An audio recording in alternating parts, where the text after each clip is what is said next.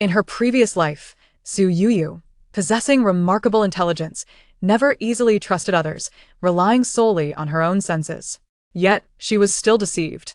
The betrayal came as a shocking revelation in her rebirth. She vowed to make those scoundrels pay in blood for their transgressions. However, when even her own perceptions became dubious, Su Youyou felt the weight of existence bearing down on her. Youyou, trust me, you can believe in me. I can. Believe you? Youyou, you are Zijin's heart, in this life, the next, and for all eternity. Chapter 1. The Phoenix's Rebirth. Ying Zijing, if you wish for her to live, relinquish your weapons and kneel before me. On the city wall, the already robed Dongfang Liang grasped Su Youyou's hair with one hand while pressing a blade against her throat. From his elevated position, he looked down arrogantly upon Ying Zijing at the city gate.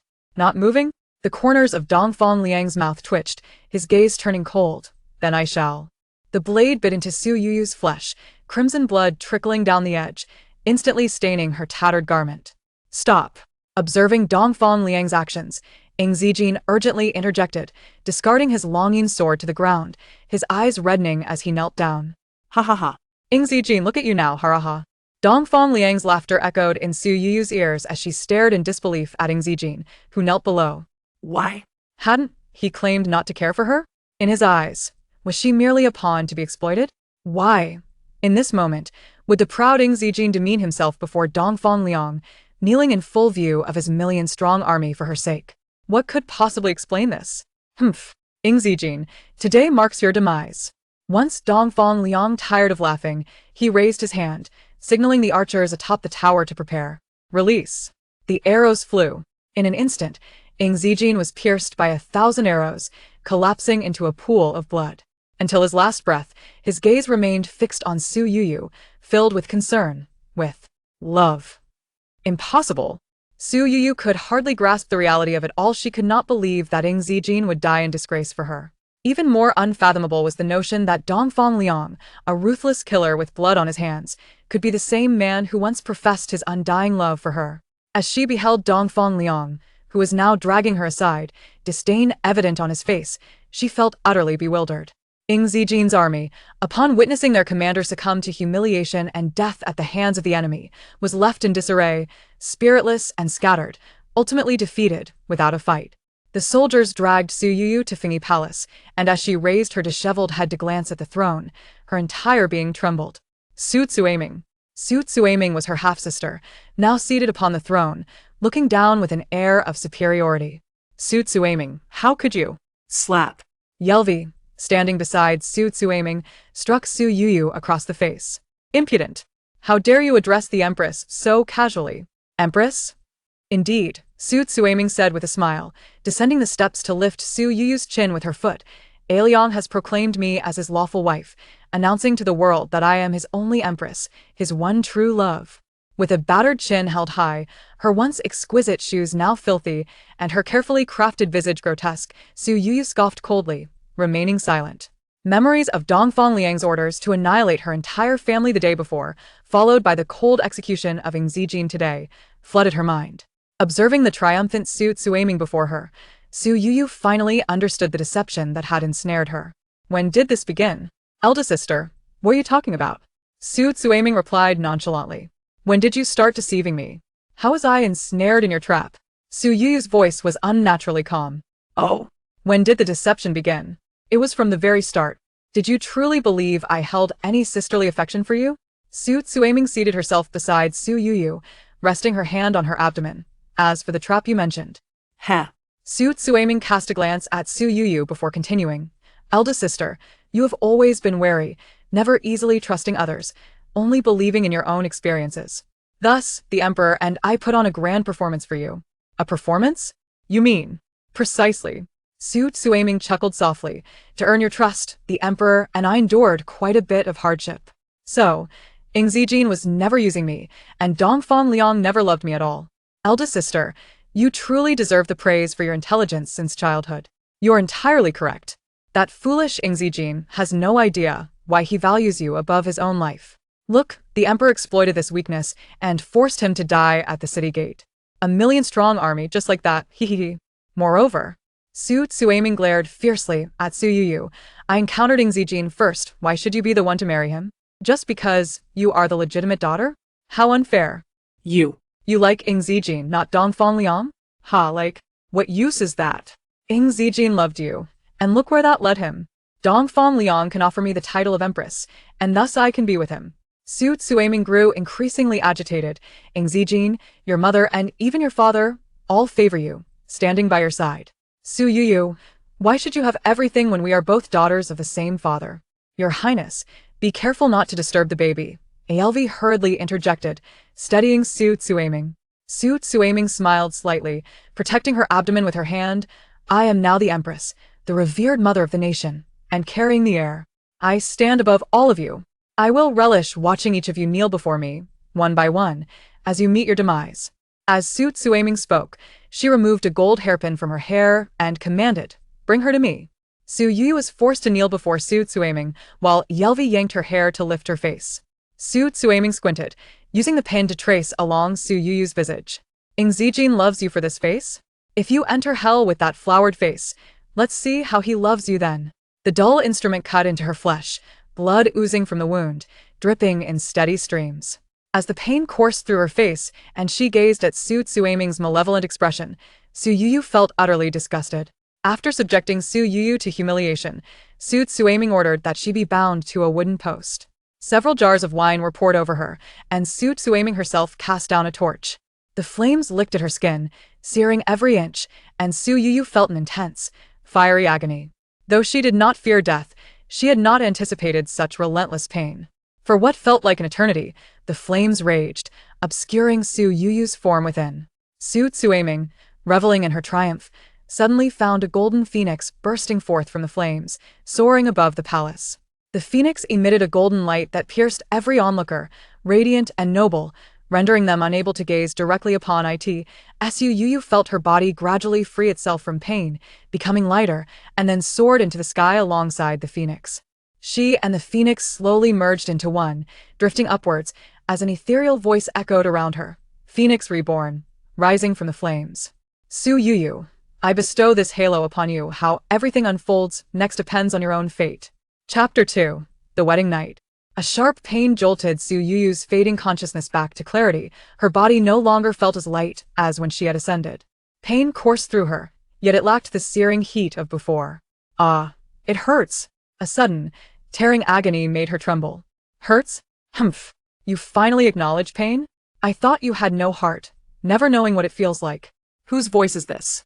Slowly, Su Youyou opened her eyes to behold a strikingly handsome face, tinged with resentment.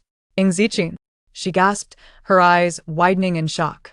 Of course it's me. Who else would it be? Your beloved Dongfang Liang? As he looked at Su Youyou, Ying Zijing's mood darkened, the chill in his eyes deepening. His actions caused her to exclaim, "Ah, Zijing, it hurts. It hurts? On our wedding night, while you were clandestinely meeting another man, did you ever consider my heart, which also aches?" Hearing Ying Zijing's almost roaring voice, Su Youyou fell silent, enduring the pain in silence. Wedding night? Secret meeting? Dongfang Liang? And the real pain coursing through her body. Su Youyou was incredulous, her mind racing to comprehend this strange, yet familiar scenario. The red decorations filling the room, the wedding garments scattered across the bed and floor. This was unmistakably her wedding night with Ying Zijing. But why? Hadn't they both perished? No longer resisting, Su Youyou sensed that Ying Zijing had ceased his earlier violence. After a long pause, he finally dressed and exited the room without a backward glance, leaving behind a stern warning. If I find out you meet Dongfang Liang again, I'll break your legs. Indeed, this scene was identical to the memories etched in Su Youyou's mind. So, had she returned? Returned to the night of her wedding to Ying Zijing? The ethereal voice resonated in her ears once more, Phoenix reborn, rising from the flames. The fire set by Su Youyou had not turned her to ashes. Instead, it had granted her a second chance at life through trials. So, according to my memories, shortly my maid, Xiaomi, will enter and ask if I wish to bathe. Just as Su Youyou contemplated this, Xiaomi gently opened the door. Miss, do you want to bathe? Though anticipated, seeing Xiaomi brought tears to Su Youyou's eyes. In her previous life, Xiaomi had been tortured to death by Su Youyou and Dongfang Liang for her sake now. Witnessing the living Xiaomi before her, how could Su Youyou contain her emotions? Miss, the prince. Xiaomi, seeing Su Youyou's weak form and tear-streaked face, felt a pang of sympathy but refrained from speaking further, fearing it would only deepen her mistress' sorrow. Xiaomi, I'm fine. Please prepare hot water, I wish to bathe. In her previous life, she had bathed, but then she sought to wash away what she thought was humiliation and filth, while in this life, it was merely exhaustion. Truly weary, Su Youyou soaked in the tub, reflecting on Su Youyou's words. That grand play. Su Youyou's father, Su Youyou, was the current prime minister, and she was his only legitimate daughter. He had no sons, only two daughters. Su Youyou was born of a concubine. Initially, Su Youyou felt indifferent towards her half-sister until that fateful day. Unlike Ying Zijing, she had known the second prince, Dongfang Liang, first, yet her father insisted on betrothing her to the fourth prince, Ying Zijing. Su Youyou refused to believe what others claimed. She desired to assess Ying Zijing's character herself. When she discreetly inquired at a tavern he frequented, she unexpectedly overheard a conversation from the neighboring room.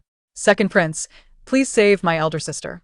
Su Youyou, what's wrong with Youyou? Second prince, our father wishes to ally with fourth prince Ying Zijing, insisting on marrying my elder sister to him. But the fourth prince only sees her as a pawn and is ruthless. I cannot bear to see my sister fall into his clutches. I implore you to help. Su Youyou, I know it's wrong to speak ill of my younger brother behind his back, but he is indeed as you say. However, please, second prince, save my sister. Su Youyou is willing to exchange places with her and enter the tiger's den in her stead. I beg you for assistance. Su Youyou, with such a request, I am powerless. The marriage between my brother and Youyou has received our father's approval. No one can alter that. Second prince, if Su Youyou has spoken recklessly, I ask for your forgiveness, but you care for my sister, I know this well. How can you bear to see her? Enough. Do not speak of this again, it tarnishes Youyou's reputation. While I cannot marry her, I will ensure her safety for life. If one day my brother releases Youyou, I will not hesitate to marry her. With your words, second prince, Su Youyou's risk is not in vain. How touching this dialogue, even eavesdropping through a wall, was moving. What ensnared Su Youyou was not just the conversation next door, but also her own overconfidence. She did not trust Su Youyou and Dongfang Liang, rather, she trusted herself too much. She assumed her actions were discreet enough to go unnoticed, leading her to never suspect the two's conversation, ultimately resulting in a series of unfortunate events. Thus, confidence is commendable, but it should not be blind. Look where it led her. Moreover, once doubt arises towards another, it breeds misinterpretation of all their actions. In her past life, Su Youyou eventually married Ying Zijing. Yet thereafter, she believed each of his actions was a manipulation, concocting reasons for every supposed ulterior motive. Thus, she inflicted much pain upon him. On their wedding night, she clandestinely met Dongfang Liang, and Ying Zijing witnessed them embrace, yet, out of concern for her reputation, he did not publicly confront her, but instead claimed her with the same ruthless fervor as today. At that time, she had wished to harm Ying Zijing, but now she reflected on the man who was willing to endure humiliation and risk his life for her. He clearly held her dear. How could he have been using her? It was Dongfang Liang and Su Youyou who manipulated Ying Zijing's affection for her, leading to their ruin. Now, heaven had granted her a second chance, and she vowed to make them pay in blood for their debts. Miss, soaking too long is not good for your health. Shall I assist you out so you can rest in bed? Xiaomi's voice jolted Su Youyou from her thoughts. Yes, help me out, she replied, then recalled something and added, Xiaomi, from now on, you should call me Wang Fei. Wang Fei? Xiaomi's eyes widened in surprise. Hadn't her mistress specifically ordered her not to call her that? How could this? Since I am now wed to the fourth prince, I shall assume the role of his princess. Xiaomi, disregard any of my previous words. From this moment forth, I am the princess of the fourth prince's residence. Su Youyou discerned Xiaomi's thoughts and added with a hint of assurance. Yes, princess. Within the room, the others had already succumbed to slumber, while a figure outside squinted, having overheard the entire conversation, before turning to depart. Chapter 3. A Visit to the Palace. Su Youyou was genuinely fatigued. She lay upon her bed and fell into a deep sleep, awakening only at the hour of the following day. Little princess, you are awake? Xiaomi, having sensed movement within the room, entered to inquire. Typically, if Su Youyou did not summon her, Xiaomi would refrain from entering. However, upon observing Xiaomi's hesitance, Su Youyou sensed something was amiss. Yes, I am awake. Xiaomi, do you have something to say? The prince is waiting for you in the front hall. He wishes for you to accompany him to the palace to pay respects. Oh, dear. I was so exhausted last night that I completely forgot about the audience. Xiaomi, what time is it now? Su Youyou lightly tapped her forehead, replying to the princess, it is already the hour of C. The hour of C. Quickly, quickly. Prepare me for departure. Xiaomi summoned the maids to assist Su Youyou in her grooming. In no time, she emerged from her chambers, adorned in a vibrant red ceremonial robe and exquisite makeup, making her way to the front hall. While Su Youyou was preparing, a matron from the palace arrived to collect the handkerchief stained with the red plum blossoms that had been left on the bed, causing Su Youyou to blush for quite some time. Thus, when she encountered Ying Zijing in the front hall, a faint rosy hue still graced her cheeks. I apologize for keeping the prince waiting, she said softly, bowing gracefully as she approached him. Inherently stunning, with porcelain skin, delicate crimson lips, and lively eyes, Su Youyou appeared like a celestial being, especially enhanced by her meticulous attire. Standing there, she was a sight to behold, deserving of admiration from all. Her gentle voice, so tender, was not one of scorn or anger, but rather a sincere greeting filled with warmth directed towards the prince. All the servants in the front hall were astounded. Was this truly the eldest daughter of the Su family? Their princess? The very same who had come to insult their prince daily before marrying? The one who had only ever spoken harshly to him? The transformation was nothing short of remarkable. Qin Mo, standing behind Ying Zijing, wore an expression of disbelief. He resolved to observe whether the sun had indeed risen from the west today. Let us depart, Ying Zijing remarked, his demeanor calm and emotionless as he walked towards the gate. Inside the carriage, he did not once meet Su Youyou's gaze. He was aware of her beauty today, and he recognized the change that had begun the previous night. Yet he could not fathom her motivations. The more obedient and compliant she appeared, the more inscrutable she became to him. Your Highness. Su Youyou placed her hand gently upon Ying Zijing's arm. We are quite late for our audience. I fear the Empress may be displeased. With me by your side, you shall not suffer any indignities, Ying Zijing replied, casting a glance at Su Youyou, allowing his arm to remain within her grasp. A sense of joy blossomed within Su Youyou. She sensed his concern for her. Despite his lingering displeasure from the previous night, he did not withdraw his arm, providing her with a sense of security. Su Youyou found herself regretting her past actions. How could she have been so foolish as to hurt such a remarkable man? She wished she could have been reborn earlier, back to the time of their first acquaintance, when she had not yet inflicted harm upon him. However, she felt a sense of gratitude. Fate had granted her another chance to genuinely care for him, to heal the wounds upon his heart. The fourth prince's residence was not far from the palace, and their carriage soon halted at the palace gates. As they walked from the entrance to the Zikan Hall, Su Youyou held onto Ying Zijing's arm. To onlookers, they appeared like a blissfully newlywed couple. Yet, upon closer inspection, Ying Zijing's brow furrowed deeper. I come to pay my respects to father and mother, he proclaimed. Rise. Emperor Dongfang Lingru greeted them warmly. Please, have a seat and enjoy some tea. The Empress, standing nearby, donned a professional smile. Emperor Dongfang Lingru held great affection for his fourth son, while the Empress did not share this sentiment. Ying Zijing was not her biological child, and their connection was tenuous at best. Her own son, Dongfang Zhu, was the emperor's eldest and the crown prince, placing her in a position of unmatched power. The only ones who could threaten her and her son's standing were the favored concubine Lan and her second son, Dongfang Liang. Ying Zijing was someone the empress barely regarded. In the palace's intricate power struggles, he was often overlooked, except by Dongfang Liang. After their audience, the empress excused herself, claiming to be unwell, and returned to Fengyi Palace.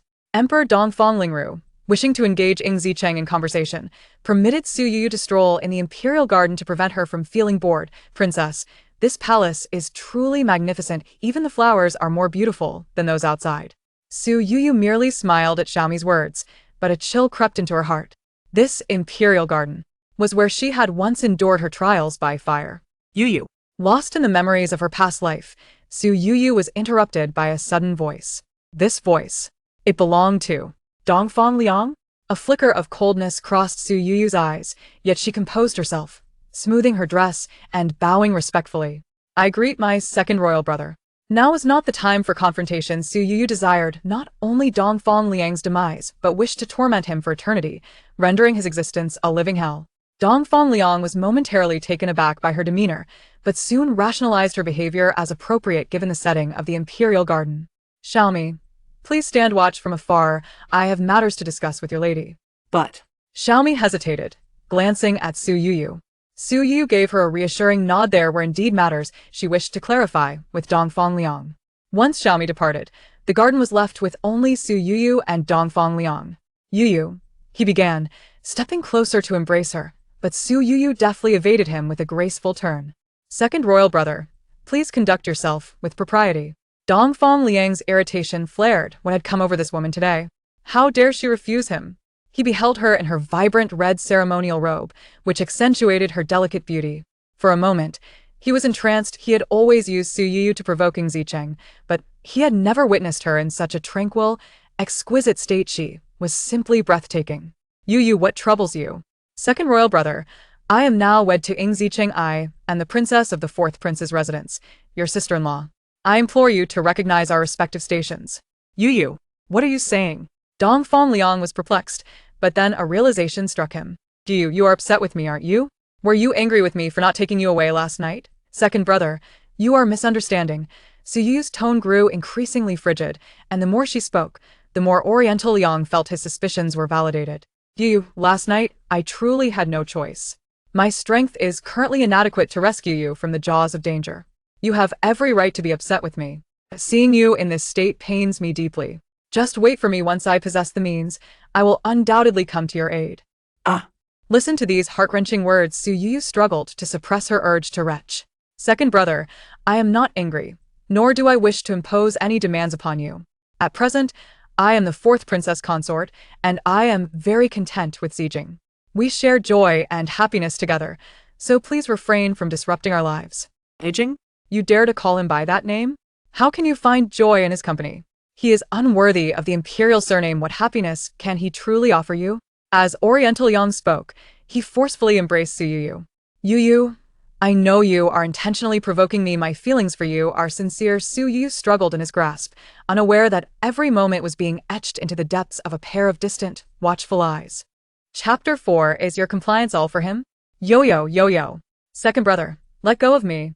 "Dongfang Liang, let go of me." Yet, regardless of how much Su Youyou struggled, Dongfang Liang remained resolute. He believed Su Youyou was merely throwing a petty tantrum, convinced that she was being disingenuous. In his eyes, women often spoke contrary to their true feelings. Though the words exchanged between them were inaudible, to Ying Zijing, the scene unfolded like a picturesque tableau of romance. Ying Zijing clenched her fists, the knuckles cracking ominously as she approached them with swift determination. "Dongfang Liang!" Su Youyou mustered all her strength and finally pushed him away, exclaiming, "This is the Imperial Garden. I am the fourth princess consort. Do not act recklessly." "Oh, you are aware this is the Imperial Garden. You remember you are my consort." Su Youyou looked up sharply at the voice, meeting Ying Zijing's furious gaze. The frost radiating from her sent a shiver down Qin Mo's spine, who stood behind her. Ying Zijing did not heed Su Youyou's words. Instead, she seized Su Youyou's wrist, her voice cold as ice.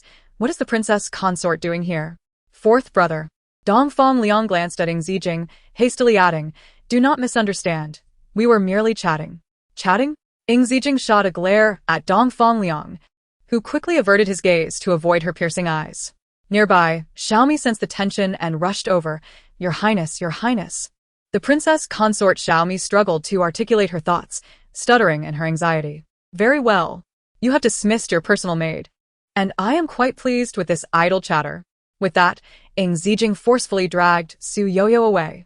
Watching Su Youyou being led away, Dongfang Liang finally comprehended that Ying Zijing's presence was the reason for her odd behavior today. It was all a performance for Ying Zijing's benefit. Reflecting on Ying Zijing's earlier domineering demeanor, he couldn't help but scoff. A mere illegitimate son, unworthy of the imperial surname, how dare he command such power? If not for the fear of his military might, why should Dongfang Liang humble himself to win over a mere woman to aid in his grand ambitions? Ying Zijing swiftly exited the palace with Su Youyou, and as they boarded the carriage, Xiaomi worriedly remarked, "Your Highness, that look in the lord's eyes was frightening. The princess consort will be all right, won't she?"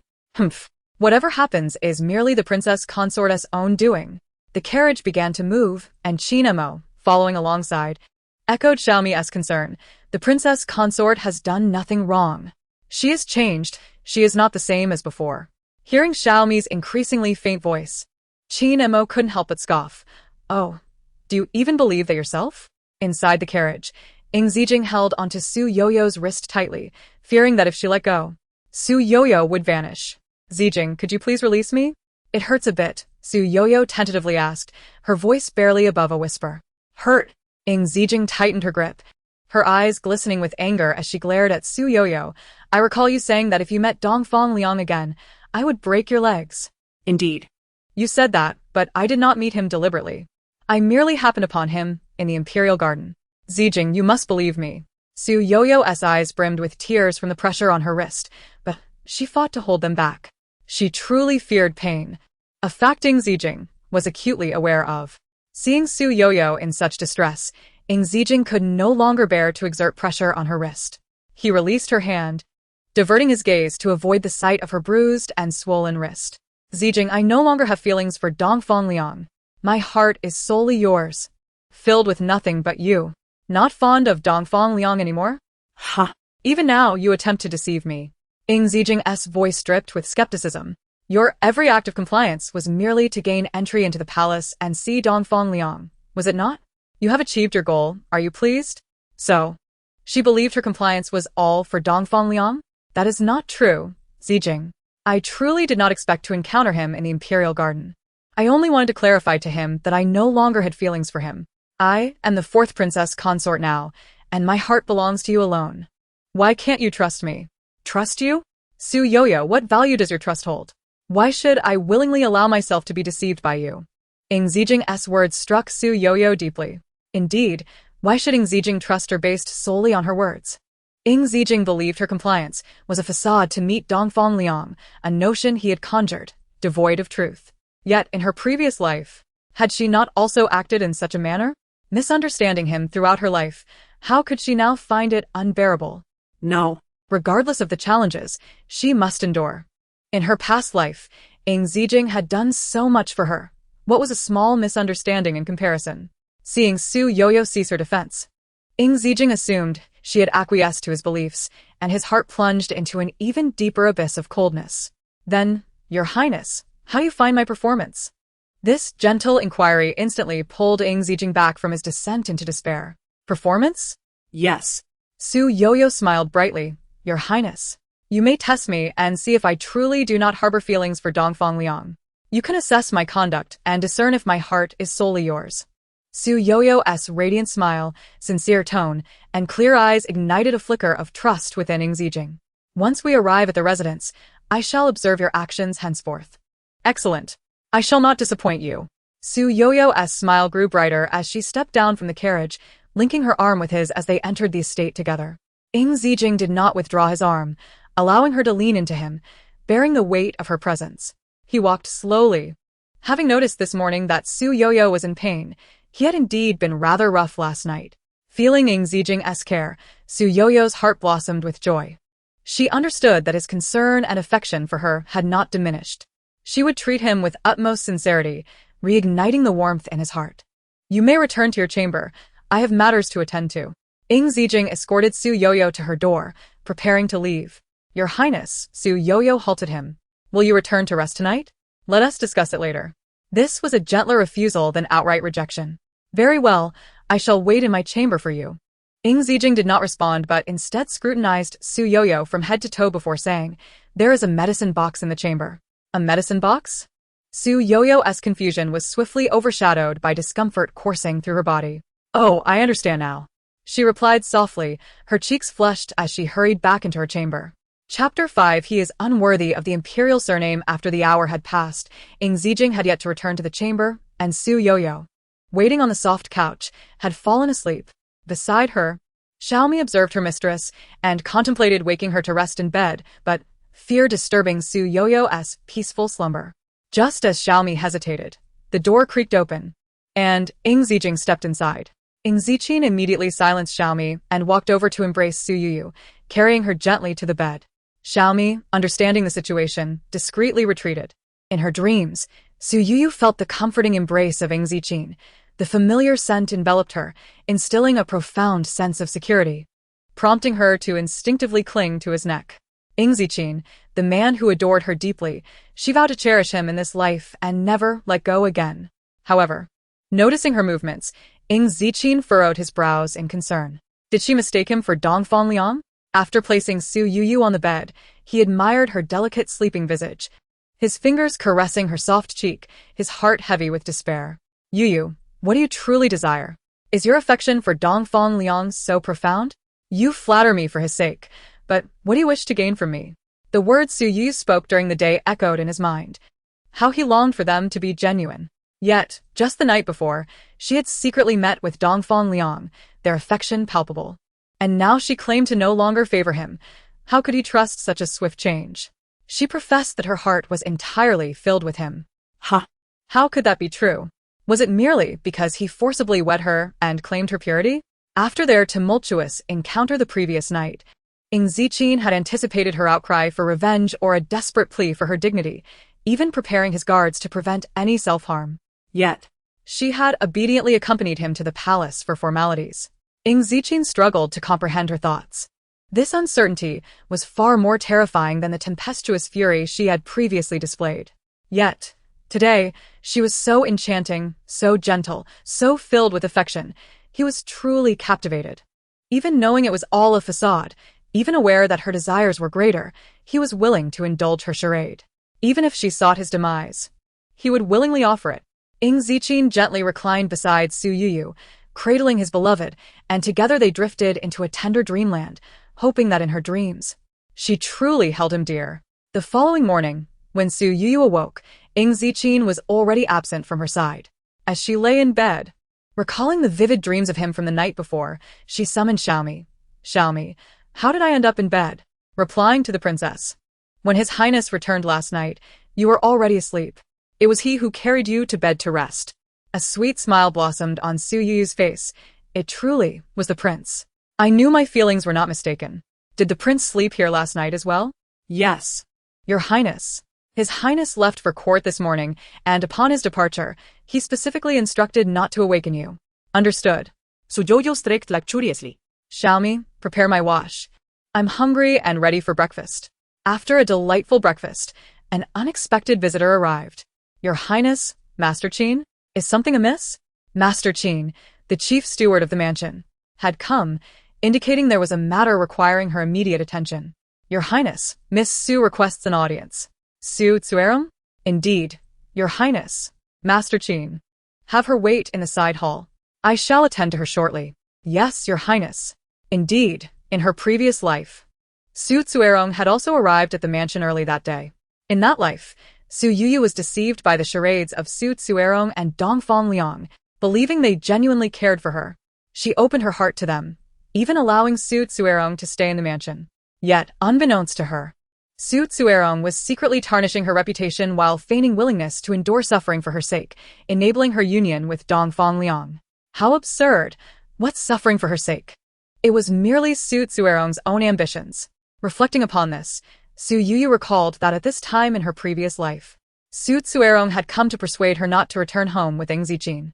They had mocked and insulted him, unaware that he had overheard their disparagement upon returning from court.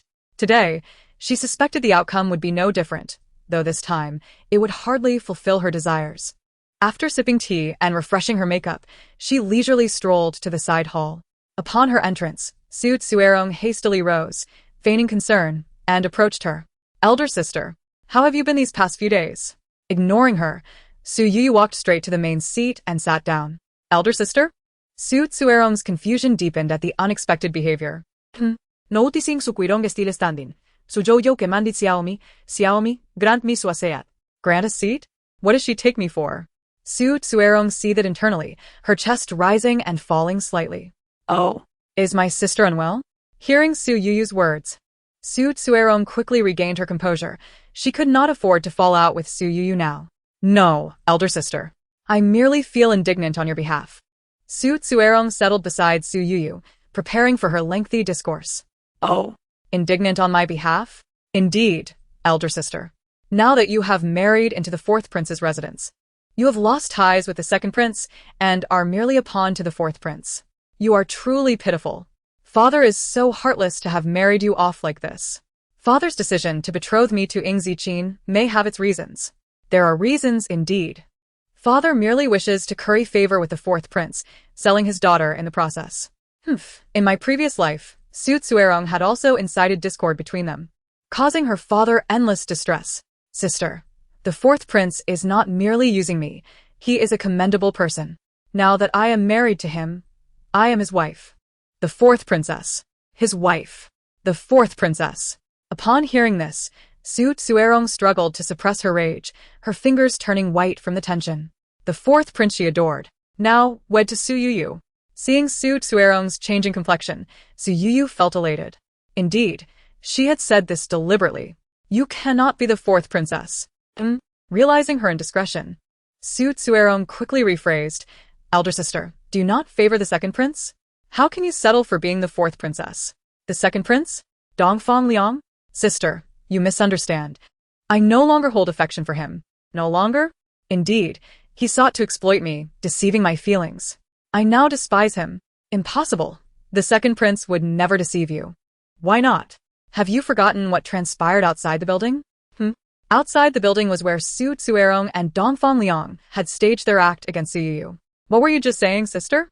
Su Youyou feigned ignorance, relishing the opportunity to witness Su Youyou's embarrassment. Elder sister, I meant to say, I nearly revealed the truth. Su Youyou stammered. I meant to say that Ying Zijing is unworthy of you. Normally, princes who marry receive titles, yet Ying Zijing remains merely the fourth prince. Unworthy of possessing a royal surname, let alone deserving of you. That Ying Zijing is unworthy of a royal surname. This sentiment Su Youyou had heard repeatedly over the past few days. Indeed, Su Youyou and Dongfang Liang were a fitting pair. Chapter 6. Returning home. So, sister, are you suggesting that tomorrow I should not let Ying Zijing accompany me home, that I should not grant him this honor? Not grant him this honor? Should I grant you this honor instead? Su Youyou was unwilling to listen to Su Youyou's nonsense any longer and directly retorted, Su Youyou. What do you think you are, to insult the fourth prince in front of the fourth princess? Sister, I am your younger sister. Always sudden shift astonished Su Youyou. Younger sister? What makes you think you are my sister? Gu Shi was merely my mother's maid. She got my father drunk, and that's how you came to be. My mother is magnanimous. After your birth, she elevated Gu Shi to concubine status, allowing you to bear the surname Su. Otherwise, you would be nothing more than an illegitimate child, a wild seed. What qualifications do you have to comment on the fourth prince? Su Youyou. Are you unable to tolerate this any longer? Is your true nature finally showing? With such little ability, you dare to bark in my fourth prince's residence. Outside the door, Ying Zijing felt elated upon hearing this and retracted the foot he had intended to kick the door with, instead pushing it open. As the fourth prince Su Youyou was about to argue fiercely with Su Youyou, she immediately weakened upon seeing Ying Zijing. Fourth prince, please spare my sister. She and the second prince are in love. You cannot sever their bond. If you can allow them to be together, Su Youyou is willing to atone for her sister's sins and serve you for a lifetime. Su Youyou knelt on the ground, sincerely pleading. Serve for a lifetime? That must be your true intention, Su Youyou. Stop your nonsense and sowing discord. Su Youyou, feeling anxious, directly linked her arm with Ying Zijing's, declaring, It is I and the prince who are in love. What is Dongfang Liang to me? I do not care for him at all. Sensing Su Youyou's urgency, Ying Zijing's mood brightened further. She was worried that he might misunderstand. Regardless of the truth, her emotions at that moment were undeniably genuine. Observing Su Youyou clinging to Ying Zijing, who did not push her away and even seemed to enjoy it, Su Youyou seethed with resentment. Sister, do not put on a brave front. I know you are trying to protect the second prince, and do not want the fourth prince to resent him. Quickly plead with the fourth prince. Perhaps he will agree to let you go. Su Youyou rolled her eyes dramatically. Protect whom? Seeing them silent, Su Youyou crawled closer. Grasping Ying Zijing's pant leg, pleading sweetly, Fourth prince, I beg you to allow this. Su Youyou is willing to serve you, even if only as a concubine.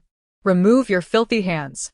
With that, Su Youyou was about to unleash a torrent of insults when Ying Zijing kicked Su Youyou aside, causing her to crash into the leg of a nearby chair. On what basis do you think this prince would take a liking to you? Ying Zijing's words struck Su Youyou harder than any physical pain. Even as a mere concubine, he did not desire her. Get out. Su Youyou glared at Su Youyou resentfully, but dared not linger, quickly fleeing the scene. Watching Su Youyou's retreating figure, Su Youyou, who had been smiling foolishly, suddenly recalled something and quickly turned serious, addressing Ying Zijing, Your Highness, what Su Youyou just said is not true. I did not.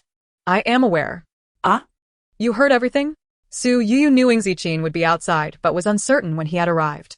Now hearing this, it seemed he had been there from the start. Then, Your Highness.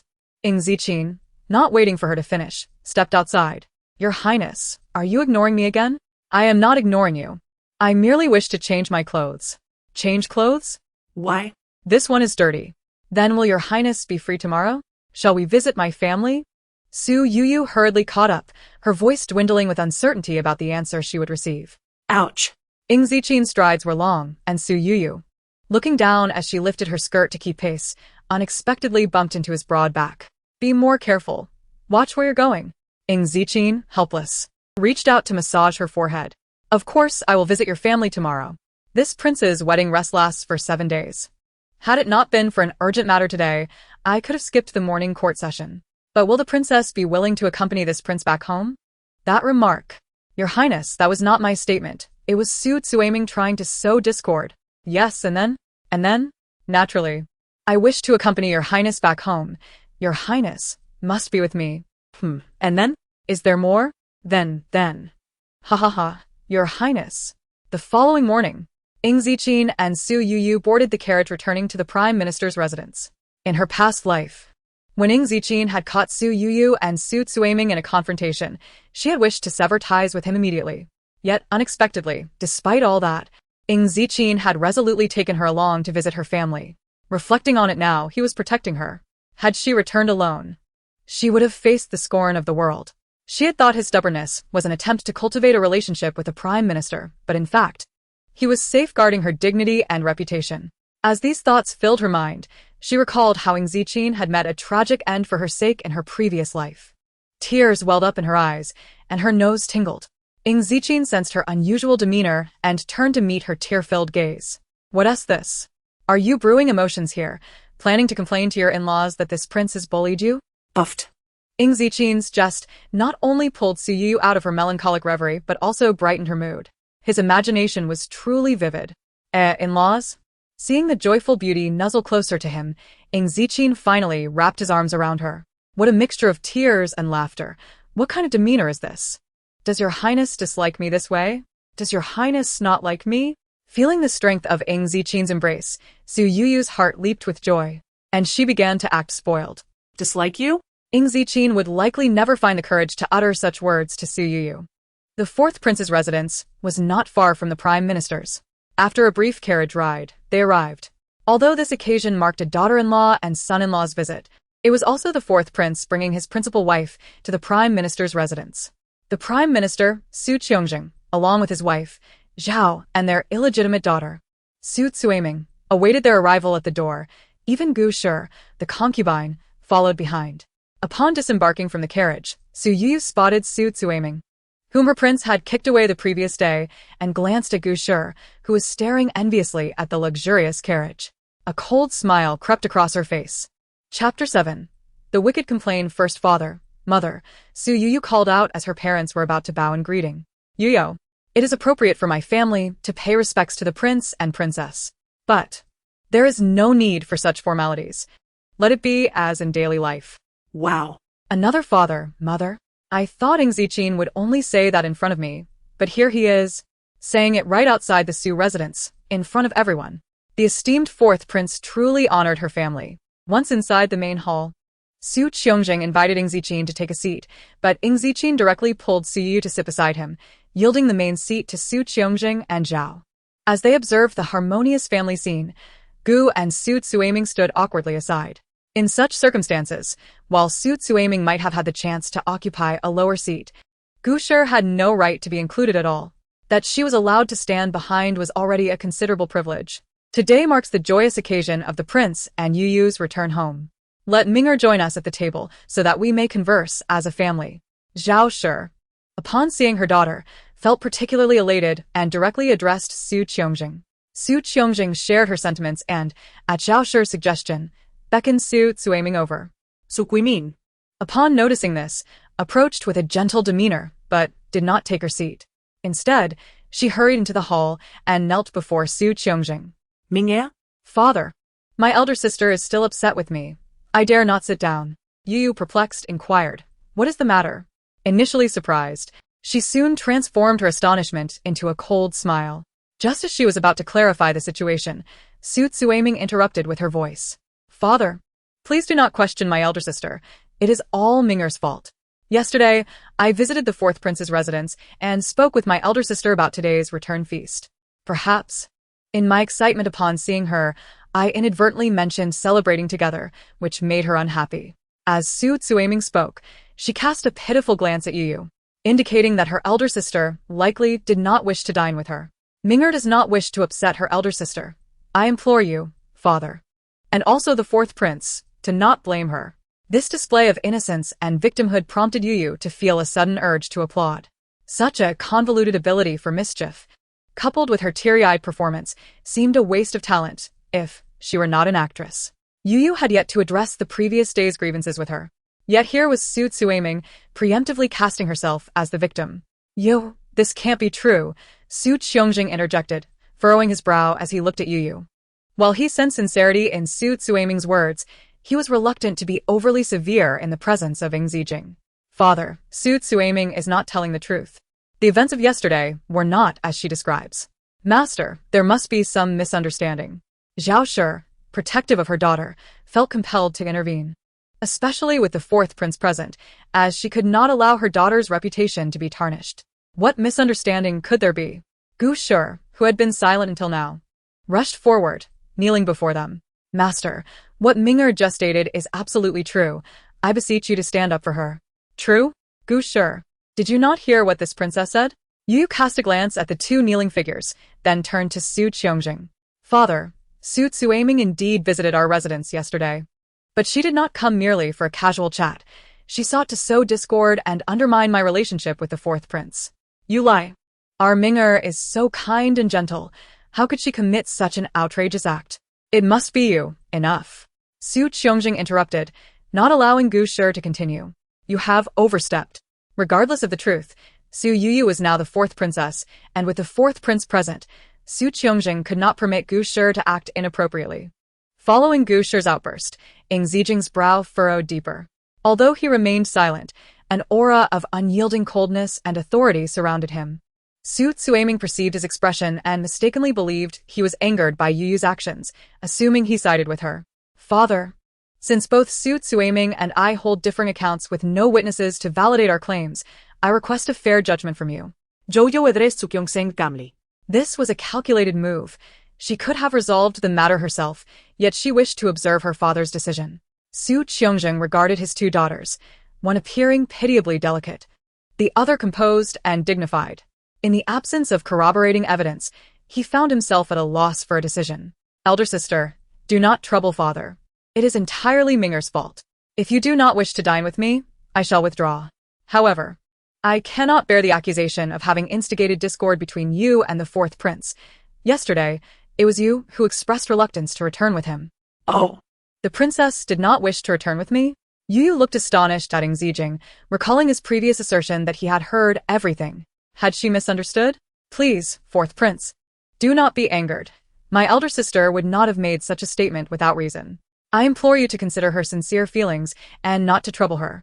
Su Youyou's plea was indeed impressive.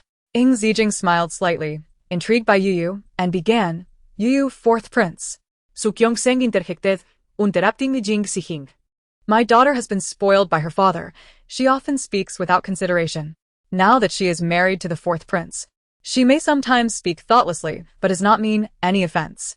I ask for your generosity, and to not take it to heart."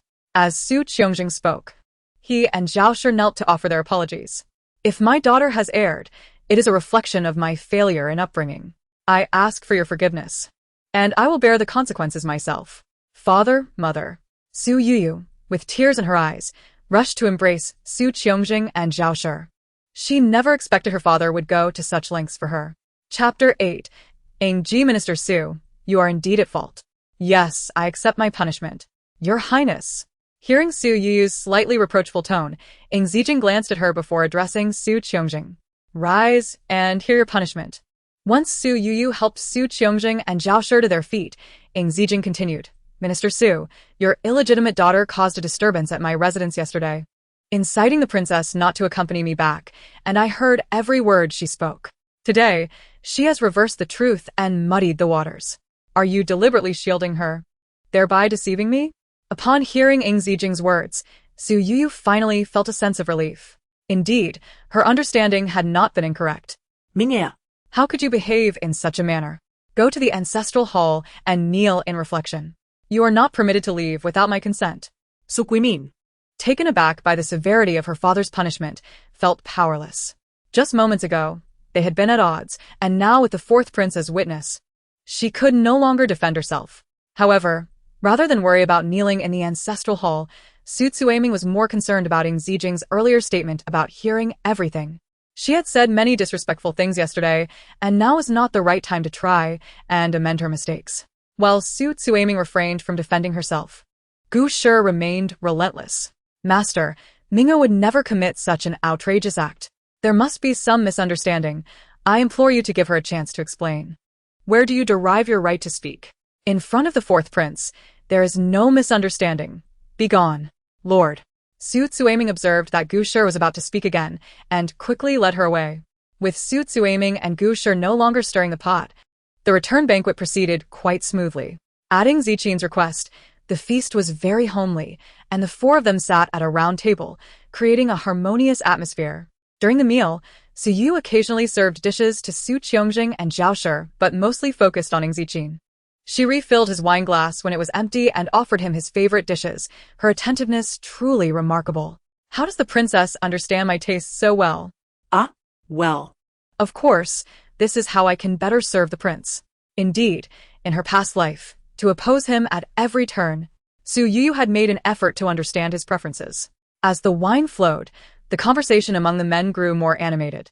Although Ying Zijing was usually reticent, today he spoke significantly more than usual, even though most of the conversation was led by Su Qiangjing. Their topics ranged widely, encompassing discussions between a prince and his subjects, as well as those between a father-in-law and his son-in-law. Finding their dialogue rather dull, Su Youyou excused herself and returned to her room with her mother. Dear. Do you have something to tell your mother? Mother, I am very curious as to why father insists on marrying me to Ying Zijing. Su Youyou had dismissed the notion that her father would exploit her, but she remained steadfast in her desire to understand the reasoning behind the marriage to Ying Zijing. Actually, it was not your father's decision to betroth you to the fourth prince. What? It wasn't your father's intention? Then whose was it? It was your mother's decision. What? How could that be possible? You are the legitimate daughter of the chancellor's residence. Your marriage naturally intertwines with matters of state. Your father and I do not wish for you to become a pawn in political games, yet our circumstances often compel us to act against our wishes. Thus, your betrothal to the fourth prince was largely due to him being the least politically entangled party. Su Youyou speculated that although Ying Zijing was a royal, he did not bear the Dongfang surname, and her parents arranged the marriage to shield her from political turmoil. Indeed, but that is not the sole reason. The fourth prince is the emperor's biological son, yet he carries the Ying surname. Do you know why? I do not.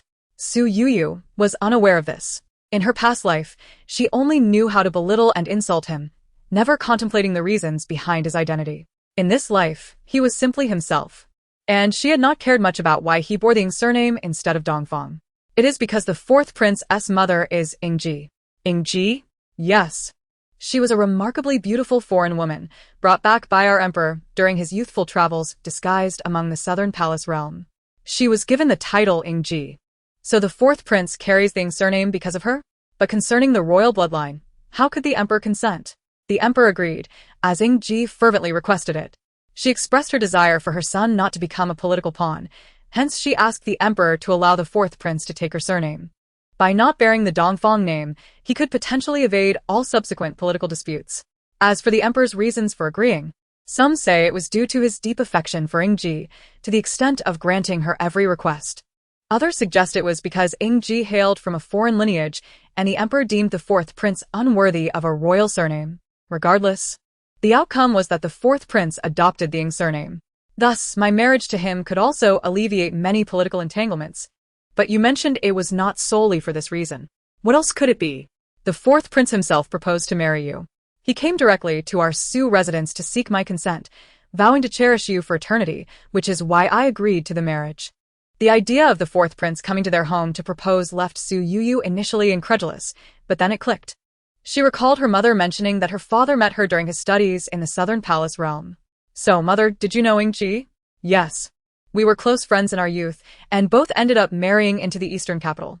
However, due to the peculiar circumstances of the chancellor's residence and the palace, Ying Ji and I have never met privately, nor have we disclosed our identities publicly. But, mother, the fourth prince coming directly to you for a proposal means he was aware of this matter. Indeed, after he came, he mentioned it to me, indicating he had known for some time. Perhaps Ying Ji told him before her passing 2 years ago. So when he came to propose, you agreed without concern for his character? Seeing her daughter pouting in a playful manner, Zhao chuckled. I trust Ying Ji's upbringing. And your father has a discerning eye for people, so I felt assured in marrying you to him. Indeed, what reason had she to doubt her parents? She had to trust her own experiences, yet her past life had led her to be utterly deceived, manipulated so thoroughly that she felt like a fool. How could she have been so naive? As Su Youyou pondered, another question arose. But mother, do you know why the fourth prince is so intent on marrying me? That, my dear, is beyond my knowledge. You should ask the fourth prince directly. Ask him directly? Yes. It was Su Youyou's usual approach to delve deeper into matters. And she intended to seek out Ying Zijing for clarification. Chapter 9. The 100 Flowers Banquet. After finishing her conversation with her mother, the banquet had concluded. Su Youyou returned to her chamber before her marriage, and upon entering, she found Ying Zijing reclining on the bed. My lord, have you had too much to drink? Su Youyou approached with a warm, damp cloth intending to wipe his face, but Ying Zijing pulled her into his embrace. Do you think I am inebriated? My lord. Su Youyou attempted to sit up, yet Ying Zijing tightened his hold. You will not escape. In this life, the next, or the one after, you are bound to me. My lord, I never intended to escape, but you're squeezing me so tightly I can hardly breathe. Please let me go. I have something to ask you. What is it? You can ask me like this. He relaxed his grip slightly, but did not release her. Su Youyou ceased her struggles and nestled comfortably in Ying Zijing's embrace, her right index finger tracing circles on his chest. My lord, why must you marry me? I like you. Is that reason not sufficient? But my lord. Ying Zijing, unable to endure the tickling sensation from Su Youyou's finger, seized her hand and rolled her beneath him on the bed. What else do you wish to know? My lord, why do you like me? There is no reason. No reason? Su Youyou was about to inquire further when Ying Zijing silenced her with his lips.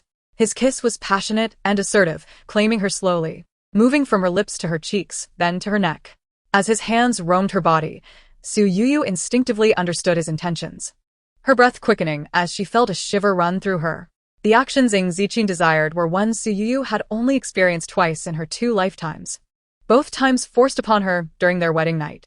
The oppressive sensation, the heart-wrenching pain, the fear and helplessness, all these vivid memories caused her body to instinctively tremble. The transformation of Su Youyou elicited a fleeting chill in Ying Zijing's eyes. He released her and turned onto his side, facing away, choosing silence.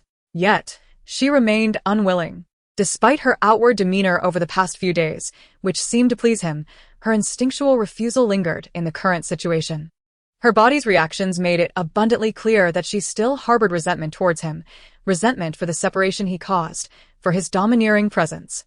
Deep down, she did not wish to be his woman, nor did she aspire to become his wife. Meanwhile, free from Ying Zijing's grasp, Su Youyou endeavored to adjust her state of mind. A profound sense of fear clouded her thoughts, causing her to overlook Ying Zijing's expression. That night, they lay in the same bed, each unable to find sleep. After the return from the door ceremony, Ying Zijing reverted to his cold demeanor from their wedding night. Su Youyou, perplexed by his behavior, continued to seek his favor daily. My lord, tomorrow marks the end of your leave. Shall we venture out together today?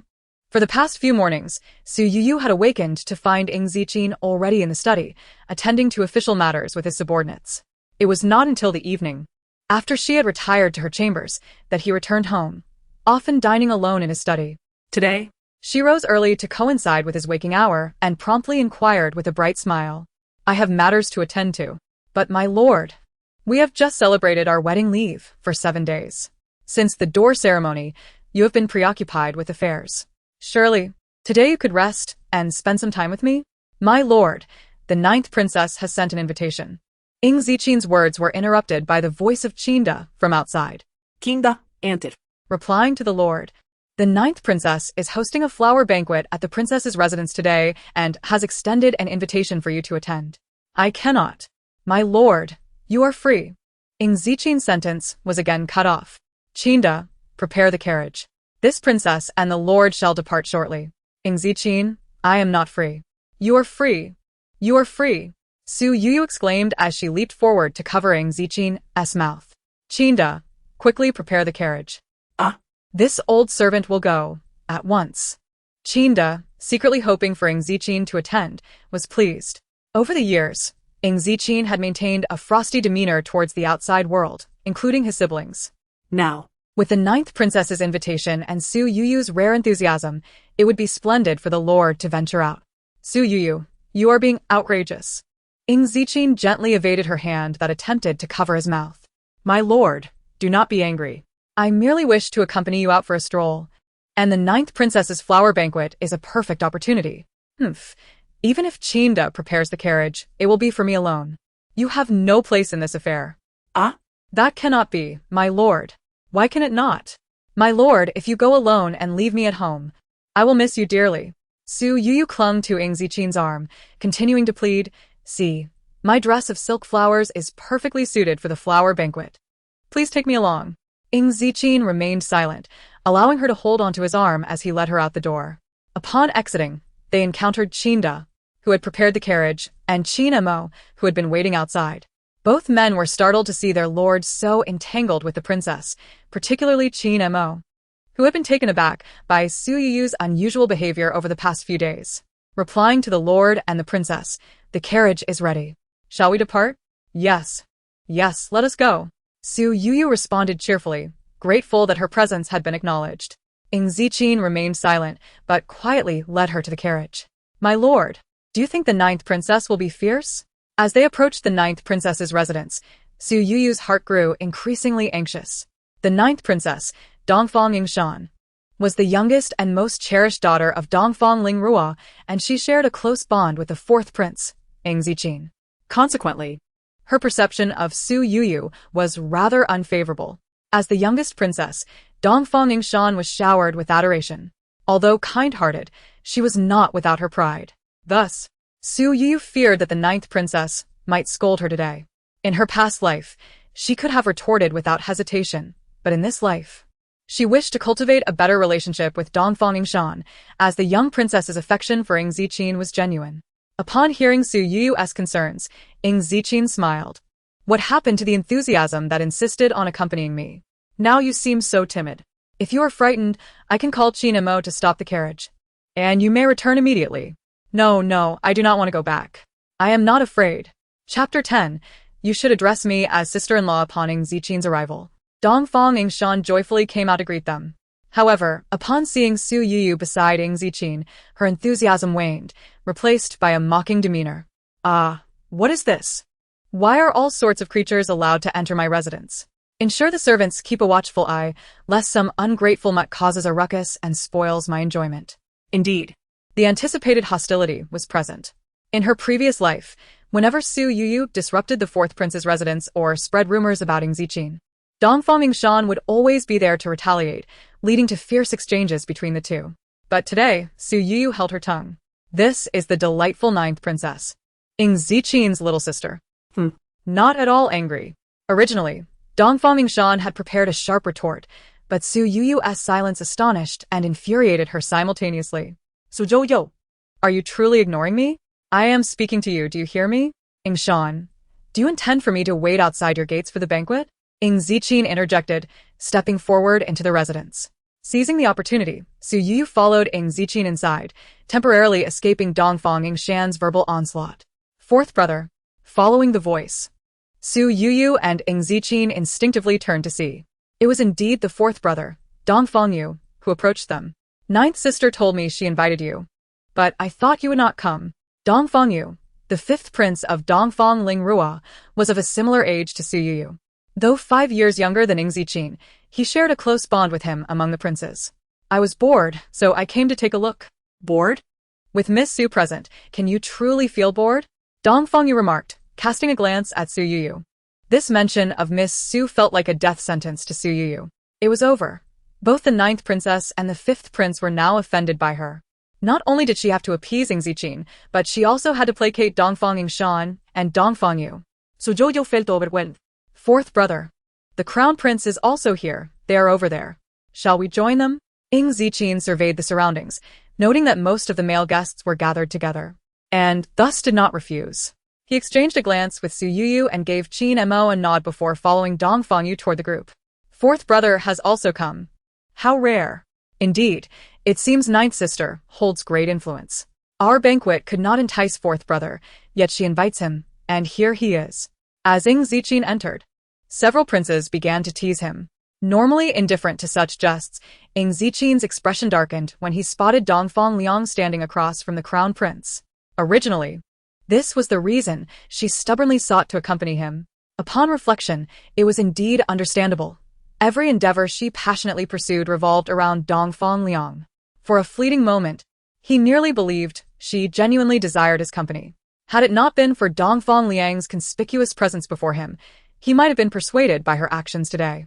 Qin Mo had been tasked by Ying Zijing to protect Su Youyou, yet surrounded by ladies, he could not follow her directly and had to remain hidden in the shadows. Moreover, within the confines of the 9th princess's residence, the likelihood of danger was minimal, allowing Qin Mo a measure of leisure. Separated from Ying Zijing, Su Youyou was left to meander through the blooming flowers with Xiaomi. Princess, the flowers here are exquisite. They are even more beautiful than the ones we saw in the imperial garden. Indeed, the 9th princess cherishes flowers above all and is quite adept at nurturing them. Look at how vibrant and splendid they are. Oh. The 9th princess is renowned for her horticultural skills? How does the princess know this? Su Youyou realized she had spoken too much and had no choice but to deflect. Oh, Xiaomi, why do you have so many questions? Can't you simply enjoy the beauty of the flowers? Indeed, the blossoms tended by Dongfang Yingshan flourished magnificently. Su Youyou, clad in a floral skirt, navigated through the blossoms. Her charming features accentuated by the vivid blooms, captivating the guests, even the ladies present, who regarded her as a celestial beauty. However, in Dongfang Yingshan's eyes, this visage was filtered through disdain, leaving only a profound aversion. Hey, Su Youyou, keep your distance from my flower bed. I cannot allow you to tarnish my precious flowers. Dongfang Yingshan approached, accompanied by a woman. Su Youyou thought the woman looked familiar. After scrutinizing her, she recalled her name, Zhu Xiaoxiao. She remembered that Zhu Xiaoxiao was the legitimate daughter of General Zhu and had once been a close friend of Dongfang Yingshan. Moreover, it seemed she harbored feelings for Ying Zijing. Thus, it became evident that Dongfang Yingshan had brought along a rival in love. Princess.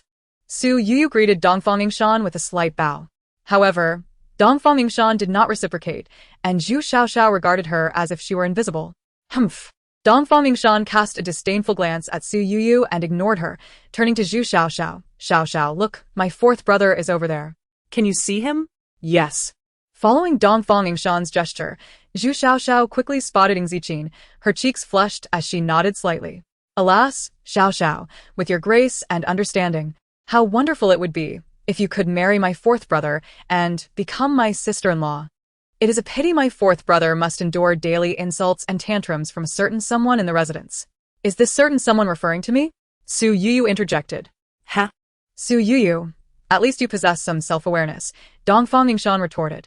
Princess, when have I ever caused a scene within the 4th prince's residence or insulted the 4th prince? Su Youyou countered. Have you forgotten your own actions? Who is it that, prior to the wedding, frequented my 4th brother's manor daily, calling him a scoundrel? Who distributed silver to beggars throughout the city to slander my 4th brother? And who cried and refused to enter the bridal sedan on the day of the wedding? Must I enumerate each instance for you?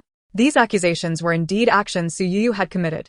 Additionally, in her previous life, after the wedding, she had exploited Ying Zijing's trust to aid Dongfang Liang in stealing military secrets and revealing troop movements, which had even led to Ying Zijing being threatened. Each of these transgressions left Su Youyou with no ground for rebuttal. However, this life was different. Princess, you mentioned those events occurred before the wedding. Now that I am married to your fourth brother, have you seen me causing any scenes in the residence? Have you heard any slander in the streets?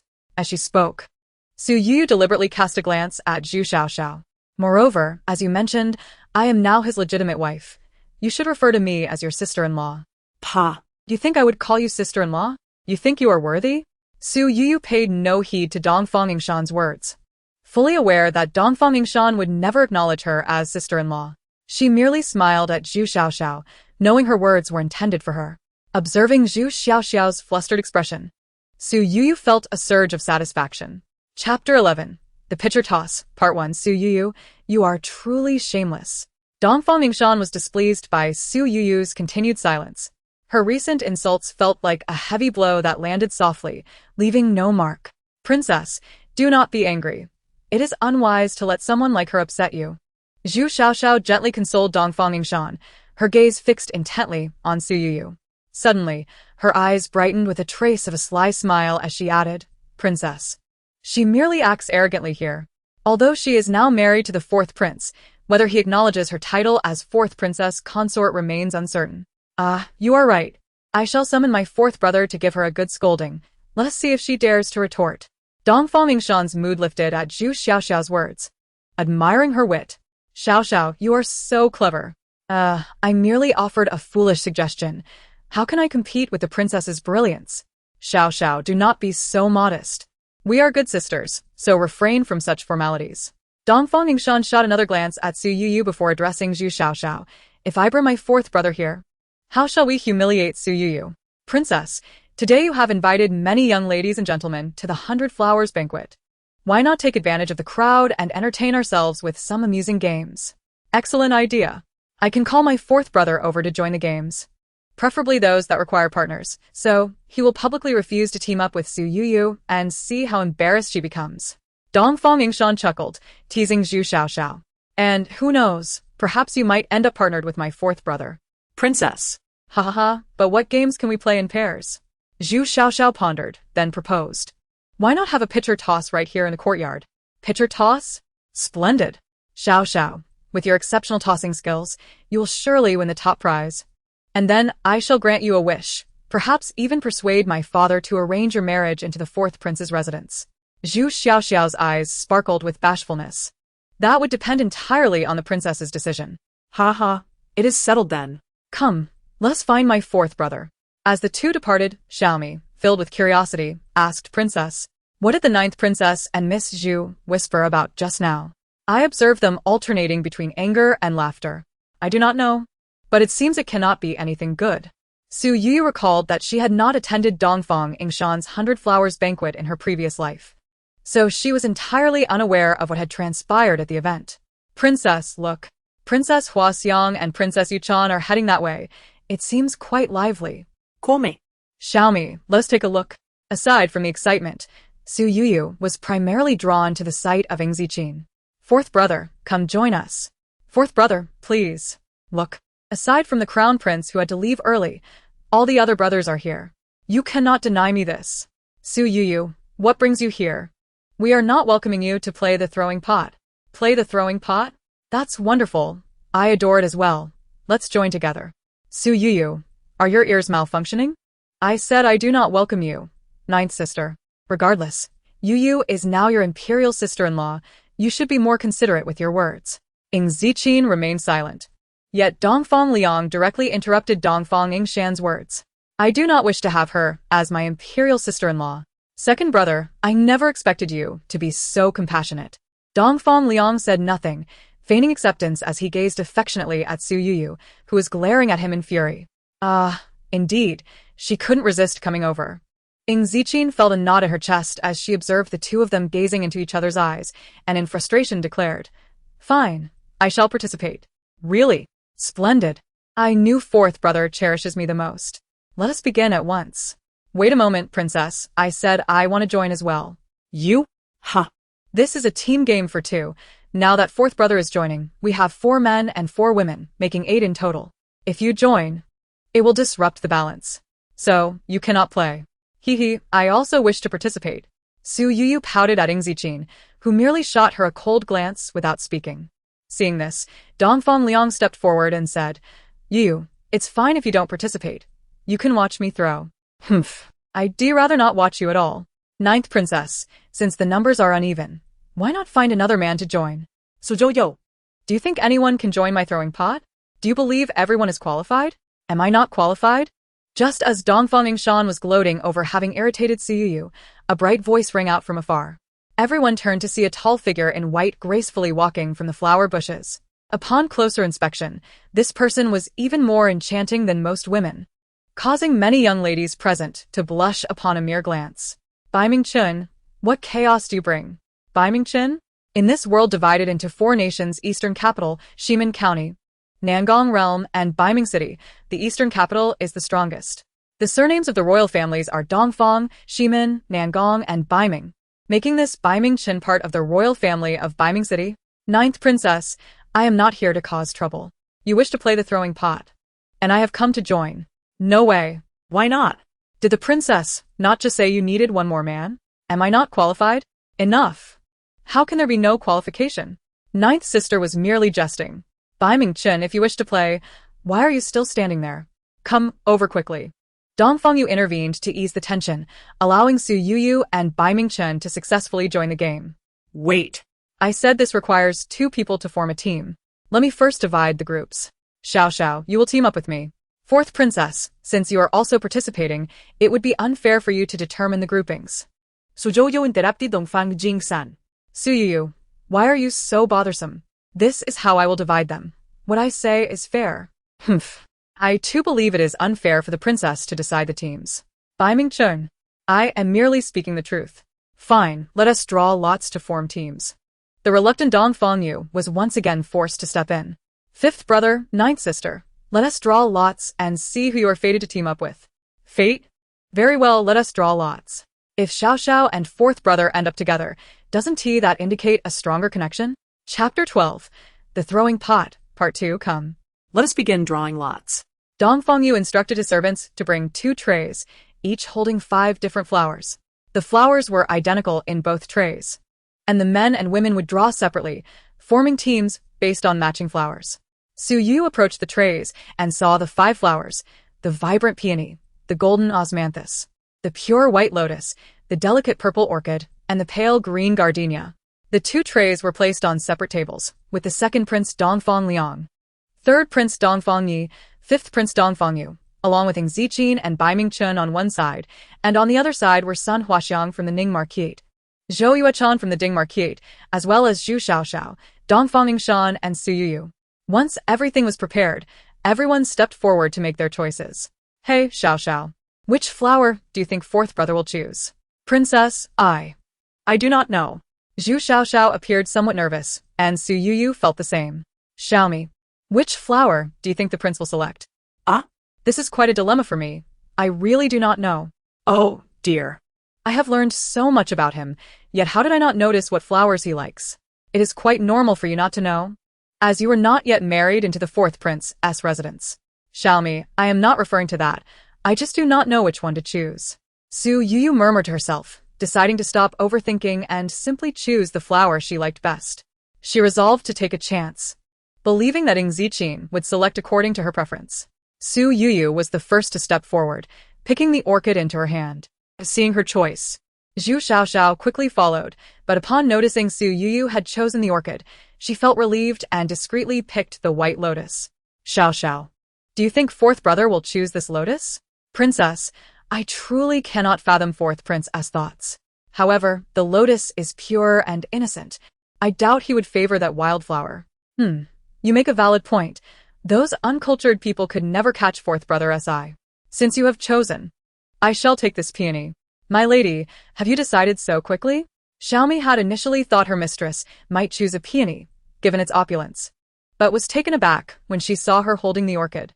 My lady, are you certain the prince will select this? I do not know. He simply cannot choose that white lotus. Do you think the prince will like this? Xiaomi, I truly do not know what flowers the prince likes, but this orchid is beautiful and noble. I adore it. Aren't we supposed to choose what the prince likes? Have you all made your selections? Dongfang Yu's voice interrupted as they gathered together. Fourth brother, what did you choose? Dongfang Yingshan rushed over first, pestering Ying Zijing with her question. You. I picked according to your choice. What did you select? Ying Zijing, who had been expressionless while observing Dongfang Yingshan, now felt a chill as he saw Dongfang Liang approaching Su Youyou. What I picked is of no concern to you. Su Youyou bypassed Dongfang Liang and approached Ying Zijing. My prince, have you finished reminiscing with someone? Do you share a connection with a certain individual? What are you talking about? I only share a connection with you. My prince. Is that so? Ying Zijing pulled Su Youyou closer, whispering in her ear, Today, you so eagerly requested I bring you here. Was it not to see Dongfang Liang?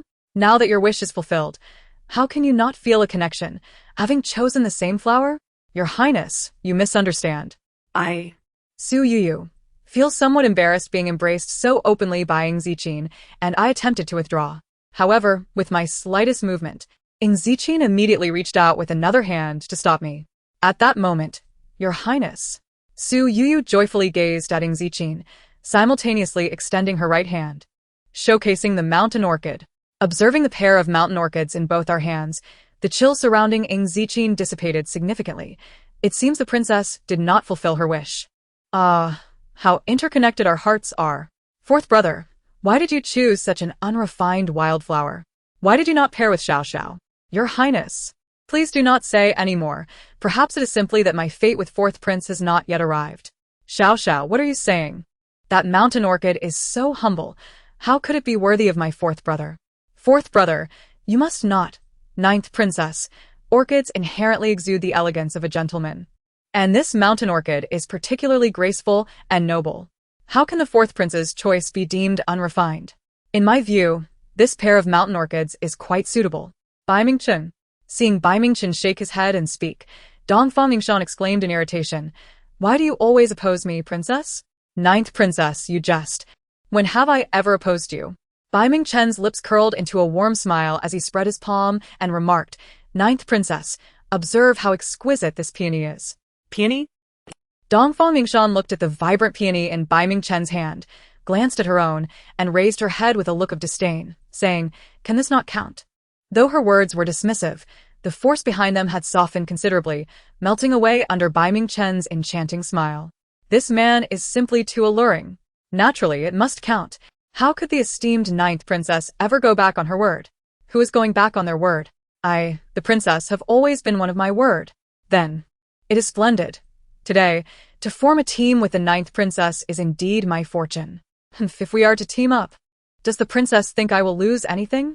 Dongfang Yingshan murmured under her breath, yet her cheeks had quietly flushed a rosy hue. The final 5 groups were settled.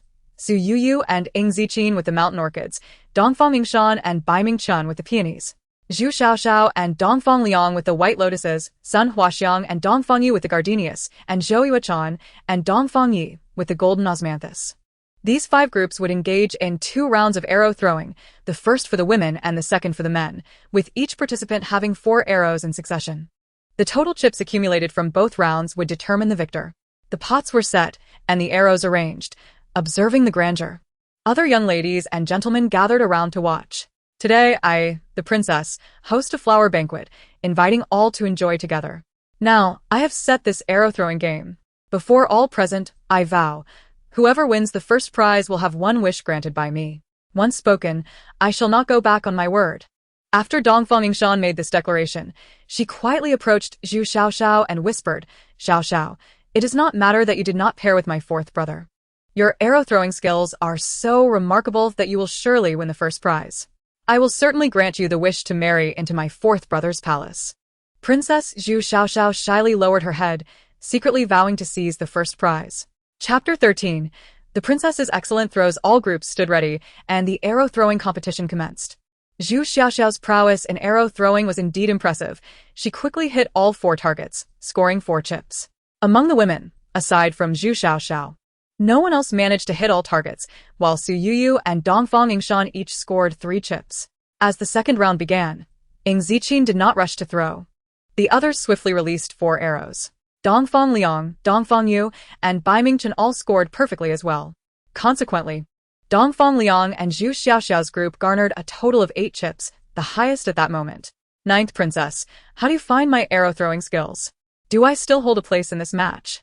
Bai Mingchen retracted his hand, raising an eyebrow as he gazed into Dongfang Yingshan's eyes. When Dongfang Yingshan saw Bai Mingchen hit all targets, her heart soared with joy, yet seeing him fixate on her, she feigned nonchalance and replied, "Well, it's just average." Avoiding Bai Mingchen's alluring gaze, she thought to herself how captivating his eyes were. Average? Ninth Princess, I just hit all targets. How can that be called average? Humph. Of course, it is average.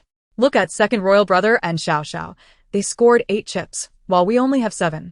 You have not outperformed them, nor claimed the first prize. How is that anything but average? We? Bai Mingchen's smirk deepened with pride. Ninth Princess.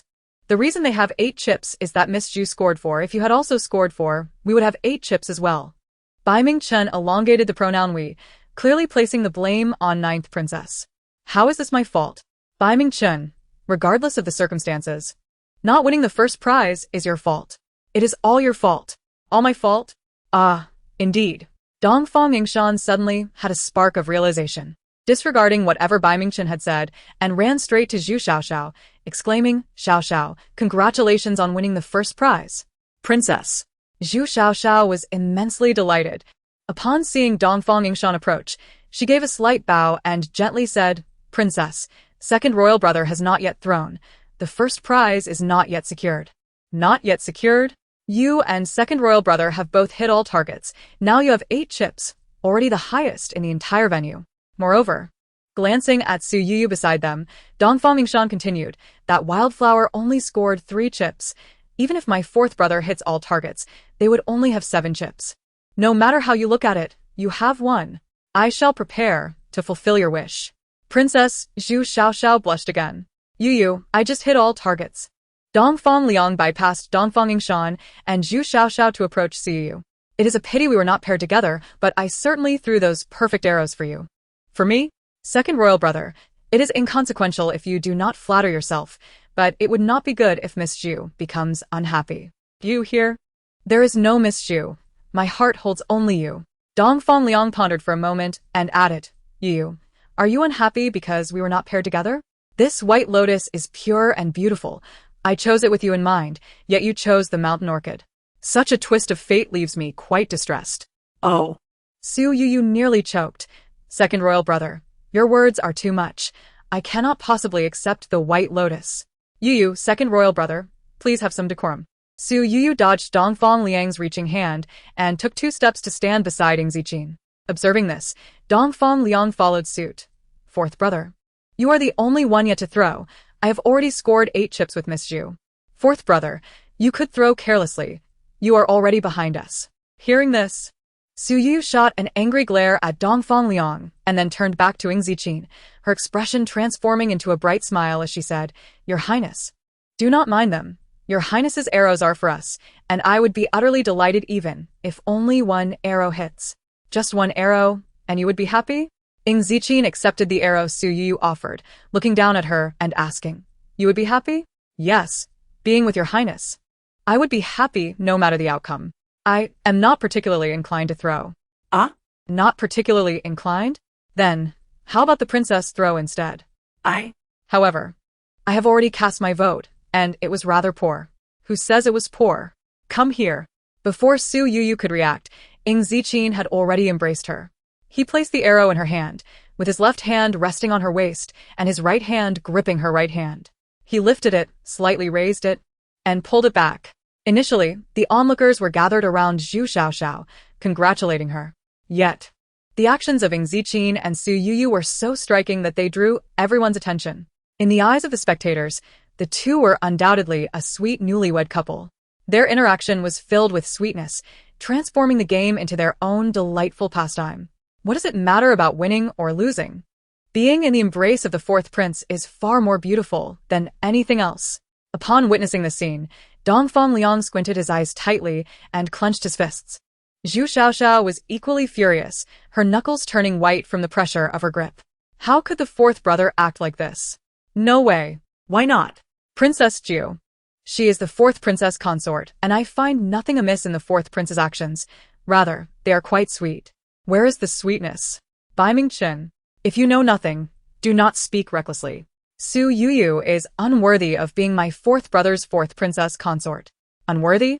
I beg to differ. Bai Mingchen. Do you intend to oppose me at every turn? You, bang. Whoosh. Wow. The crowd erupted with excitement as Ying Zijing released the arrow with great force, which swiftly flew and struck the target with a resounding thud. However, that was not the end. The arrow fell into the pot and then immediately leaped out again, landing steadily in the pot a second time. This is a remarkable shot. The onlookers erupted in applause and cheers. The fourth brother is so impressive. Bang, bang, bang. Whoosh, whoosh, whoosh. Before Dongfang Yingshan could finish her words, she was stunned by the subsequent arrows. All 4 arrows struck true. They were all remarkable shots. Initially shy from being embraced in public by Ying Zijing, Su Youyou's shyness had long since been overshadowed by astonishment and admiration. Looking at her right hand, which was no longer under her control, she leaped and clung to Ying Zijing's neck, exclaiming, "Your Highness, you are simply outstanding. You are amazing." "It is the princess consort's excellent throw," Ying Zijing replied, feeling her exuberance as he held her waist, allowing her to indulge in her affectionate display. "Fourth brother, I never expected your prowess in the game to be so formidable," Dongfang Yu exclaimed, his eyes sparkling with admiration. "This remarkable shot counts as double, fourth brother. You have a total of 11 points. Congratulations on securing the top prize. Fifth brother, why is it counted as double?" Hearing the top prize change hands, Dongfang Yingshan quickly interjected. "Princess Jiao, are you unaware that a remarkable shot counts for double in this game?" Bai Mingchen insisted on contradicting Dongfang Yingshan. "Of course. This princess knows. Then I shall congratulate the fourth prince and the fourth princess consort on winning the top prize." "Humph. How dare you congratulate others when just moments ago you claimed it was my fault for not winning against Xiao Xiao. Truly shameless. All right, that was indeed my oversight." Chapter 14, calling her fourth sister-in-law 4 remarkable shots in a row. Zhu Xiaoxiao never anticipated that Ying Zijing could achieve such a feat, and her claim to the top prize vanished. The crowd that had previously surrounded Zhu Xiaoxiao and Dongfang Liang quickly shifted to cheer for Su Youyou and Ying Zijing. Since the fourth prince and fourth princess consort had secured the top prize, Princess Jiao must grant them a wish. "Bai Mingchen, can you not remain silent for once?" "I cannot. Fourth brother does not need to request a wish from me. The fourth prince does not require it, but surely the fourth princess consort would." "Bai Mingchen, be quiet." "Oh, I do require it." Ah? Dongfang Yingshan was initially taken aback, but then a sly gleam appeared in her eyes as she discreetly glanced at Zhu Xiaoxiao, saying, "Fourth brother. You wouldn't mean." Su Youyou noticed Dongfang Yingshan's little gesture and understood her intentions. A sudden pang of pain gripped her heart. She cautiously tugged at Ying Zijing's sleeve and asked, "Your Highness, do you truly need it?" "Of course." As Ying Zijing spoke, he took Su Youyou by the hand and walked toward Dongfang Yingshan, who quickly approached Zhu Xiaoxiao. "Fourth brother, speak your wish. As long as it is within my ability, I shall fulfill it," Dongfang Yingshan stated, flashing a smile at Zhu Xiaoxiao, now standing so close. Zhu Xiaoxiao blushed and lowered her head, unable to meet Ying Zijing's gaze, while Su Youyou appeared tense and anxious. Ying Zijing placed his arm around Su Youyou's shoulders and addressed Dongfang Yingshan. "Yingshan. Yes, call her fourth sister-in-law." Right. Ah? Dongfang Yingshan's eyes widened in disbelief. "The wish of fourth brother is for me to call her fourth sister-in-law? I am indeed the princess's fourth sister-in-law." Su Youyou's heart finally found peace. Su Youyou. "You are worthy?" "Yingshan, do not speak out of turn. Fourth brother. She is the only wife of this prince. Yingshan, call her fourth sister-in-law." Another command. Although Ying Zijing's tone was not loud, it carried a commanding authority that silenced the nearby revelers. Even Qin Mo, who lurked in the shadows, felt a pang of anxiety for Princess Jiao. This was directed at Princess Jiao, had it been in the military. Which soldier or officer would dare to require their lord to repeat an order? They would be courting punishment under military law. Fourth brother. Dongfang Yingshan's eyes shimmered with unshed tears. But alas, apart from Su Youyou, the tears of any other woman held no sway over Ying Zijing. As Dongfang Yingshan met Ying Zijing's steadfast and commanding gaze, she felt reluctant yet powerless, and with great reluctance, she called out fourth sister-in-law to Su Youyou before fleeing in tears. Zhu Xiaoxiao, who had just transitioned from surprise to embarrassment, felt deeply humiliated, chasing after Dongfang Yingshan. With the host no longer present, the onlookers hesitated and dared not linger, bowing to take their leave. Fourth brother, why must you put Princess Jiao in such a predicament? Once the crowd had thinned, Dongfang Yu approached with a hint of complaint. Is it really for her? She is hardly worth it. In response to Dongfang Yu's direct accusation, Su Youyou offered no resistance, while Ying Zijing furrowed his brow and retorted, she is worth it. With that, Ying Zijing took Su Youyou's hand and walked toward the exit. Observing their departing figures, Dongfang Liang yearned to pursue and retain Su Youyou, yet he hesitated to approach directly. In the face of Ying Zijing, especially given his recent display of quiet authority, he felt trepidation. He could not comprehend why he feared this lowly-born son, but the reality was undeniable. Moreover, Su Youyou's demeanor had changed significantly. During their previous encounter in the Imperial Garden, he had thought she was merely putting on a show for Ying Zijing. Yet today, it was evident that Su Youyou had indeed transformed. Dongfang Liang was uncertain whether Su Youyou had noticed the charade he had previously enacted with Su Tzueming. Regardless of the reason, her recent transformation filled him with trepidation. He felt he could no longer exploit her as casually as before. Even more distressing was the realization that she had begun to captivate him genuinely. Each encounter with Su Youyou revealed a celestial beauty that transcended mere appearance. Her entire demeanor radiated an ethereal elegance. This unattainable allure ensnared him completely. As Su Youyou sat in the carriage, her thoughts lingered within the confines of the princess's residence. The image of Dongfang Yingshan in tears evoked memories of her tragic fate in her previous life. Dongfang Yingshan had steadfastly aligned herself with Ying Zijing, leading to her marriage to the Emperor of Baiming City as a political alliance once Dongfang Liang ascended to the throne. At that time, the emperor was already well into his 70s, and Dongfang Yingshan had wept bitterly, her eyes swollen from fasting in defiance of the union. Then there was Dongfang Yu who, in a desperate bid to rescue Ying Zijing from peril due to Su Youyou's betrayal, had bravely infiltrated Dongfang Liang's camp, ultimately falling victim to a merciless mob. Today, whether filled with joy or anger, these were merely fleeting moments among siblings. Su Youyou was determined that the tragic outcomes of their previous lives would not be repeated. As for Dongfang Liang, she resolved to reclaim every ounce of pain and suffering he had inflicted upon her, piece by piece. Still thinking of Dongfang Liang? Ying Zijing's sudden voice jolted Su Youyou back to reality. Dongfang Liang? Does he possess the ability to read minds? She mused. No. How could I be thinking of him?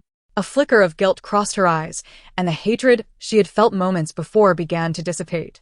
Though Ying Zijing perceptively caught a glimpse of it. Do you truly harbor such animosity towards me? He inquired. Not at all. How could I possibly hate your highness? You must be misunderstanding me, she replied hastily. Misunderstanding? Is it not true that you implored me to bring you here to see him? Of course not. Your highness. How could you think that? I simply wish to be with you, wherever that may be. The banquet is merely a coincidence. Is that so? A coincidence? Yes. Your highness. Do you not recall? It was I who suggested we venture out together this morning, and only afterward did Chinda bring news of the banquet. It does seem that way, Ying Zijing conceded, falling silent. Your highness, you are unjustly accusing me, she protested. Do you dare to claim injustice? Do you wish to assert that I am the sole object of your thoughts? Indeed. My mind and heart are entirely occupied by your highness. I no longer have any feelings for Dongfang Liang, Su Youyou declared, meeting Ying Zijing's gaze. I swear it. If what I've just said is false, then enough. It is unnecessary to make such an oath, he interrupted. But without an oath, how can your highness believe me? I believe you. No oath is required. Very well. Your highness, rest assured that I shall conduct myself appropriately. With that, Su Youyou nestled herself into Ying Zijing's embrace. In truth, Su Youyou understood that Ying Zijing would rather deceive himself than allow her to suffer even the slightest harm, no matter how nonsensical that belief might be. Chapter 15. No chance of redemption, your highness. I have procured the books you requested, a servant announced. Excellent, just place them here, Su Youyou replied, glancing through the small stack of books. Xiaomi, is this all the military texts available in the study?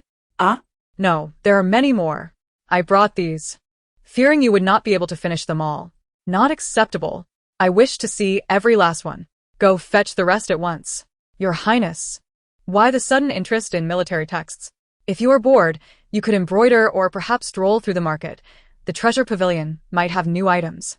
Xiaomi, I am not bored. I genuinely wish to read. Hurry, and bring the remaining books. However, if you take all the military texts, there may not be enough space for you and the prince to sleep. Really? There are that many books? Yes. I was astonished when I accompanied Steward Qin to the study. Very well. I shall read them gradually. Once I finish the stack, you can bring me another. Xiaomi observed as her mistress settled into her seat, engrossed in reading, her surprise evident. Since Ying Zijing resumed his duties in court, Su Youyou had spent her days alone in the residence. In her solitude, she found herself reflecting on the tragic conclusion of her previous life with Ying Zijing. On that fateful day, he had led a formidable army to rescue her, only to meet a disgraceful end due to threats against him. How he had amassed such forces remained a mystery to Su Youyou, but she knew he was more than capable of claiming the throne. In her past life, Dongfang Liang had usurped the throne through unscrupulous means, and this time, Su Youyou vowed to grant him no such opportunities. Yet, who would ultimately ascend to the throne of Dongfang was still uncertain. Su Youyou pondered that rather than waiting passively to ascertain the rightful heir, it would be wiser to take the initiative and assist Ying Zijing in securing the throne himself. Thus, she resolved to enhance her own abilities. Although her physical prowess had little room for growth, she would at least ensure that she would not hinder Ying Zijing's strategic endeavors. Your Highness, lower your voice. The princess is reading. Is there something you need, Steward Qin? Miss Xiaomi, the Prime Minister's residence has sent an invitation for the princess to join them for dinner. A representative is waiting in the front hall. Does the princess have time today? Is it truly on behalf of the Prime Minister? Did my father summon me for dinner? Steward Qin, are you sure there is no misunderstanding? Is Su Youyou not behind this? Rest assured, Your Highness, it is indeed a message from the Prime Minister himself. Very well. Tell him I shall arrive shortly. Yes, Your Highness. Wait, Steward Qin, Su Youyou called as he turned to leave. What further instructions do you have, Your Highness? Where might the prince be at this moment? After the morning court session, if he has no other business, he is likely at the military camp. All right. Send someone swift to find him and inform him of this matter in detail. Yes, I shall do so at once. While Steward Qin was somewhat puzzled by the princess's request, he respectfully complied. Your Highness, it is possible that your father has summoned you for a family dinner. If you inform the prince, and he decides to attend as well, what then? The prince is my husband. Since it is a family banquet, what is wrong with me returning with him? Indeed, there is nothing wrong with that. However, Su Youyou chuckled softly. Xiaomi, you think the prince is very serious. If he returns with me, the family banquet will lose its relaxed atmosphere. But is that truly the case? Yes, that's what the princess said. Yet I fear the prince may not attend, and without him, there will be no easygoing atmosphere tonight. How can that be? I believe it is because father and mother missed the princess that they sent someone to invite you. If father and mother truly wished for my return, they could simply ask Suda or Chunhua to come to the residence and convey that. There would be no need for such formalities, even preparing invitations. It seems that is the case. So, the princess means, this is not a familial gathering organized by father and mother. This is clearly a trap set by Su Youyou. Ah? Is it that serious? Then we should quickly invite the prince back. Su Youyou laughed again. Xiaomi, do not be so nervous. I have already instructed Qin to inform the prince. Besides, with Su Youyou's little tricks, she cannot harm me. In the Su residence, Ming'er, now that you acknowledge your mistakes and sincerely regret them, I am very pleased. However, if you wish to invite you back for a banquet, you could simply have Suda go to the fourth prince's residence and say a word. There is no need for such formality. It feels somewhat distant. You're right. Father, it is my fault for having a private agenda. I intended to use the invitation for my elder sister's return to sincerely apologize, wanting to make it formal, which led to sending an invitation. I did not consider the issue of familiarity and distance. Please do not blame me, father. Well, it's fine. You meant well. And you surely will not mind these things. Yes, father, I wish to personally prepare a few dishes for my elder sister. If so, I will go and prepare. All right, go ahead. Su Youyou left but did not head to the kitchen. Instead, she went directly to Gu's room. Mutter, Ming'er? Why are you here? Has your father already made arrangements? Yes, it is settled. The invitation has been sent from Su Youyou's side. With this invitation, it serves as direct evidence. When the fourth prince learns of it and comes to dispute, let us see how father and mother will help her cover up the lie. But Ming'er, Can the second prince truly agree to this? Mother, I am well aware of the second prince's intentions. He will not let this opportunity slip away. Well, that is good. But how do we compel her to make a mistake? Therefore, I have come to fetch the medicine from you. Medicine? Gu quickly understood, but pretended to be confused. What medicine? What could I possibly have? Mother, at such a time, please give me the medicine. Today, I must ensure that Su Youyou has no chance of recovery. Chapter 16. Guests arrive. Minger, the medicine. Mother, please do not be evasive. I have known about this for a long time. Su Youyou's words embarrassed Gu. All right, I will go get it for you. When Su Youyou arrived at the Su residence, the banquet in the main hall was already prepared. Unlike the return banquet where everyone sat at a round table, today they were seated separately. Su Qiang and Zhao occupied the central seats. Su Youyou sat at the main position on the east side, Su Youyou at the lower west side, and Gu sat beside Su Youyou. Elder sister, Su Youyou, upon seeing Su Youyou seated, stood up and approached, holding a cup of wine with both hands. In front of Su Youyou, she performed a deep bow, expressing that on the day of the return banquet, her words and actions had offended her elder sister. And it was all her fault. Today, she specifically invited father to host a banquet to apologize to her elder sister.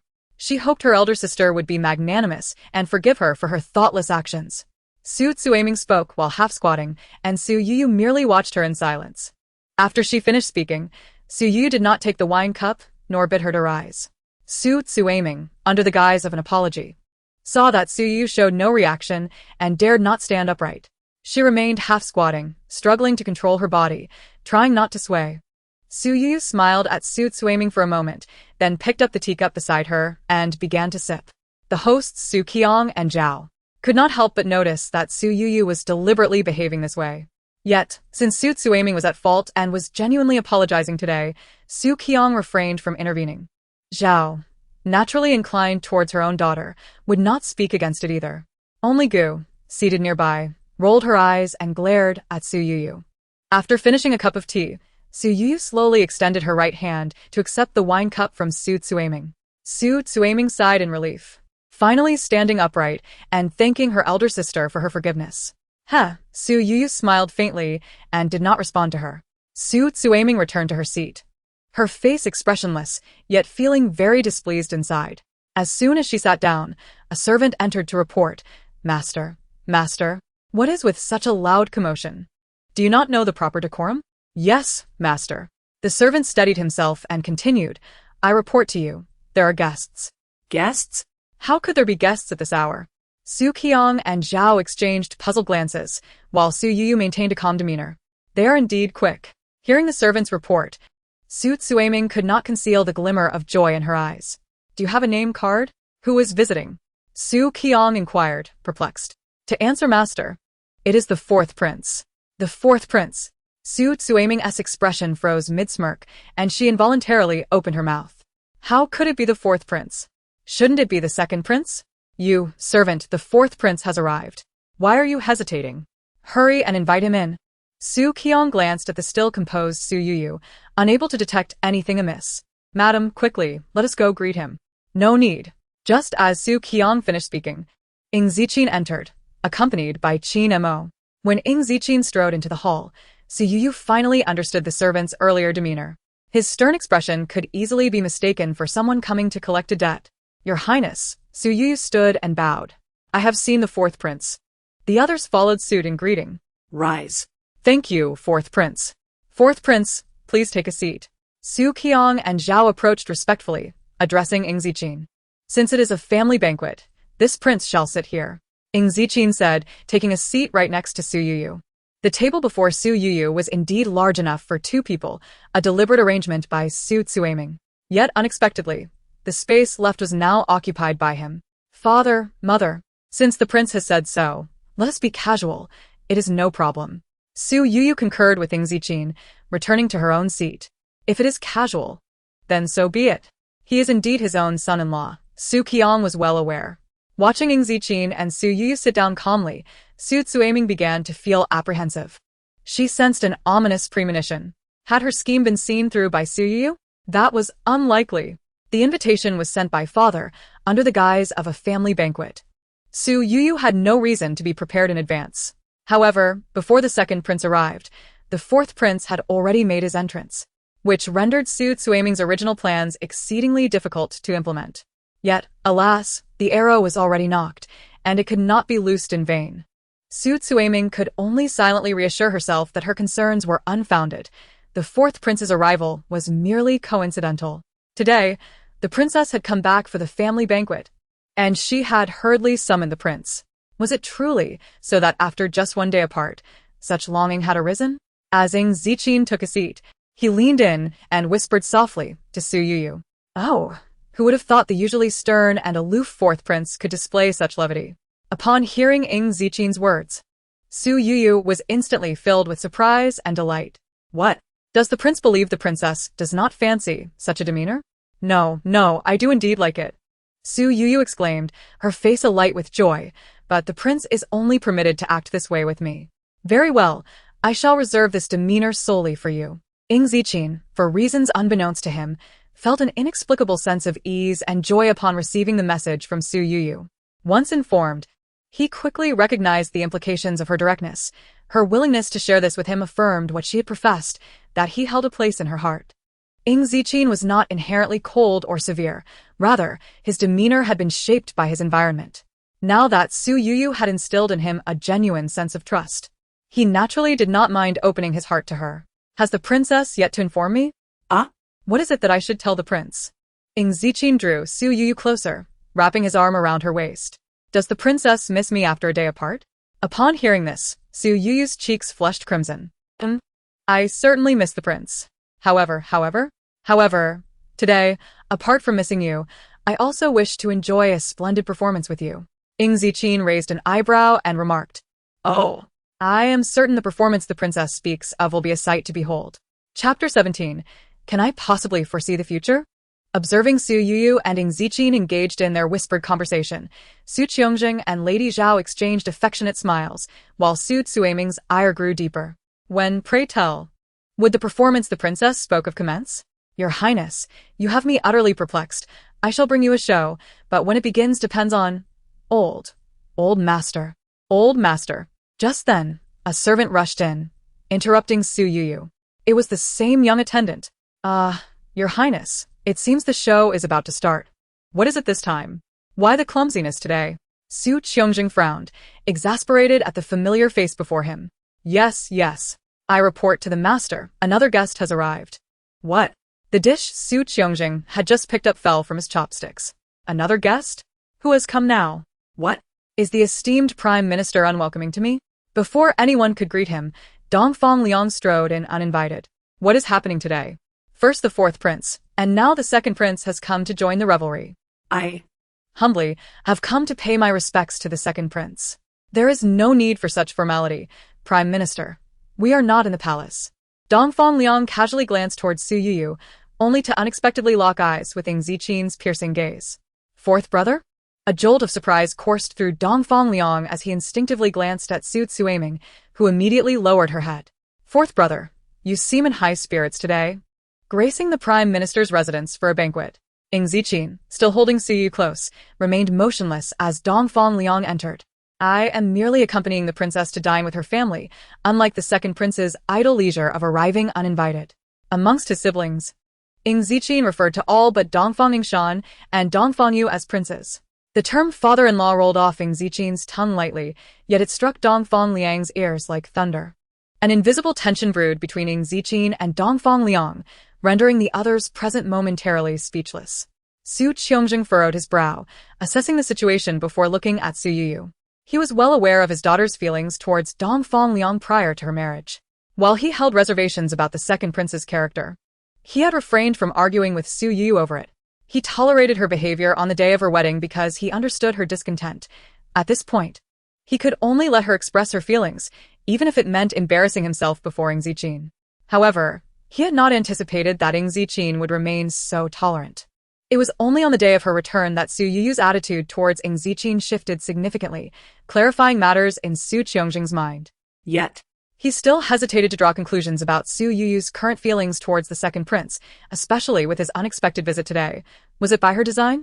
Lady Zhao, too, scrutinized her daughter, desperately searching for clues in Su Youyou's expression. But why, Your Highness, do my parents gaze at me so intently? My princess possesses beauty unparalleled. There is nothing amiss upon your visage. Then why do father and mother persist in their scrutiny? Su Youyou found it difficult to acknowledge his silly daughter at that moment. Second prince, please take a seat. After they had exchanged pleasantries, Su Youyou and Lady Zhao stood to the side, finding themselves compelled to intervene as the tension between Ying Zijing and Dongfang Liang persisted. It is enough. My arrival at the Prime Minister's residence today may be an intrusion. I shall take a seat among the guests. Prime Minister and Madam, please return to your places. With that, Su Youyou hastily instructed the servants to prepare a seat for Dongfang Liang at the main table. Dongfang Liang settled directly opposite Su Youyou and Ying Zijing, with Su Youyou seated to his right. Fourth brother, I may be leisurely, but I did not arrive uninvited. As soon as Dongfang Liang took a seat, he aimed a jab at Ying Zijing. How I arrived is of no concern to me, Ying Zijing replied calmly. Oh, is that so? Upon my arrival, I saw fourth brother and Youyou here, and I presumed it was fourth brother who had invited Youyou to entertain me. Dongfang Liang then turned to Su Youyou, saying, Youyou, you should have clarified. It's not a problem if this prince misunderstood, but it would be unfortunate if fourth brother were to be misled. Su Youyou first cast a reassuring glance at Ying Zijing before addressing Dongfang Liang. Second brother, I respect you as Zijing's elder brother. But why must you fabricate such falsehoods against me without cause? Fabricating lies? Dongfang Liang frowned slightly. Do I really need to resort to such tactics? You sent someone to deliver an invitation to me this morning. I have brought it with me. Would I, the illustrious second prince, need to deceive you? As he spoke, Dongfang Liang produced the invitation from his sleeve. Su Youyou, witnessing Dongfang Liang weave his tale so effortlessly, began to steady herself, waiting to see how Ying Zijing would respond to Su Youyou's accusation, contemplating how to adjust her subsequent plans. Upon observing Dongfang Liang's post, Su Youyou felt no surprise. She swiftly organized her thoughts regarding his recent statements and immediately identified a breakthrough. The second prince had just claimed that the post was delivered to you long ago? This prince stated as much. So it was directly sent to your residence? Not at all. You dispatched someone to wait at the palace gate, who then handed it to this prince after the morning court session. Do you not remember this? After the morning court, indeed, that is quite early. Su Youyou smiled faintly and turned to Ying Zijing beside her, saying, My lord, would you not agree this is rather early? Quite early indeed. Ying Zijing immediately understood her implication and concurred. Father, do you think it is early? Su Youyou then inquired of Su Youyou. At that moment, Su Youyou wore a puzzled expression, and her question only deepened his confusion. What does my esteemed father think? Su Youyou pressed. Though Su Youyou chose not to respond initially, with Ying Zijing also joining in, he could not ignore their inquiry. Indeed, the morning court was early, yet Youyou, what does it matter? Su Youyou smiled gently. The second prince adamantly asserts that I sent someone to deliver the post to him, and that it was received immediately after the morning court. Surely, the second prince's words must hold some truth. Naturally, this prince speaks no falsehood. If that is the case, then the second prince has been deceived. Deceived? Su Youyou did not engage with him further, but directly addressed Su Youyou. Father, this is quite easy to deduce. Do you recall when you sent someone to deliver the post to your daughter? Around the afternoon, I believe. Su Youyou suddenly grasped the situation. However, Dongfang Liang had yet to realize his own misstep and asked in confusion, What of the afternoon? Second prince. I only learned around the afternoon that we would return to the Prime Minister's residence for dinner. So, how could I have sent someone to deliver a post during the morning court? Am I to possess the foresight of the future? Chapter 18. The clever fall victim to their own cleverness. Her assertion of not predicting the future left Dongfang Liang speechless. The wall they had carefully constructed crumbled too quickly, and Su Youyou had yet to comprehend the extent of the disaster Su Youyou had wrought. Dongfang Liang initially sought the post to silence Su Youyou, while Su Youyou intended it to serve as evidence in front of Ying Zijing. Yet, they had failed to anticipate that these two tangible posts would inadvertently provide Su Youyou with powerful proof. Their cleverness had indeed backfired. Observing the multicolored expressions on Dongfang Liang and Su Youyou's faces, Su Youyou felt elated and leaned closer to Ying Zijing, whispering, My lord, how do you find the prologue of this performance? The prologue is commendable. What of the ensuing acts? Of course. My lord, do not be impatient. A splendid performance deserves to be savored slowly. Su Youyou scooped a spoonful of pine nut corn into Ying Zijing's bowl, smiling. Father, since the matter of the second prince's deception pertains to our Su residence, should we not report this to the authorities? Report to the authorities? Indeed, second prince. You have been deceived. It is imperative to notify them.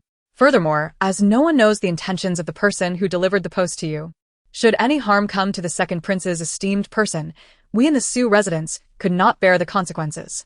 This prince is quite robust. How could I sustain any injury? Whether you are robust, I cannot say, but your intellect leaves much to be desired. Su Youyou. I find the lady's words to be quite accurate, Ying Zijing interjected as Dongfang Liang grew irritated. Fourth prince, second prince, please do not be angered. Su Youyou attempted to mediate once more. Today, regarding the family banquet, I indeed dispatched someone to deliver the post to the fourth prince's residence only in the afternoon. So the individual mentioned by the second prince could not possibly be Youyou. As for who sent that person? Father. Who would know of our evening banquet so early? I too only learned of Ming's proposal after returning from the morning court. If someone knew so early, then... Su Youyou's gaze shifted to Su Youyou. Father. Su Youyou, realizing she could not argue her way out, hastily knelt in the hall. Father, this is all my doing. Ming. How could you engage in such actions? Su Youyou was unable to contain his fury. Today, you declared your intention to host a banquet to apologize to Youyou, and I was quite pleased. I agreed to it. Yet how could you? Father, my intentions to apologize to my elder sister are sincere. Moreover, my actions were for her benefit. Su Youyou, you masqueraded under my name and claimed it was for my sake?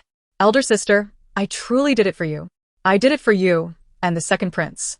Su Youyou, gathering her resolve, exposed the matter publicly. Miss Su do not continue. This prince does not wish to tarnish Youyou's reputation. Dongfang Liang frowned, halting Su Youyou's words. But second prince, you share a deep bond with elder sister. How could you ruin her reputation? Su Youyou, choose your words carefully. As Su Youyou and Dongfang Liang exchanged barbs, Zhaoshi could no longer suppress her fury. Ming, be cautious with your words. Su Youyou warned with narrowed eyes. Indeed. They were all supporting her. Su Youyou felt a surge of hatred and disregarded everything else, continuing, Father, for elder sister's happiness, I would not mind being reviled by others. Ah, how eloquently spoken. Your heartfelt sincerity is so moving it nearly convinces me. Su Youyou clapped and said with a smile, Elder sister, one seeks my happiness, while the other seeks to protect my reputation. Such heartfelt sentiments. Were it not for the fourth prince's presence today. Su Youyou turned back to Ying Zijing, saying, My lord, were it not for your presence, I fear I would be wrong to the point of snow in June. Elder sister, it is well known you have feelings for the second prince. How could there be any notion of wrongdoing? Well known? How early? Su Youyou, after being promised to the fourth prince. I wed him as his primary consort. My heart belongs solely to the fourth prince. What need is there for me to harbor feelings for another? Father, mother, has your daughter ever voiced any objection to this marriage? Certainly not, Zhaoshi replied directly to Ying Zijing. Fourth prince, Youyou's sole desire is to marry you as consort. She has never expressed anything else. Then, my lord, after marrying you, have I ever acted in a manner befitting a maiden? Ying Zijing raised an eyebrow. Observing Su Youyou for a moment before slowly responding, the princess is indeed quite obedient. Su Youyou, how then do you seek to ruin my name? Su Youyou. You were clearly acquainted with the second prince prior to meeting Zijing. I indeed knew the second prince before I met Zijing, but it was merely an acquaintance. Is there some misunderstanding on the second prince's part? Su Youyou feigned surprise as she looked at Dongfang Liang. This. Su Youyou, cease twisting the truth. It is well known you frequently visited the fourth prince, causing trouble and opposing him at every turn. How do you explain that? Ha. What explanation do I owe you? Su Youyou? Do I need to justify my private matters with the prince to you? Su Youyou had not anticipated Su Youyou would frame the situation in such a way, nor that the fourth prince would indulge her. No. I absolutely cannot allow Su Youyou to escape this unscathed. It cannot end like this. Su Youyou frantically sought a countermeasure in her mind, but finding none, she could only resort to desperate measures. Su Youyou knelt and crawled to Su Youyou's side, once again adopting a pitiful demeanor. Elder sister, are you still worried about the fourth prince? Are you afraid that he may harm the second prince? which is why you dare not speak the truth. As she spoke, Su Youyou dropped to her knees before Ying Zijing, pleading. Ming'er implores the fourth prince to spare my elder sister. I am willing to serve you for a lifetime, to be your humble servant. Please, I beg you. As she knelt there, her head bowed in desperation, tears streaming down her face, Su Youyou, despite his growing discomfort, dared not speak further. For both the fourth prince and the second prince had yet to voice their thoughts. Zhao Shi, upon hearing this, chose not to intervene any longer, her only concern being whether this drama would impact Su Youyou. Meanwhile, Gu Shi, already pale with fright, remained silent, having never encountered such grand affairs. Apart from the usual cries and chaos, she could conceive of no other schemes. I have stated before, I hold no regard for you. Ying Zijing's mere words were enough to crush Su Youyou's spirit. To be disregarded, even amidst the whispers of infidelity involving Su Youyou, was too much for her to bear. How could this be? Su Youyou shouted defiantly, her facade of pretense shattered in an instant. Chapter 19. Family Discipline Minister Su, Ying Zijing said, embracing Su Youyou and casting her a gentle glance before addressing Su Youyou. The education within the minister's household seems commendable. But has your discipline over this illegitimate daughter been too lenient? Your Highness, please do not be angered. It is my failure in teaching that has led to this calamity. I beseech your Highness to forgive my transgressions. As these words fell, everyone in the hall, apart from Su Youyou, Ying Zijing, and Dongfang Liang, knelt. Minister Su. Is this child under your guidance, or shall I take her to the Ministry of Justice for proper correction? The Ministry of Justice. That is a place where one could lose half their life. I would not dare trouble your Highness. I shall ensure she is disciplined properly. With that, Su Youyou summoned Su Da, instructing, take the second miss away, administer 20 lashes, and confine her to the ancestral hall. Su Youyou looked up in disbelief at Su Youyou. 20 lashes. Her father had never laid a hand on her, and now, for Su Youyou, he would punish her so severely. It was clear that in her father's heart, only Su Youyou mattered, and she held no place there. After Su Youyou was led away by Su Da, Gu Shi followed suit. The hall was left with only Su Youyou and his wife, Ying Zijing and Dongfang Liang. Second Prince, if there are any misunderstandings, let us clarify them today to avoid future troubles, Su Youyou said as he settled into his seat. This child certainly does not bring peace to her parents. Misunderstanding. Su Youyou pressed, what misunderstandings could there be? How can I be expected to publicly acknowledge that I once thought my younger sister harbored feelings for me? Dear sister, I have never held any misunderstanding. Oh, as long as that is the case. Su Youyou then offered Ying Zijing a small vegetable, only to notice that the pine nut corn in his bowl remained untouched. As she prepared to inquire whether he disliked it, she found Ying Zijing smiling, mouth open, awaiting her offering. Delicious. This affectionate scene did not escape Dongfang Liang's notice, and he clenched his fists once more. Before I married, my acquaintance with the second prince was merely a standard interaction between a lady and a prince. I am the fourth prince's wife, and my heart belongs solely to Zijing. I trust the second prince is aware of this. Since there are no misunderstandings, let us resolve this matter today, and ensure no further idle gossip arises. Was Su Youyou threatening him? Would he be held accountable for any future gossip? Why should she have such authority? Dongfang Liang seethed internally, inadvertently meeting Ying Zijing's piercing gaze. The intensity of that stare sent shivers down his spine. Minister Su, if today's banquet is merely a misunderstanding, then I shall not intrude upon your family's gathering any longer. I take my leave. With gritted teeth, Dongfang Liang departed, emphasizing the notion of family unity before sweeping away. Your Highness, this evening has seen us kneel countless times.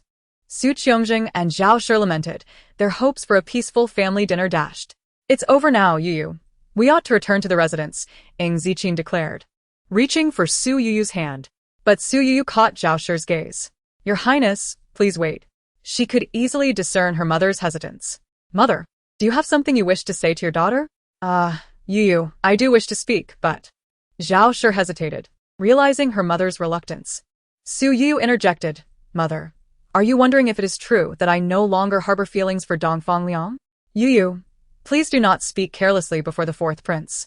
Su Youyou urged, anxious to protect his daughter from any potential missteps.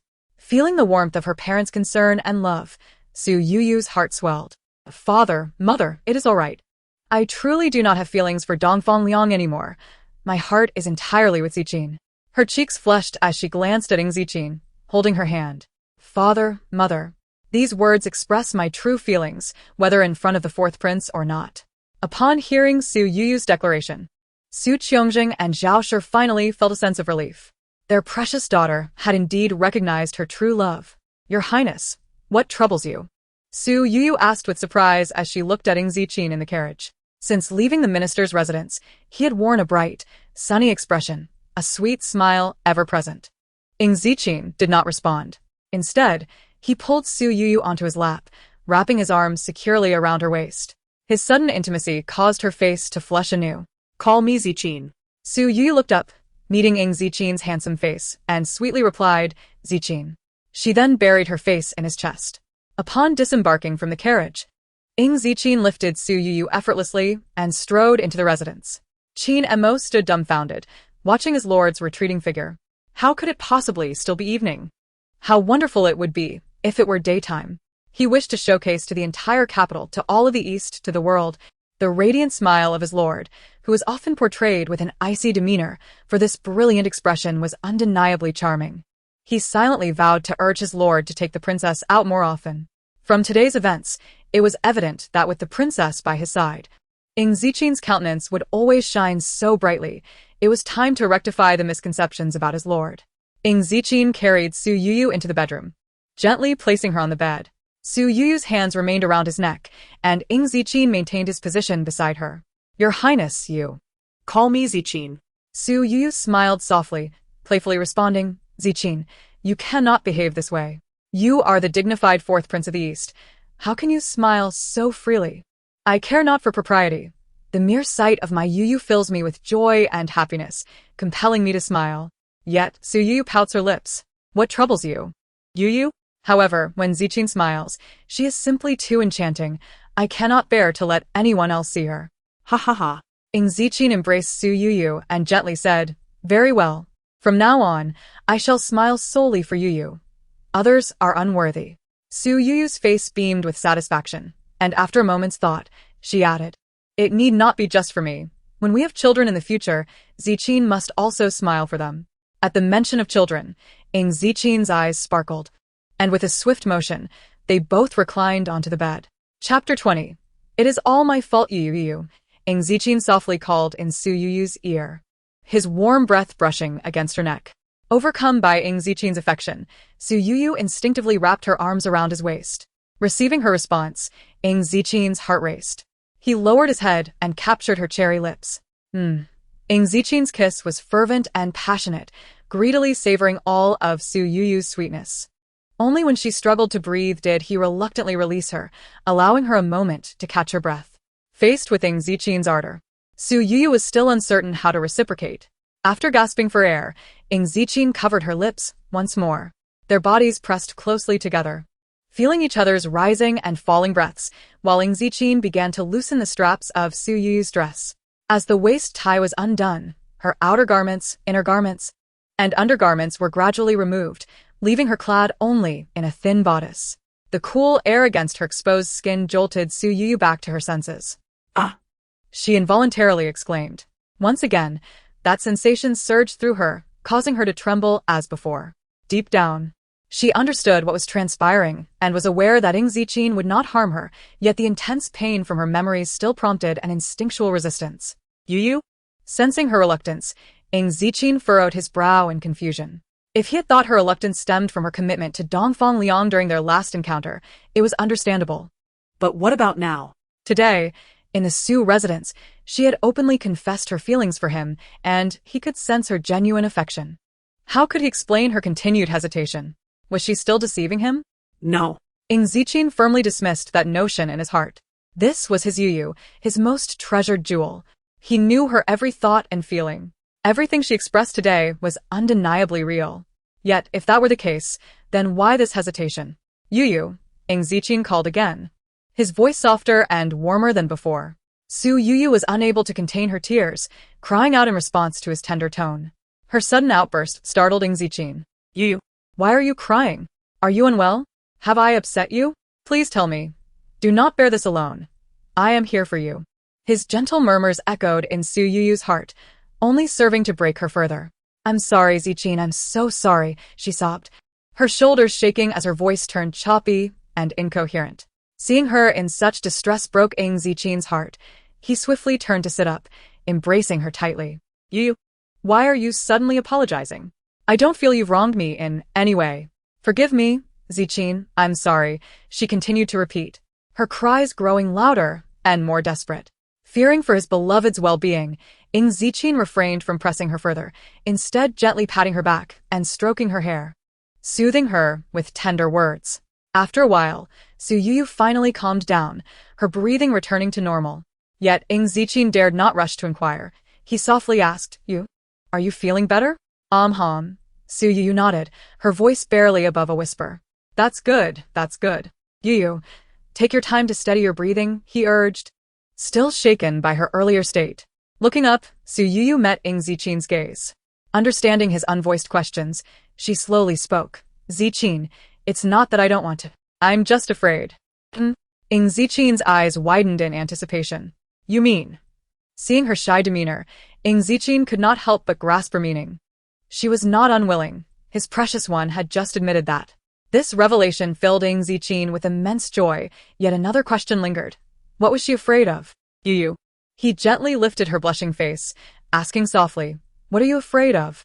At the mere thought of the pain from her memories, Su Youyou shivered. I'm afraid. Of pain. Afraid of pain? Ying Zijing understood her fear all too well. But then it struck him. On their wedding night, he had been utterly thoughtless, treating her without the gentleness she deserved. It was her first time, and he had shown no tenderness whatsoever. How could she not be afraid? Not only physically but emotionally as well. Ying Zijing's expression darkened with regret as he furrowed his brow deeply. Seeing his distress, Su Youyou reached out to smooth his furrowed brow, but her hand was caught in his grasp. Zijing, I'm sorry. I will try hard to overcome this fear. Youyou, you need not apologize. It is not your fault. As she continued to believe that his anger was directed at her, Ying Zijing felt as though his heart were being tightly squeezed, nearly suffocating him with sorrow. Youyou, it is all my fault. I am to blame. It is entirely my fault. Zijing? Noticing her confusion, Ying Zijing pressed a gentle kiss to her forehead. Youyou, is this why you hesitated both times? Both times? Su Youyou's mind was in a fog, unable to process his words. Yet, she had indeed feared this all along. Taking a deep breath, Ying Zijing said, I'm sorry. Youyou, it is all my fault. I was reckless, inconsiderate, and I failed to trust you. The last time, he had even blamed her, abandoning her to sleep alone without a word. Now, he wished he could tear himself apart. Youyou, I will ensure that no one can harm you, not even myself. You must trust me. I believe you. Su Youyou felt a mixture of confusion and understanding towards Ying Zijing's words. Nevertheless, she trusted him, just as she trusted herself. Zijing, I trust you. Youyou, from this moment forth, I shall forever believe in you. Chapter 21. The heart-wrenching Qin, Missouri, the crescent moon hung over the sparse trees, as silence enveloped the night. On this evening, Ying Zijing and Su Youyou embraced each other in a genuine slumber, free from doubt and barriers. As dawn broke, Su Youyou stirred from her dreams, enveloped in the warm, reassuring embrace of Ying Zijing. Slightly shifting her position, she glanced up at Ying Zijing, who gazed tenderly at her and softly called out, Have you awakened? Ying Zijing smiled gently, placing a kiss on her forehead, then asked in a soft voice, Did you sleep well last night? Yes. Su Youyou replied shyly, her cheeks flushed like ripe apples, captivating in their charm. Unable to resist, Ying Zijing leaned in to peck her cheek, watching with delight as Su Youyou nestled closer into his embrace. Oh, what time is it? Zijing, haven't you gone to court yet? Suddenly recalling Ying Zijing's obligation, Su Youyou scrambled up, anxious. Seeing her adorable demeanor, Ying Zijing felt a surge of happiness. He pulled her back into his arms and said, Youyou, I have the day off today. Oh, that's a relief. You nearly scared me. I thought you would miss your court session. Since you have the day off, will you accompany me for a stroll? A stroll sounds delightful. Su Youyou exclaimed, Let us have breakfast first, shall we? Yes, but... Noticing Ying Zijing's intense gaze, Su Youyou suddenly realized how scantily clad she was, her attire too thin. The excitement made her movements exuberant, drawing Ying Zijing's appreciative attention. Youyou, you are tempting me, Ying Zijing said, exerting his strength to flip her beneath him. Before she could react, his lips descended upon hers. With his left hand cradling her head and his right gently caressing her cheek, he deepened the kiss gradually. Su Youyou closed her eyes, her long lashes fluttering as she slowly responded, albeit shyly, to Ying Zijing's advances. Noticing her response, Ying Zijing's heart swelled with joy, filled with boundless affection and tenderness. You trust me. I will never let you feel pain again. His kisses trailed softly across her lips and neck. I believe in you, Su Youyou murmured, placing her hand on his cheek. Having earned her trust, Ying Zijing felt a rush of emotion but refrained from proceeding further, respecting her readiness. He lay back down, drawing Su Youyou into his embrace. Is this all there is? She asked, a hint of confusion in her voice. Ying Zijing teased, noticing her bewilderment. Are you expecting something more? No. Not at all. Su Youyou fanned her flushed cheeks, avoiding his gaze. Laughter erupted, filling the air with warmth and affection. After breakfast, Ying Zijing took Su Youyou aboard a carriage. Are we taking this carriage? It seems rather large, she remarked. It's fine. A larger carriage might be necessary. He replied, and they soon arrived at the most bustling street in the eastern capital, filled with various shops, from grand inns and theaters to small stalls and tea houses. A vibrant array of commerce. Hand in hand, they strolled like an ordinary couple, radiating sweetness even more than the other couples around them. Su Youyou gravitated towards the small stalls, losing herself in the delights of handmade figurines and candy art, reveling in the simple joys. Ying Zijing quietly accompanied her, cherishing their shared moments. Meanwhile, Qin Mo, initially excited to accompany the prince and princess, gradually grew disheartened. As they happily explored, he was burdened with carrying their purchases and lacked the freedom to enjoy himself.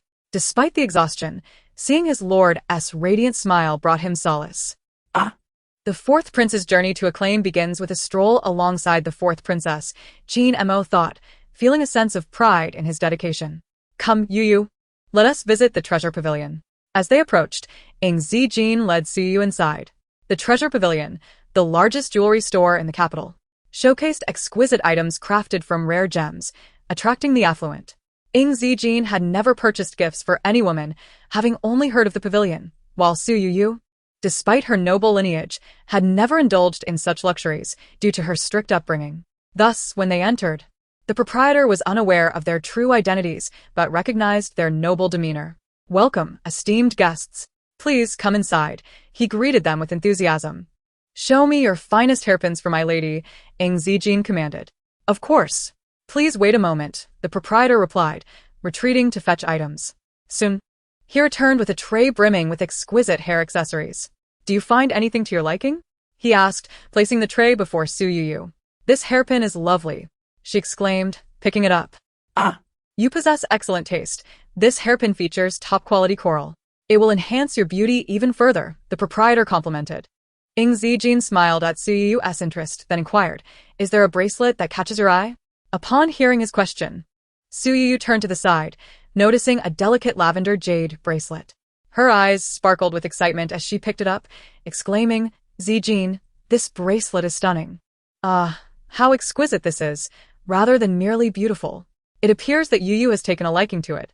I must commend you, madam, for your discerning taste. This jade bangle is crafted from natural purple jade. This purple jade is rare, often eluding extraction for decades or even centuries. Currently, ours is the only one of its kind in the entire East. While the price may be somewhat steep, its authenticity is unquestionable. If you fancy it, do wear it. Ying Zijing paid no heed to the shopkeeper's words and directly lifted the bangle, adorning Su Youyou's wrist with it. The jade bracelet shimmered with a translucent brilliance, adorned with delicate lavender hues, accentuating the elegance of Su Youyou's fair wrist. Madam, your grace is unparalleled. I dare say we shall not find another soul in the East who can carry such an aura as yours.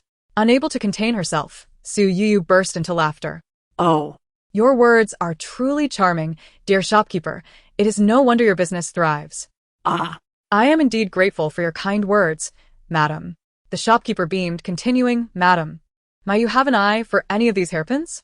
Let us not dwell on those, Ying Zijing interjected, aware that Su Youyou did not particularly favor them. Young master and madam, if these do not catch your fancy, we have others to peruse. Would you care to take a look?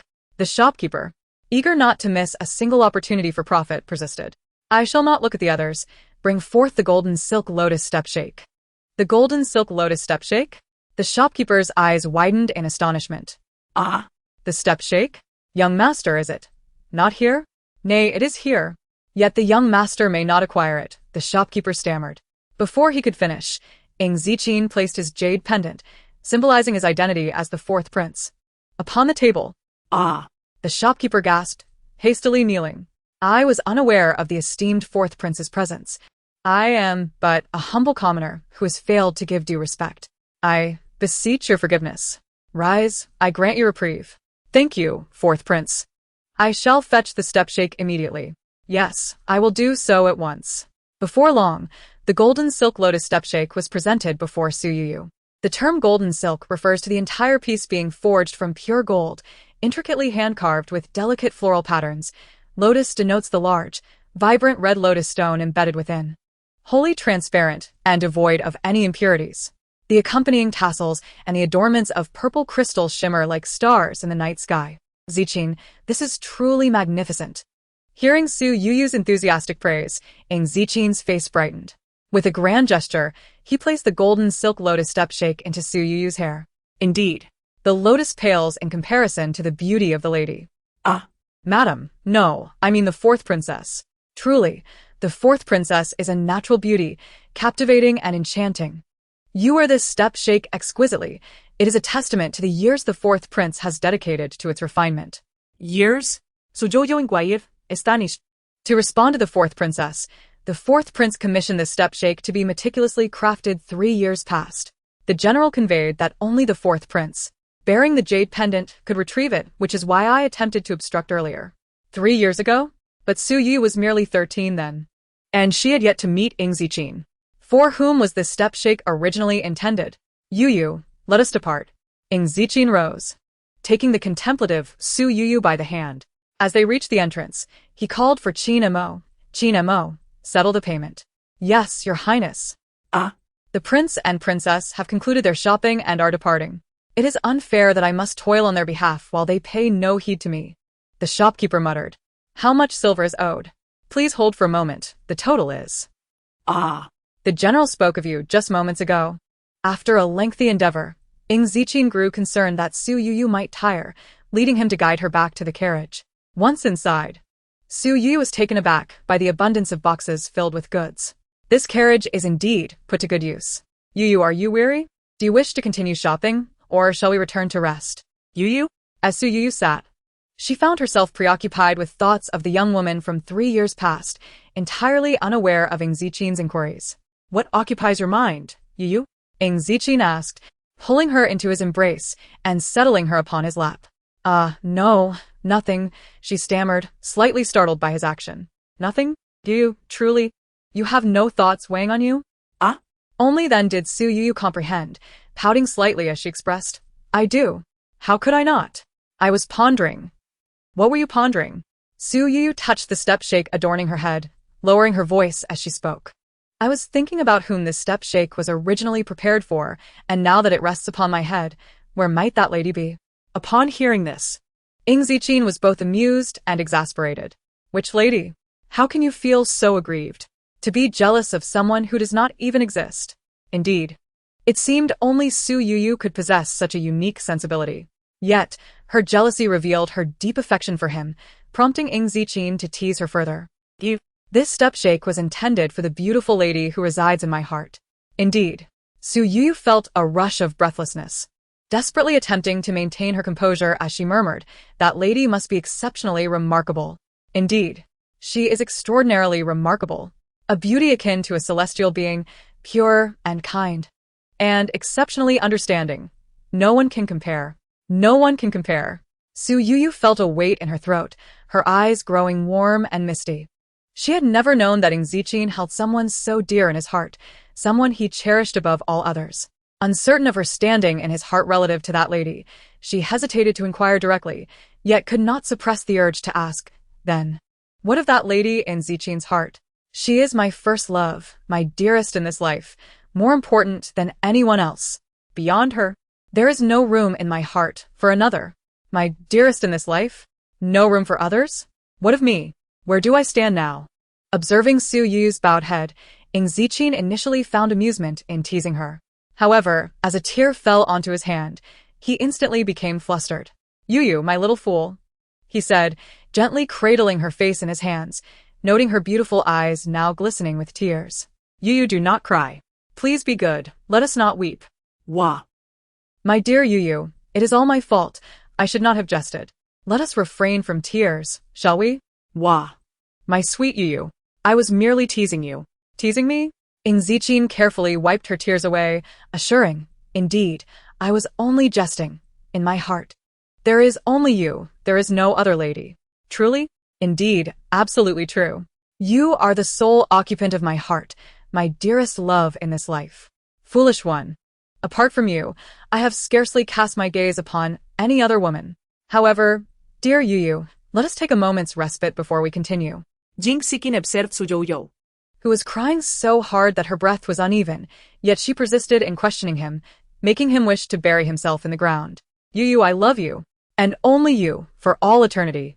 Ying Zijing gently patted Su Youyou's back and kissed her cheek, softly continuing, rest a while longer, and when you feel ready, you may ask me anything.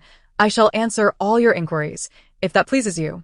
Upon arriving at the Wangfu, Ying Zijing carried Su Youyou inside, leaving Qin Mo alone to face an entire cart of goods with a grim expression. So, it has become a tradition for the prince to carry the princess into the palace? Qin Mo, allow me to assist you. Just as Qin Mo was fretting over the load, Xiaomi, accompanied by several maidservants, emerged from the residence. Xiaomi, why are you not attending to the princess? We have come to help you carry the items. The princess is with the prince, and she mentioned there were many things, hence I was sent to assist you. Indeed. The princess is kinder to me than the prince. Of course. The princess also mentioned there are tonghulu, candied hawthorn in the cart for us. Tonghulu? For us? So, I shall have some too. Certainly. Now let us get to work. Yes. The princess is truly wonderful. She even bought us tonghulu, making all this wandering worthwhile. In the bedroom of the Wangfu, Youyou, are you certain your breath has steadied? Yes, Su Youyou nodded, adopting a pitiful expression, and slowly said, Zijing, you are bullying me. This tone and expression made Ying Zijing feel as though his heart was melting. My dear Youyou, it is my fault. I should not have teased you. Humph. Su Youyou pouted, her cheeks puffing up like a bun. Ying Zijing could not resist the urge to kiss her again, but she blocked him. If that is the case, then the prince should seek out the lady who holds his heart, rather than waste time here with me. At the onset of Ying Zijing's words, Su Youyou's mind had gone blank. However, after a while, as her breath stabilized and her emotions calmed, she comprehended the situation. Ying Zijing was being excessive. You, in my heart, there is no other woman. You are my one and only in this life. Humph. Does the prince not fear hurting that lady's feelings? You. Apart from you, I care not for other sentiments. Ying Zijing embraced Su Youyou and continued, call me Zijing, my dear. Su Youyou did not shy away from Ying Zijing's embrace, but turned her head aside. Humph. The prince is lying. Youyou, I merely jested. I have never told a lie. Then this headpiece was commissioned by the prince 3 years ago? Indeed, it is the absolute truth. But I only met the prince last year and entered the palace this year. How could the prince have carved this headpiece for anyone else? Gently caressing Su Youyou's face, Ying Zijing locked eyes with her. This headpiece was crafted solely for you. And from a young age, I was aware of your existence. The prince knew of me since childhood? Su Youyou initially froze, then promptly realized the reason, her mother. Yes, my clever Youyou. Ying Zijing smiled slightly and continued. My mother explained her relationship with your mother to me when I was young and shared many stories of the Su family. Thus, I knew of you long before. 3 years ago. Do you remember the flood in Boizhou? The flood? Oh, I remember. I was visiting my hometown with my parents at the time, and we passed through Boizhou. Su Youyou recalled how she had helped the victims alongside her parents, and it was there she met Dongfang Liang. He personally distributed porridge and medicine to those in need, and she was moved by his kindness. Later, upon learning of his royal status, she was even more captivated by his actions. Unfortunately, she had not seen his full countenance. As she pondered, a thought suddenly flashed in her mind. The prince was also there? Indeed, natural disasters were frequent that year. Lucheng and Yuzhou had just endured locust plagues and epidemics, and Guizhou was hit by floods. The national treasury was nearly depleted, and my father was deeply troubled. In desperation, I exerted military power, compelling ministers to donate their private funds for disaster relief in Guizhou. Thus, I was present there. Ying Zijing spoke of these events with a calm demeanor. Youyou, I am aware of the efforts you and your parents made for the victims. Ying Zijing gazed at Su Youyou with deep affection. On that day, clad in light purple amidst the suffering victims, you exhibited neither disdain nor fatigue, showing not an ounce of the spoiled nature of a young lady. At that moment, you capture my heart.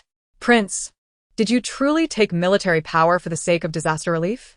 Would that not offend many? Those offended are merely petty individuals. How could I care when the people are suffering? Indeed, it was Ying Zijing who genuinely cared for the common folk, while Dongfang Liang merely put on a facade of goodwill, avoiding offense while winning hearts, truly a cunning individual. Now, Su Youyou had a clearer understanding of Dongfang Liang's schemes. In her previous life, she had been so foolish, missing countless opportunities to meet Ying Zijing. Zijing, she said softly, embracing her beloved tightly. Youyou, you are the heart of Zijing, now and forever. Youyou, my only love is you. Are you still angry with me? Youyou, I love you.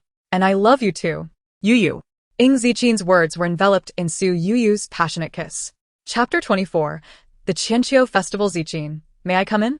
Su Youyou softly inquired from outside the study, holding a bowl of almond tofu. Youyou, why have you come? Come inside. Upon hearing her voice, Ying Zijing lifted his head and quickly beckoned her in. Foolish one. This study belongs to both of us. Why ask for permission to enter? I was concerned you might be busy and did not wish to disturb you.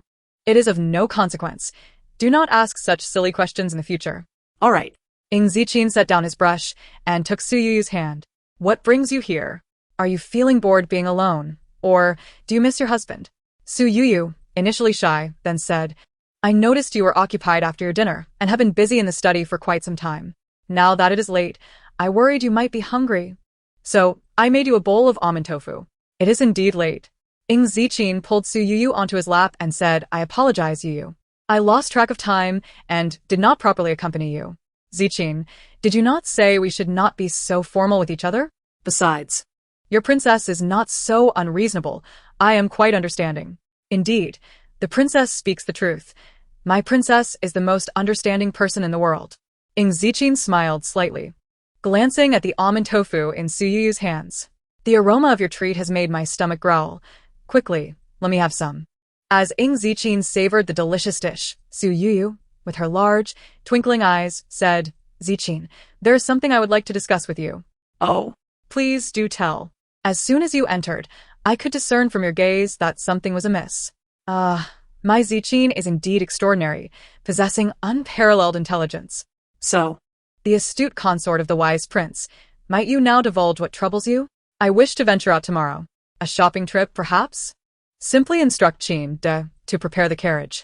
However, since tomorrow is not a day of rest, I may not have the time to accompany you. Oh, Zijing, it matters not if you cannot join me, but… Youyou? Ying Zijing lowered his head and planted a deep kiss on Su Youyou, only releasing her after what felt like an eternity. How can you speak to me with such hesitation? Let us see if you dare to do so again. I won't dare, Youyou. What is there between us that cannot be expressed? No more stammering. Whatever you desire or wish to do, just say it outright. I want silver. You desire silver? Ying Zijing chuckled helplessly. If you wish for silver, you may directly withdraw from the treasury. There is no need for such formality. I merely wanted to inform you in advance and seek your opinion. Moreover, I require a substantial amount of silver. Youyou, you are my wife, the mistress of this fourth prince's residence. Everything within the manor belongs to us. Take what you want. Use what you wish, without the need for trepidation or my approval. Understood. Hearing Ying Zijing's words, Su Youyou felt a wave of emotion. But, Zijing, do you not wish to inquire what I need so much silver for? Oh. Whatever you wish is fine, as long as you ensure your safety. When you go out tomorrow, let Qin and Mo accompany you. Then Zijing, can you guess what I intend to purchase? Ying Zijing's lips curled into a playful smile. If you guess correctly, will there be a reward for you, Youyou? You wish for a reward before I even guess? Zijing must guess correctly first. Given the timing of your visit to inform me of your shopping trip tomorrow, and the substantial expenditure involved, it can only be for gifts. And if this matter holds such significance for you, it can only be for the upcoming Qianqiu festival in 5 days. Oh my yo-yo, did I guess correctly? Indeed. Zijing is so clever, guessing it right at once. It is hardly amusing. I find it amusing enough. Ying Zijing's smile widened mischievously. Yo-yo, lift your head. Another kiss, lingering until the end of time. Zijing only knows how to tease me. In Ying Zijing's embrace, Su Youyou gasped and playfully complained. When have I ever teased you? Is this not the reward for your correct guess? Ying Zijing relished the moment and continued, Yo-yo, you need not be overly concerned about the Qianqiu festival. It is merely the Empress's birthday. I understand your sentiment, Zijing. However, it is a rare opportunity to attend the banquet with you. Furthermore, I can seek revenge. In my past life, Su Youyou attended the Qianqiu festival with Ying Zijing, but an unpleasant incident marred the occasion, leaving her with lingering pain. In this life, forewarned of the schemes, she is determined that the malefactors shall not only fail but also suffer repercussions. Revenge? Ying Zijing noticed Su Youyou's pensive expression, filled with coldness and resentment, and instinctively held her tighter. Yo-yo, who do you seek to exact revenge upon? This question jolted Su Youyou from her reverie. She nestled her head against Ying Zijing's chest and softly replied, Zijing, no matter what, you must always believe in me. Silly girl, what troubles you this evening? Why speak such foolishness? I certainly believe in you, now and forever. The next day, after lunch, Su Youyou set out with Xiaomi and Qin Mo. The carriage of the fourth prince traversed the main street of the capital, heading straight for the treasure pavilion. Your Highness, the fourth prince's consort, welcome. Please come in. Upon seeing Su Youyou disembark, the proprietor hurriedly emerged to greet her. Princess, this proprietor is truly humorous. Indeed, his affable nature is why the treasure pavilion thrives. Look, I thank the fourth prince's consort for your kind words. The proprietor beamed with joy, ushering Su Youyou into the inner hall. Pray tell, what items does the esteemed consort wish to see today? Just let me know, and I shall procure the finest goods for you. Well, proprietor, do you have any suitable gifts for a birthday celebration? Your Highness, you have arrived at an opportune moment. I have prepared everything for you. Prepared? Your Highness, please wait a moment. The proprietor retreated into the inner chamber and soon emerged with a square brocade box. Your Highness, please take a look. Su Youyou accepted the box from the proprietor and slowly opened it to reveal a finely crafted jade rui. Your Highness, this is carved from the finest Hetian warm jade. Observe the intricate floral designs. The petals are so delicate, it appears lifelike. Moreover, the texture of this warm jade is smooth to the touch, truly a masterpiece among masterpieces. Does it meet your expectations? It is indeed exquisite. I had reserved it just for you. Reserved specifically for me? Indeed. If I am not mistaken, the proprietor lowered his voice and whispered, this gift is surely for the Qianqiu festival. The proprietor of the treasure pavilion is indeed well informed. It is merely a small business. Please do not mock me, Your Highness. Chapter 25. Handing it to the 9th princess. Your Highness, if there are no objections, I shall have it wrapped for you. Just days ago, a young lady from the Taifu's family selected a gift, but I could not bear to part with it until you arrived. You are truly considerate. Please have it wrapped for me. Certainly. I shall attend to it right away. Wait. Before the proprietor could finish, a bright voice interrupted from the outer hall. I say, Proprietor Qian, do you wish to close the treasure pavilion? I have been here for quite some time, yet you have not come to welcome me? It is the 9th princess. I am at fault for not realizing your esteemed presence. Please forgive my lack of decorum. What treasures are you all examining here? As Dongfang Yingshan entered, she spotted Su Youyou and her tone became laced with sarcasm. 9th princess. Su Youyou rose and nodded in acknowledgement. Since the 9th princess has arrived, I shall leave you to entertain her. I shall not intrude further. Qin Mo, settle the payment. We shall take our leave. Yes, Your Highness. Kin Montag complied. Directly addressing the proprietor. Proprietor Qian, how much is this? Yes, this is weight. Dongfang Yingshan interrupted once more. Haha, 9th princess. What is your command? Proprietor Qian, what is contained within that brocade box belonging to Su Youyou? Su Youyou? The brocade box, so, 9th princess. You are referring to the 4th prince's consort? Alas. In this day and age, one must possess wit to run the treasure pavilion. To respond to the ninth princess, that is a jade ruby. Jade ruby? Proprietor Qian, go. Open it, let this princess take a look. That may not be appropriate. What is inappropriate about it? Hurry and open it. Why are you hesitating? The ninth princess, seeing the proprietor's reluctance, Qin Mo stepped forward and said, the item in the brocade box has already been purchased by my princess. I kindly ask the ninth princess to select something else to admire. Yes, indeed, this jade ruby has indeed been purchased by the fourth prince's consort, the proprietor chimed in. How can it be purchased? Boss Qian, have you received the silver? Princess Jiu, I was just about to pay when you interrupted me. Then that is settled. Since the silver has not yet been paid, it cannot be said that she has bought it. Naturally, this princess is keenly aware of that. Princess Jiu, your reasoning is flawed. Qin Mo, why are you so partial to Su Youyou now? Be cautious, or I shall report this to the fourth prince and have him punish you. If Princess Jiu wishes to report, feel free. My lord will certainly not side with you. Kin Montak. Enough, you may leave for now. Seeing this, Su Youyou hurriedly stepped in to mediate, saying, since Princess Jiu wishes to see it, Boss Qian, please show her the jade ruby. Lady Wang, Qin Mo stood firm, having been commanded by the prince to protect the lady at all costs. Kin Montak. Are you now disregarding my orders, claiming to protect me? That is of no consequence. Please step back. Yes, my lady. Su Youyou, you are somewhat sensible. Upon opening the brocade box, Dongfang Mingshan was immediately drawn to the jade ruby. Wow, this jade ruby is truly exquisite. The craftsmanship and the feel of it qualify it as a treasure among treasures.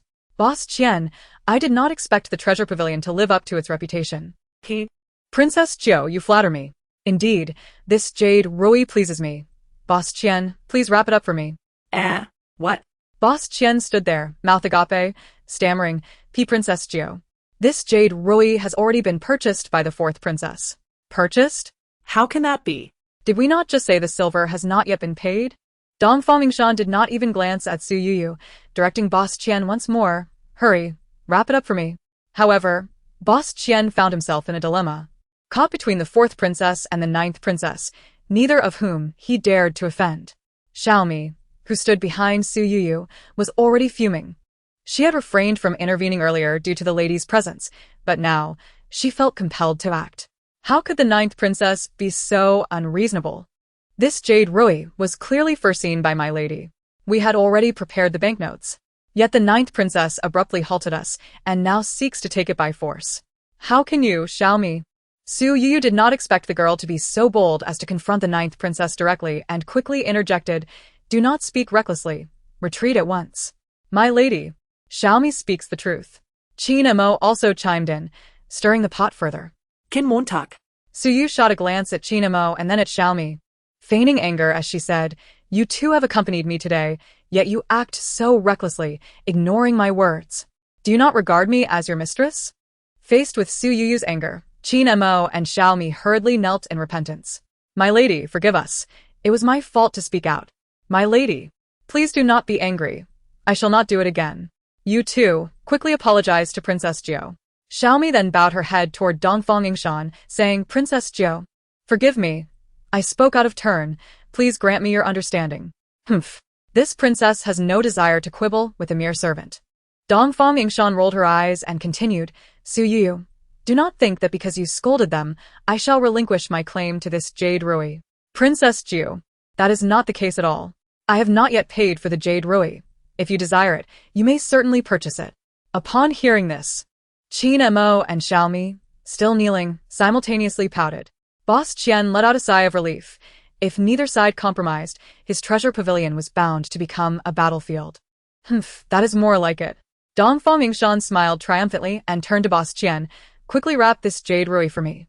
Understood, Princess Jiu, please wait. Congratulations, Princess Jiu. On acquiring your desired item, I shall take my leave now. Qin Mo, Xiaomi, let us depart. Watching Su Youyou leave empty-handed, Dongfang Mingshan felt immensely satisfied. Back at the Wangfu. Ever since entering the gate, Qin Mo had been walking with a disgruntled huff at every step. When did our fourth Wangfu acquire a little pig? Why this incessant grunting? My lady, you said it yourself. You were not so formidable before. How could you let the ninth princess bully you like this? Su Youyou chuckled. Chinamo, was I truly so formidable before? Of course you were. You were quite fierce with the prince. Chinamo did not continue. But that did not hinder Su Youyou from understanding fully. Back then, I often did things that hurt the prince. What was the ninth princess's role during that time? The ninth princess? She was helping the prince regain his dignity. Exactly. She is the prince's sister and genuinely cares for him. How could we squabble with her over such trivial matters? Upon hearing this, Chinamo gazed at her with admiration. Her image in his eyes elevated even further. Chapter 26. The Birthday Gift. Hee, of course, Our Lady's stature is grand indeed. Only now do you realize, Chinamo. Listening to Xiaomi's teasing, Su Youyou turned and said, Xiaomi, I have yet to address you. When did you become so bold as to confront the ninth princess publicly? I was merely acting for my lady. Su Youyou shook her head, exasperated. Since you both claim to do it for me, now that we lack a birthday gift for the empress, will you both do something to remedy this? We shall certainly oblige. I will help too. But the jade ruby has already been snatched by the ninth princess. What else can we do? There is still much to be done. Su Youyou smiled gently and continued, Chinamo, go to the Ministry of Revenue and find 100 centenarians before sunset today. Yes. That is an easy task. I shall take my leave. Xiaomi, do you recall the embroidery girl from Hengxia Workshop? My lady. Is it the one who often embroidered for you? I remember her. Good. Go find her now and ask her to help me gather a dozen skilled embroiderers. I will do so at once. On July 22nd, the Empress's birthday, the Qianqiu Festival. It is well known that the royal family often selects suitable matches for its members during this festival. Thus, princes, princesses, and their families, as well as officials of the second rank and above with eligible children, received invitations. Everyone gathered early in the front court to pay their respects to the Empress and then proceeded to the banquet set up in the Imperial Garden. Su Youyou and Ying Zijing were among them. Youyou, did you encounter Yingshan at the Treasure Pavilion that day? Yes. Did she cause you trouble again? No. Not at all. Youyou, has anyone ever told you that your lies are evident in your eyes? So, Youyou, what exactly did Yingshan do? Oh, Zijing. It was nothing much. We simply both took a liking to the same jade ruby, and I let her have it. It hardly counts as trouble. That Chinamo. How dare he not tell me? I'll give him a beating. Zijing, it was I who did not allow him to speak. Do not blame him. Since when has he become so obedient to you? Is it not due to my personal charm? At this moment, Chinamo, residing in the fourth prince's palace, unconsciously sneezed a few times. Yo-yo, that jade ruby was originally meant as a birthday gift for the Empress, wasn't it? I can see through your lies. Well, let's consider that. I know very well about Yingshan's little temper. How dare that little girl treat you this way? When I see her later, I shall not spare her. Oh, Zijing, please don't. I've finally managed to ease my relationship with the ninth princess. Don't make me go against you again. Ha. My dear princess is quite capable. Ying Zijing smiled at Su Youyou's adorable demeanor. However, since she has taken your jade ruby, what gift have you prepared instead? Rest assured, my lord. Your princess's gift will certainly not bring you shame. As the Grand Eunuch's sharp voice resonated, each prince and princess presented their gifts to the Empress. His Highness the Crown Prince presents a pair of South Sea East pearls. The second prince presents a pair of jadeite stones. The third prince presents a ruby bonsai. The fourth prince's residence presents 100 longevity golden silk embroidery. The fifth prince presents an agate flower vase. The ninth princess presents a jade ruby.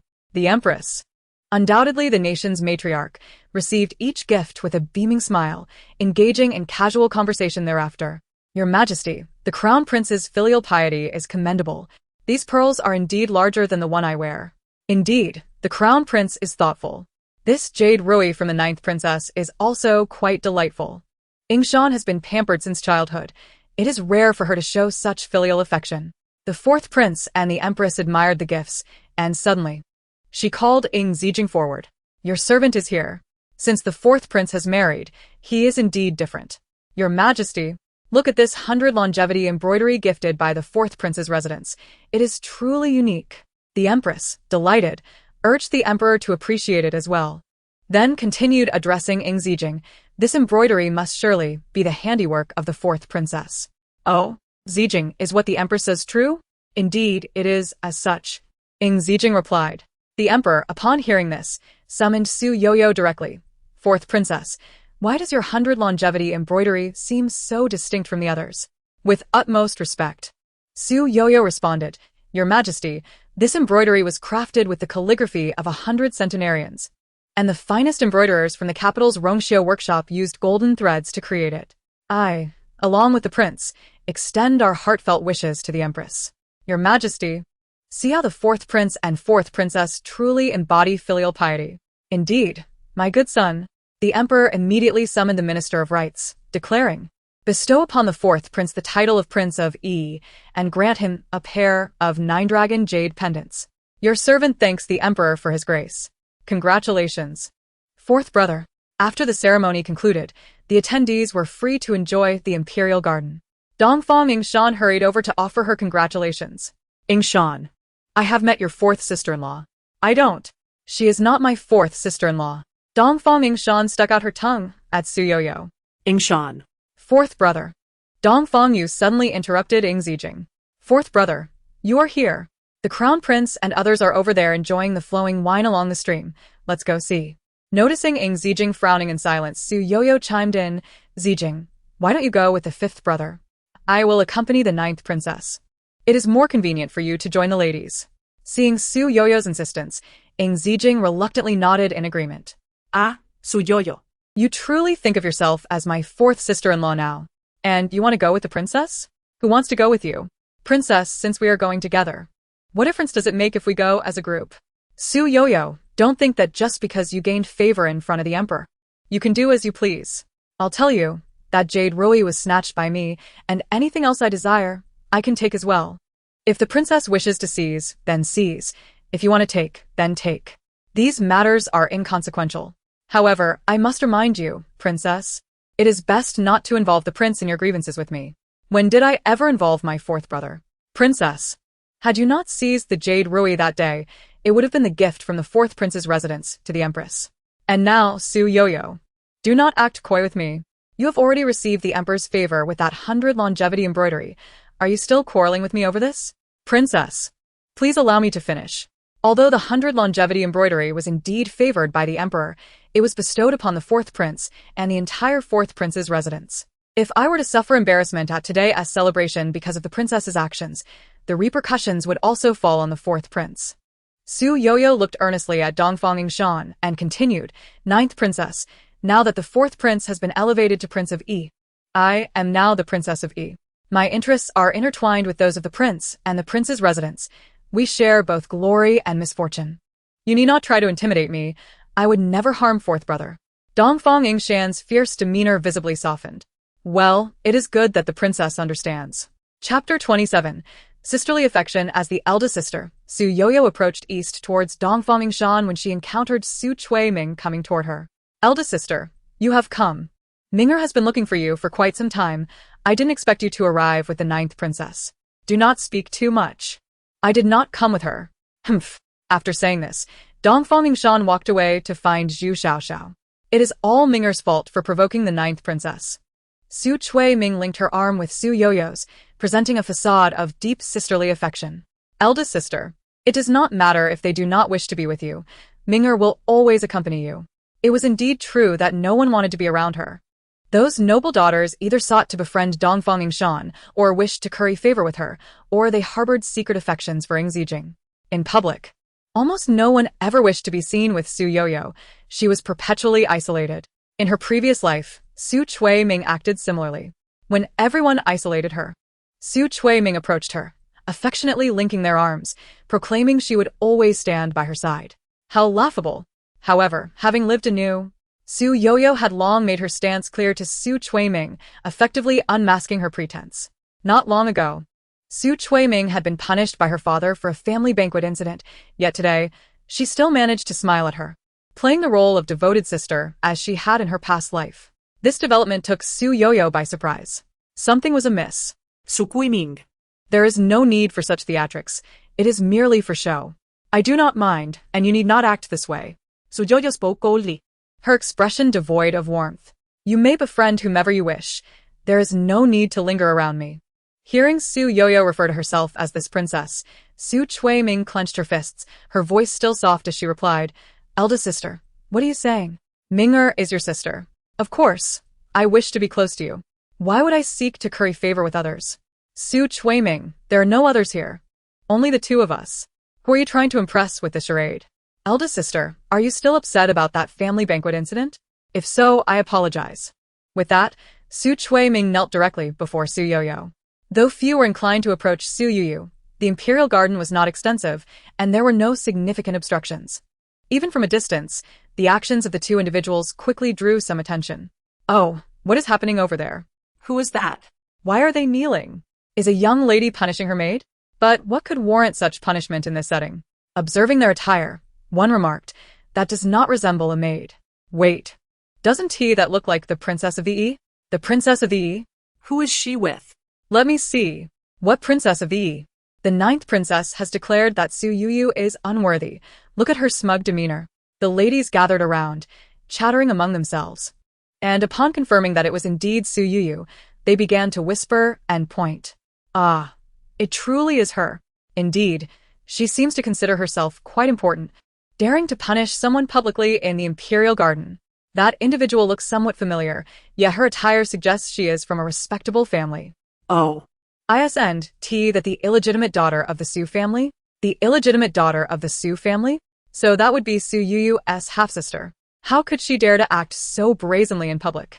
Su Chuiming, with her head bowed, listened to the surrounding murmurs and secretly smiled. She then lifted her head, her eyes brimming with tears as she plaintively spoke. "Elder sister, it is all my fault. Please forgive me. I shall apologize right now." Look, it truly is her half-sister. Su Chuiming's words not only confirmed the onlooker's suspicions but also positioned her as an object of sympathy. Indeed, this girl appears delicate. What could she have possibly done to deserve such treatment? Alas, does a legitimate daughter need a reason to reprimand her half-sister? Su Youyou has always been so haughty. Perhaps she simply finds her displeasing. Oh, that poor girl. What are you all doing here? Seeing the crowd, Dongfang Yingshan approached with Zhu Xiaoxiao, curiosity evident in her demeanor. "We have met the ninth princess. You may dispense with the formalities. There are many delightful spots in the imperial garden. Why are you all gathered here?" In response to the ninth princess, the ladies explained that they were drawn by the spectacle of someone publicly punishing a subordinate. Princess Huaxiang, who had a decent rapport with Dongfang Yingshan, took the opportunity to explain. Punishing a subordinate? Indeed. Princess Huaxiang exchanged a knowing glance with Dongfang Yingshan, who then turned her gaze towards Su Youyou. "You again? Why are you still haunting this place?" "You flatter me, princess," Su Youyou replied coolly, having remained silent until now. "Su Youyou, are you punishing someone here? What offense has this person committed?" Dongfang Yingshan inquired, glancing at the kneeling woman with suspicion. Isn't that your highness? That is the illegitimate daughter of the chancellor's residence," Zhu Xiaoxiao whispered from the side. "Yes, I believe I saw you earlier." Dongfang Yingshan recognized Su Chuiming and continued. "Such deep sisterly affection displayed earlier. How did it come to this? Please, ninth princess, do not make things difficult for my elder sister. It is all my fault. I have upset her, and I deserve this punishment." "Oh, Su Youyou, your half-sister is genuinely concerned for you. Why treat her so harshly? Look at how pitiful she appears." Dongfang Yingshan remarked, then addressed Su Chuiming. "There are so many noble young ladies here. You need not remain on your knees. Please rise." Upon hearing Dongfang Yingshan's words, Su Chuiming hesitated, casting a cautious glance at Su Youyou as if seeking her approval. Impudent. This action incensed Dongfang Yingshan. "What? Does my command carry no weight in front of Su Youyou? When I tell you to rise, you should do so without regard for her. Look at this little half-sister. She dares not move even when the ninth princess commands her. How much has she suffered at Su Youyou's hands?" Indeed. Su Youyou shows no respect even to the ninth princess. The murmurs of the onlookers intensified, surrounding Su Youyou, who maintained a stoic expression, while Dongfang Yingshan seethed with indignation. And Su Chuiming inwardly reveled in the situation. "Get up already. The ninth princess has asked you to rise. Do not fear, Su Youyou. The ninth princess is here for your protection." Hearing the supportive voices around her, Su Chuiming smiled faintly, but when she raised her head, she feigned a pitiful demeanor. "Elder sister, may I rise?" Ha! After listening to this for so long, I cannot help but laugh. Whether you rise or not is of no concern to me. You chose to kneel.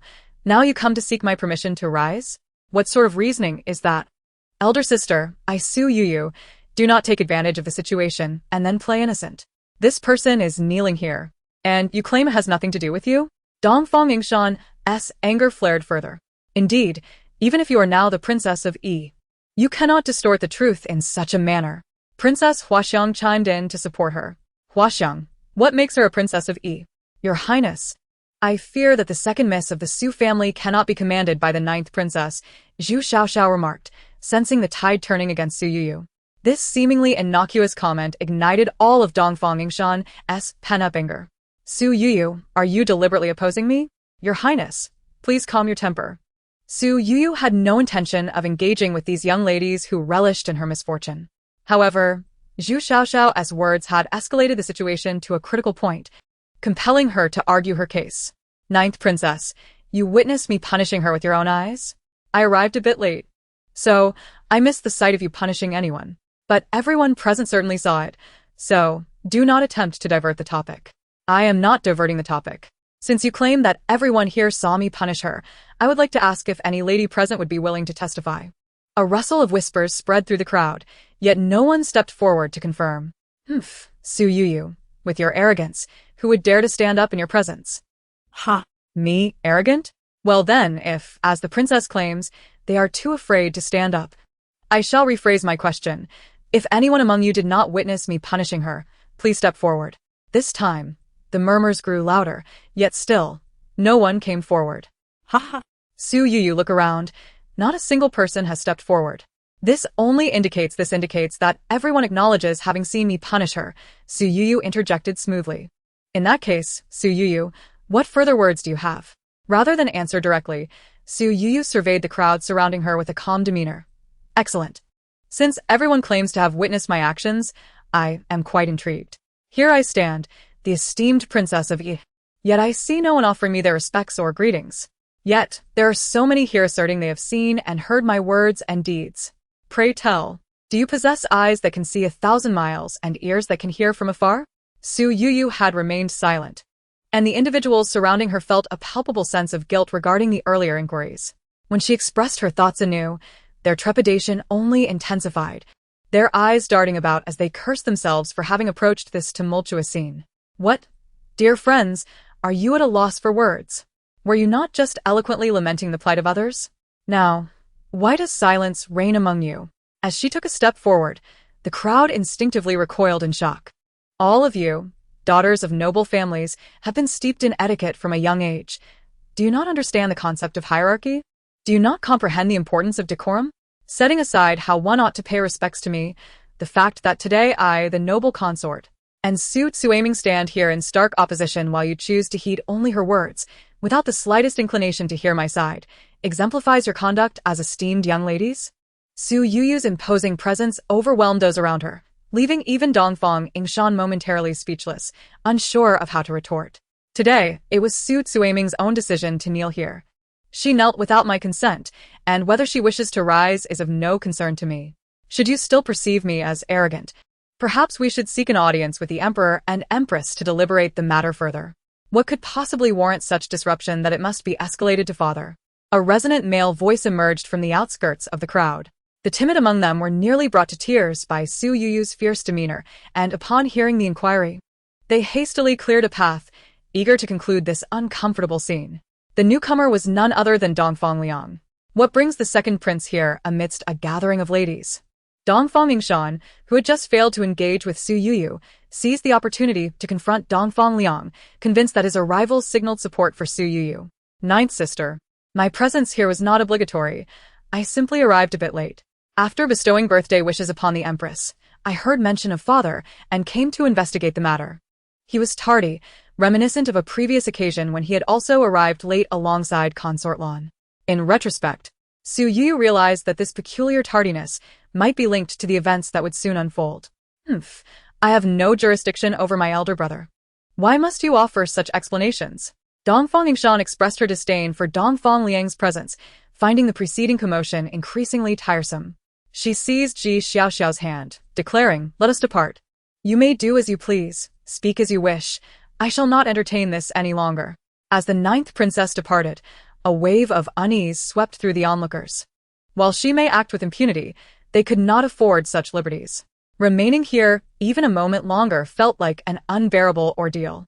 What on earth is transpiring that it has drawn such a crowd? Is it truly necessary to escalate this to father? Second Miss Su, why are you kneeling here?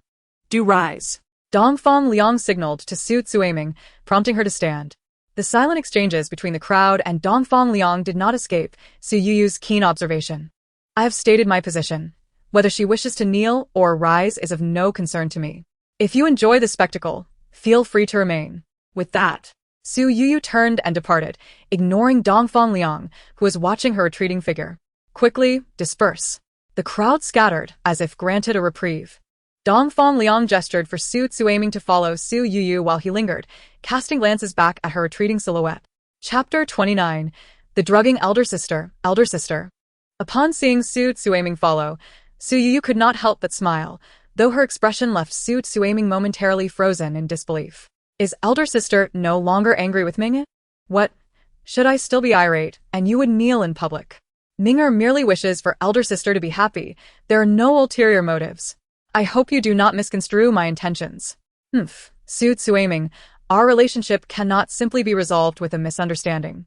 Elder Sister, please, spare me the title. It makes me nauseous. Hatred flickered in Su Yuiming's eyes.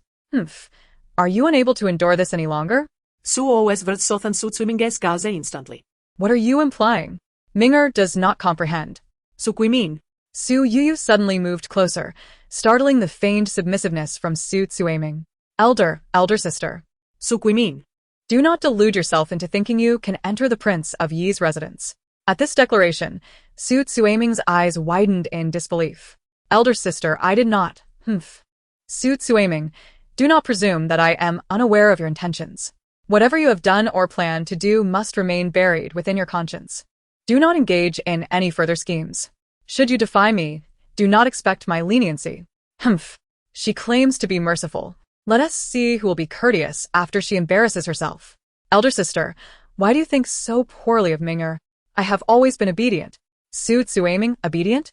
Do you seek to amuse me? Feeling suffocated beside Su Youyou, Su Yuiming glanced at the time, deciding to excuse herself. Elder Sister, you must be thirsty after standing for so long. Allow me to serve you some tea. I do not require your service, Su Youyou began. But Su Yuiming had already walked away. Elder Sister, this is the finest by Luo Chun. Please do savor it. Su Yuiming approached with a teacup, eliciting sympathy from the onlookers. Swift on your feet, I see. To serve my elder sister is a privilege I dare not neglect. Elder Sister. This tea, seeing the situation unfold, Su Youyou accepted the teacup and settled onto a nearby floral chair, placing the cup beside her. Noticing this, Su Yuiming frowned slightly. Does Elder Sister not enjoy the tea I brewed? It is merely a cup of tea.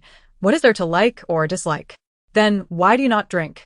Do you so desire for me to drink this tea? Surely you do not mean to imply, oh no, Elder Sister, do not misunderstand. I only thought that if you drank my tea, you might forgive me. Misunderstand? Su Youyou listened to Su Yuiming's contradictory words, chastising her past self internally. In her previous life, Su Yuiming had also offered Su Youyou a cup of tea, and at that time, Su Youyou had regarded her as an ally, drinking without hesitation. Not long after, she felt dizzy and was led by Su Yuiming to a room to rest. Subsequently, she sensed something was amiss, and her mind began to cloud. Soon after, Dongfang Liang appeared in the room. In that confined space, they tussled, and when she attempted to open the door, she found it locked. After an indeterminate time, the door swung open, revealing the Emperor and Empress with a throng of people at the threshold. At that moment, Su Youyou merely recognized that she had been drugged, yet her vision was too blurred to discern who had entered. Fortunately, Su Youyou's will was remarkably resilient. Under the influence of the medicinal effects, she managed to bite through her 10 fingers, preserving the last vestige of her consciousness and refraining from acting out of character. However, by the time they were discovered, both were already disheveled, their dignity utterly stripped away. For Dongfang Liang, this incident would merely be a fleeting tale of romance. For Su Youyou, it would be an indelible mark of infamy throughout the ages. Subsequently, the emperor commanded Ying Zijing to take another wife, yet Ying Zijing openly defied the imperial edict. preferring to be cast out from the royal family rather than abandon her. Reflecting upon it, how could Su Youyou, a mere illegitimate daughter of a prime minister, possess such intimate knowledge of the inner chambers of the palace? In this entire affair, Su Youyou was likely not even a conspirator. Sister, Su Youyou called, noticing that Su Youyou was lost in thought, pulling her back from her reverie. Sister, this tea has grown cold. You should drink it while it's still warm. Su Youyou's lips curled into a slight smile as she lifted the teacup to her lips, but then she frowned and remarked, "Never mind. This bilyuakun is truly not to my taste." Seeing that Su Youyou had brought the cup close to her lips, how could Su Youyou allow her to dismiss it so easily? She quickly rose and said, "Sister, since you dislike bilyuakun, how about I fetch you some maojian? It might be more to your liking." Maojian? Yes, that sounds delightful. Su Youyou nodded slightly, her smile growing warmer. "All right then, I'll hurry to prepare a cup of maojian for you," Su Youyou said as she hurried away. As soon as Su Youyou was out of sight, Su Youyou swiftly poured the tea behind the flowering bushes. This woman is so particular, refusing bilyuakun and demanding maojian. Fortunately, I have a whole vial of medicine on me. Let us see how high and mighty she remains after this, Su Youyou murmured quietly, taking a small pill from her vial and dissolving it in the steaming tea. "Sister, I've brewed you a cup of maojian." Su Youyou approached with the tea. But upon seeing Su Youyou's peculiar state, she exclaimed, "Sister, what is wrong?" "Sister." At that moment, Su Youyou felt dizzy, swaying as if her consciousness was fading. "Sister, You seem unwell. should I help you find a place to rest?" "I feel so dizzy," Su Youyou replied. "Don't worry. Let me assist you to a place where you can rest for a while." Thus, Su Youyou supported Su Youyou as they left the banquet and entered a secluded room in the northwest corner of the imperial garden. Upon entering, Su Youyou recognized the place. In her previous life, it was here that she fell victim to treachery. "Sister, let me help you to the bed," Su Youyou said, guiding the swaying Su Youyou toward the bed. Seizing the opportunity, Su Youyou extended her right hand and, with her bent index finger, forcefully pressed against Su Youyou's ear acupoint, Causing her to collapse. This technique, taught to her by Ying Zijing after she had been deceived in her previous life, was intended to induce dizziness and unconsciousness. With insufficient strength in her fingertips, she had learned to apply force at the second joint of her bent index finger. She had never taken this advice seriously at the time, but now she realized that she needed to learn more self-defense techniques from her lord upon her return. Chapter 30. Reaping what one sows after considerable effort, Su Youyou managed to lift the unconscious Su Youyou onto the bed. She rummaged through Su Youyou's belongings and found the vial of medicine, forcing a pill into her mouth. All right, mission accomplished. Lifting Su Youyou had been quite a strenuous task, and beads of sweat had formed on Su Youyou's forehead. Oh, wait. Just as she was about to leave, Su Youyou suddenly remembered an important task she had almost forgotten. Guided by the memories of her previous life, she approached a desk in the corner of the room. Underneath it, she discovered an unlit incense burner, filled with a fragrant powder heavily laced with beauty-enhancing substances. To ensure nothing went awry, Su Youyou had not only given Su Youyou tea infused with a love potion but had also ignited the incense in the room. Truly a venomous woman. In her previous life, Su Youyou had personally lit this incense burner, and indeed, Su Youyou found a fire starter among Su Youyou's belongings. Now everything is in place. As a wisp of smoke began to rise from the burner, Su Youyou quickly slipped out the door. From her hazy recollection, upon exiting the room, she recalled that to her right, behind a cluster of low bamboo, was a flower wall. Following her memory, Su Youyou successfully located it. The dense bamboo provided ample cover, allowing her to remain unnoticed while observing the situation at the door. After a while, Dongfang Liang approached with a young maid named Afu, who had led everyone here in her previous life. Even if turned to ash, Su Youyou would recognize her instantly. Upon reaching the door, Dongfang Liang entered without hesitation, while Afu secured the door tightly with a golden lock before turning to leave. The incense had been burning for some time now. The room would soon be saturated with its effects, and Dongfang Liang would quickly respond upon entering. Gradually, Su Youyou heard a rustling sound from within the room. The locked door was pushed twice from inside before falling silent. See? The show is about to begin. Everything is under my control. After leaving the flower wall, Su Youyou maneuvered through the gathering crowd and made her way to a jasmine thicket in the southeast corner of the imperial garden. Meanwhile, Afu, having just departed from the northwest corner, arrived before the emperor. The Qinqiu festival also entailed selecting brides for the royal family, and at that moment, Dongfang Lingru had summoned the princes, preparing to choose suitable brides alongside the empress. Just then, Afu hurried over and began whispering to eunuch Lu at the side. Luyu. Dongfang Lingru furrowed her brow and called eunuch Lu closer, asking, what has transpired? Luyu, the head eunuch close to Dongfang Lingru, conveyed Afu's message, effectively relaying it to the emperor. Your Majesty, that young maid just reported that she heard cries for help coming from the nearby room in the northwest corner. Crying for help? Why not go to their aid? Your Majesty, the northwest room is a secluded spot where the empress often rests in the imperial garden. Luyu glanced at the empress and continued, the young maid likely did not dare to act without permission. Oh, that room. Dongfang Lingru shot a contemplative glance at the empress. Your Majesty, before Dongfang Lingru could finish her thought, the recently seated and late arriving Lan Guifei interjected, her voice soft and alluring, Your Majesty, since that room is where the empress takes her respite, why don't we go take a look and ascertain the situation? We cannot simply rely on the words of a young maid to determine if something is amiss in the empress's chamber, can we? Your Majesty, what do you think? Lan Guifei, unaware of Dongfang Liang's actions that day, harbored no ill intentions. She merely sought to sow discord between the empress and the emperor. Now, who could know what had transpired in that room? If the emperor and his entourage marched over, it would already be tantamount to a public affront to the empress. The queen was displeased, yet Lan Guifei found delight in her discomfort. Dongfang Lingrua, however, chose to consult the queen for her opinion. What does the queen think? She inquired. Oh, Your Majesty, how could my sister, the queen, be so understanding and reasonable and possibly disagree? The queen, seated with a forced smile, finally spoke. Lan Guifei is quite right. I am willing to accompany Your Majesty to assess the situation. Very well, the emperor replied. Let us go together. The emperor and the queen led the way, with Lan Guifei trailing closely behind. As she walked, she called out to the princes, Come, you should all join us to see. Lan Guifei was solely intent on causing embarrassment to the queen, having deliberately arrived late in the morning and now stirring the pot. Yet, in her eagerness to summon more people, she remained oblivious to the fact that her son was not among the princes present. Earlier, it had been decided that the princes would choose from among the eligible young ladies, thus the daughters of officials were scattered nearby. Upon noticing the emperor and queen heading toward the northwest corner, the official young ladies were filled with curiosity. What could Father Emperor be doing over there? Dongfang Mingshan remarked, intrigued as she conversed with Zhu Xiaoxiao beside her. I have no idea. Many have headed toward the northwest corner, she replied. Prince Yi was also present. Wherever Ying Zijing was, Zhu Xiaoxiao could easily spot him. Indeed, what could they be doing? Zhu Xiaoxiao pondered. Shall we go take a look?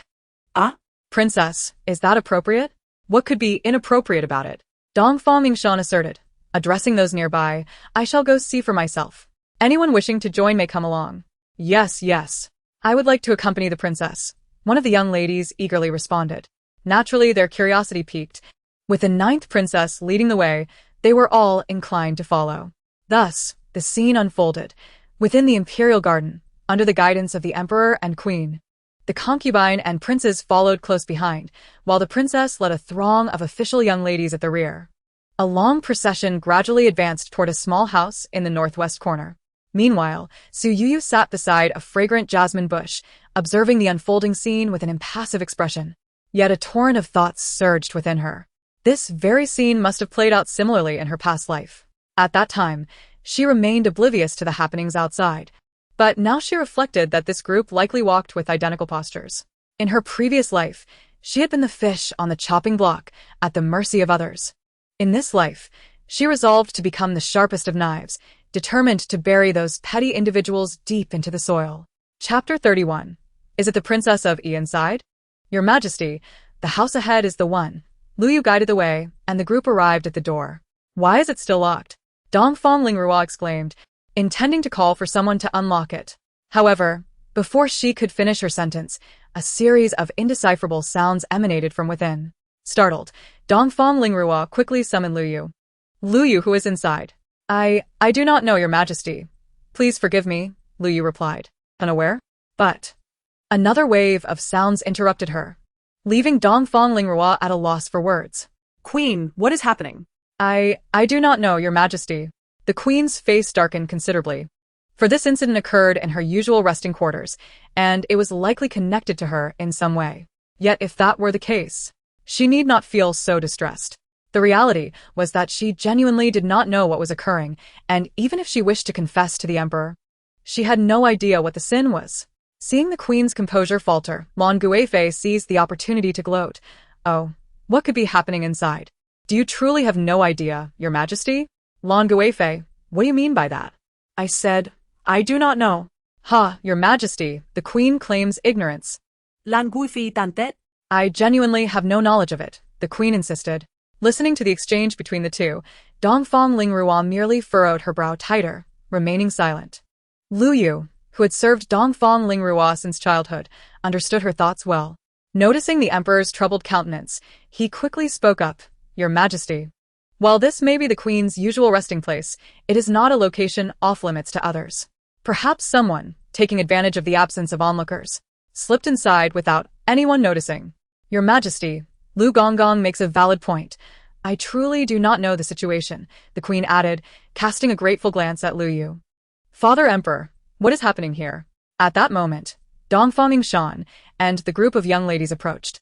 Yingshan, why are you here? Return at once. Dongfang Lingrua, not wanting her to hear the indecent sounds from within, was about to send her away, but it was too late. The sounds from the room surged again. Ah! What is happening? Dongfang Yingshan gasped, her eyes wide with shock, her face flushed. Who is inside? How could they be so shameless as to engage in such lewd acts on the queen's birthday?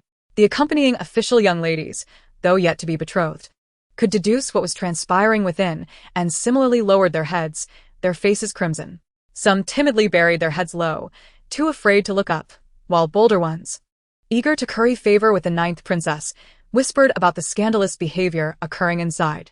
Initially, the group had been prompted by Lan Guifei to come here. Driven by a desire to embarrass the queen, she had emphasized that this was the queen's resting place, attempting to associate the events inside with her. The others followed her line of thinking, not considering any alternative scenarios. Now that Dongfang Yingshan had arrived and spoken, the narrative shifted dramatically. The incident transformed from the queen condoning her subordinate's infidelity to someone committing an indecent act during the queen's birthday celebration. The queen shifted from being perceived as nearly guilty to now being viewed as the victim. Your Majesty, how dare someone commit such a heinous act on my birthday? My grievances are trivial, but if the royal dignity is tarnished, that is a grave matter.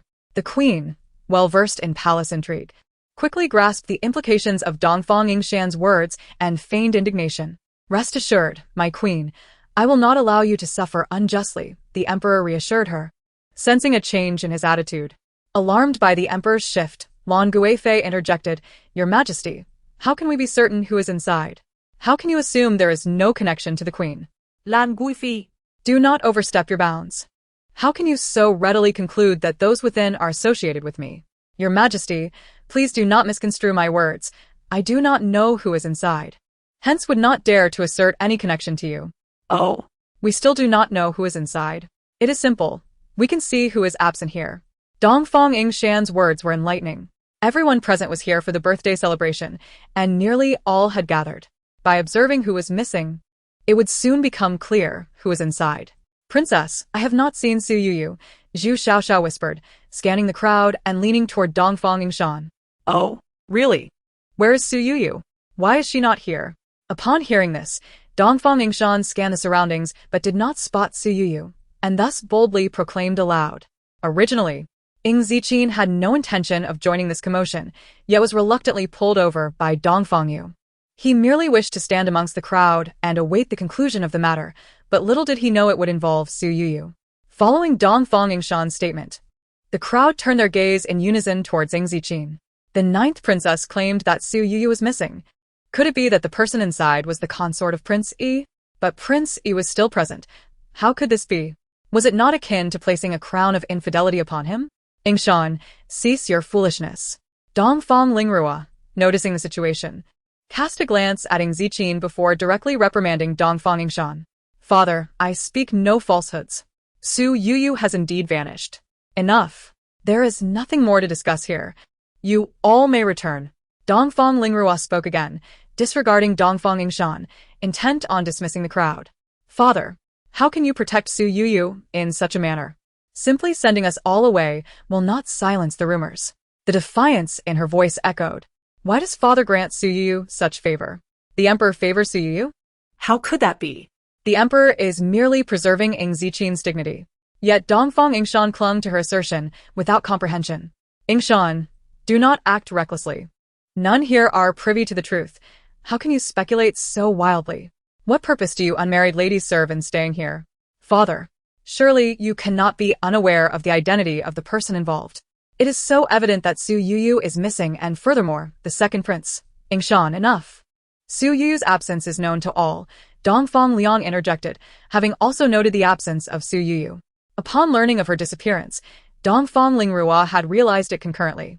He had heard of the matters between Su Youyou and Dongfang Liang, and seeing both individuals missing in such a setting naturally aroused speculation. Father, why must you silence me? Su Youyou is not missing. Ying Zijing finally spoke. Chapter 32. The Celestial Maiden.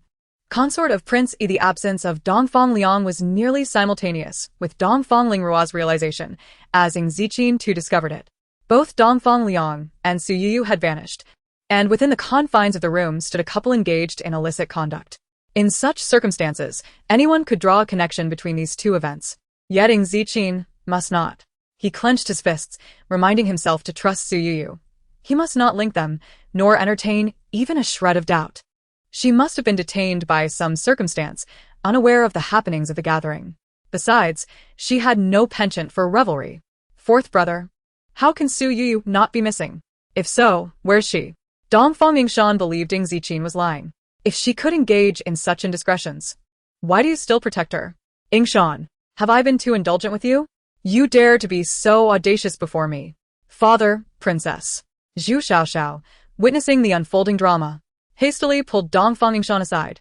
Your Highness, the Emperor is already furious. Do not provoke him further. Today, Su Youyou is fortunate to have Prince Yi's protection. However, even if Prince Yi defends her today, her reputation has already been tarnished before the public. Zhu Xiaoxiao's words drew Dongfang Yingshan into the throng. They could not defy the Emperor's will, yet the opening of the door had become irrelevant. Once Zhu Xiaoxiao spoke, the crowd began to murmur in agreement. Regardless whether Su Youyou made a public appearance or not, all present had already concluded that the individual inside was indeed Su Youyou. Her reputation had been shattered, trampled beneath the feet of the assembly. Why is it so lively here? Just as the Emperor darkened his countenance, preparing to depart with the crowd, Su Youyou, cradling a bouquet of jasmine, approached gracefully. Dressed in a trailing pink floral gown, adorned with a golden hairpin, and lightly made up, Su Youyou's fair skin shimmered under the sun. The bouquet of fragrant jasmine enhanced her ethereal beauty, radiating freshness and charm. She was resplendent, akin to a celestial maiden descending to the mortal realm. Su Youyou? Is that not the consort of Prince Yi? It appeared that Prince Yi's earlier words held truth. The consort was not missing after all. Heavens, nearly wronged the consort. Amidst the astonished gazes of the crowd, Su Youyou gracefully navigated past whispers and hushed discussions, bypassing the stunned Dongfang Yingshan and the irked Zhu Xiaoxiao until she reached Ying Zijing's side. I have greeted the Emperor, the Empress, and concubine Lan. Su Youyou first offered her respects before addressing Ying Zijing. My lord, I have gathered jasmine. There are also apricot blossoms over there. When we return home, I can pick some to make apricot cakes for you. Very well. We shall heed the consort's wishes. This sweet couple was undoubtedly a live retort to the others. My lord, what has transpired here? Su Youyou feigned ignorance as she inquired. Indeed, a cunning consort, adept at masquerading as a pure-hearted maiden, exemplified the qualities of a worthy partner. Before Ying Zijing could respond, a cacophony erupted from within the room, surpassing the previous commotion in both volume and fervor. Though Su Youyou anticipated this outcome, having mentally prepared herself, her cheeks still flushed with embarrassment. Your Majesty, the consort of Prince Yi is present. Let us investigate who is inside, and whether it pertains to the Empress. Concubine Lan redirected the focus toward the Empress. Concubine Lan. I have stated that I am unaware of the matter. Why do you persist? Enough. Silence. Your noise gives me a headache. With a single command from Dongfang Lingrua, the crowd fell silent. Outside, the stillness amplified the discord emanating from within. Lu Yu, Go. break down this door. Dongfang Lingrua, unwilling to endure any further, resolved that since the matter bore no relation to Ying Zijing, he would no longer spare anyone's dignity. Had it not been for his son, he would have long since ordered the lawless individuals within to be dragged out. Yes, I shall do so immediately. Lu Yu summoned several guards, swiftly demolishing the golden lock. The door swung open. Inside, two figures lay entwined on the floor, entirely unclad, oblivious to the intrusion, lost in their own world.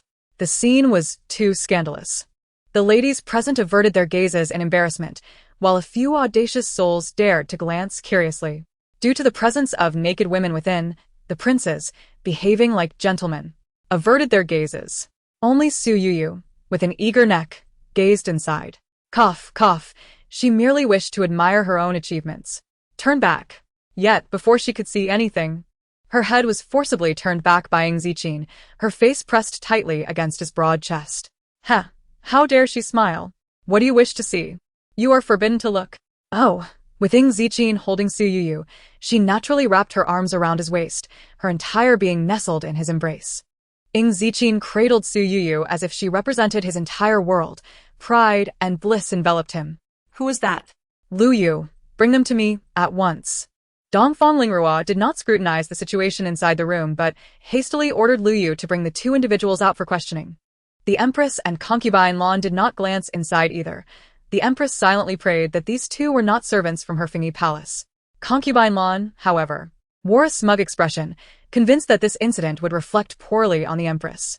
When Lu Yu summoned a few old maids, who entered with a basin of cold water and coarse ropes to bind the individuals, everyone gasped in astonishment. The Empress and concubine Lan's expressions dramatically shifted. The man, clad in a thin garment and crawling out in a state of disarray, was none other than the second prince, Dongfang Liang. Chapter 33. Bound and dragged out. How could this be? Concubine Lan, witnessing Dongfang Liang's pitiful state, collapsed to her knees. Your Majesty, Lianger. He must have his reasons. Reasons? What conceivable reason could justify such treasonous behavior? Dongfang Lingrua's eyes blazed with fury, and, incensed by concubine Lan's words, he strode forward and delivered a harsh kick to Dongfang Liang. Concubine Lan had been solely focused on how to leverage the situation against the Empress, oblivious to her own son's predicament. Now, witnessing the chaos unfold around her son, she felt profound regret for her earlier eagerness to intervene. Dongfang Liang, still under the influence of the drug, felt disoriented and weak. As he was dragged outside, the cold water splashed upon him and the wind chilled his body. Coupled with the force of Dongfang Lingrua's kick, he regained some clarity. Father, I did not intend to, he stammered, crawling back to kneel before Dongfang Lingrua. Please forgive me, father. My action stemmed from an overwhelming longing for Su, a longing for Su Youyou. As he spoke, he instinctively cast a glance at Ying Zijing and saw Su Youyou, appearing charming and coy in his arms. He abruptly swallowed the name that lingered on his lips. Why was Su Youyou here? Who was the woman he had been with in the room? Dongfang Liang felt as if struck by lightning. Upon entering the room, he had sensed an unusual atmosphere. He had not pondered it deeply and proceeded directly to the bed, where a woman lay sleeping. The dim light had hindered his ability to see her face clearly, but he had convinced himself that she was Su Youyou. When he had attempted to act upon his desires, she had awakened and tried to flee, which seemed characteristic of Su Youyou. However, after that, his consciousness had blurred, rendering him oblivious to whom he was with. But how could it not be Su Youyou? At what point had something gone awry? The Empress, observing Dongfang Liang and concubine Lan's predicament, felt a sense of satisfaction, though she concealed it well. She approached Dongfang Lingrua and knelt, saying, Your Majesty, I truly do not know why the second prince is here, while we are yet unaware of the woman's identity. This matter implicates the second prince and reflects upon the royal family's dignity. As this is also my usual resting place, I humbly accept any blame. What fault does the Empress bear? Dongfang Lingrua sighed, helping her to her feet, then turned to Lu Yu. Who is the person inside? Bring her to me. Lu Yu complied and entered, instructing the maids to bring the person out. The woman in the room, similarly wrapped in a thin garment but bound tightly, was pulled out by the maids. As her face was forcibly raised, a collective gasp erupted. Isn't this the illegitimate daughter of the Su family? For the ladies present, Su Youyou's face was all too familiar, having recently encountered her. They had seen her delicate, tear-streaked visage, and now beheld her unruly and liberated demeanor. However, how could Miss Su, the second daughter of the Su family, be entangled with the second prince? Indeed, one was a daughter of the Su family while the other was a noble prince. Their paths should never have crossed. How could they not know each other? Do you forget that the second prince recognized Miss Su at a glance in the Imperial Garden? Oh, yes, now that you mention it, I recall. Cough. Cough. Youyou, Noticing the rising clamor, cleared his throat to regain their attention. Though the voices of the young ladies were not loud, the confined space allowed their words to reach the ears of the emperor. Youyou's cough silenced the crowd, and everyone held their breath, awaiting the impending storm. How could this be you? Dongfang Liang, who had been begging for mercy before Dongfang Lingrua, suddenly sensed a peculiar atmosphere around him. He glanced at the bound woman beside him and exclaimed, "What are you doing here? How could you? Who is she? If not her, who else could it be?" Dongfang Lingrua, already furious, scolded him sharply. "Why yes. Dongfang Liang stuttered, startled by his father's wrath. In response to father, "I do not know who she is. I have been framed." Concubine Lan, kneeling nearby, seized upon Dongfang Liang's mention of being framed and joined in, pleading, "Your Majesty, he must have been framed. How could he commit such treachery? It must be this wretched maid who seduced my son. You vile maid, why do you wish to harm my royal son?" Hearing Concubine Lan's accusations directed at her, Su Youyou felt her heart sink. She realized that both Concubine Lan and Dongfang Liang intended to pin the blame on her. Yet, she was unwilling to accept this fate. Today, she and Dongfang Liang had conspired to arrange a clandestine meeting between him and Su Youyou. Dongfang Liang aimed to win Su Youyou's hand, while Su Youyou sought to utterly ruin Su Youyou's reputation. She had planned to unveil their disgraceful act when Su Youyou appeared before everyone in a state of undress, knowing any defense would be futile. At that moment, Su Youyou would not only lose the title of princess, but would likely also be stripped of her identity as the legitimate daughter of the Prime Minister's household. In the Prime Minister's residence, there were only 2 daughters, and with Su Youyou incapacitated, only Su Youyou remained. Whoever married Su Youyou would effectively gain the entire support of the Prime Minister's household. Su Youyou intended to seek the emperor's decree at that time, marrying Ying Zijing under the pretense of making amends for her elder sister's transgressions, thus naturally securing her position as the princess consort of the Yuan. However, little did they expect that everything was already within their plans and proceeding as intended. The person now bound and exposed was not Su Youyou, but rather Su Youyou herself. Chapter 34. 2 types of medicine. Su Youyou's scheme had failed, and Su Youyou stood there in perfect health, filled with rage. Today, she had not only lost the battle but had also placed herself in a perilous situation. Lady Lan and Dongfang Liang intended for her to take the blame, to shoulder all the accusations alone. How could she comply with their wishes? Since events had unfolded thus, and what was meant to happen had transpired, she resolved to abandon all restraint. If she could not become the princess consort of Yuan, then she must not sever ties with the powerful Dongfang Liang. Today, she and Dongfang Liang had already performed the rites of marriage, and it was widely known. Hence, she might as well plead for the emperor's favor, requesting to be granted in marriage to Dongfang Liang. She believed that despite being a concubine, she was still the daughter of the prime minister, and given the esteemed position of her family, the emperor would surely acquiesce. Su Youyou mused that although she could no longer marry Ying Zijing, marrying Dongfang Liang would elevate her to the status of the current second prince's legitimate wife, a position far more esteemed than that of Su Youyou.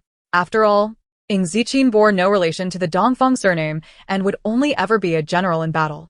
In contrast, Dongfang Liang was the second prince, endowed with a noble royal lineage. His mother, Lady Lan, was favored by the emperor, and with a little cunning, he might even replace the crown prince. Thus, Dongfang Liang could ascend the throne, and she, Su Youyou, would become the empress. You wretched maid, hurry and confess everything to the emperor. Perhaps you can spare your life, urged Lady Lan as Su Youyou remained unresponsive. Your Majesty, I beseech you, Su Youyou finally said, bowing her head. Though bound, her actions appeared somewhat comical, yet she endeavored to make her voice sound pitiful. Your Majesty, I am the second miss of the Prime Minister's residence. The mention of the Prime Minister's residence startled not only Dongfang Lingrua but also the Empress and Lady Lan. Dongfang Lingrua turned to Youyou beside her. Is there truly a second miss in the Prime Minister's residence? Replying to your majesty, it is known that aside from the princess consort, there is indeed a concubine in the household of Prime Minister Su, Youyou responded. Then why are you here today, engaging in such acts with the second prince? Dongfang Lingrua inquired of Su Youyou. Upon hearing that Su Youyou was merely a concubine, Lady Lan began to express her disdain.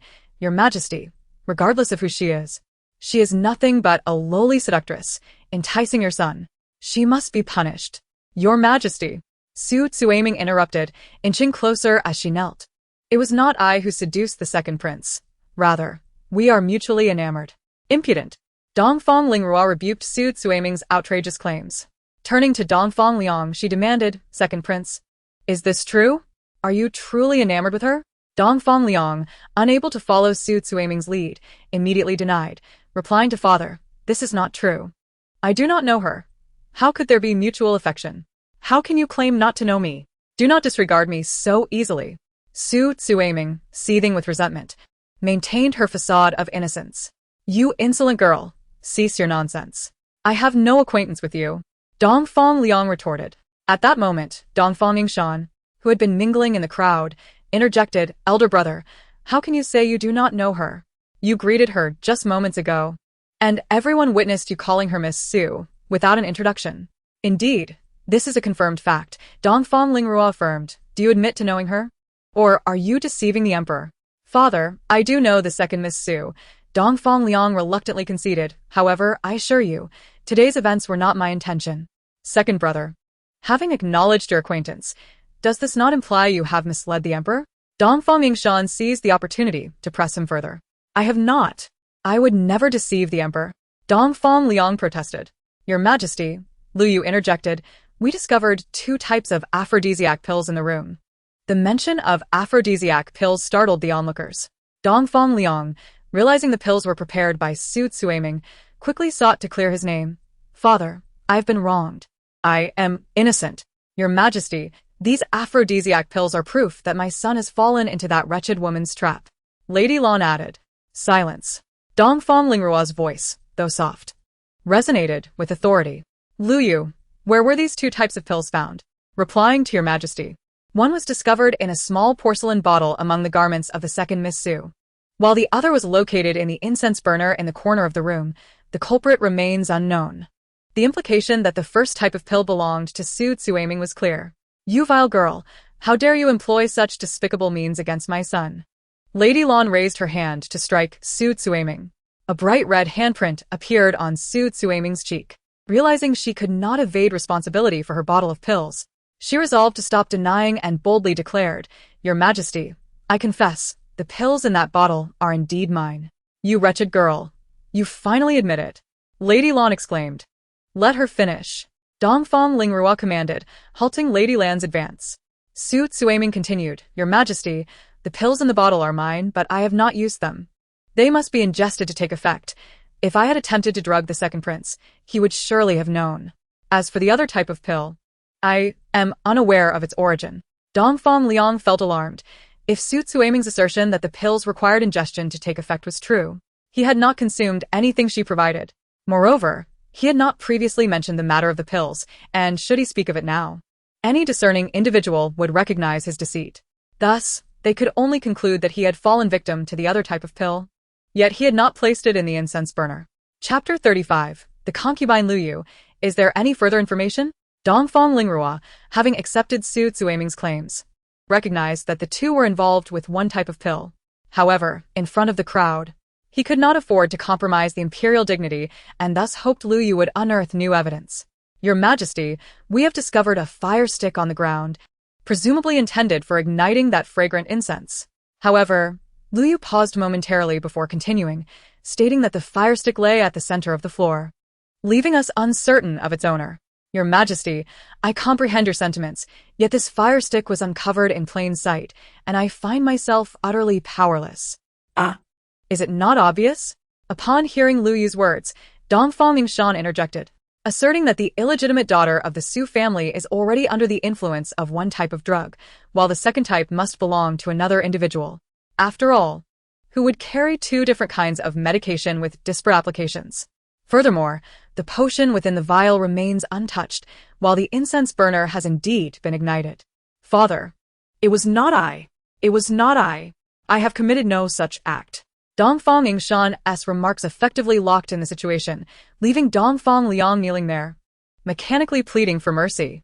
It was evident that he had no way to deny his involvement. Were it not for the presence of others, Dongfang Lingrua would have been tempted to leap forward and strike down the two before him, glancing over at the silent empress, and then at the weeping and bewildered Lan Guifei, followed by the self-satisfied yet oblivious Dongfang Yingshan. He felt an overwhelming headache. Is there not a single soul who could intervene and salvage this predicament? What am I to do now? Should I directly execute my own son and the second daughter of the Prime Minister's household? Just as Dongfang Lingrua was mired in his troubles, Su Youyou, who had been silent beside Ying Zijing, finally spoke. Noticing Su Youyou stepping forward, Ying Zijing instinctively reached to pull her back. Yet, Su Youyou offered Ying Zijing a confident glance, then knelt and saluted, saying, "To report to father, I too share some responsibility in this matter." Upon observing Su Youyou's bravery, Dongfang Lingrua felt assured that she was not simply stirring the waters, and thus inquired, "Oh, what do you mean, Princess E?" In response to father, "I have long been aware of my younger sister's affections for the second prince. I also realize that her status is beneath his, rendering her unworthy of such a match. I have counseled her, yet she insisted that in this life, she wishes only to follow the second prince, even if it means becoming a mere concubine without regret. Witnessing my sister's profound feelings for the second prince, I could not bring myself to reprimand her harshly. Additionally, since my marriage into the Iwangfu, I have neglected to advise her and never imagined she would commit such a grave error today. Regardless, I too bear some responsibility in this affair." Su Youyou's repeated reference to younger sister infuriated Su Tsuaming, yet she held her tongue. After listening to Su Youyou's words, Dongfang Lingrua felt his fury slightly abate and remarked, "Princess E, please rise. Your ability to hold such thoughts is indeed commendable. Father, I thank you for your merciful grace." Su Youyou did not rise immediately, but continued, "I wish to request one more thing from father." "What further request do you have?" "To report to father, my younger sister has committed a grave error today and should not be let off lightly. However, considering her genuine feelings for the second prince, I beseech father to grant her to the second prince as a concubine. She shall devote herself wholeheartedly to serving him, thereby atoning for her transgressions today." Dongfang Lingrua nodded in satisfaction, recognizing that Su Youyou's proposal cleverly sidestepped the heavier implications, precisely aligning with his own thoughts. Although the second daughter of the Su family is an illegitimate child, she is still a daughter of the Prime Minister's household. If she is granted to the second prince as a concubine, it serves as a punishment in itself, thus silencing any further gossip. Yet this matter involves two individuals, particularly since it is highly probable that the aphrodisiac in the incense burner was the work of the second prince. If only Su family's illegitimate daughter is punished without repercussions for the second prince, there will surely be whispers.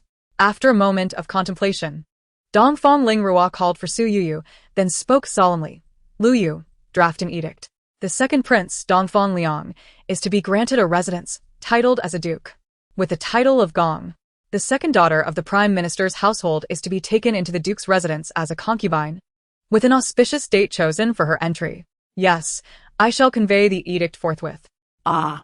A low murmur swept through the crowd upon hearing that the Prime Minister's illegitimate daughter was to be made a concubine and that the second prince was to be granted the title of duke.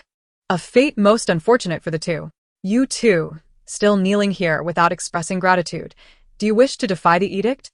Noticing their stillness, Dongfang Lingrua scolded them further. "I thank you for your grace, father. I thank your majesty for your generosity." Humph, how embarrassing. After the two acknowledged the edict, Dongfang Lingrua said no more and simply swept away. The empress followed suit, while Lan Guifei remained kneeling in a daze. How could this happen? Why has it come to this? I came today to witness the empress's disgrace, yet how could such a farce unfold involving my own son? It is all that wretched woman's fault. She has brought ruin upon my Liang, all her doing. Dongfang Liang also sat there in shock. That damned aphrodisiac must have been placed by Su Tsuaming. That accursed woman seeks my demise. Ha! The Duke of Gong? Merely a duke, not even ranking as high as Ying Zijing's princely status. Reduced to such a state, all thanks to Su Tsuaming. Bound and kneeling, Su Tsuaming was seething with resentment. The Duke of Gong? Dong Fong Liang is merely a duke? I had once fancied the prospect of becoming a revered empress. Yet now I am relegated to being a mere concubine of a lowly duke. Ah, a concubina. I sacrificed so much dignity only to end up as nothing more than a concubine. It is all Su Youyou's fault. Why did she not succumb to the effects of the love potion? Why is she not the one lying in bed? Why must she treat me this way? Su Youyou, I shall not rest until we are enemies. Thus, this farce concluded, and the onlookers gradually dispersed in groups. Yet, while the spectators departed, the discussions continued unabated. I never anticipated the situation would escalate to this extent. Indeed, look at that illegitimate daughter. She appears so delicate, yet her true nature is so reckless. We were all deceived just moments ago. However, the Princess E seems to possess genuine character. Indeed, she just pleaded on behalf of that illegitimate daughter. Were it me, I would have stepped forward to kick her while she was down. Speaking of which, do you recall the rumors regarding the Princess E and the second prince? It appears those rumors may have been misguided. Could it be that the woman mentioned in the rumors is none other than this illegitimate daughter? What do you mean could it be? I believe it is indeed so. Alas, in this light, the Princess E appears quite pitiable. Yes, she has been wronged for so long. The second prince too, being granted the title of duke means he is forever estranged from the succession, unless he were to rebel. But let us not speak carelessly. Misfortune arises from the tongue. Yes, let us cease our words. Suddenly, Su Youyou, nestled in Ying Zijing's embrace, burst into laughter as they walked slowly behind the departing crowd. Youyou, what is so amusing? Su Youyou looked at Ying Zijing with her crescent-shaped smiling eyes, noticing that he had scarcely spoken today. If you were not here, what need would I have for words? In the presence of others, too many words can lead to misfortune. Indeed, you see, 3 people can create a tiger. The power of gossip is formidable. Su Youyou slipped her small hand into Ying Zijing's larger one and continued, Zijing, no matter what others say in the future, you must always believe in me. Very well, Youyou, I shall always believe in you. Zijing, do you have something to say? Ying Zijing asked Su Youyou directly upon seeing her, without any hesitation. Youyou, I have a lingering feeling about today's events in the Imperial Garden. It seems directed towards you. Indeed, Zijing is correct. It was indeed aimed at me. Su Youyou replied, her expression indifferent, even disdainful when mentioning Dong Fong Liang. This brought a sense of comfort to Ying Zijing. Oh. Youyou was aware it was a trap from the beginning? Yes. Su Youyou nodded emphatically. You may not know how detestable Su Youyou is. She is cunning and insidious. Seeing Su Youyou's righteous anger, Ying Zijing found her utterly adorable and playfully pinched her fair cheek. But Youyou, how did you discern their scheme? How did you manage to extricate yourself and turn the tables on them? Experience teaches wisdom. Su Youyou thought to herself. But how could she divulge the reasons to Ying Zijing? Noticing Su Youyou's reluctance to speak, Ying Zijing gently caressed her cheek and said, It's all right, Youyou. If you prefer not to recall that dreadful experience, we need not discuss it. It's fine, Zijing. After a moment's contemplation, Su Youyou began. Su Youyou had drugged my tea, changing its color, which alerted me. This was indeed true, for the drug would not cause any noticeable change in other liquids, but would deepen the hue of tea. Although the change was subtle enough for Su Youyou to remain unaware, Su Youyou had detected it. Drugged? What sort of drug? Ying Zijing's heart tightened at her words. Yes. Su Youyou nodded. Later, I found the vial on her and gave her a dose. Judging by her reaction, it must have been that drug. Ying Zijing felt a surge of distress, tightening his embrace around Su Youyou. Thank goodness you are safe, Youyou. He refrained from pursuing the question further, realizing that it was better this way, as Su Youyou would have struggled to articulate the details that followed. However, his inquiries stemmed not from curiosity, but from a profound fear. He was genuinely terrified that a moment's inattention could lead Su Youyou into someone else's trap, just as Dong Fong Liang and Su Youyou had attempted, subjecting her to public humiliation and becoming fodder for gossip. That those two dared to target his Youyou was a grave oversight on Ying Zijing's part. He never anticipated such malevolence from them. Had Su Youyou not noticed the trap in advance, the consequences were too dreadful to contemplate. His concern lay not in his own reputation, but in Su Youyou's safety. Youyou, I will have Qin Mo protect you closely. Qin Mo was someone Ying Zijing trusted implicitly. Ah? Ken Montak? That may not be appropriate. Su Youyou looked up at Ying Zijing, her expression conflicted. Zijing, I do not doubt your intentions, but Qin Mo is a man. And it would be inappropriate for him to be at my side in many situations. Indeed, Yu has a point. Yet at that moment, Ying Zijing could not think of anyone else he could trust to accompany Su Youyou, someone skilled enough to ensure her safety. Then I shall seek another suitable individual. Do not worry, Zijing. Your Wang Fei is quite clever and will not place herself in peril. Ying Zijing smiled softly but remained silent, pulling Su Youyou closer. It was unacceptable. He could not allow such a situation to recur. Once was already too much. He would not permit even the slightest possibility of a repeat occurrence. Even if it was merely an attempt. If Qin Mo was not suitable, he would find someone else. Even if it meant arranging a team of elite shadow guards to protect Su Youyou at all times, he would not hesitate. Ensuring her safety was a worthy investment of any resources. Upon returning to the Wangfu, Ying Zijing dismissed Qin Da's proposal to celebrate his promotion. Instead, he hurriedly shared a meal with Su Youyou before retreating to his study. Zijing, Su Youyou entered the study shortly after he settled down. Why not take a nap? After such a busy morning, aren't you tired? I will nap shortly. I wanted to inform you that I plan to visit my family this afternoon. Visiting your family? Ying Zijing was delighted by this notion. Accompanying his wife back to her family was a blissful thought. However, unfortunately, I must attend to military matters this afternoon and cannot accompany you. That's fine, Zijing. You should attend to your duties. I can return on my own. Have Qin Mo accompany you. He would not be out of place in such circumstances. It seemed arranging for a team of shadow guards would need to be prioritized. Very well. Su Youyou smiled slightly, then yawned. I shall return for a brief nap and head out afterward. Remember to come home early tonight, Zijing. Very well. Go take your nap. Exhausted, Su Youyou slept soundly, and by the time she returned to the Prime Minister's residence, it was well past the hour of the monkey. Mrs. Back, please come in. Su Do welcomed Su Youyou into the house. Having been the steward of the Su residence for many years. Sudakedvach Su Youyou grow up. Thus, even after her marriage, he continued to address her as Miss, a title Su Youyou did not insist on changing. Suda, has anything occurred in the residence today? Upon entering, Su Youyou sensed the unusual atmosphere. Could it be related to Su Tsuaming's actions? She continued to inquire. Has father returned? Yes, Mississippi Suda nodded, sighing.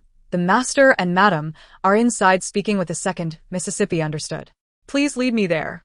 This matter would undoubtedly stir a significant uproar in the Su residence, something Su Youyou had anticipated. However, she did not expect her father to return so soon. She had hoped to arrive first to provoke Su Tsuaming and Gu Shi into revealing themselves. Now, it seemed she would have to improvise. Chapter 37. The Deceitful Actions of Gu Shi Father, Mother. As soon as Su Youyou stepped into the inner hall, she saw her father and mother seated in the main positions, their faces filled with concern, while Su Tsuaming and Gu Shi knelt in the lower hall. It appeared that these two had just been weeping before her arrival. Su Youyou. Upon seeing Su Youyou enter, Su Tsuaming lunged at her like a madwoman, shouting, "It's all you're doing. You are to blame." Seeing Su Guimin restored Su Youyou. Zhao Shi attempted to rise to stop her but realized Su Tsuaming would not have the opportunity to reach her. Qin Mo stepped in, pushing her back to the ground with his silver knife. No matter what, Su Tsuaming was still the second miss of the Prime Minister's household, and this was within the premises, in front of the Prime Minister and his wife. Qin Mo merely pushed her back without drawing his blade, but still looked at Su Youyou as if seeking her approval, as if to say, "See? Having me around is quite useful."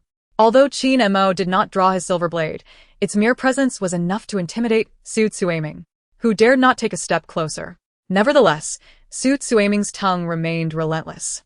"Father, this entire matter is the doing of Su Youyou. It is because of her that I find myself in this wretched state. I implore you to take my side." Listening to Su Tsuaming's unfounded accusations, Su Youyou merely smiled disdainfully and proceeded to take her seat on the side of the Zhao family. After offering a reassuring glance to Madame Zhao, she spoke slowly. "Su Tsuaming, do you truly believe your disgraceful actions today are in any way related to me?" This statement served as a reminder to all present that if Su Tsuaming's words were untrue, then she was defaming the Princess of Yi. Of course it is related to you. Were it not for you, I would not be in such a predicament. Su Tsuaming, her eyes aflame with anger, disregarded all propriety and shouted, "Father, on this Qianqiu festival, I was with Su Youyou the entire time. Therefore, My entrapment and the incident with the second prince must be connected to her. Su Youyou chuckled once more. What is this? Do you think that merely spending time with me grants you the liberty to engage in such base conduct with Dongfang Liang? What kind of logic is that? Su Youyou. Do not attempt to obfuscate the truth here. It is precisely because I was with you that you had the opportunity to drug me. Su Guimin. Realizing she had nearly let slip her intentions in her frenzy, quickly shut her mouth. In what way? Su Youyou feigned innocence. Are you suggesting that I drugged your tea? You know? Su Youyou turned to her father, Su Youyou. Su Youyou is unworthy of being a daughter of the Su family. Today, on the Qianqiu festival, which is the queen's birthday, she dared to bring aphrodisiacs and intended to poison my tea, leading me into a trap that would ruin my reputation. Yet, as fate would have it, she inadvertently consumed the very poison she had prepared, resulting in her disgraceful liaison with Dongfang Liang. Now, she dares to invert right and wrong, attempting to sow discord. But justice resides in the hearts of men, and I trust you will see through her lies, father. Seeing that Su Youyou appeared swayed by Su Youyou's words, Su Youyou hastily denied, Su Youyou, you are the one distorting the truth. If I had poisoned myself, how could I have suffered the consequences? It is clearly you, clearly what? Su Youyou interrupted, the vial of poison was found on your person. And there were numerous witnesses present. Su Youyou emphasized this point, making it clear that with so many witnesses, there was no room for denial. Although father was not present in the inner garden, he should still be aware of the events that transpired.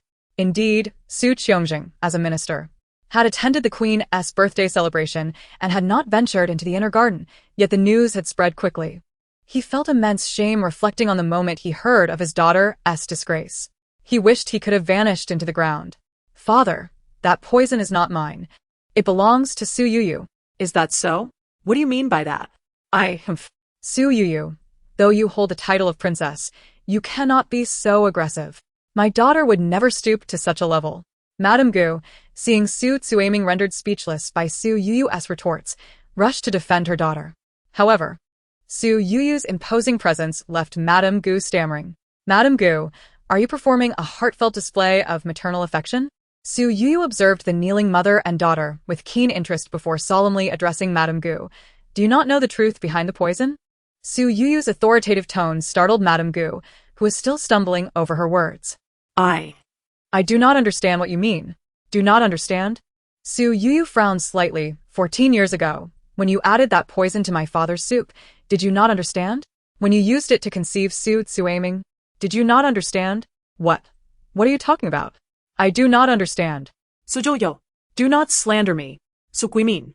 Astonished that Su Youyou knew of this, still insisted that Su Youyou was lying. You just heard the truth. Both Su Youyou and Madame Zhao gasped in shock. Father, mother. Su Youyou ignored the kneeling pair and approached her parents. 14 years ago, Madame Gu used that poison to coerce father into taking her as a concubine. Father, that incident was not your fault. It was her despicable means. Su Youyou, do not speak nonsense. My mother would never do that. You have no evidence. You are merely making baseless accusations. Su Youyou clung to her belief that Su Youyou had no real proof. Evidence? Very well. I see you will not weep until you see the coffin. Su Youyou summoned Suda, go to Madame Gu's quarters and search for that poison. How dare you? Who would dare to invade my mother's quarters? Lu, Bai, quickly. Hearing Su Youyou's command, Qin Mo stepped forward and blocked Bai and Lu. Chapter 38. The truth of the past. Upon receiving Su Youyou's order, Suda promptly led a group to search Madame Gu's quarters, while instructing Qin Mo to keep watch over Madame Gu and Su Youyou's servants. Su Youyou whispered a few words to Xiaomi, who then accompanied Suda out. At that moment, Madame Gu and Su Youyou could only kneel in silence, praying that Suda would not discover their hidden stash of poison. From her elevated position, Su Youyou observed the mother and daughter, their expressions revealing the gravity of their situation. Madame Zhao grasped her daughter's hand anxiously. From the perspective of the matriarch of the Su family, if the poison were discovered, what face would her husband have left? Yet, if it were not found, what would become of her daughter's reputation? Caught between two unfavorable outcomes, Madame Zhao looked at the kneeling pair, her eyes clouded with an imperceptible darkness. Sensing her mother's tension and worry, Su Youyou tightened her grip. Mother, There is no need for concern. I would never wrong someone without cause. And as for father, he has the right to know the full truth.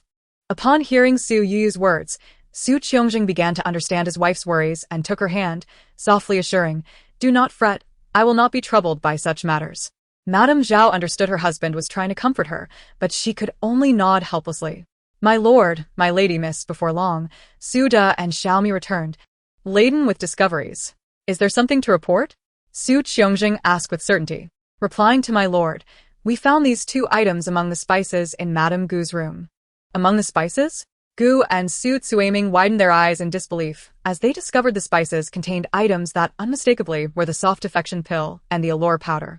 Upon seeing the very items from her room laid out before Su Youyou, Gu could no longer maintain her composure and collapsed to the ground. Only Su Youyou remained unwilling to concede, exclaiming, "Su Youyou, what are these 2 items? How would my mother and I know?" Do not. Su Guimin. Will you still attempt to argue? Su Youyou interjected, picking up the vial. The composition of these items can easily be verified by sending them to the palace for the imperial physician to examine. We could also ascertain whether they are indeed the same as the 2 items discovered in the imperial garden today. By then, you might find yourself incapable of even serving as a concubine to Dongfang Liang. Su Youyou was acutely aware of the implications of such an examination. If these items were indeed sent to the palace, the consequences would be insurmountable for her to bear. "Gu, how could you truly be so?" Su Youyou's voice carried no trace of surprise. He had harbored doubts about the events from 14 years ago, but Gu's overly submissive demeanor and Su Youyou's subsequent birth had led him to gradually set aside his suspicions. It was only today, with Su Youyou's heinous acts, that long-buried memories were resurrected within him. In truth, after witnessing Gu and Su Youyou's reactions, Su Youyou had fully believed every word Su Youyou had uttered before Su De found the items. He simply hesitated to acknowledge it directly, as enduring humiliation once more was hardly a pleasant prospect. "Ayu, how could you be so foolish?" In the face of the evidence, Zhao could only accept the harsh reality. She glared at the prostrate Gu, her voice tinged with anger. "Ayu is Gu's name," Gu murmured, her voice steadying as she recalled Zhao had always used that name for her since her days as a servant. "Foolish, you say? Is that all I am to you?" Gu's tears brimmed as she retorted, "You, the lady of this prime minister's residence, live a life of luxury. And what am I? Merely your servant, a pawn in your game. Why can't I be the master of my own fate? Why am I deemed foolish for striving for what I desire? Ayu, you are indeed my servant. Yet we grew up together. When I brought you into this prime minister's residence, I never truly regarded you as a mere servant. Have I ever denied you the essentials of life? Essentials? Is that all that matters to you?" Gu scoffed. "You enjoy fine food and clothing while I am still shackled to my status as a servant. What more do you want from me? You seek to covet what does not belong to you? Those reputable families I introduced you to are all honorable and respectable. Why must you yearn for what is beyond your reach? What right do you have to say what belongs to me? Reputable families? Ha! Those minor households will never elevate me. How long would I have to endure there to rise above? And so you resort to such sordid acts. Sordid acts? And what of it? I succeeded, didn't I? Iburming. In this residence, I am no longer a servant. I have become the mistress. Ayu. Do not deceive yourself. Do you truly believe your current status is glorious? Being a concubine is merely a change of title. You are still a servant at heart. As a concubine, you cannot even call your own child mother. Is this the life you desire? Anything is better than the humble homes you sought for me. Humble homes? Zhao's voice turned somber. Do you know the fates of those 2 suitors I found for you? The eldest son of the Zhang family was a top scholar a decade ago, while the youngest son of the Li family was a champion 5 years past. Gu's expression shifted to disbelief, her mouth agape in shock, yet no sound escaped her lips. So, she schemed to ascend the prime minister's bed to become his concubine, only to miss the chance of becoming the wife of a top scholar. "You are lying," Su Youyou cried, seeing Gu so lost. "Mother, do not believe her. She is deceiving you. What reason do I have to deceive you?" Zhao replied dismissively, turning her attention back to Su Youyou. "You have entered the residence of the Duke of Gong as a concubine. If you remain prudent, all will be well. However, should you cause trouble, the Prime Minister's residence will not be your safety net. Be wise. Yoyo, the air here is too foul. Let us take a walk outside." Su Youyou said yes teeth. choosing not to linger further, and accompanied Zhao out of the inner hall. Father, Su De, take the second miss back to her chambers. Until the Duke of Gong takes a concubine, she is not to step outside her door, Su Qiangjin commanded, ignoring Su Tsuaming's protests. Go. You have seduced the head of the household. You shall receive 50 lashes and be sent to the countryside. Father, master. As Su Youyou and Zhao distanced themselves, they heard the commotion behind them. Zhao's expression softened, while Su Youyou's simmering resentment showed no signs of abating. Chapter 39. The invitation from the princess's residence. When Su Youyou returned to the Prince Yi's residence, night had already fallen. She did not see Ying Zijing but was greeted by an invitation from the 9th princess's residence. Your Highness, this invitation was sent by the 9th princess's residence this afternoon. Qinda said, presenting it with great reverence. The 9th princess? An invitation addressed to me? Su Youyou inquired. Your Highness, it is actually for the prince, came the reply. Su Youyou raised an eyebrow, her expression one of knowing. In her recollections from her previous life, she remembered that after the Qianqiu festival, Dongfang Yingshan had indeed sent a similar invitation, specifically requesting only Ying Zijing's presence. In her former life, Su Youyou had harbored disdain for Ying Zijing and anyone associated with her. Therefore, even when invited, she had no desire to attend. However, in this life, she and Ying Zijing were husband and wife. Since they were one, what difference did it make whether one or two were invited? When Ying Zijing returned, Su Youyou was already lying in bed, drifting between sleep and wakefulness. Yo-yo, I'm back. Yo-yo, did anything upset you today? Ying Zijing asked, concerned that her visit to the Prime Minister's residence might have troubled her due to Su Tsuaming's actions. Zijing, you're back. Ying Zijing was at a loss for words. Yet when he beheld the adorable sight of her in a daze, he couldn't help but smile tenderly. But Su Youyou then turned over. Her legs tangled in the blanket, flipping herself entirely, leaving Ying Zijing with an enchanting glimpse of her back. No one is paying attention to me. Ying Zijing sighed, shaking his head in resignation. He quietly lay down beside her, wrapping his arms around her, preparing to drift into slumber together. However, Su Youyou suddenly kicked out, sending Ying Zijing tumbling off the bed, mumbling, no unhappiness here. The next day, Su Youyou awoke unusually early, coinciding with Ying Zijing's return from the morning court, allowing them to share breakfast together. Zijing, why do I feel that today's breakfast is more delicious than ever before? Perhaps it is because I slept so soundly last night, making the morning meal taste particularly sweet. Huh? Su Youyou looked puzzled. How could a good night's sleep be connected to today's breakfast? Nonetheless, she indeed had a restful night, and her overall spirits were remarkably high. Of course, it is related. Youyou's sleep quality is truly commendable. Ying Zijing persistently pursued this topic, unwilling to believe that Su Youyou could remain oblivious to the matter of her neglecting him last night and the guilt that followed. Yes. My sleep quality has always been excellent. Cough. Ying Zijing almost choked on a spoonful of congee. Youyou, did you truly not recall anything at all? Huh? Recall what? Su Youyou frowned in contemplation upon hearing Ying Zijing's words. Before long, her eyes lit up. Oh. I remember now. Yes. Ying Zijing was filled with delight and anticipation. Zijing, you have a day off tomorrow. The 9th princess has sent an invitation for you to dine at her residence. Indeed, the greater the expectation, the deeper the disappointment. Ying Zijing's expression immediately fell. Upon noticing this change, Su Youyou donned a knowing look and remarked, Zijing, I knew you would be displeased because the 9th princess only invited you and not me. But fret not, I have already decided. I will accompany you. I care not whether she invited me. I will go with you to the feast. Seeing Su Youyou's triumphant expression, Ying Zijing couldn't help but feel wronged as memories of last night's abandonment flooded back. Does Youyou truly care for me this much? Of course. Su Youyou regarded Ying Zijing's demeanor, which seemed to exude a sense of grievance, and inquired, Zijing, why do I sense you resemble a wronged little bride? Cough. Ying Zijing choked again and declared, I have finished my meal. You may take your time. With that, he swiftly exited. My lord, are we heading to the military camp now? Qin Mo, standing outside the door, was somewhat taken aback by Ying Zijing's early emergence.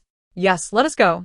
Ying Zijing merely responded and offered no further words. Today, my lord seems quite peculiar. Qin Mo had never seen Ying Zijing in such a state. Could it be that he is unwell? Just moments ago, his face had flushed crimson, reaching his ears and neck. Pondering this, Qin Mo hastened to catch up, saying, "My lord, if you are unwell, you should consult the physician."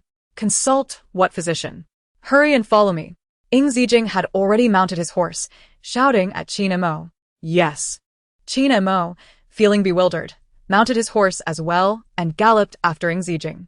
The entire day passed with Ying Zijing remaining at the military camp, only returning to the royal residence after dinner. He had intended to rest in the study, but inexplicably found himself drawn back to the bedroom. Thankfully, this time, he was welcomed by Su Youyou, who sat with a radiant smile. "Zijing, you're back." "Zijing, are you tired? Come sit, let me massage your shoulders." "Not tired." "Impossible. You spent the entire day at the military camp and didn't have a moment to return for lunch or dinner. How could you possibly not be tired?" "Not tired. Staying away was intentional." "Zijing, are you not happy today?" Ying Zijing hesitated for a moment before replying, "No." No? As he turned to leave, he added, "I'll just go rest in the study." Why? Su Youyou, seeing this, dashed forward and grasped Ying Zijing's arm. Ying Zijing, feeling helpless, turned back, saying, "Do you truly not know?" Ah? Su Youyou shook her head, genuinely confused. "What should I know?" She found her husband somewhat endearing today. "You are quite innocent," Ying Zijing declared, turning to sit on the bed. "If I stay, will you still kick me to the ground tonight?" What? Su Youyou's eyes widened in shock.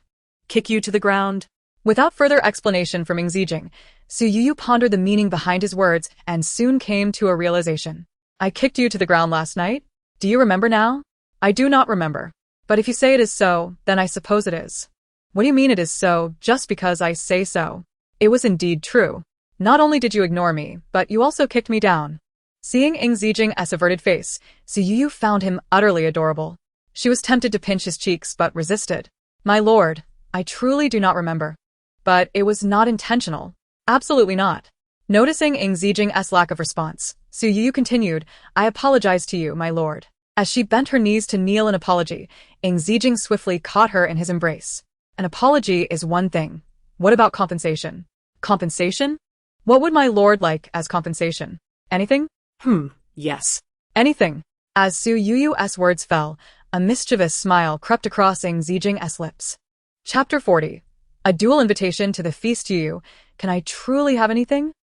"Very well." Before Su Youyou could fully comprehend, Ying Zijing had turned and gently laid her upon the bed, following it up with a kiss. Feeling Ying Zijing's restless hands, Su Youyou opened her eyes, her expression dazed and her body slightly stiff. "Youyou." Ying Zijing lifted his head, gazing at the woman who captivated him to the core, speaking softly. "Are you not ready yet?" Su Youyou bit her lower lip, hesitating to respond. Observing this, Ying Zijing smiled gently, planting a kiss on her forehead, and continued, "It's all right, Youyou, there's no rush. It seems all the tenderness in the world has been captured by this man, only to be bestowed upon his beloved." "I'm sorry. I will make it up to you soon."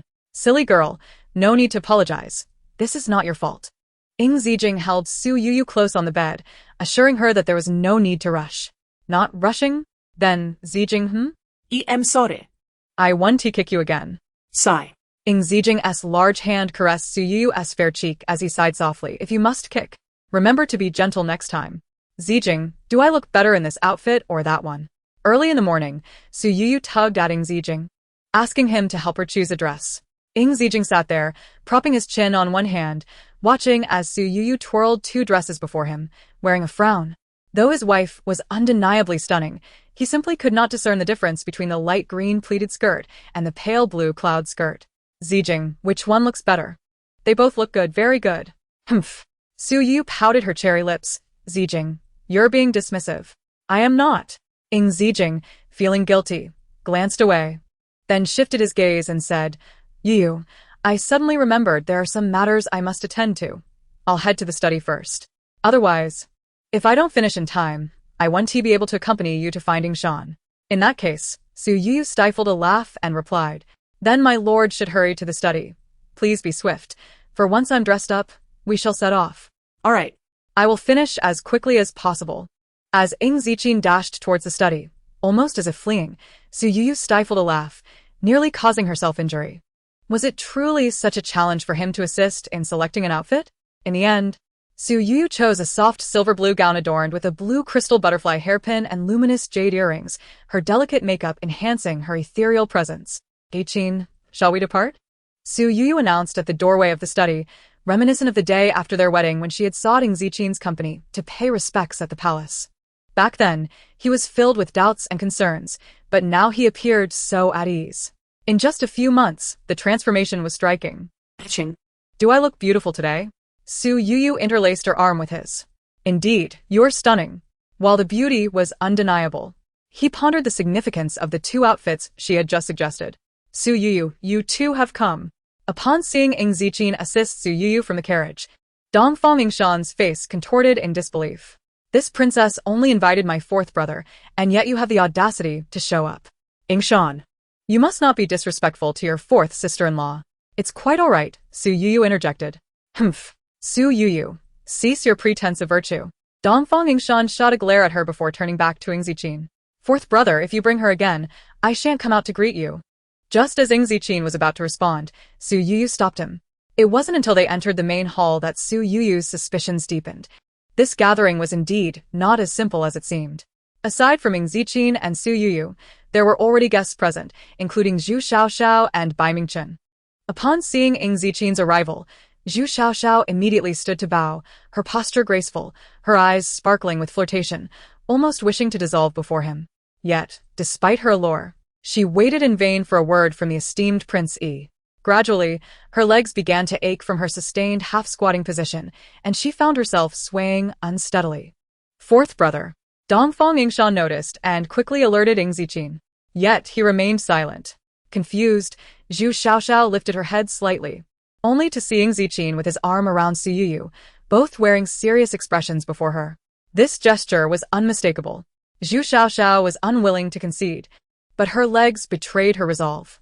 Gritting her teeth, she spoke again. This subject pays her respects to Prince Yi and Princess Yi. Miss Zhu is too polite, please. Rise, Su Youyou replied with a smile, while Ying Zijing continued his silence. Still fuming from earlier, Dongfang Yingshan muttered under her breath upon sitting. Humph, how come every Tom, Dick, and Harry can flaunt their authority in front of me? Today's unexpected guests are truly numerous. While it's one thing for Bai Mingchen to join the fray, Su Youyou following along is simply a damper on the occasion. Oh, today, Prince Yi and Princess Yi are dressed so harmoniously, it's truly enviable, Bai Mingchen remarked, his handsome eyes glinting, a smirk on his lips. What do you mean by harmonious? Dongfang Yingshan retorted, her gaze involuntarily drifting towards the couple.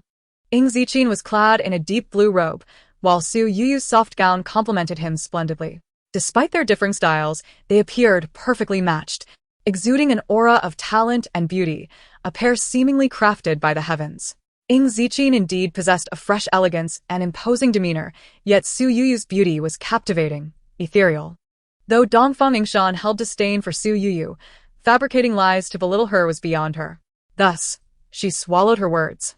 Shifting her gaze to Zhu Xiaoxiao, she offered her a sympathetic glance and shot Bai Mingchen an admonishing glare. Initially intending to chastise his loose tongue, she instead noted his attire, a white robe trimmed with peach red, accentuating his striking visage. The thought of his beauty made her avert her gaze abruptly, her cheeks flushing as she glanced at her own pale pink gown, her heart racing with a mix of embarrassment and delight. Chapter 41. The lotus pond with her cheeks slightly flushed and her head bowed in thought, Dongfang Yingshan remained oblivious to Bai Mingchen's unwavering gaze upon her. Zhu Xiaoxiao could no longer bear the atmosphere.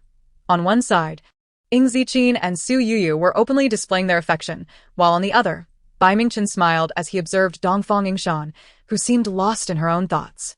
They were all paired off, leaving Zhu Xiaoxiao feeling out of place. However, the purpose of today's gathering was not to showcase such dynamics.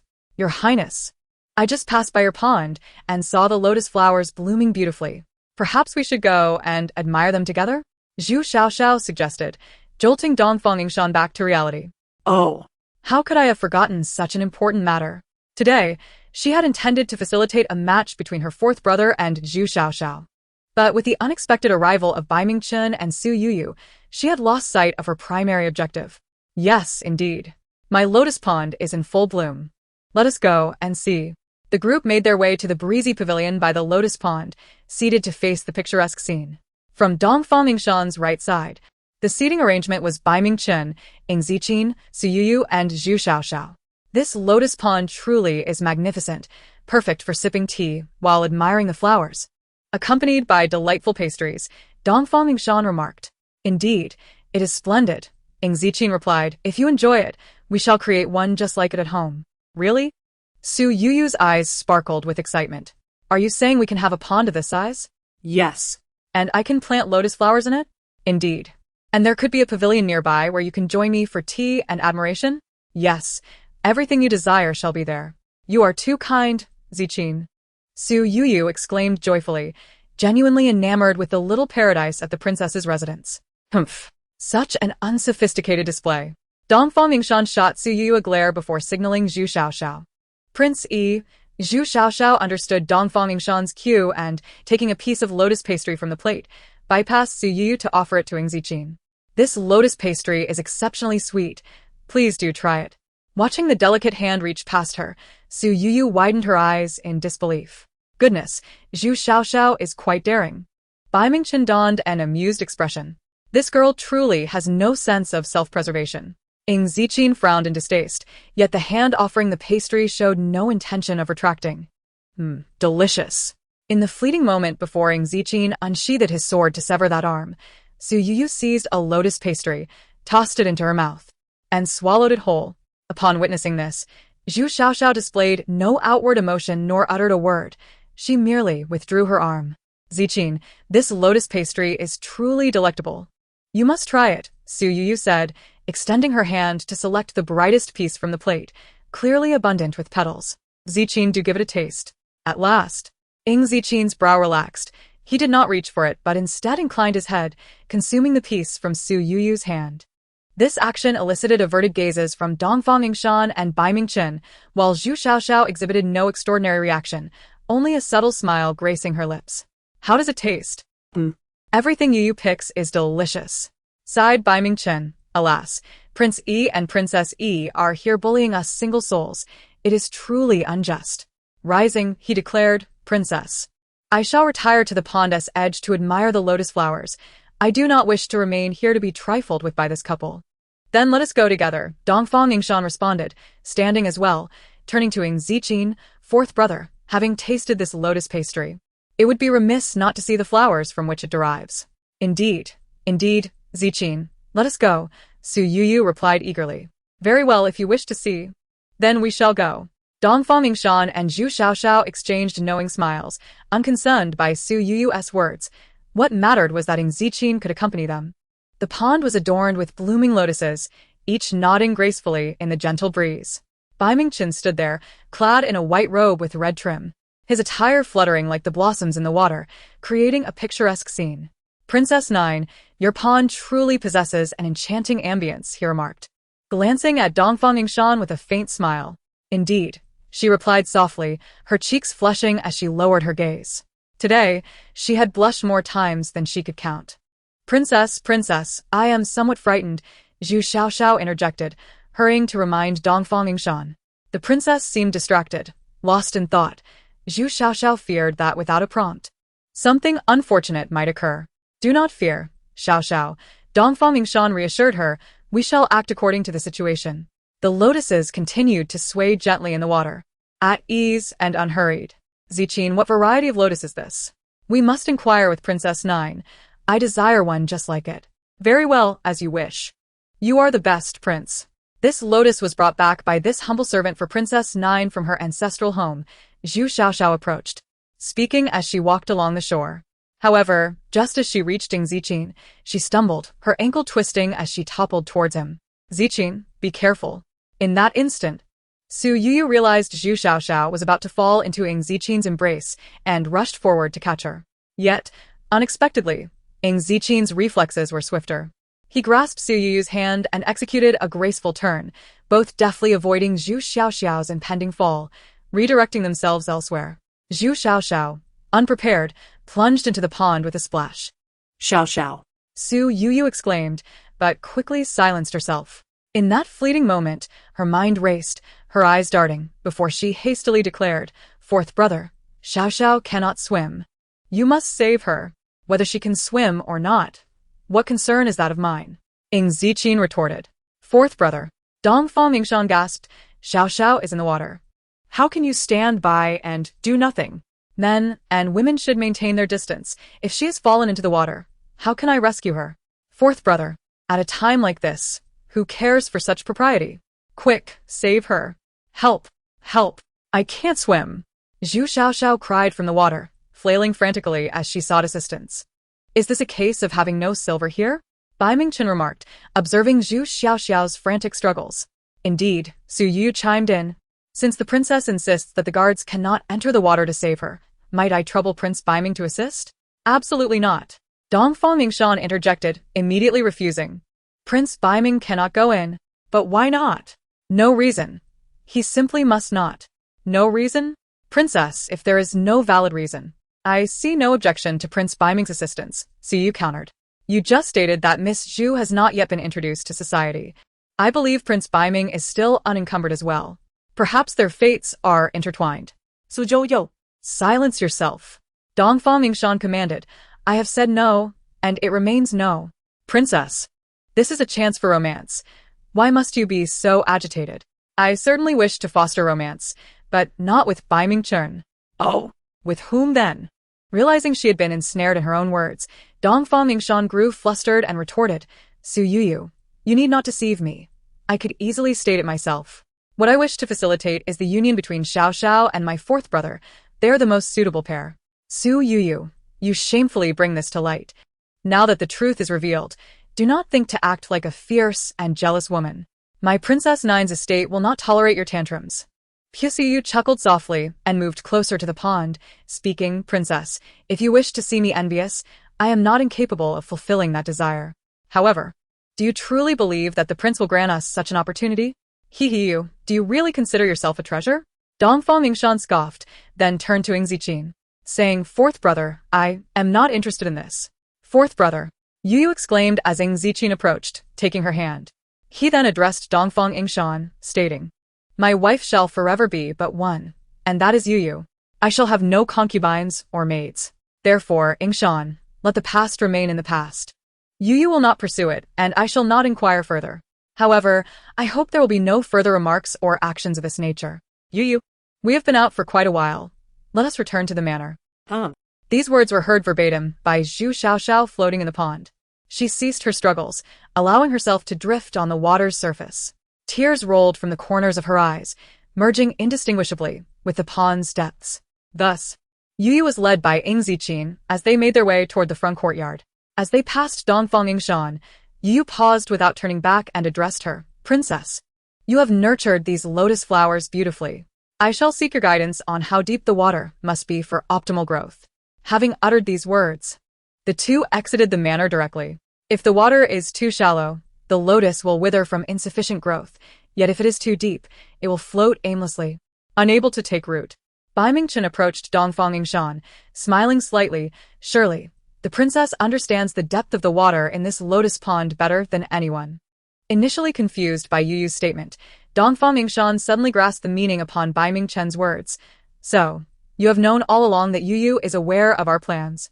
But you chose not to inform me, did you?" "Princess, both the prince and Princess E are undoubtedly astute. Whether they are aware of our intentions, I cannot ascertain." Bai Mingchen glanced at Zhu Xiaoxiao still adrift in the pond and continued, "I only know that General Zhu's water troops are indeed elite forces." Upon hearing this, Dongfang Lingrua and Zhu Xiaoxiao were both taken aback. Indeed, children of the Zhu family, regardless of gender, have grown up in the military camp alongside General Zhu. According to the family's traditions, how could Zhu Xiaoxiao be unfamiliar with water? Thus, had they already failed from the very beginning?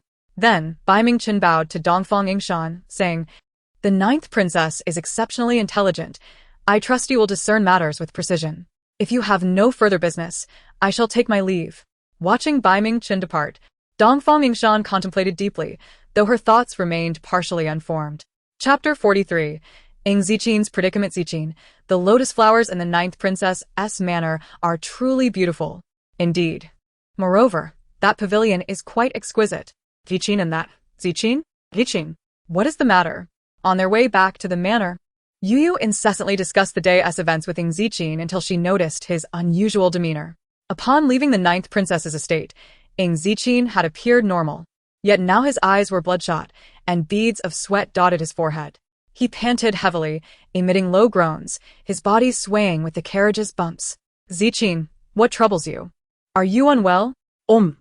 As Youyou reached out to check his forehead, Ying Zijing seized her wrist, and a kiss fell upon her soft lips. This time, his kiss was overwhelmingly fervent, relentless in its craving. His large hand found its way to Youyou's delicate waist, caressing her gently before moving upward to her shoulders. Then descending to her neckline. Zijing, please let go of me. Zijing. Stop. Zijing, I beg you, cease. You must stop, Zijing. Please. Youyou pleaded repeatedly for Ying Zijing to halt, but he seemed oblivious, his actions becoming increasingly forceful. In the confined space of the carriage, they tangled together, with Youyou's sheer gown at risk of being torn apart. Observing Ying Zijing's current state and actions, Youyou was reminded of a similar episode from her past life. She recalled how he had returned from the ninth princess's banquet in this very manner, storming into her chamber and disregarding her cries, behaving with the same reckless abandon. In her previous life, she had hated him, filled with disgust. Yet as this scene replayed, she could not help but perceive the underlying truth. Had Ying Zijing been ensnared? She had experienced the effects of such a drug, knowing its terrifying power to shatter one's mind. Watching Ying Zijing's current condition, she realized the potency of the substance he had ingested. Even in this state during a similar moment in her past life, he had managed to restrain himself just before crossing the final threshold. What of now? The carriage continued to jolt gently, with Ying Zijing persistently nuzzling her shoulder. Before long, the horses whinnied, and the carriage came to a halt. As Youyou braced herself for the impending storm, a long, deep sigh reached her ears. Before she could fully open her tear-streaked eyes, Ying Zijing removed his outer robe and wrapped it around her, lifting her into his arms and leaping from the carriage, rushing toward the inner chambers of the manor. The prince is carrying the princess back again. Seeing the two hastening into the manor, Qin Mo turned to Xiaomi with a smug expression. See? I told you. This is the tradition of our royal household. Kin Montak. Prepare a cold bath. Qin Mo felt as if the echo of his words lingered in his mouth when a gust swept past him as the prince rushed by. Prepare a bath? Or a cold bath? Now? What is going on? Youyou, equally perplexed, was carried into the room by Ying Zijing. With the door opened and closed, he laid her gently on the bed. Ying Zijing executed the entire sequence of actions seamlessly, completing them in the blink of an eye. Zijing, Youyou, do not speak. Ying Zijing leaned in once more, capturing her lips in another kiss. This kiss, Youyou did not shy away from. Instead, she summoned her courage to respond. Her actions filled Ying Zijing with surprise and delight, causing him to promptly rise and retreat a few steps, forcing himself to turn away from her gaze. My lord, the water is ready. Qin Mo's voice called from outside, sounding both timely and untimely. Upon hearing this, Ying Zijing seized the opportunity as if grasping a lifeline, intending to flee the room. Yet, as he turned, Youyou embraced him from behind. Zijing, I am willing to blush profusely. Yet I have finally mustered the courage to utter these words. I am aware that Ying Zijing turned around, gazing at Su Youyou with tenderness, softly whispering in her ear, You, not now, I fear I might hurt you. His voice had grown even more husky and subdued. Having spoken, he hastily turned and exited the room. After Ying Zijing had bathed, Su Youyou lay alone in bed, tossing and turning, lost in thought. Even under the influence of the drug, he refrained from using her to detoxify himself to protect her, even when faced with universal condemnation. He chose to believe in her and continued to cherish her. Even with an army of 100,000 at the gates, he was willing to disgrace himself for her. This was her Ying Zijing. In the early days of her rebirth, Su Youyou felt nothing but guilt and self-reproach towards Ying Zijing, burdened by a sense of responsibility and the need to atone. However, after spending such an extended period together, Ying Zijing had long since entered the depths of her heart. This affection had evolved beyond mere guilt into a profound love, an unmistakable, singular love that belonged solely to them. When he loved her, the world transformed into a splendid place, and when she reciprocated that love, the beauty was no longer solitary. Su Youyou cherished this happiness, savoring every moment as it blossomed across her face. What was happening? She lay in bed, smiling foolishly. When Ying Zijing returned, nearly an hour had passed. Yet Su Youyou maintained that expression. Zijing, Su Youyou exclaimed, leaping into his embrace. I wasn't smiling foolishly. I was thinking of you. Oh. Thinking of me? Ying Zijing, still feeling cold, had returned to his usual self, but did not immediately embrace Su Youyou. Instead, he pulled her under the covers, saying, You? Has the brief absence felt like years apart? Yes, it feels like many, many years. You mean it feels like many, many years? Well, it is many, many. Fine. You are right. The blue parrot remarked, Cold water is quite effective. Cold water is quite effective. The red parrot retorted, This is hardly the work of cold water. Did you not see someone just brought him the antidote? The blue parrot persisted, With Youyou, why would there be a need for an antidote? The red parrot exclaimed, Fool. Fool. Youyou is a treasure, not an antidote. All right, cough, cough, cough. You two are peeking at my 8 desolation mirror again. The following morning, when Su Youyou awoke, she found Ying Zijing still sleeping beside her and hurriedly attempted to rouse him.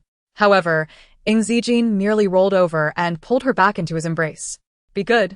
Let us sleep a little longer. But Zijing, if we sleep any longer, we will be late for court. Not going to court today, Youyou. Don't move. Let me hold you a while longer. Not going to court? Oh. Upon hearing this, Su Youyou settled back comfortably in Ying Zijing's arms. Why not go to court today? Is it because you have already taken leave from the emperor? Or perhaps the medicine had some other effect, and you are not feeling well? Yet you don't seem unwell. She sighed, deciding to trust his words, extending her arm to embrace him back. However, upon touching his chest, she found it too delightful to pull away. The solidness of his form, the sensation beneath her fingers, Su Youyou caressed and squeezed. Her eyes closed in sheer enjoyment. Ying Zijing, eyes still shut, felt a delicate hand on him, choosing to endure the sensation silently. Yet the playful touches became increasingly bold, sending delightful tingles across his chest. Youyou. Ying Zijing decided he could no longer tolerate it. He placed his large hand over hers, lifting it above her head. In that seamless motion, he turned, seizing the opportunity to kiss her. Their breaths intertwined. Ying Zijing drew from her, and Su Youyou responded in kind. Ying Zijing, your medicine has been resolved. Why are you still so fervent? The medicine is resolved, but you were just playing with fire. Ying Zijing's kisses descended gently, touching her lips, cheeks, forehead, and finally whispering near her ear, You, is this all right? Hearing his tender call, Su Youyou's cheeks flushed crimson as she nodded slightly. She understood what Ying Zijing meant, and she was indeed willing. From the moment she recognized her true feelings, she had been ready to share her life with him. You, do not be afraid, he reassured, noticing her lingering tension. From now on, I will never let you suffer. A beautiful morning bathed in the soft glow of spring. Youyou, it is time for lunch. Ying Zijing was already dressed, looking spirited and full of vigor. Yet Su Youyou replied, I do not wish to get up. Be good. You missed breakfast. You must get up for lunch. I do not want to move. The two had spent nearly the entire morning in this manner, entirely missing breakfast.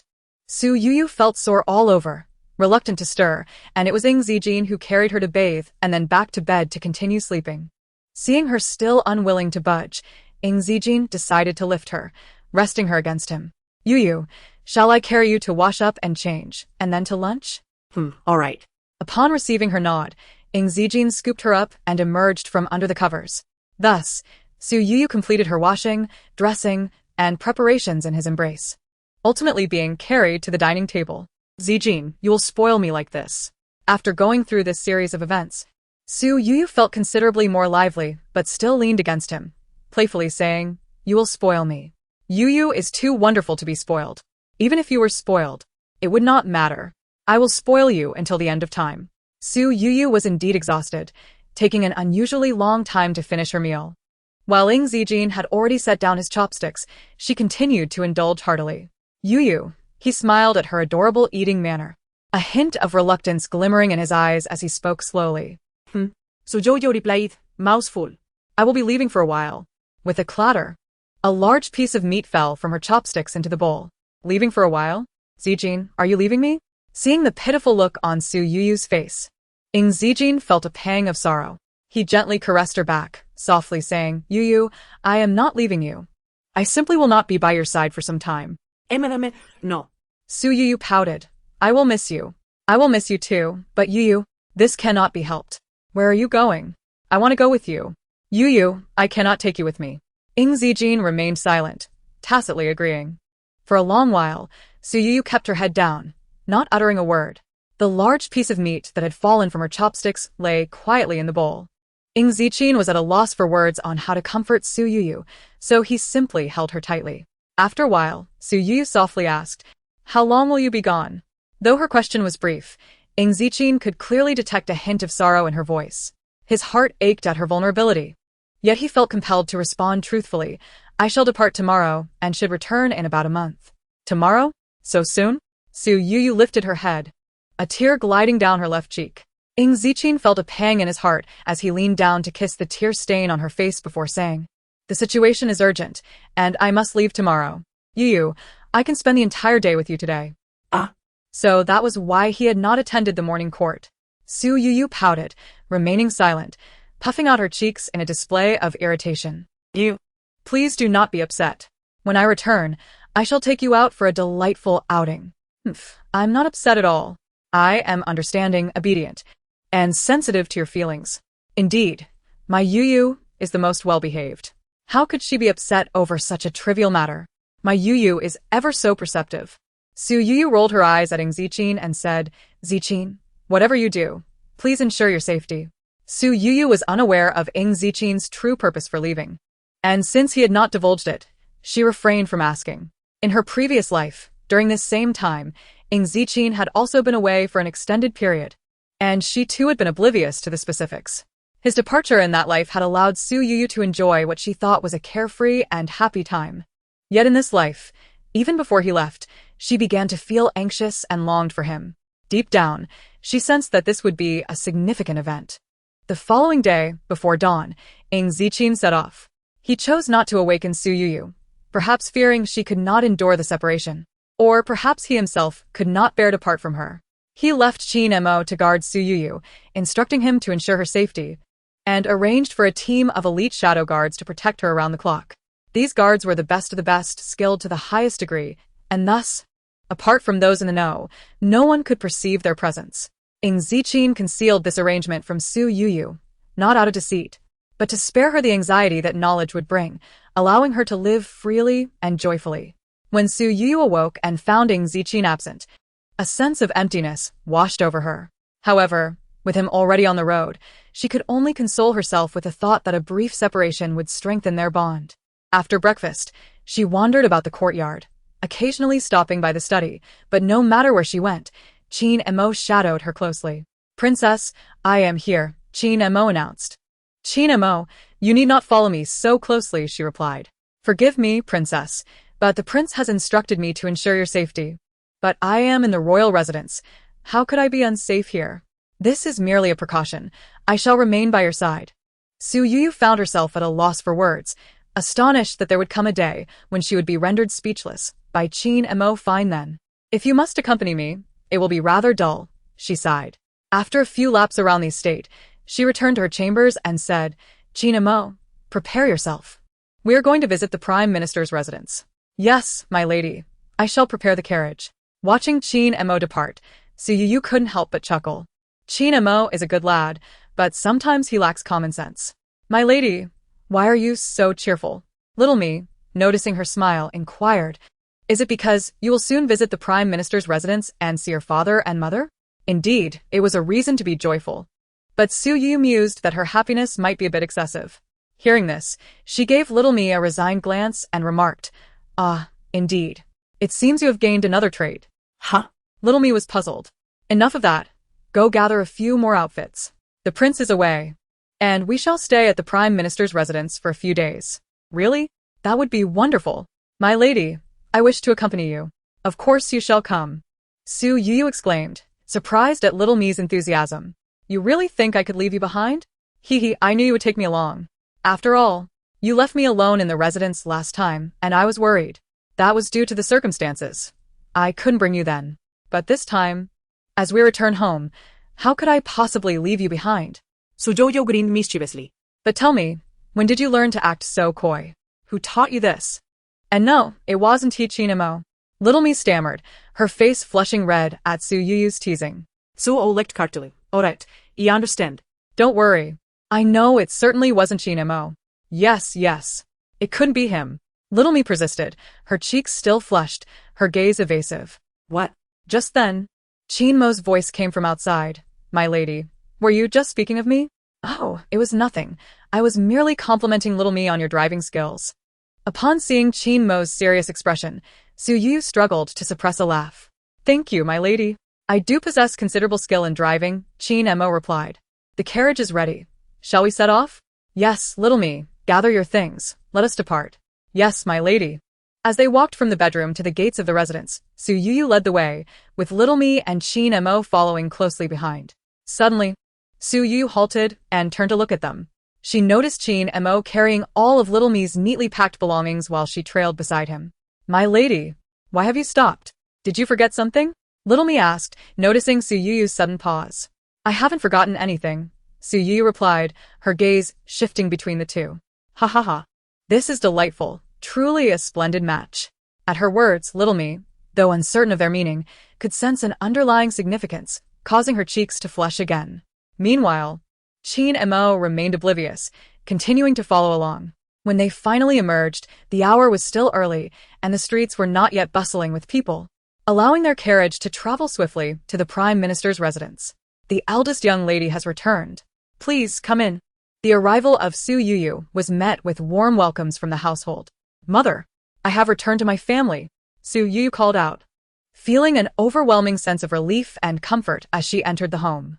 Oh dear, my child, you are now the Princess of E. How can you still be so loud? Be careful not to embarrass yourself, Zhao Shi, upon hearing her daughter's voice, hurried out from the inner chambers. I don't mind. Regardless of my title, I will always be the daughter of my father and mother.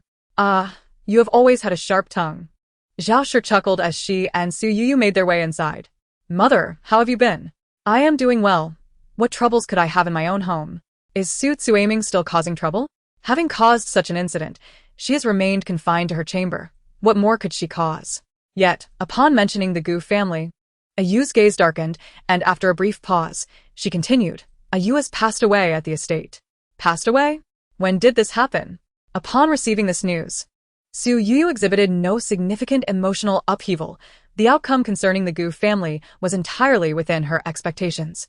Not long after being sent to the estate, she had perished. Perhaps the punishment that day was excessively severe. Zhao Shi sighed lightly, and then shifted her tone, saying, Enough, Youyou, let us not dwell on her. Let us speak of you. What brings you back today? Mother, I simply missed you, and wished to stay for a few days. Oh. You wish to return for a brief stay, because you miss me? Indeed. Su Youyou nodded vigorously. Is it not because Prince E is absent from the residence? How does mother know? Su Youyou was quite taken aback, as this was something her brother Jean should not have disclosed to anyone. Zhao Shi appeared quite composed, glanced at her daughter, and then spoke. Did Prince E not inform you of his intentions? No. Does mother know? Perhaps he did not wish to cause you worry. Zhao Shi pondered before articulating this thought. Chapter 46. The Mysterious Elder Mother. You truly know. Youyou, this matter is difficult for me to discuss. It would be best if you wait until Prince E returns to inquire directly. Mother is actually keeping this from me along with Zijing? Silly child. How could I possibly hide anything from you? However, the circumstances surrounding this situation are rather unique. It would be prudent to wait for Prince E.'s return and ask him in person. Observing her mother's demeanor, Su Youyou ceased her inquiries. Yet, she felt an undeniable intuition that this was a momentous affair, one perhaps beyond her comprehension. Initially, Su Youyou intended to stay in the Prime Minister's residence for a few days before returning. But the comfort of being with her parents was so delightful that she lingered for nearly half a month, coincidentally aligning with Su Youyou's impending entrance into the Duke of Gong's residence. On the 10th day of the 8th month, a messenger from the Duke of Gong's residence arrived at the Prime Minister's residence to announce that Su Youyou was to enter the palace in 7 days. Upon learning this, Su Youyou was even more reluctant to leave. She could not bear to miss witnessing Su Youyou's departure firsthand. On the 17th day of the 8th month, just after the Mid-Autumn Festival, families were still immersed in the joyous atmosphere of reunion. That morning, the guards at Su Youyou's door were finally removed.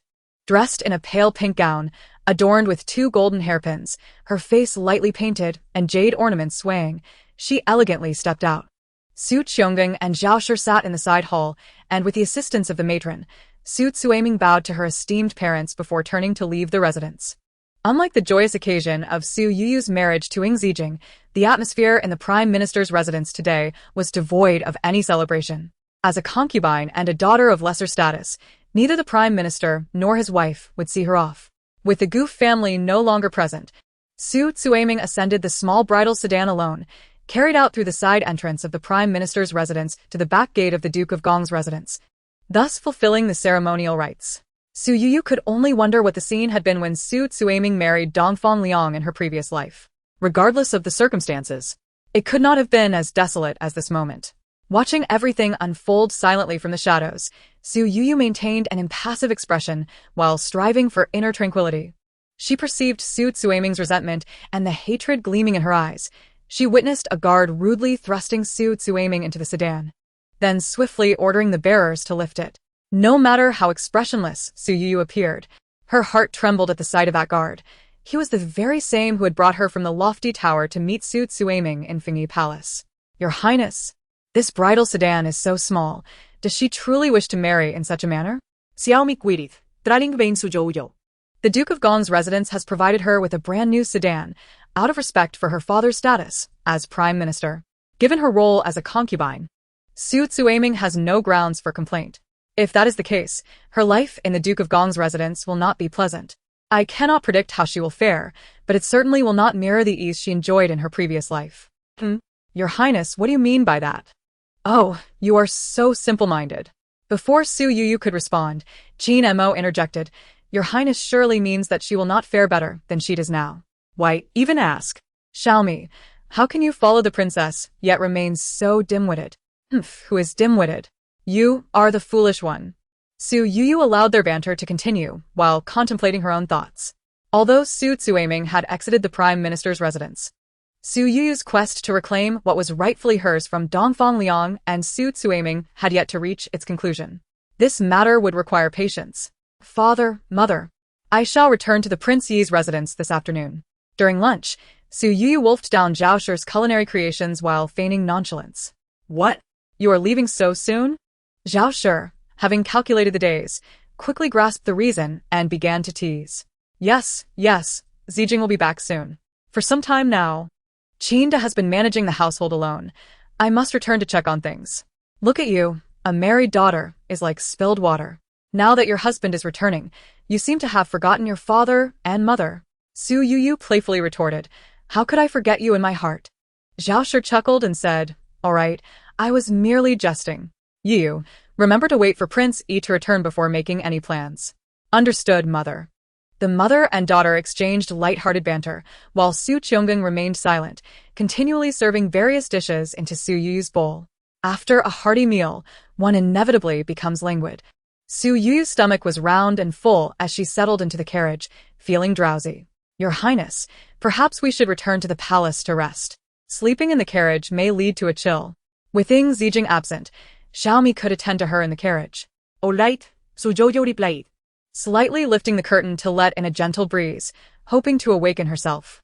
Your Highness, this street is quite lively. Look, there is a man training birds.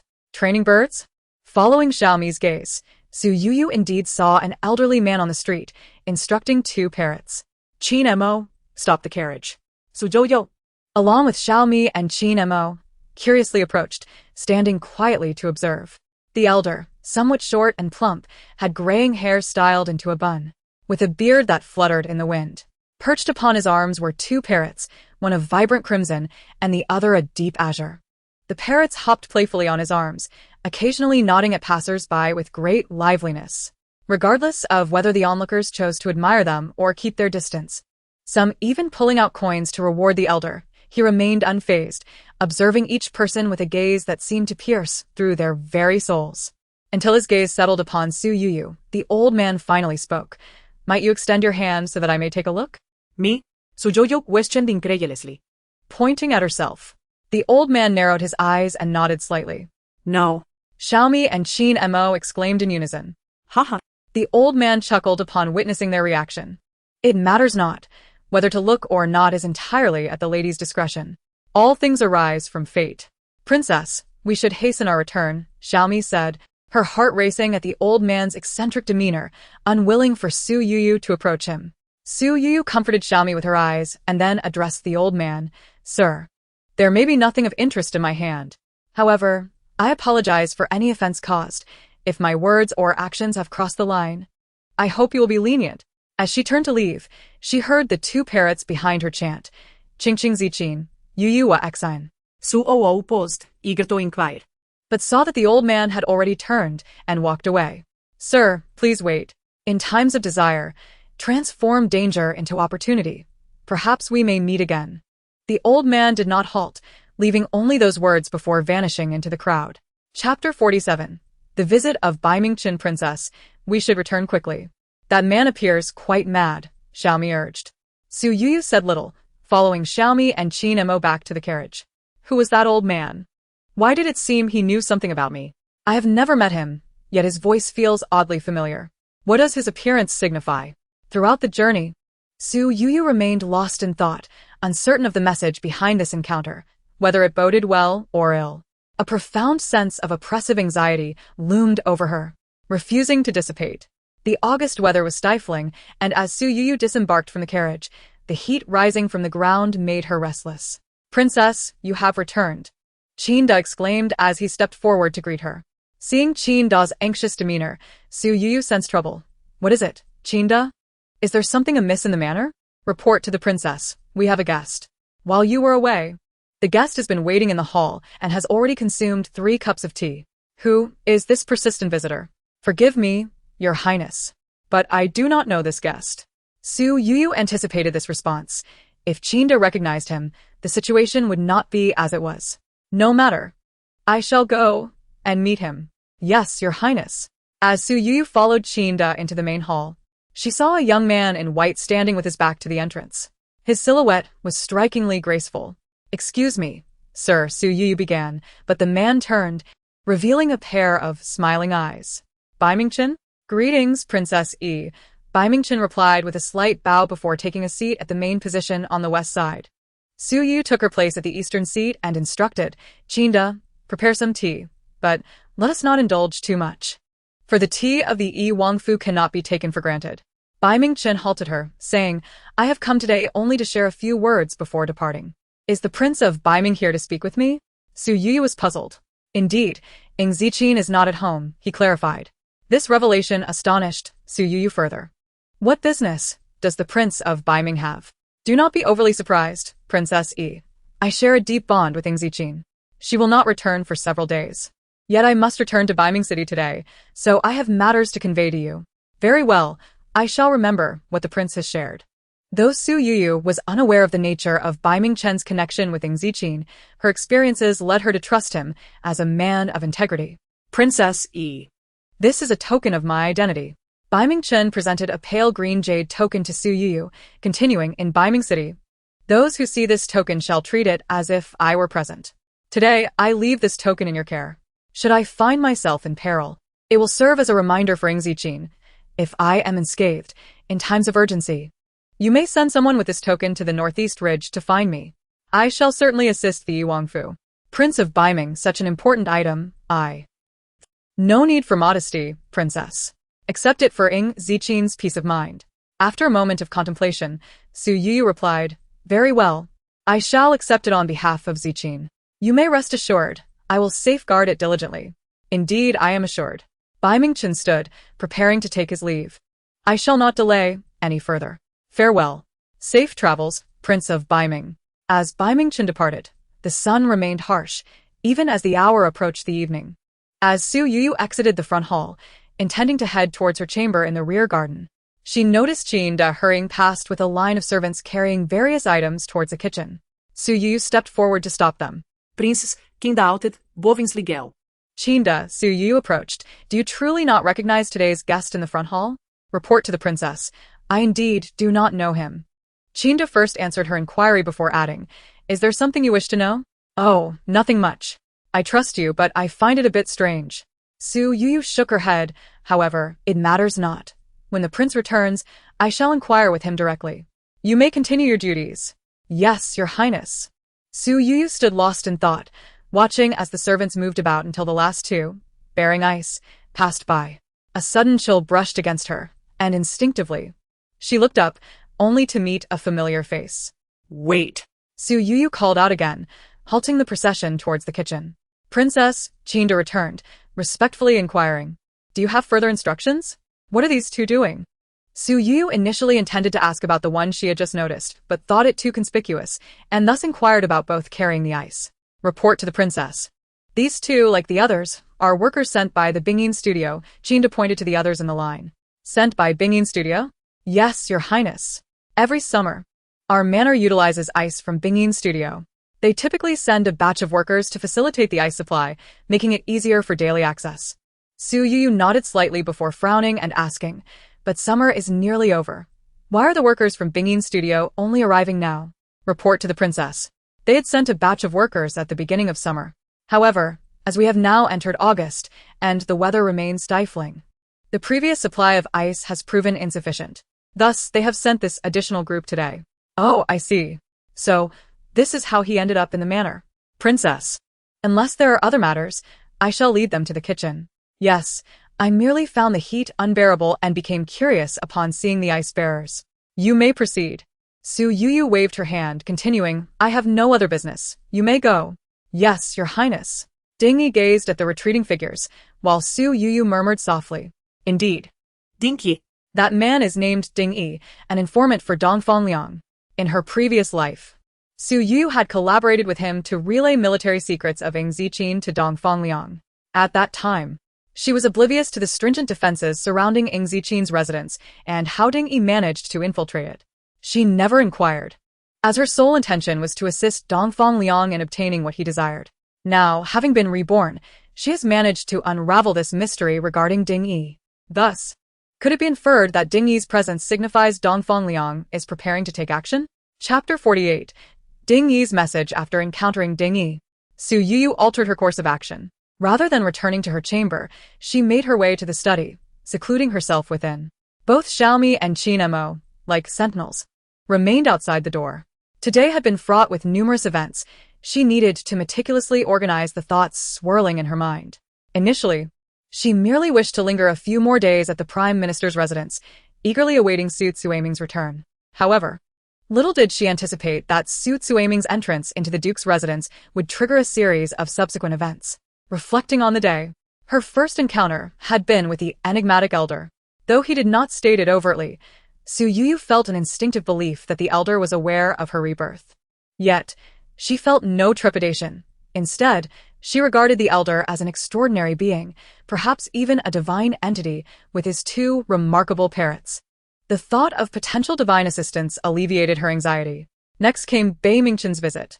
Although his assertions regarding his relationship with Ying Zijing instilled confidence in Su Youyou, the complexity of Bei Mingchen's presence left her feeling ambivalent. Chinda, the eldest in the prince's household, was oblivious to who Bei Mingchen was. Thus, how many secrets remained hidden between him and Ying Zijing? Then there was Bei Mingchen's token. As Ying Zijing's wife, she ought to accept this token on his behalf. However, upon hearing Bei Mingchen discuss matters related to it, a wave of concern washed over her. Was this merely an internal affair among the princes of Baiming? Was Ying Zijing entangled in it as well? What unknown secrets lurked behind this token? And then there was Ding Yi. Among the day's occurrences, this was the only matter whose trajectory Su Youyou was aware of. Yet, even with this knowledge, she remained troubled. In her past life, she had cooperated with Ding Yi. Hence, she was acutely aware of Dongfang Liang's intentions, including every step and detail. Yet in this life, many events had altered due to her rebirth. Thus, despite knowing Dongfang Liang's goals and methods, she found herself at a loss. She was unaware of where Dongfang Liang intended to lead, akin to crossing a river by feeling for stones. Fortunately, she had just been astute enough to deftly shift the conversation. Otherwise, she might have inadvertently alarmed the snake in the grass. Regarding the mysterious elder, Su Youyou could only ponder in silence. Concerning Bei Mingchen, she could wait for Ying Zijing's return to inquire further, at which point she would uncover whatever she desired. As for Ding Yi, She could neither ignore him nor directly inform Ying Zijing that he was a spy for Dongfang Liang. After much contemplation, Su Youyou could not devise an effective solution. She could only bide her time, observing in the shadows to see if he would inadvertently reveal his true intentions. As for Ying Zijing's purpose in his recent departure, why did her mother and Bei Mingchen seem privy to this matter? Did the emperor know? If not dispatched by the court, what justification did he offer for his unilateral departure? Su Youyou strained to recollect the sequence of events from her previous life. After Ying Zijing's departure, she had informed Dongfang Liang, after which she received news that Ding Yi was the one providing assistance. This led to the protracted path of warfare. Dongfang Liang had rebelled, committing fratricide to seize power. Ying Zijing later mobilized troops to quell the rebellion, culminating in the harrowing scene atop the city tower. These memories tormented Su Youyou. Each breath felt like a stab of pain. Instinctively, she opened the door for fresh air, only to be met by the concerned gazes of Xiaomi and Qin Mo. Your Highness, are you well? Are you thirsty? Hungry? Would you like me to fetch you some almond tofu? Your Highness, whatever you desire, just command me. I shall see to it. These two, when not bickering, exhibited a harmonious rapport. Observing them eased Su Youyou's spirits slightly. She gently shook her head and replied, I require nothing. You need not fuss. I am quite well. Your Highness. Then, seeing Xiaomi's lingering worry, Su Youyou smiled and continued, I assure you, I am perfectly fine. Look, I am out now. Let us return to the chamber. Yes, Your Highness. Indeed, Your Highness, you should rest in your room. Do not worry. The prince will return in a few days. Qin Mo. Do not speak carelessly. As soon as Qin Mo's words fell, Xiaomi immediately chided him softly. It turned out they believed her reaction stemmed from missing Zijing. Su Youyou mused inwardly. Indeed, Zijing would soon return, and all problems would likely resolve themselves. In August, the days were stiflingly hot, and even at night, there was no hint of coolness. After bathing thrice, lying in bed, Su Youyou still felt sticky all over. The air was thick and steamy, and no matter how she tossed and turned, sleep eluded her. Your Highness, shall I call for some ice to be brought? Xiaomi inquired, noticing Su Youyou's restlessness. Very well. Su Youyou had not intended to indulge too much in coolness, but on such a night, the absence of ice would indeed hinder her ability to sleep. Soon, two individuals arrived, bearing ice. Through the layers of gauze curtains, Su Youyou could faintly hear the sounds outside. It was not until Xiaomi pushed the ice cart inside that she felt a hint of comfort. Your Highness, now you can rest well. Xiaomi placed the crushed ice at the head of the bed before turning to leave. However, just as she reached the outer door, she returned. Your Highness, what is it? Upon hearing Su Youyou's response, Xiaomi parted the curtain at the archway and stepped back in. Your Highness, I found this where they placed the ice. As Su Youyou took the crumpled paper from Xiaomi's hand, her heart began to race. She held her breath, slowly unfolding the paper, and indeed, noticing her distressed expression, Xiaomi hurriedly approached and asked softly, Your Highness, are you all right? Xiaomi, was this brought in by the ice bearers?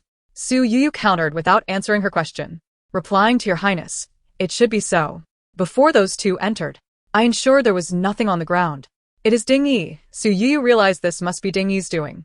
She then inquired, did anyone else see this note? Replying to Your Highness, no one else saw it. After the two left, I picked it up. All right, I understand. Xiaomi, you may retire for the night. Remember, do not speak of this matter to anyone. Yes, Your Highness, I will remember. After Xiaomi withdrew, Su Youyou unfolded the note. This night, even with ice, was destined to be sleepless. Chapter 49. The delay in return. Youyou, my heart yearns for you. I seek but a glimpse. Remember this, my longing. Looking at the handwriting on the note, Su Youyou instantly recognized it as the penmanship of Dongfang Liang. Had it been in the past, receiving such a note would have sent her into a joyful frenzy. However, now, each word and stroke seemed to her akin to a jest from a foul mouth, both detestable and laughable. She folded the note and placed it beneath her pillow, intending to mock Dongfang Liang alongside Ying Zijing upon his return. Yet, amidst the laughter, Su Youyou remained troubled by one unanswered question.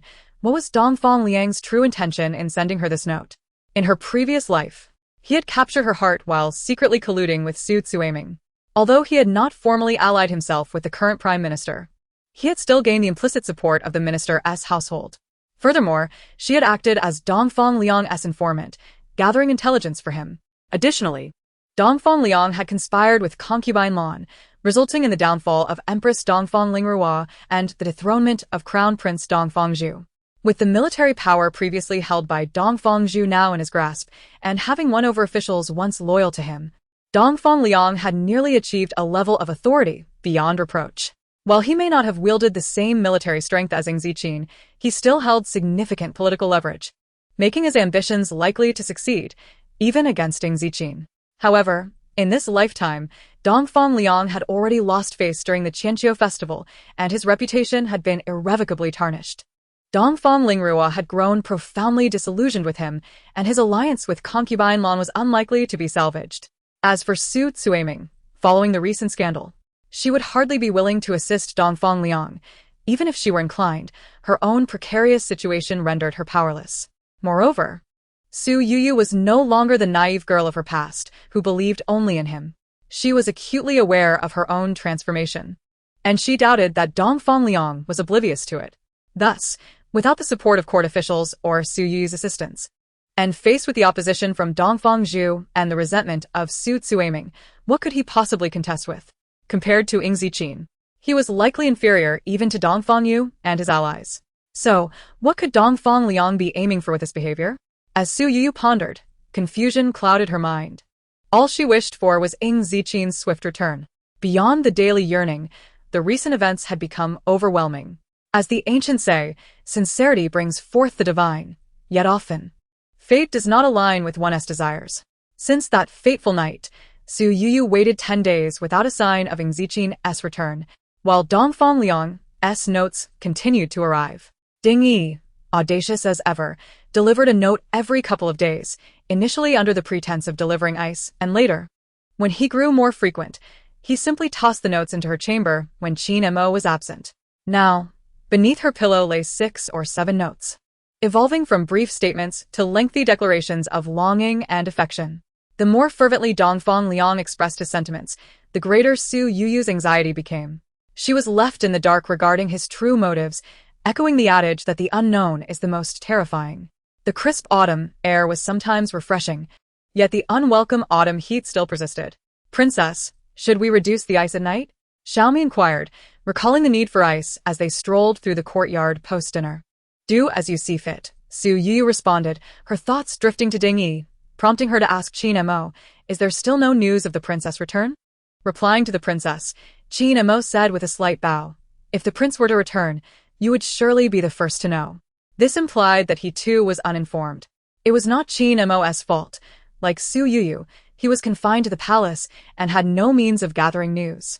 Moreover, Qin Mo firmly believed that given the prince's character, he would have dispatched a messenger to inform the princess well before anyone else.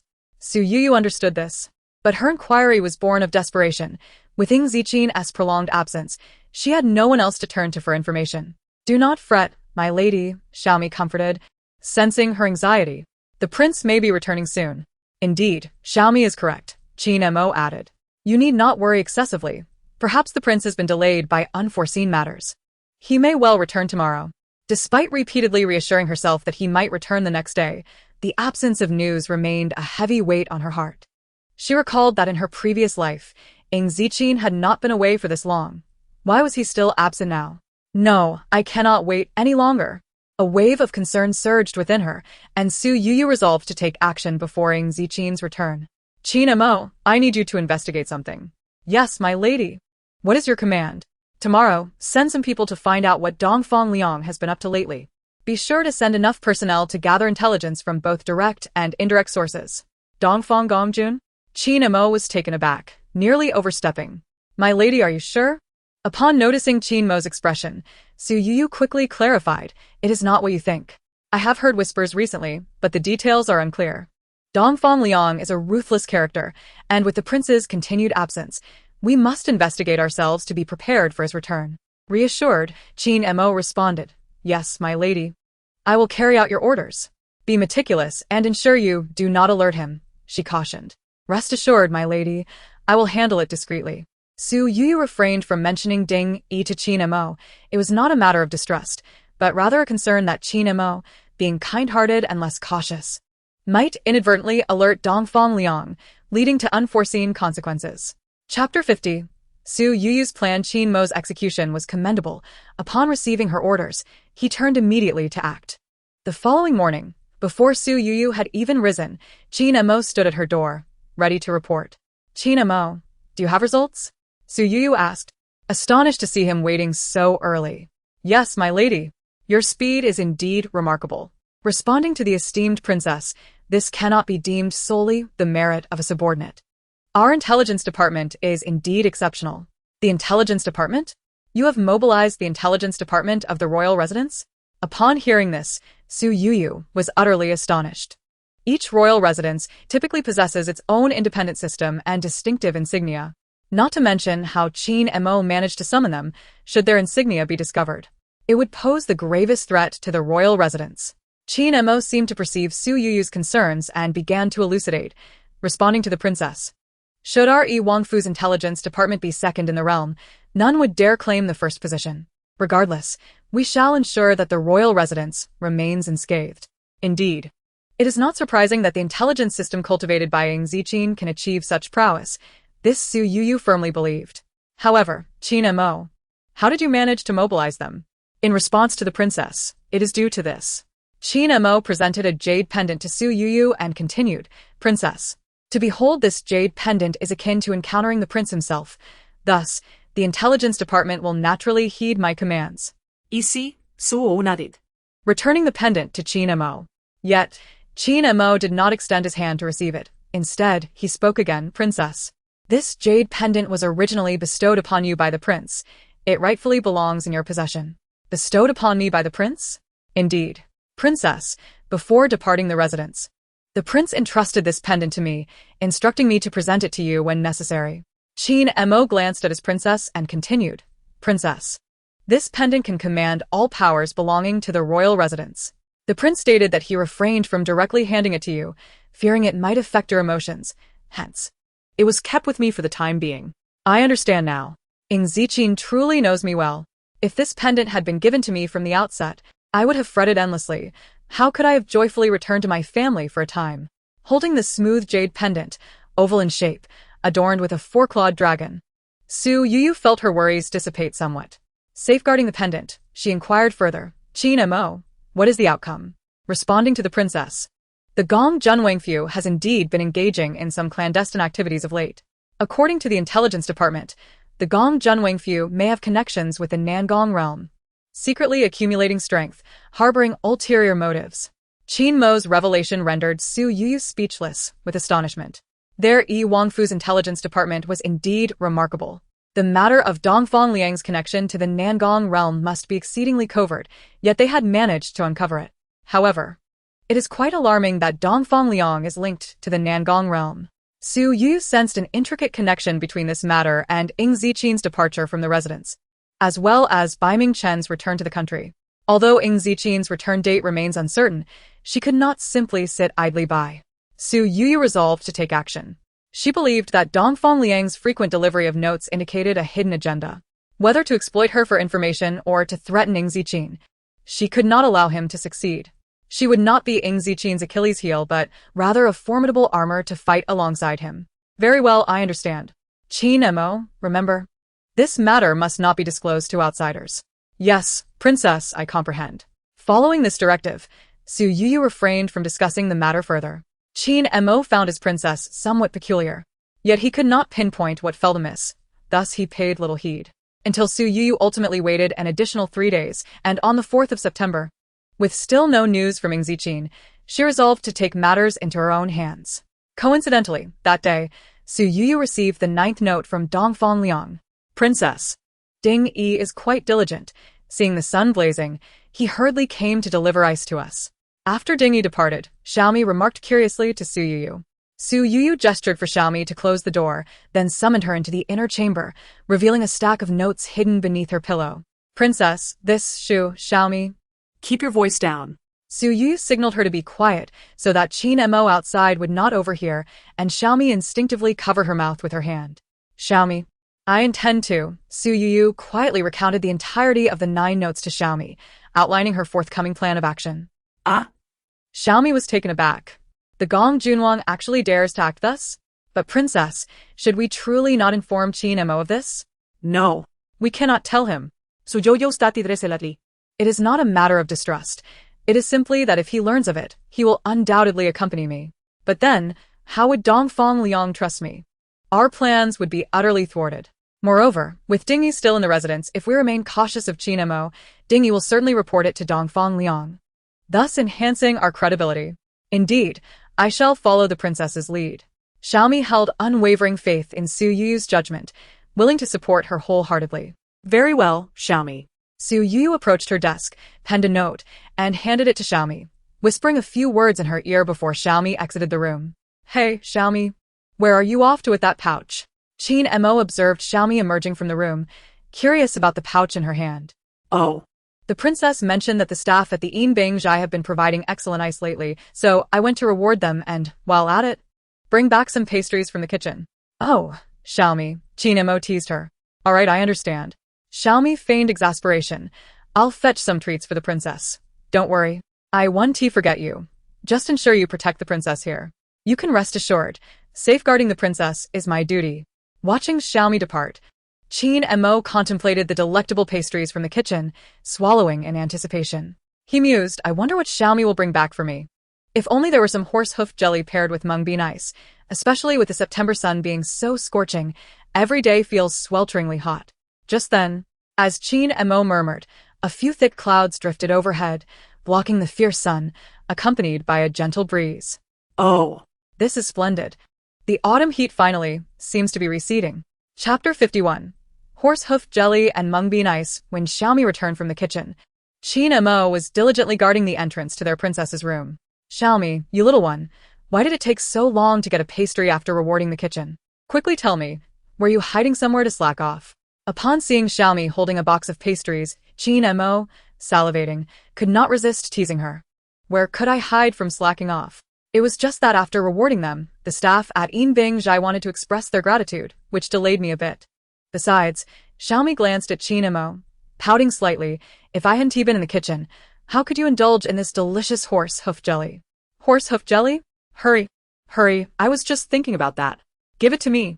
Qin Mo reached out eagerly, only to have Xiaomi swat his hand away. Humph. Just moments ago you were mocking me. Now you want to eat my horse hoof jelly? No way. Ouch, dear Xiaomi, I was wrong. I admit my fault. You are the best, please give me the horse hoof jelly. Oh my, now I'm the best? Just moments ago, who was the one acting all high and mighty? Sister Xiaomi, please don't be angry. I shall apologize right away. Qin Mo not only spoke with his mouth, but also could not help but reach out to seize the delicacies. Who is your sister? Xiaomi once again swatted away Qin Mo's hand, exclaiming, how can you behave so rudely? These pastries are meant for the princess. All right. Miss Xiaomi speaks most wisely. You go ahead and take them to the princess. I shall wait for you here at the door. Seeing Qin Mo's lack of resolve, Xiaomi could not suppress a smile. Look at how you are tempted. Just wait. Once I deliver these to the princess, I will bring out what I have for you. Ah. Very well. Xiaomi knocked on the door, and upon receiving a response from her princess, she entered directly.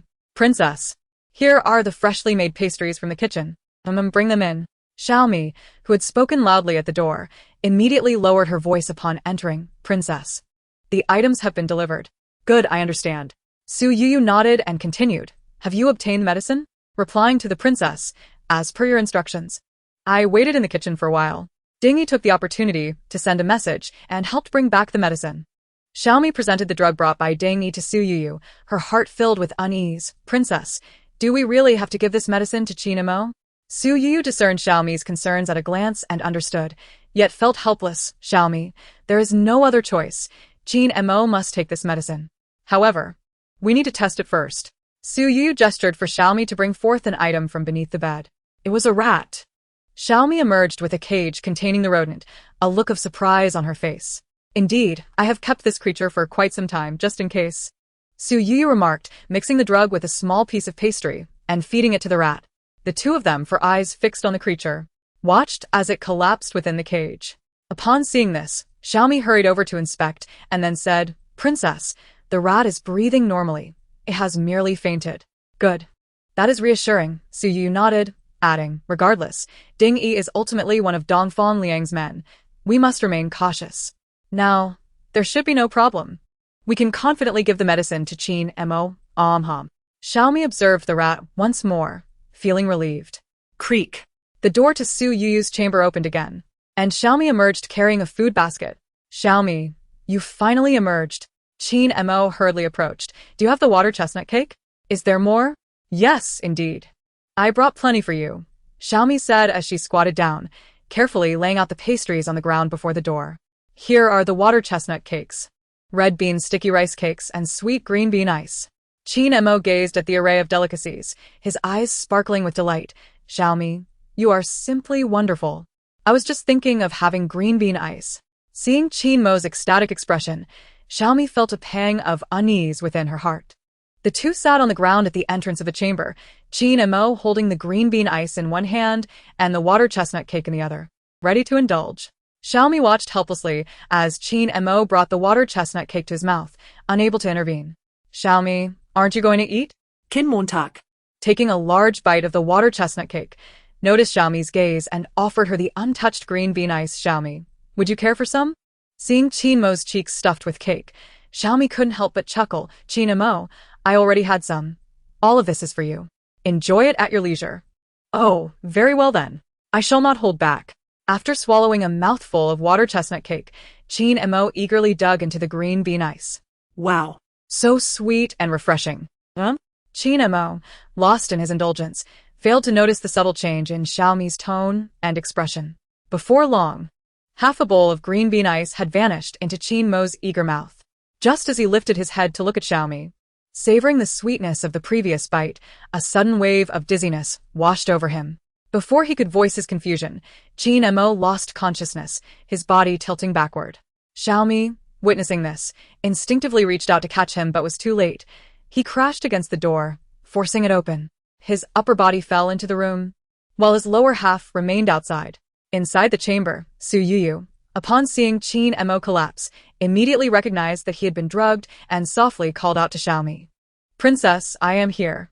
Xiaomi entered the room and, seeing Qin Mo's state, felt a pang of sorrow. Hurry, let us pull Qin Mo inside. Following the princess's command, Xiaomi abandoned her worries and began to assist.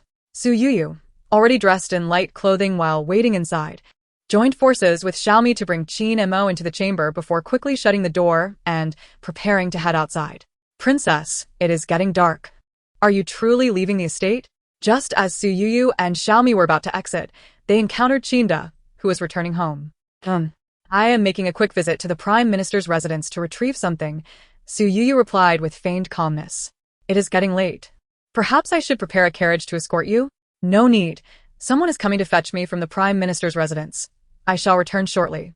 Should I summon General Qin to accompany you? Qinda inquired, concern for her safety evident in his tone. Qinda, I understand your intentions. But Qin Mo has asked me to send for news. He will be looking for me shortly. Very well, I shall await your return in the estate. Please take care. Qinda, a man of few words, understood the significance of the princess to his master. Chapter 52. The appointment with Dongfang Liang. Su Youyou and Xiaomi successfully exited the prince's residence.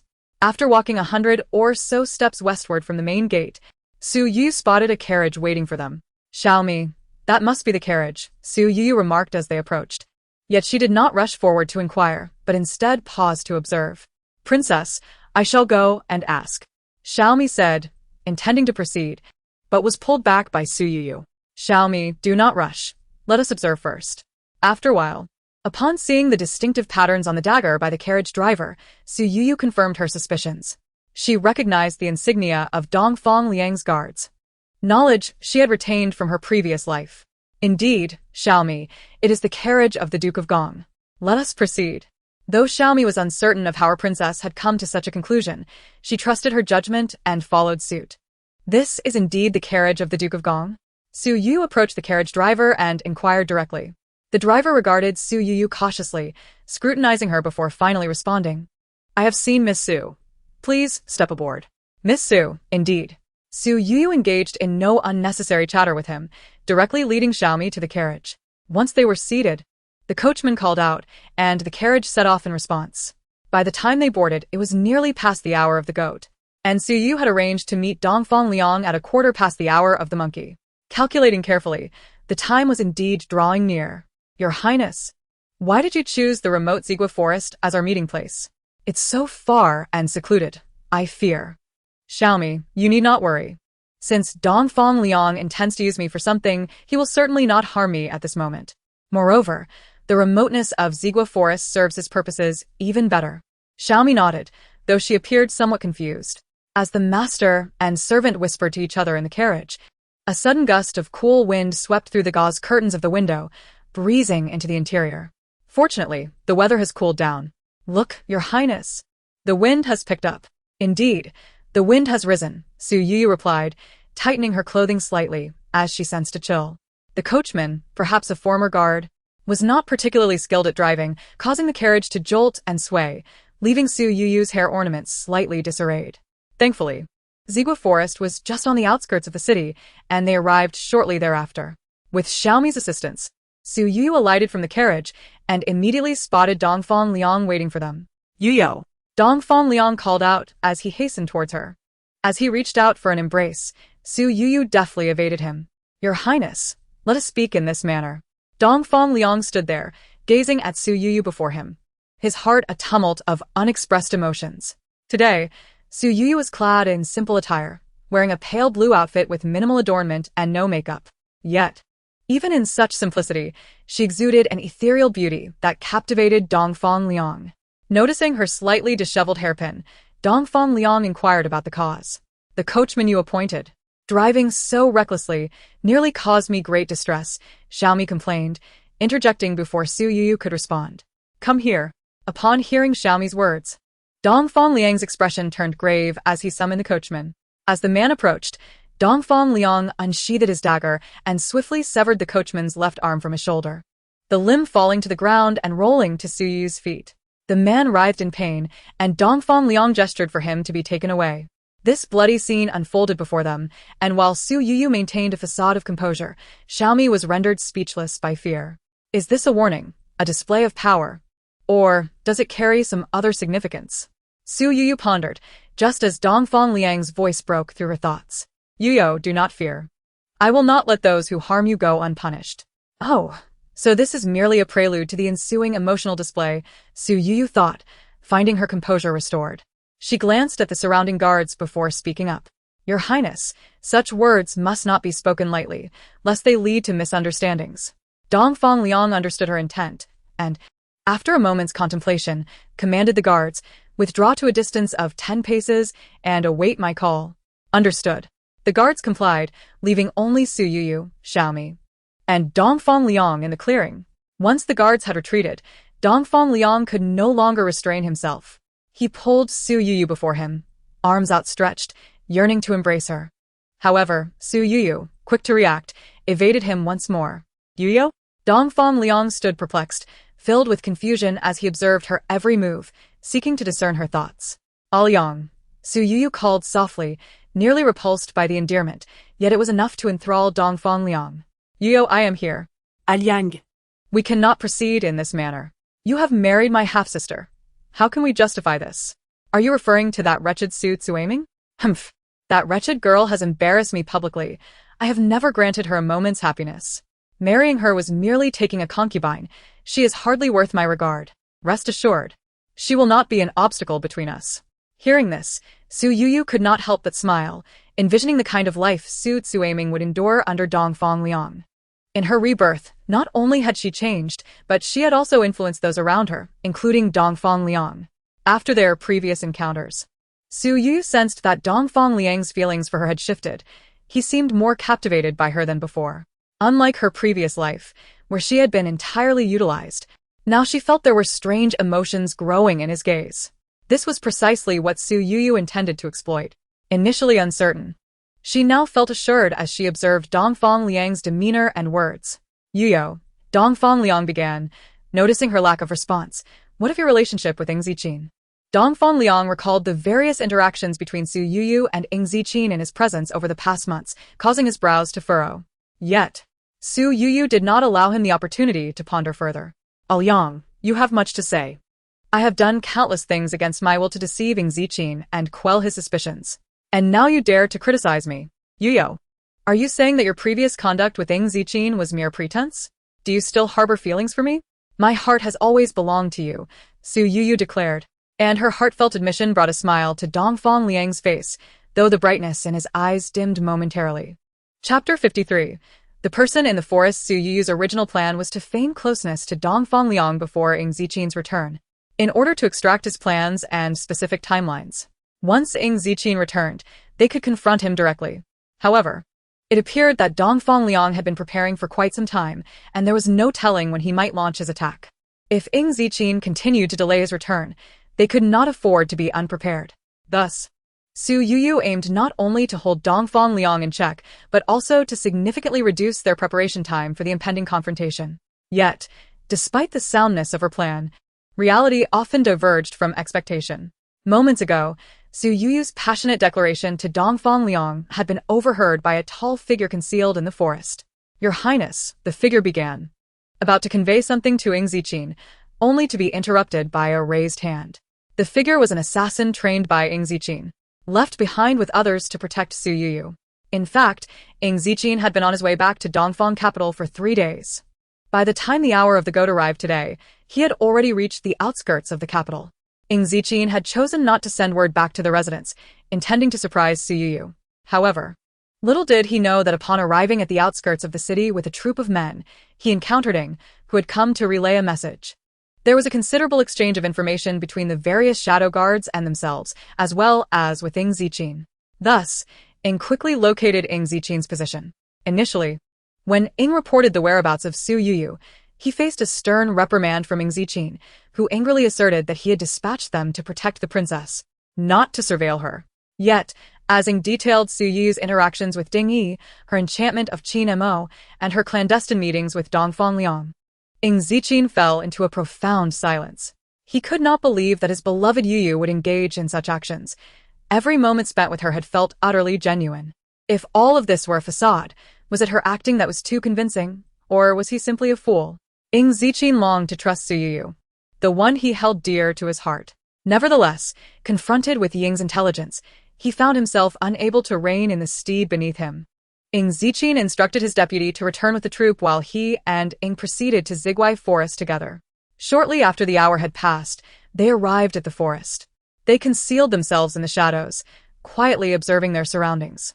A little while later, as the hour of Shen approached, Dongfang Liang arrived with a small contingent at a clearing in the heart of the forest.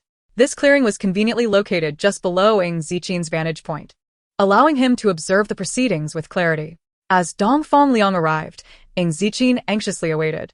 Despite the longing that had built over many days, he did not wish to see Su Youyou here. He silently hoped that she would not appear, wishing for the first time that the intelligence from his shadow guards would be erroneous. Having engaged in this act of eavesdropping, he had already devised a plan. Should they not encounter Su Youyou, he would return with Ying and the other shadow guards, resigning himself to whatever punishment she deemed fit. However, just moments after the hour of Shun had passed, the figure that haunted his thoughts pierced his vision. As Ying Zijing clung to a sliver of hope, convinced that Su Youyou may have been coerced into coming, she uttered the words that chilled him to the bone. Her heart had always belonged to Dongfang Liang. It had always belonged to Dongfang Liang. Did she harbor not a shred of regard for his position? Indeed, everything she had done in recent times was merely an act, intentionally orchestrated for a purpose. How splendid! How remarkable! Everyone was astute, while he alone was the fool, unable to bear remaining there any longer. He turned to leave with Ying, but after a few steps, he halted again. Ying. At your service. You shall remain here, alongside them, to ensure the princess's safety. Yes, I obey. Would the princess still wish to be his consort as before? Was it merely a deception? The abilities of Ying and the other shadow guards were undoubtedly extraordinary, and Ying Zijing's martial prowess was equally commendable. Thus, their clandestine actions in the forest went unnoticed by anyone, including Su Youyou. Then Dongfang Liang, will you still speak to me in such a manner? Faced with Su Youyou's almost playful tone, Dongfang Liang found himself completely captivated and snared. Youyou, it is my fault. All of it is my fault. I should not have thought of you in that way. Dongfang Liang reached out his hand, intending to grasp Su Youyou's. But after a moment's contemplation, he withdrew it. However, you have truly suffered at Ying Zijing's side. One day, I shall bring you back to my side. Listening to Dongfang Liang's words, Su Youyou internally scoffed, though her exterior maintained an expression of surprise. Really? Dongfang Liang, will you take me away? Indeed. How could I deceive you, Youyou? Thank you, but no need. When will you come to fetch me? Perhaps right now? I truly wish to cease the charade before Ying Zijing and no longer face his countenance. Su Youyou paused slightly, her voice tinged with a hint of sorrow. Dongfang Liang, will you take me away now, please? Now? This poses a dilemma, Dongfang Liang replied, lowering his head before looking back at Su Youyou, slowly articulating, Youyou. It may not be feasible at this moment. Haha, I knew you would refuse. Otherwise, I would not dare to speak so freely. Why? Su Youyou feigned surprise, asking, could it be that you are deceiving me? Youyou, how could I ever deceive you? Listen to me, Dongfang Liang insisted. Humph, what more is there to say? Speak quickly. I am eagerly awaiting your fresh intelligence. Youyou. Dongfang Liang placed his hands on her shoulders, wishing to turn her to face him. This time, Su Youyou did not shy away, allowing him to grip her shoulders. She felt that what she desired was within reach, and feared that any unnecessary actions might disrupt the content he was about to divulge. Youyou, I am not deceiving you. I shall indeed take you away. However, there are still matters I must attend to. Humph, you always have something to attend to. How am I to know when you will fulfill your promise? After a moment of contemplation, Dongfang Liang responded, Youyou, before your birthday this year, I will ensure everything is settled. Then, I shall present you with a magnificent gift for your birthday. Chapter 54. Inquiring the details regarding the grand gift Dongfang Liang spoke of, Su Youyou could roughly surmise its nature. She calculated the time in her mind, realizing that less than 2 months remained until her birthday. Could it be that Dongfang Liang aimed to complete all his plans and ascend to the throne within this time frame? Su Youyou was uncertain of how much leeway Nangong Jia would afford Dongfang Liang, but regardless, if he intended to succeed in 2 months, he would undoubtedly need to subdue Ying Zijing. Therefore, it was likely that Dongfang Liang sought her assistance in this meeting. As Su Youyou pondered, Dongfang Liang spoke again. Youyou, what do you wish to give me for my birthday? This I cannot divulge just yet. I want to keep it a surprise. He explained briefly before continuing, however. Youyou, this matter requires your assistance. You need my assistance? Su Youyou feigned astonishment. Yes. Youyou, currently only you can aid me. Alright, Dongfang Liang, tell me what you require. A glimmer of excitement crossed Dongfang Liang's face. I intend to carry out a significant undertaking, and Ying Zijing has become the greatest obstacle to this endeavor. Therefore, Youyou, you must secretly relay Ying Zijing's upcoming plans and movements to me, so I can ensure absolute victory. Ying Zijing's plans and movements? Su Youyou expressed genuine surprise, then asked, Dongfang Liang, what exactly do you intend to do? His plans are solely related to the military. Yes, I need all the secrets concerning the military. Youyou, I shall soon ascend that throne. Dongfang Liang, are you plotting a coup? You could say that. Jojo. This prince merely seeks to reclaim what rightfully belongs to him. Hee. This fellow can speak such words so plainly to her, yet refuses to clarify the so-called birthday gift. What is his intention? Su Youyou is no longer oblivious to it. Regrettably, in her past life, when faced with the same words from Dongfang Liang, Su Youyou naively believed that he meant to bestow upon her a status of unparalleled grace, which ultimately led to grave mistakes in that lifetime. Youyou? Noticing a momentary daze in Su Youyou's expression, Dongfang Liang hurriedly sought to confirm her willingness to assist him. His urgent voice reached her ears, jolting Su Youyou back to reality. Very well, Liang. I shall do my utmost to relay any information I can gather from Ying Zijing. This promise was akin to a stabilizing talisman, calming Dongfang Liang's anxious heart. However, Liang, Ying Zijing's army appears formidable. How can you? Do not fret. My lady. Of course, I am not worried. I merely wish to understand your strategies. Indeed, Ying Zijing wields considerable military power.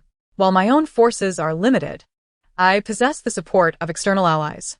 Coupled with their strength, I would command an army of 100,000 elite soldiers. Dongfang Liang's mention of external allies likely referred to the Nangong realm.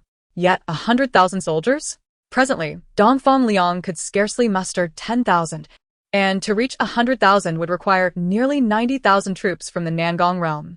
The Nangong realm, among the 4 nations, is not particularly strong and can only maintain a delicate balance with Shimanjun.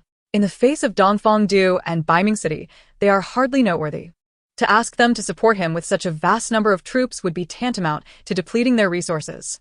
Su Youyou felt that this matter was far from straightforward, sensing that hidden secrets lay beneath the surface.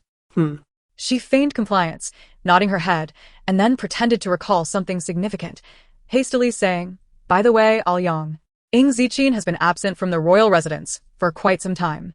Su Youyou believed it essential to present herself as obedient, convincing Dongfang Liang that she could meticulously relay all matters pertaining to Ying Zijing.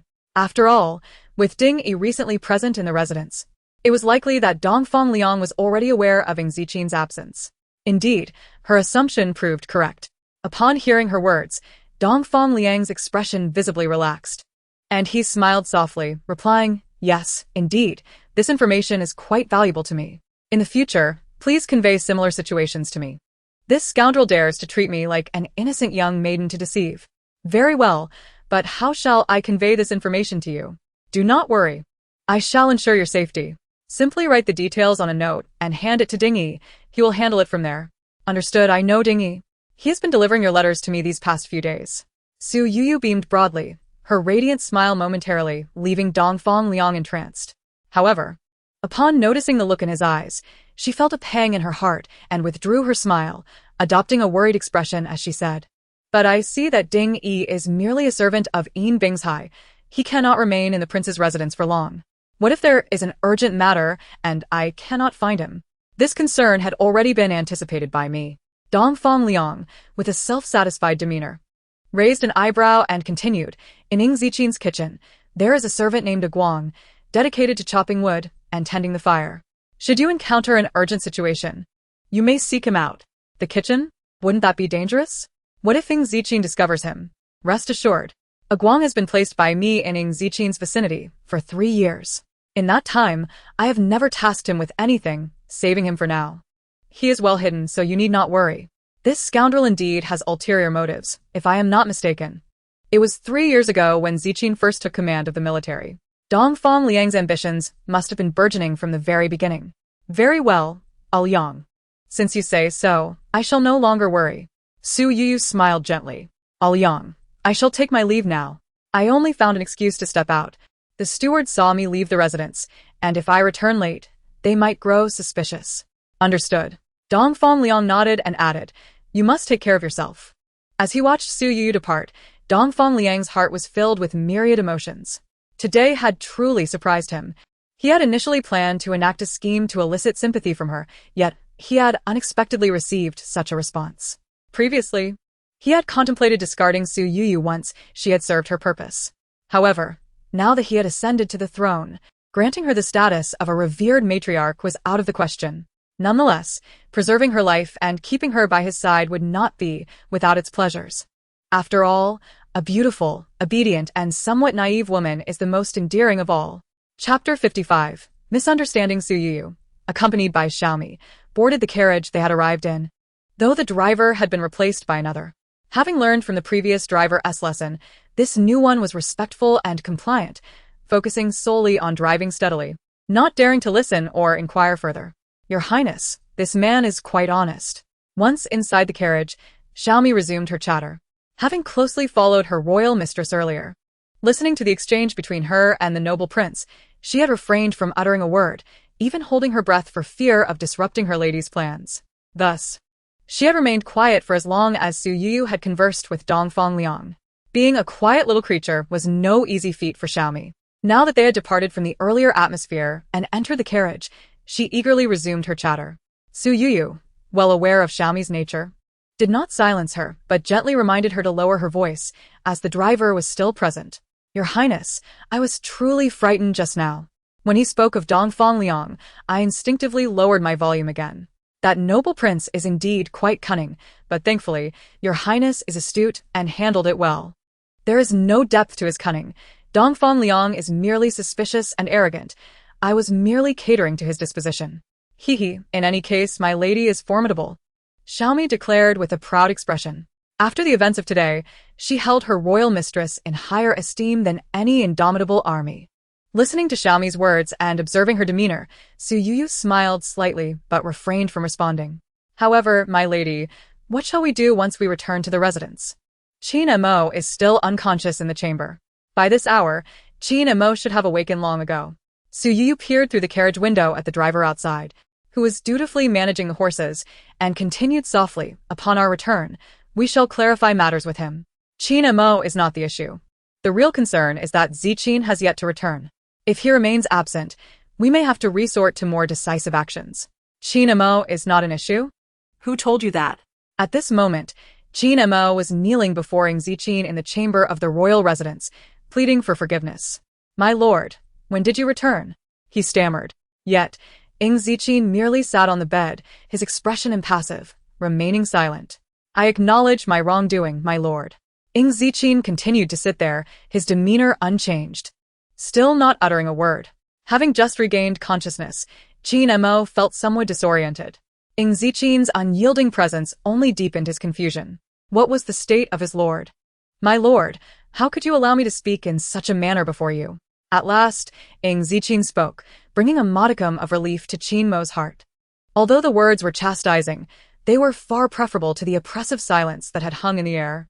"My lord, please do not be angry. It was my fault. Of course it was your fault. Before I departed, I repeatedly instructed you to stay close to the princess. Yet you allowed 2 fragile women to incapacitate you with a drug. What face do you have to stand here? My lord, I was unaware of how I became unconscious. I had only consumed." At this point, realization struck Qin Mo. He had eaten the pastries given to him by Xiaomi before losing consciousness. Moreover, the 2 seemingly delicate women he mentioned were none other than the princess and Xiaomi, who had conspired to drug him. "My lord, where are the princess and Xiaomi? What were they doing? Why did the princess feel the need to incapacitate me? What important matter could possibly be so urgent?" To meet Dongfang Liang is of such significance. Qin Mo's words rekindled the flames of fury within Ying Zijing, who forcefully tossed a pillow from the bed onto the floor. As it fell, heartfelt letters scattered about, laid bare before Ying Zijing's gaze. Trembling hands tore open each note, every word and stroke piercing his heart like venomous needles. All the longing and affection for his beloved woman had been expressed through another man's voice, and she had just affirmed her feelings for that very man. The 2 had conspired to lead him in circles. My lord, my lord." As Ying Zijing scrutinized the letters, Qin hurried in from outside. "What is it?" Ying Zijing frowned at Qin reporting to the lord, "The princess has returned." Ying Zijing's brow furrowed even deeper. Just then, Su Youyou entered with Xiaomi Zijing. Upon seeing Ying Zijing, Su Youyou's heart soared with joy. "You are back. This servant pays her respects to the lord," Xiaomi chimed in, her voice cheerful, clearly elated for her mistress. Qin? Noticing Ying Zijing's lack of response, Su Youyou snapped out of her delight, sensing something amiss. "When did you return?" "When did I return?" Ying Zijing rose, advancing on Su Youyou. "Why, do you wish to learn my return time so you can rendezvous with your paramour?" "Rendezvous with the paramour?" Qin. "You know I went out." Su Youyou's immediate reaction indicated that her outing had not gone unnoticed by Ying Zijing. Su Youyou. "Have you no sense?" Ying Zijing grasped her arms, shaking her slightly. "How have I treated you, and yet you fail to perceive it? If you wish to be with Dongfang Liang, you could simply tell me. Why deceive me?" "Zijing, you are hurting me." The pain in her arms made Su Youyou frown. "Please let go, I will explain. I did not meet Dongfang Liang. Does your pain compare to the anguish in my heart?" With a sudden force, Ying Zijing flung Su Youyou from the threshold to the bed, revealing the letters hidden beneath her pillow. "What further arguments can you muster?" Ying Zijing's strength sent Su Youyou crashing onto the bed. "My lady, are you all right?" Xiao mirashed to support Suo. As she beheld the scattered letters, the cause of Ying Zijing's fury became clear to her. "Zijing, these letters were sent to me unilaterally by Dongfang Liang. I placed them here to share with you upon your return. I have done nothing wrong. You must believe me." "Believe you?" "Su Youyou, you exchanged so many affectionate letters. And you spoke such tender words in the forest. How can you expect me to trust you?" "In the forest? You know about that?" Su Youyou was taken aback. "How do you know? Did you have someone spy on me?" Chapter 56. Xiaomi and Qin Mo's assistant Zijing. "Do you not trust me so? You are away from the capital, yet you must send someone to watch me?" Su Youyou felt that Ying Zijing's detailed knowledge of today's events indicated he had indeed placed someone to monitor her. "Why is it permissible for you to deceive and mislead me while I cannot keep an eye on you?" Ying Zijing, fueled by anger, began to speak irrationally. "Qin, How can you spy on me? How can you not trust me? Why should I not? Su Youyou, do you think that by charming Qin Mo, you have ensured that no one knows your whereabouts? My shadow guards are the best in the world. Every move you make is under my watch. Qinda. Ying Zijing interrupted Su Youyou before she could respond, calling for Qinda. My lord, I am here. From this day forth, the princess is not to step outside this room. Station guards outside, and if anything goes awry, I will hold you accountable. Yes, my lord. Having said this, Ying Zijing turned and strode towards the door. As he reached the threshold, he paused, turning his back to Su Youyou and stating, Su Youyou, if you step out of this room, I shall truly break your legs. My lord, my lord. Qin Mo glanced at Su Youyou and Xiaomi before silently pursuing Ying Zijing. Obeying the order, Qinda bowed slightly to Su Youyou before exiting and closing the door behind him. The once noisy room fell into an immediate silence, leaving an emptiness in its wake. My lady, Xiaomi said as she rubbed Su Youyou's arms, did you sustain any injuries? I noticed how forceful the lord was. Let me check your arms for bruises or if you need ointment. Why did he have to spy on me? Why does he not trust me? Su Youyou paid no heed to her arms, endlessly repeating these two questions, her spirit deflated. My lady, I truly do not understand the lord's intentions. However, I can genuinely sense his affection for you. My lady, the lord is currently in a fit of anger. Why not wait for him to calm down and then clarify matters with him? As Su Youyou regarded Xiaomi, her eyes regained some semblance of life. You are right. Zijing is indeed angry now, and thus his words are merely the ramblings of fury. Such words cannot be trusted. Indeed, once Zijing has calmed, I can clarify matters with him. Xiaomi, you are truly wonderful. Hearing her mistress's praise, Xiaomi shyly lowered her head. My lady, how can you jest at a time like this? Xiaomi, I am not jesting. I genuinely believe your thoughts are correct. Su Youyou remarked as she noticed the scattered letters on the bed, her brows furrowing. She continued, however, Dongfang Liang only has 2 months, and his actions will soon reveal themselves. This matter must be clarified with Zijing at the earliest opportunity. After exiting the bedroom, Qin Mo closely followed his lord within the royal residence. The master and servant wandered aimlessly through the palace, one ahead of the other. My lord, are you tired? Would you care to rest? My lord, after such a long journey, you must be hungry. Shall I instruct the kitchen to prepare a meal? My lord, if you are not hungry, then you must be thirsty. Shall I fetch you some tea? My lord, Qin Mo. Yes, I am here. Go somewhere else. If you continue to chatter in my ear, beware that I might sever your tongue. My lord would never be so cruel as to cut out my tongue. Just moments ago, you were contemplating breaking the queen's leg. Now you wish to silence me? Do not speak of her again. My lord, Qin Mo deliberated before speaking. I am but a humble servant, far inferior to your wisdom. Yet I feel that the queen's actions towards you have been sincere. Although I have been drugged by her, I still sense that she harbors some untold burden. Why not grant her an opportunity to clarify this matter with you?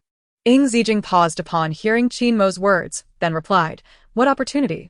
Has the drug clouded your mind? You seem like a traitor. Though Ying Zijing spoke thus, he soon ceased his aimless wandering and turned towards the study. Seated in the study, Ying Zijing opened book after book on military strategy, yet his mind remained unfocused. Preoccupied with Su Youyou's earlier interrogation.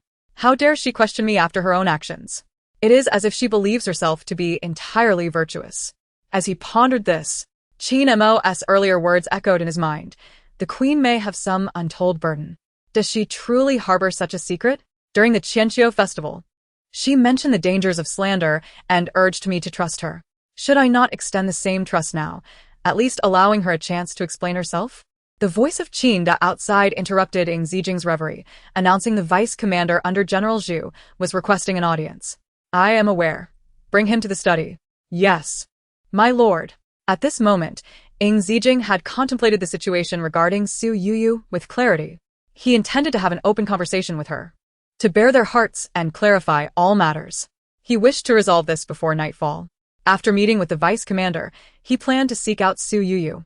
However, he misjudged the time required to attend to military affairs. That entire night, the study remained brightly lit, while the bedroom flickered with candlelight, and outside, the rain poured heavily. Su Youyou, reclining on the soft couch, eventually fell asleep, believing Ying Zijing would calm down and come to her that night. Yet she was met only with the chill of the wind and the sound of rain on the banana leaves, but not her Ying Zijing. My lady, Ding Yi has arrived. Early the next morning, Su Youyou, still in a sleepy haze, had not yet had the chance to groom herself when Xiaomi entered to report. Dinky? What business does he have at this hour? Though she was reluctant to see him, her concern about missing crucial information regarding Dongfang Liang compelled her to summon him into the inner chamber. Your servant greets the queen. Rise. Dinky. Why have you come so early? Your servant, Youyou. Ying Zijing's voice boomed, interrupting Ding Yi. Before Su Youyou could react, Ying Zijing rushed in like the wind. Youyou. I intended to come last night, but I was occupied with duties and could only find time now. As he entered the inner chamber, he noticed Ding Yi bowing and inquired, Who is this man? The servant greets the lord. Upon seeing this, Ding Yi knelt and replied, I am but a servant from the Yin Bingjai. Seeing the heavy rain last night, I came to inquire if the queen requires ice. Very well. You may all leave. Ying Zijing paid little heed to Ding Yi, casually dismissing the servants in the chamber. My lady, the servant waits outside and will return shortly to inquire. Hearing this, Su Youyou's expression grew serious, her brows knitted tighter. Chapter 57. Es que latin conflicts Ying Zijing approached Su Youyou. Noting her delicate yet weary visage, his heart aching with concern. He took her hand and sat down, saying, Yesterday, I was indeed angered and did not listen to your explanations. I spoke words that may have hurt you, and for that, I apologize. The shadow guards I placed around you were solely for your protection, not for surveillance. I refrained from telling you this to spare you worry during my absence. It was never my intention to cause distress. Now, dear Youyou, could you please elucidate the reasons behind yesterday's events? As she gazed into Ying Zijing's expectant eyes, Su Youyou felt a pang in her heart. He had been so furious the previous day, yet now he appeared patient, waiting for her explanation. His gentle tone and hopeful gaze ignited a fire of pain within her heart, making it almost unbearable. Seated before him, she longed to leap into his arms, to share the torment of her longing and confess that yesterday's actions were all part of her scheme. However, with Ding Yi waiting just outside, she dared not reveal the truth. If he discovered any hint of her intentions, all the intelligence she had painstakingly gathered from Dongfang Liang would be in vain. Dongfang Liang's ambitions were vast, and his plans were audacious. They had only the next 2 months to act. Thus, Su Youyou could not afford to alert him. The unexpected return of Ying Zijing was unforeseen by either of them. Given the circumstances, she felt compelled to continue the charade. Resolutely, she bit her lip and spoke. My lord, there is no need. Since you are already aware of everything, I shall leave my fate in your hands. Her words transformed Ying Zijing's anticipation into astonishment. What are you saying? Did you not understand, my lord? Su Youyou stood and slowly walked to the door, continuing, I had indeed planned to conceal this matter from you. Xiaomi and I drugged Qin Mo and used the opportunity to leave the palace to meet with Dongfang Liang. We had prepared justifications and excuses for everything. Yet, I never anticipated your sudden return. Your unexpected arrival disrupted all my thoughts. Yesterday, I was engulfed in confusion, leading me to deny everything without reason. However, after a night of reflection, I realized my lies could not hold. Thus it stands, since you are already fully aware. I shall say no more. You are conscious, are you not? Do you understand what you are saying? Ying Zijing's voice grew increasingly intense. Of course. I am fully conscious. Su Youyou's tone remains calm, devoid of significant fluctuations. What is it, your highness? Are you unable to accept this reality and wish to coerce me into deceit? Or do you believe that regardless of what I say, be it truth or falsehood, as long as it aligns with your desires, you will accept it as veracity? If that is the case, how unfortunate, for I had no intention of deceiving you and have thus squandered this rare opportunity. Su Youyou. Ying Zijing's eyes were red, fists clenched tightly, staring intently at Su Youyou. So, from our wedding night until yesterday in the Zigui forest, everything you did for me was a deception? The sincerity you professed, your affections for me, every moment we shared, were they all lies? You have tricked me. Observing the hurt in Ying Zijing's gaze, Su Youyou felt a pang of sorrow. Yet, at this juncture, how could she allow the situation to unravel completely? Su Youyou took a moment to compose herself, inhaled deeply, and spoke. Indeed, it was all false. My heart has always belonged to but one person, Liang. Ying Zijing, it was you who tore us apart. If you can claim another's love for your own emotions, why should I not seek to reunite with Liang? Ah, the astute Prince E. Yet you are still ensnared in my web of manipulation. Princess. How can you behave thus? With a loud crash, Qin Mo burst through the door, shouting at Su Youyou. The sudden intrusion startled Su Youyou, but she quickly regained her composure. As she had anticipated, those outside had heard everything. Qin Mo had forgotten his place. Shouting furiously, "The prince has treated you with countless kindnesses. Can they not compare to the pretender, the Duke of Gong, who has done nothing?" Princess. Do you not realize that the prince risks his life daily, yet he leaves his finest guards behind to protect you? You, together with Xiaomi, conspired to incapacitate the subordinates, and they believed you had your reasons. But today, your actions are utterly unworthy of the prince. Upon seeing Qin Mo storm into the room, Xiaomi followed closely behind. She had been outside and heard the entire exchange. Knowing Ding Yi was present, she understood the reason behind her mistress's words. Yet despite this, faced with Qin Mo's accusations, Xiaomi instinctively felt the need to defend her. However, when she opened her mouth, she found herself at a loss for words. Kein Montag verzeiht Xiaomis Hesitation. He scoffed and remarked, "Xiaomi, don't you find yourself speechless as well? At this point, do you still wish to defend her? Qin Mo, do not speak so recklessly. Regardless of the circumstances, the princess's actions are justified," Xiaomi murmured as she approached Su Youyou. Ah, justified? Xiaomi, where is your conviction in such a claim? Qin Mo, those around me are my responsibility to manage. You must be mindful of your position. You no longer have the right to call yourself our princess. Qin Mo, enough. Ying Zijing interjected, halting Qin Mo's tirade. Then, turning slightly towards Su Youyou, he continued, "Since I have delayed you for so long, and you harbor such deep-seated resentment towards me, I shall draft a letter of divorce. We shall part ways, and I will grant you your freedom." A divorce? Watching Ying Zijing's retreating figure, Su Youyou felt her heart stop in pain. She had merely intended to perform for Ding Yi to secure her position with Dongfang Liang, yet she never anticipated that Ying Zijing would propose a divorce. A divorce? In her previous life, after causing such turmoil and committing numerous errors, Ying Zijing had never once contemplated separation. Why then, today is he so resolute? Chapter 58. Absolutely not a divorce. After Ying Zijing departed, Qin Mo and Qin De followed suit. Su Youyou cast a glance at Ding Yi, who still lingered outside, forcing herself to suppress her sorrowful demeanor. "Ding Yi, are you preparing to return to the ice pavilion?" Replying, "Princess, with autumn upon us, the weather is gradually cooling. If you have no further need for ice, then I must return." "Very well, you have provided excellent service. I shall ensure you are duly rewarded." With that, Su Youyou gestured for Xiaomi to prepare a pouch for Ding Yi, while she approached her writing desk. Su Youyou took a sheet of paper and began to write swiftly. When Xiaomi returned with the prepared pouch, Su Youyou handed it along with the completed letter to Ding Yi. "Here, this is a reward from me to you." "Thank you, Princess," Ding Yi replied, accepting the gifts. He stole a glance at Su Youyou, noting the smile that could no longer be concealed in her eyes, and understood fully. "Princess, I shall take my leave now." As Ding Yi exited the courtyard, Xiaomi finally felt at ease to speak to her mistress. "Princess, are you well?" Upon hearing Xiaomi's words, Su Youyou crumpled to the ground like a heap of mush, her gaze vacant and her expression profoundly sorrowful. "Princess, you cannot sit on the ground in this weather. If you catch a chill, it could lead to lasting illness." Xiaomi rushed to assist Su Youyou, but she remained motionless, unresponsive. "Princess, princess." Xiaomi called to her twice before Su Youyou collapsed into her embrace, weeping uncontrollably. "Xiaomi, he wants to divorce me. I do not wish for a divorce." Su Youyou cried inconsolably, pouring out the anguish that weighed heavily on her heart. At that moment, Xiaomi was at a loss for how to comfort her. So she simply stroked Su Youyou's back, allowing her to cry. After some time, Su Youyou's wails transformed into soft sobs. "Princess, shall we get up now, all right?"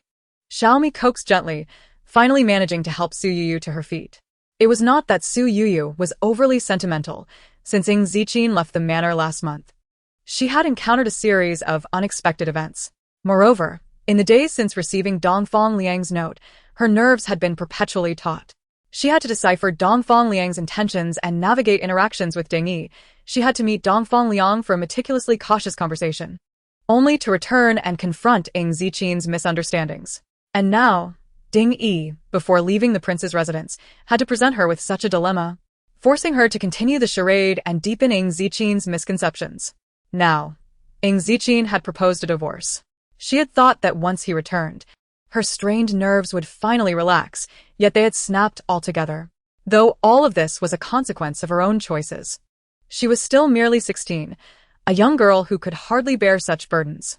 Su Youyou allowed Xiaomi to assist her to the bed, lying down and covering herself with a quilt. Feeling the comforting warmth of the blankets, her weariness overtook her, and she soon drifted into a slumber after her exhausting tears.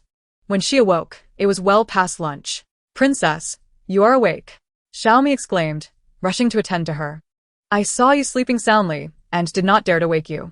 It is already past lunchtime. Shall I fetch you something to eat?" "Xiaomi, there is no need. I am not hungry." "That will not do, princess. You must eat, or your health will suffer." The maid ventured into the kitchen, where Su Youyou seemed to suddenly recall something, her eyes widening in contemplation. She then continued, "All right, Xiaomi, you shall go to the kitchen now, and pay attention to find that woodcutter named Guang. With Ding Yi absent from the palace, any news from Dongfang Liang will likely be conveyed through a Guang." "Understood. I shall proceed at once." Xiaomi, like Su Youyou, had never encountered a Guang. Yet this did not hinder the unfolding of events. A Guang, already possessing a letter, sought to approach Xiaomi discreetly to relay the message upon her arrival in the kitchen. "Your Highness, I have brought back some pastries for you. Please indulge a little." Upon returning to the chamber, Xiaomi found her royal mistress already out of bed, and placed the pastries on the table. "Xiaomi, have there been any messages?" Su Youyou disregarded the pastries, her mind solely focused on the anticipated reply from Dongfang Liang. "Yes. As soon as I arrived in the kitchen, that servant A. Guang managed to slip this note into my food basket," Xiaomi said, handing the note to Su Youyou. Yet still expressing concern, "Your Highness, it would be wise to eat something first." "Very well, I shall read it and then partake."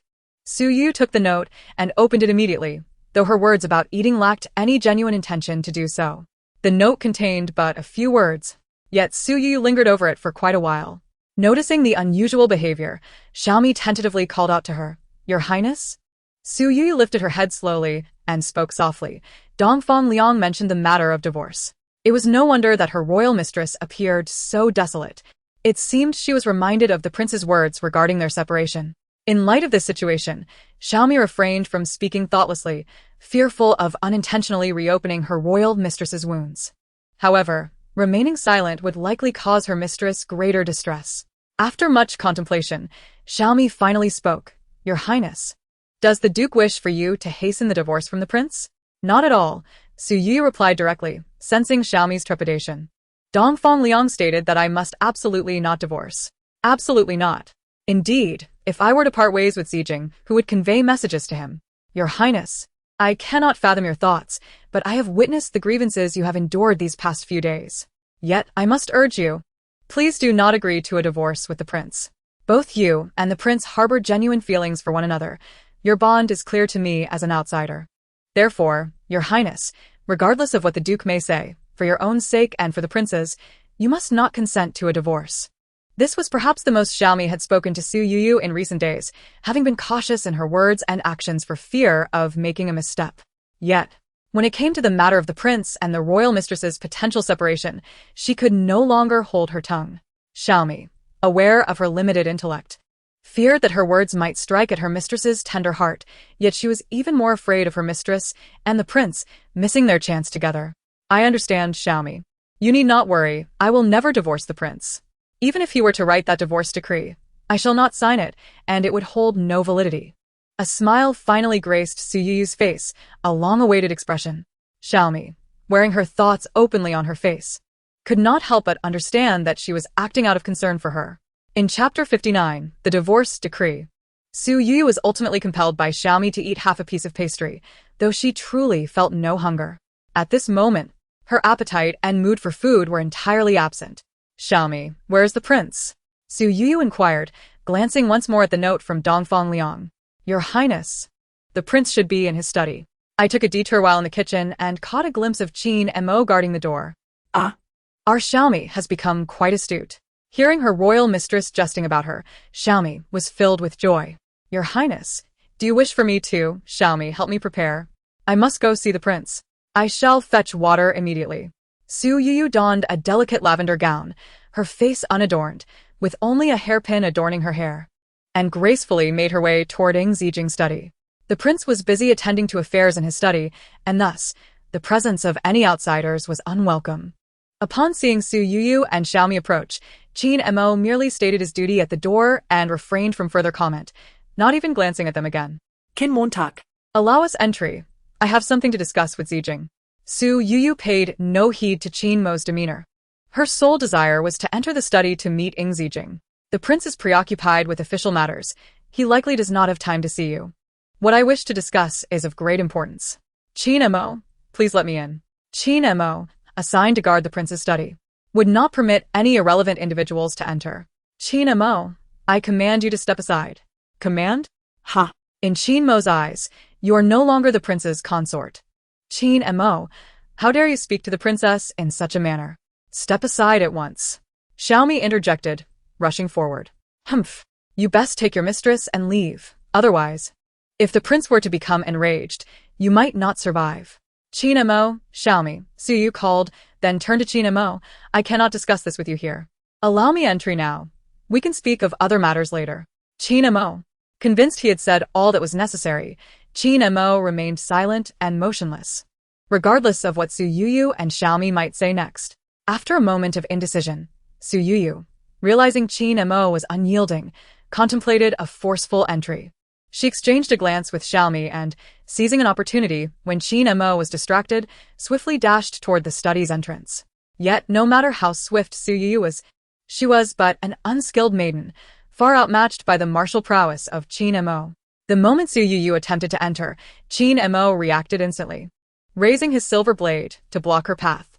Kin Montak. How dare you? Xiaomi shouted, both supporting her royal mistress and confronting Qin Mo. You dare to threaten the princess? Humph. She is no longer my lord's princess. She is unworthy. Just as Qin Mo finished his retort, Ying Zijing's voice resonated from within the study, permitting their entry. His tone remained calm, devoid of any discernible emotion. My lord, you cannot allow, Qin Mo. The prince has ordered that the princess be allowed in. You cannot presume to speak for him. Xiaomi countered, hastily guiding her royal mistress into the study. Despite his reluctance, Qin Mo had to comply with the prince's command. Yet, as he watched the two figures of mistress and servant enter the study, he stomped his foot, following them in, fearing that his lord might once again be swayed by their charms. As the study door swung open, Su Youyou, clad in her lavender gown, stood at the threshold, sunlight cascading over her, exuding warmth and tenderness. Each time Su Youyou entered the study, she captivated Ying Zijing's attention. Yet with this thought, a sense of melancholy washed over him, for he feared that this feeling would soon be lost to him. Shifting his gaze away, he dare not look at Su Youyou any longer. Zijing Su Youyou stepped inside, standing beside Ying Zijing's writing desk. Zijing, I have something to discuss with you. Ying Zijing set down his pen, lifting his gaze to meet the enchanting visage of Su Youyou, which lingered in his thoughts. Despite her recent grooming, he discerned the weariness and the swollen eyes that hinted at tears. Had she wept because of him? How could that possibly be? Ying Zijing chided himself internally before speaking. What is it?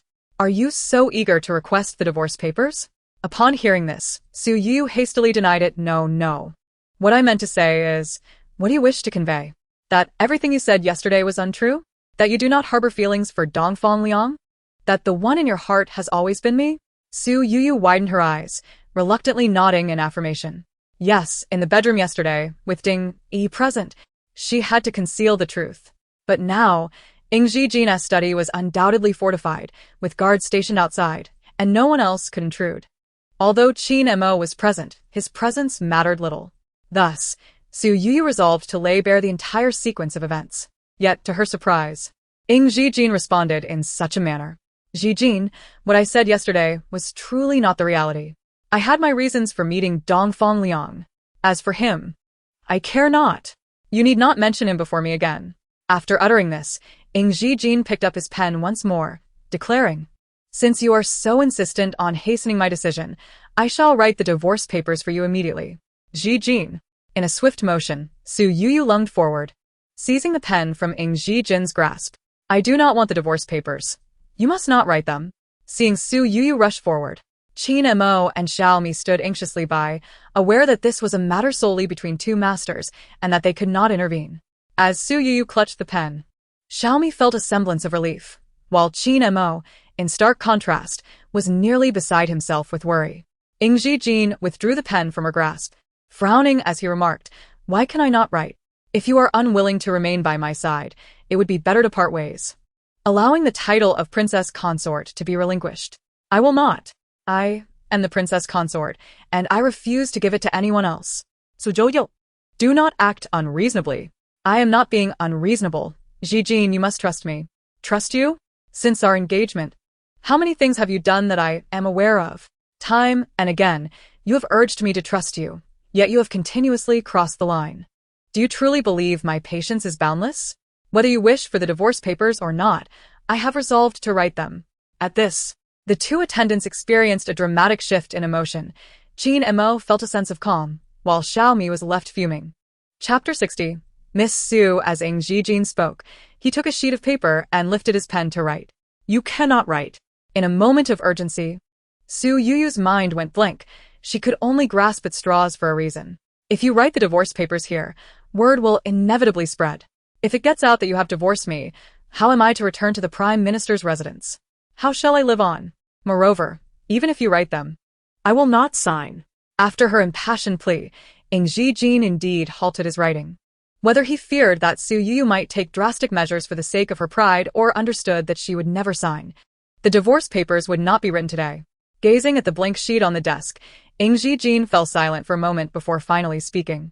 "Since Miss Su does not wish to leave the prince's residence, she may remain here for now. I shall allocate a chamber for you. The hairpin was crafted for the woman I adored. Having lost its original significance, you may keep it as a token of joy. Whenever you wish to retrieve the divorce papers, you may come to me. Miss Su," he addressed her, causing tears to well up in her eyes. "Please return, Miss Su." Following Ying Zijing's command, Qin Mo stepped forward, intending to escort Su Youyou away. Yet, she seemed not to heed his words, remaining rooted in place. Her gaze fixed on Ying Zijing. "Miss Su," she called out directly to him. Hearing her address him as prince was a painful reminder for Ying Zijing. He slowly lifted his head to meet her gaze, but remained silent. "Prince," Su Youyou pressed on, "do you truly possess such a heart of stone?" Her words sparked a fire within Qin Mo, who could no longer contain himself. "Who is truly heartless here? Miss Su, do not speak so unjustly." This time, Ying Zijing did not stop Qin Mo, instead addressing Su Youyou. "Do you believe me heartless?" "Indeed." Su Youyou held back her tears, recalling the saying, "A day as husband and wife brings 100 days of affection." "Yet, Prince, your actions today are anything but compassionate. You and Dongfang Liang are incomparable." This statement left Xiaomi momentarily speechless. Su Youyou. "Do not mention Dongfang Liang before me again." "Why can't I? Are you afraid of being compared to him?" Su Youyou bit her lip, continuing, "Dongfang Liang promises me a lifetime of happiness. He is far superior to you." Silent. "I will not. How have I wronged you? How have you mistreated me? Dongfang Liang promised to have me as the honored matriarch in 2 months. Can you, Prince, offer me the same?" With this proclamation, everyone in the study was left stunned. In 2 months to be the honored matriarch? Is Dongfang Liang planning a rebellion? Ying Zijing swiftly processed Su Youyou's words and replied, "Su Youyou, do not indulge in fantasies. Dongfang Liang would need to ascend to the throne to fulfill such a promise. Given his current state, even if he were to raise an army, it would be impossible for him to claim the throne in 2 months. Why not? Dongfang Liang has his own methods. Nangong Jie has already allied with him. Together, they could amass a formidable army. His plan will undoubtedly come to fruition in 2 months." After Su Youyou spoke, she observed Ying Zijing's expression, and when she perceived that he had taken her words to heart, she felt a wave of relief. Ying Zijing pondered for a moment before suddenly lifting his gaze to meet hers. The intensity of his stare made Su Youyou instinctively avert her gaze. Kin Montak. "Escort Miss Su back to her room," Ying Zijing commanded, then added, "Keep a close watch on her. Today's events must not be disclosed." "Yes, I will comply." Having said all that was necessary, Su Youyou ceased her opposition and followed Qin Mo out. As she reached the door, Su Youyou glanced back at Ying Zijing, her hand brushing against the hairpin atop her head, her eyes misty as she departed with reluctance. Once again, only Su Youyou and Xiaomi remained in the bedroom. Xiaomi, holding a cloth, was diligently cleaning the ink smudged on her hands and spoke to her mistress. Princess, since you wish to convey the detailed circumstances regarding the Duke of Gong and Nangong Jie to the prince, why not say it directly? Why let the prince misunderstand you? Xiaomi, you foolish girl. Matters are not so simple now, Su Youyou replied, noticing Xiaomi's puzzled expression. You heard what the prince said. No matter what I say now, he will not believe me.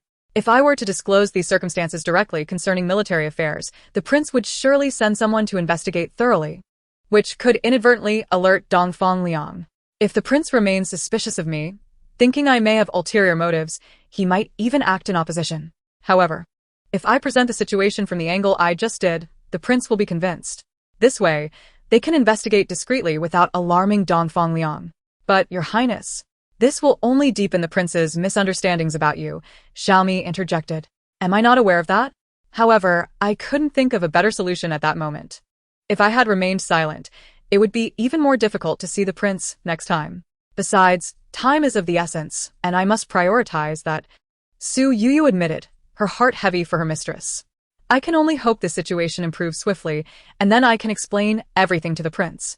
Despite her words, Su Youyou knew well that once this rift was created, the chances of reconciling with Ying Zijing would be exceedingly slim. In the study, Ying Zijing sat before the desk, contemplating Su Youyou's earlier remarks. Kin Montag. At your service. Did you previously send someone to investigate Dongfang Liang's movements? Yes, my lord. Miss Su instructed us to gather information. And the intelligence department confirmed that the Duke of Gong is indeed connected with Nangong Jie, though the specifics of their relationship remain unclear. Understood. Qin Mo, from now on, pay close attention to Su Youyou's movements, whom she interacts with, and what tasks she assigns to Xiaomi. Make sure to gather every detail discreetly. Yes, my lord. I shall comply. Chapter 61. General Zhu, my lord. General Zhu seeks an audience. Please, let him in. General Zhu's son, Zhu Yunfan, was a young prodigy and the direct elder brother of Zhu Xiaoxiao. Despite his youth, he was seasoned on the battlefield. He was upright and composed, earning the affection of his soldiers. Known for his benevolence and sense of justice, he was affectionately referred to as young General Zhu by both court and common folk alike. I pay my respects to His Royal Highness. Rise, take a seat. Ying Zijing held Zhu Yunfan in high regard. Yunfan, the connection between Dongfang Liang and Nangong Jie is likely more intricate than we initially presumed. My lord, we were already aware of the covert communications between Dongfang Liang and Nangong Jie. However, what you imply seems far more complex than I can comprehend, Zhu Yunfan replied. Nangong Jie intends to offer Dongfang Liang the might of their entire army. They are conspiring to seize control of our eastern capital. An entire army? Though somewhat prepared for the information, Zhu Yunfan was still taken aback. While Nangong Jie may be weak, if they mobilize their entire nation alongside Dongfang Liang, that could amount to a force of 1 million soldiers. Precisely. This is why I assert that the situation has become even more complicated. Ying Zijing unfurled a map of the 4 nations upon the desk, tapping the location of Nangong Jie with his finger. Moreover, Dongfang Liang's actions are likely already underway, with an anticipated successful coup within 2 months. 2 months? Zhu Yunfan was astounded. My lord, I mean no offense, but I must inquire how you came by this information, and if it can be deemed reliable. Zhu Yunfan was not one to waver in his speech, but his hesitation stemmed from his deep respect for Ying Zijing. The prince was the only person, aside from his father, whom he truly admired. Thus, he never questioned his words.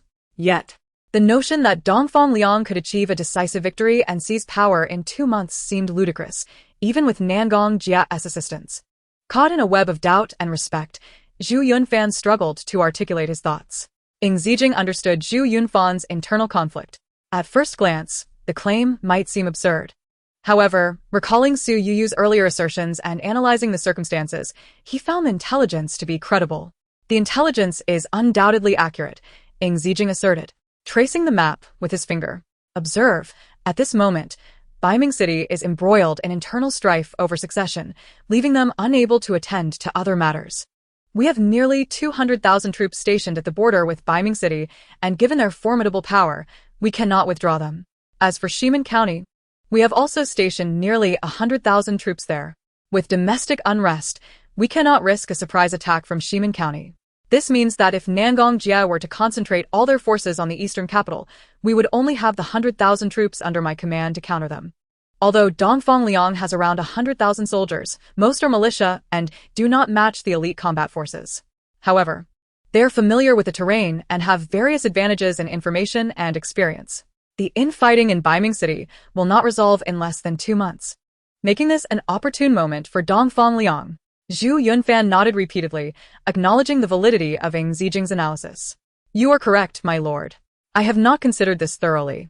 After a moment's reflection, Zhu Yunfan continued, but, my lord, can Nangong Jia truly mobilize their entire nation for an attack?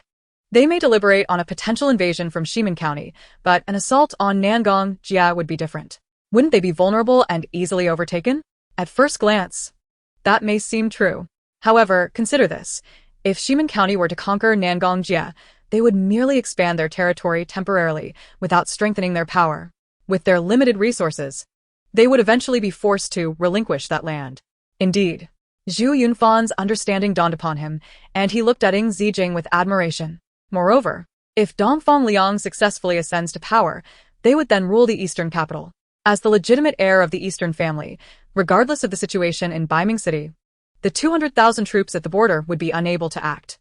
Exactly, Ying Zijing affirmed with a nod. But, my lord. Noting Zhu Yunfan's lingering doubts, Ying Zijing inquired, do you have any further questions? Your Highness, I am puzzled about one matter. The Emperor must have sensed the rising tensions and dispatched you for covert investigation a month ago. Presently, he has placed all his hopes on you. Thus, he must be aware of your army's combat capabilities. How can he be certain that Dongfang Liang will prevail against your 100,000 elite troops? Upon hearing these words, Ying Zijing furrowed his brows even tighter. He rose from his seat and began to pace slowly in the center of the study.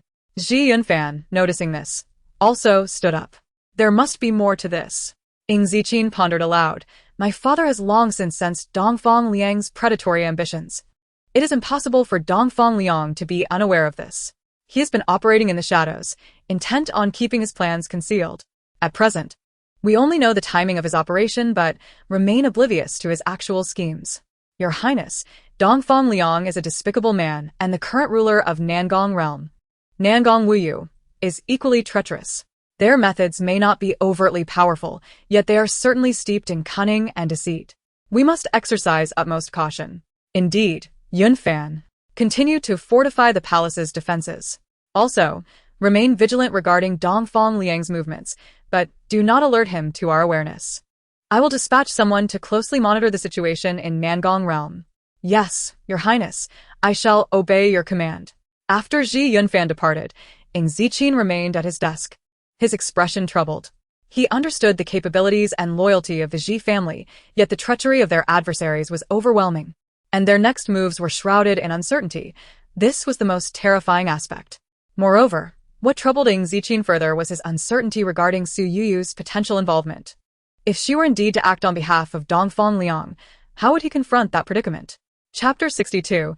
The Plunglai Pavilion for several consecutive days. Su Youyou had not received any messages from Dongfang Liang, nor was she privy to any countermeasures taken by Ying Zijing. She had relayed all the information she had gathered to him, but now felt utterly helpless, consumed by anxiety. The princess's maid, Xiaomi, entered the chamber, carrying a bowl of lily and pear soup. The kitchen prepared the soup for you, and they added some chuan bei. You have been coughing severely lately. This soup should provide some relief. Cough, cough. Su Youyou sat up in bed. All right, bring it to me. Cough, cough. The night she returned from the Zigua forest, a torrential rain had poured down, and she had not remained in bed, resulting in a chill that weakened her constitution. Furthermore, since the rift with Ying Zijing, a simmering frustration had taken root within her. With late September's autumn winds growing colder by the day, she found herself coughing continuously. Fortunately, Ying Zijing had not issued a divorce decree, and regardless of the circumstances, she remained the nominal mistress of the Yi Wangfu. As long as Ying Zijing remained silent, no one dared to treat her with disregard. Su Youyou's living conditions remained unchanged. She had whatever she desired. Princess, perhaps you should summon the court physician for a consultation, Xiaomi suggested. Although Su Youyou had consumed the lily and pear soup, Xiaomi still worried for her health. No matter how good the soup is, it cannot replace medicine. You've been coughing for so long. It is challenging to recover without a physician's help. Enough, the physician would only prescribe a few bitter medicines. I cannot tolerate such bitterness. Besides, I know my own body. It is merely a cough, nothing serious. Princess, this is not merely a distaste for medicine. It is evident you are suffering, Xiaomi said, her eyes brimming with tears. Foolish girl, I am fine. Do not be like this, Su Youyou comforted her. You must take care of yourself. You are my only companion now. Upon hearing her mistress's words, Xiaomi nodded vigorously. Yes, rest assured, I will always be by your side. Xiaomi, regardless of what happens, we must first assist His Highness in resolving the matter with Dongfang Liang.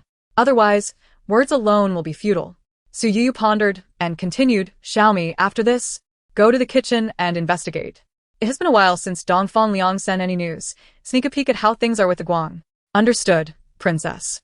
I will take care of it.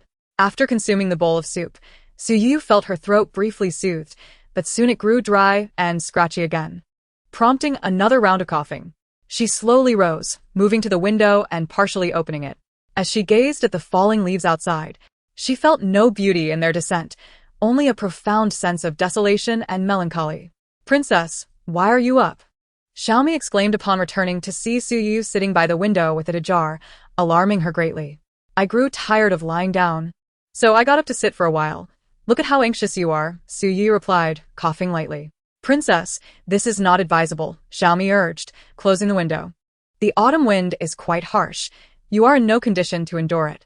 It is of no concern. I am not so fragile. Princess, Auric, Su Youyou interrupted her. Shifting the conversation. So, what did you discover in the kitchen? Oh, right, Xiaomi said, successfully diverting the topic. I did not see a Guang. Not see him? Where could he have gone? I did not dare to inquire for fear of revealing anything, Xiaomi admitted. Indeed, it was wise not to ask, Su Youyou coughed.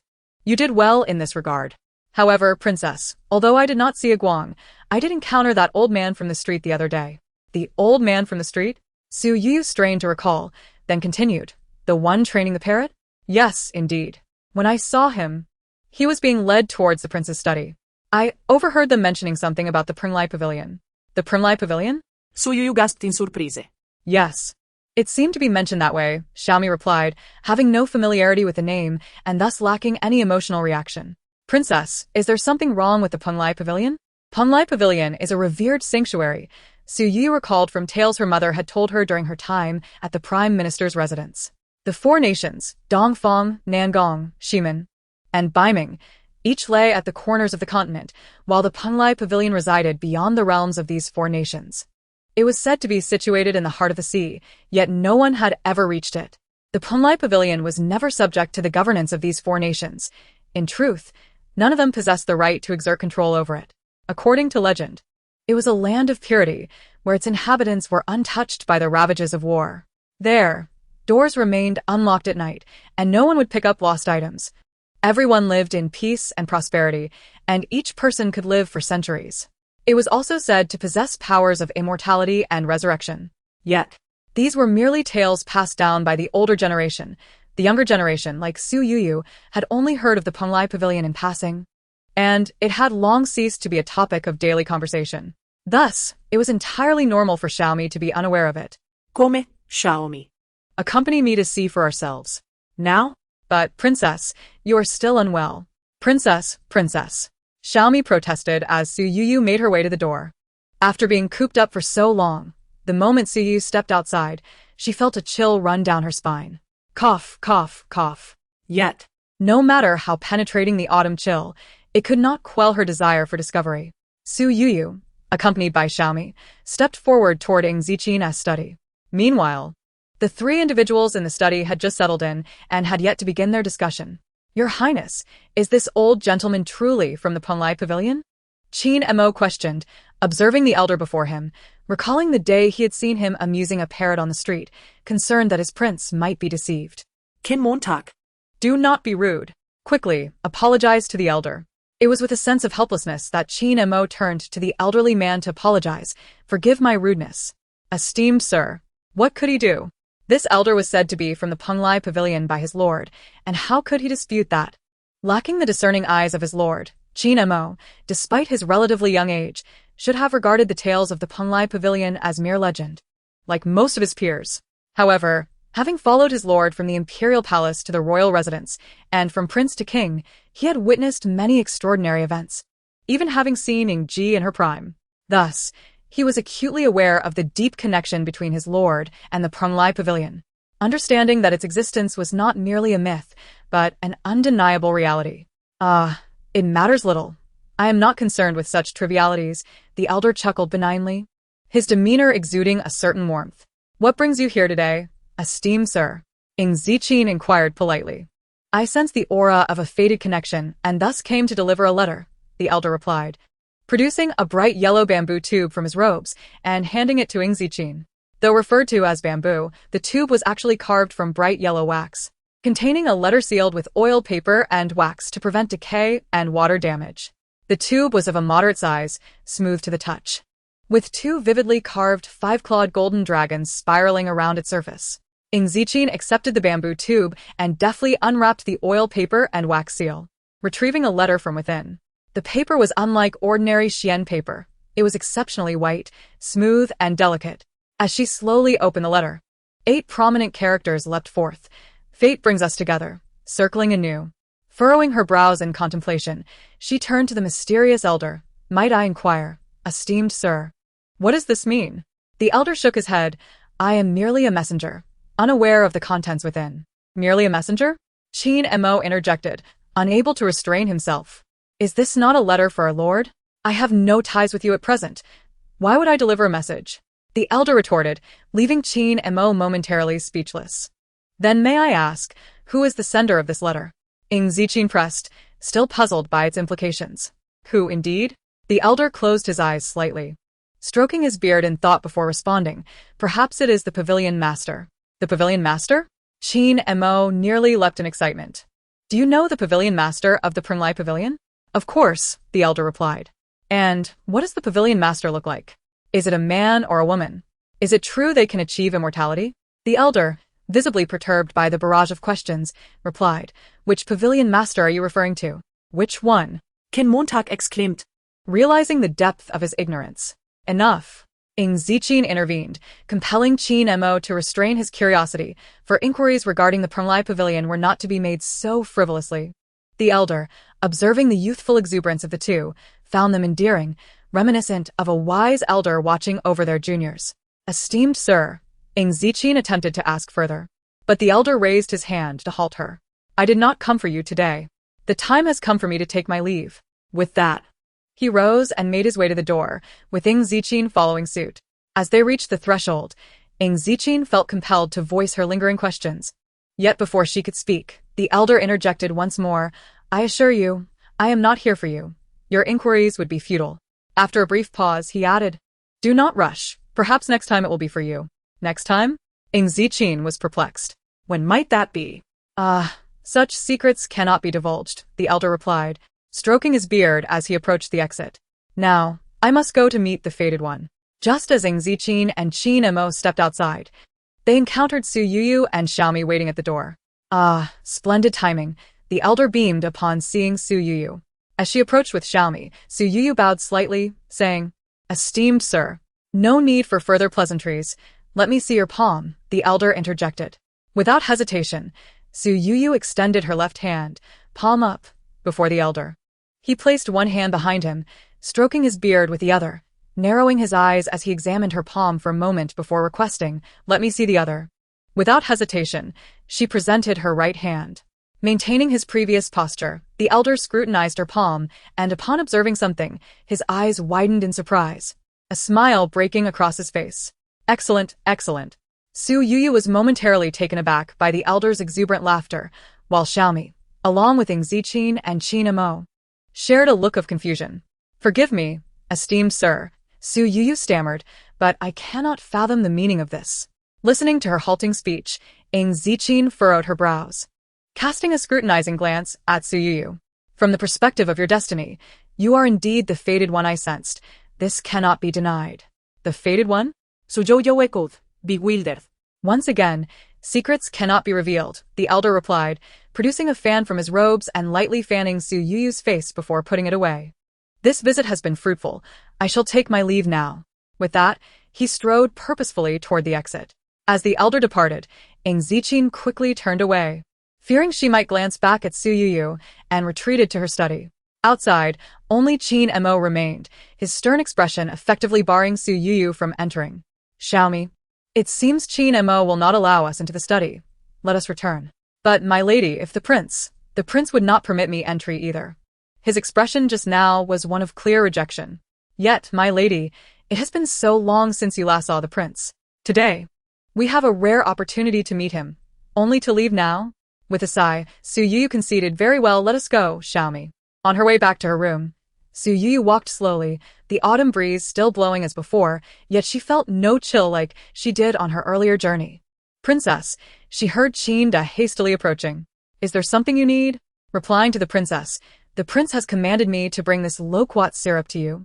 Qin said, handing the syrup to Xiaomi. Did the prince say anything else? Replying to the princess, the prince expressed his concern for your health. All right, I understand. Thank you. Qin Su Youyou was uncertain of the prince's exact words, but was convinced they were not as benign as he had implied. Princess! Xiaomi exclaimed, staring in astonishment at the loquat syrup. What is it, Xiaomi? Why such surprise?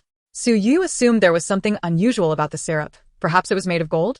No, it's not the syrup. Xiaomi looked up at her with joy. Princess, you're no longer coughing. Not coughing.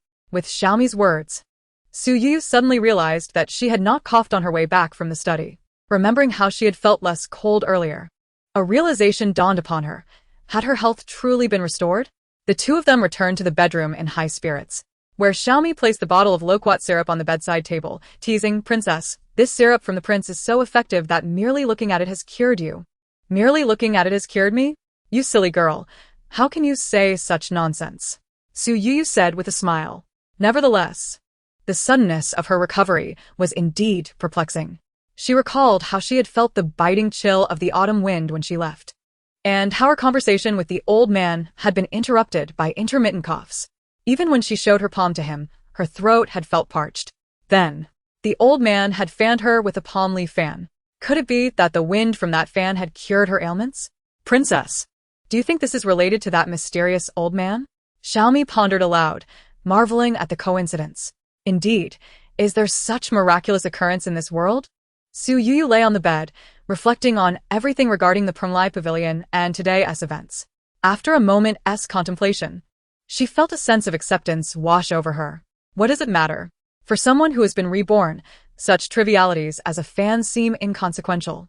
Moreover, the Prunglai Pavilion is a place shrouded in mystery.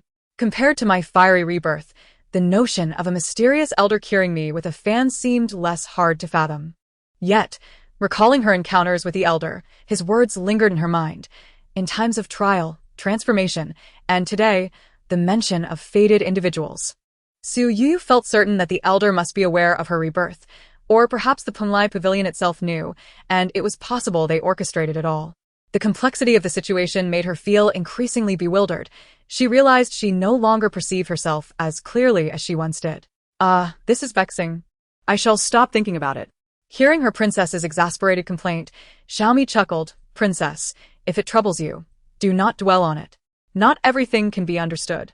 Look at me, I only think of what is before me.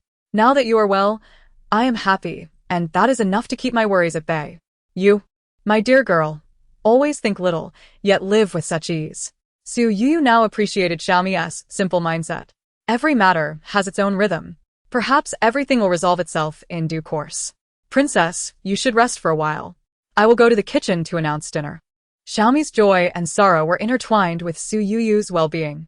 Now that Su Youyou is healthy, Xiaomi skipped out to call for dinner.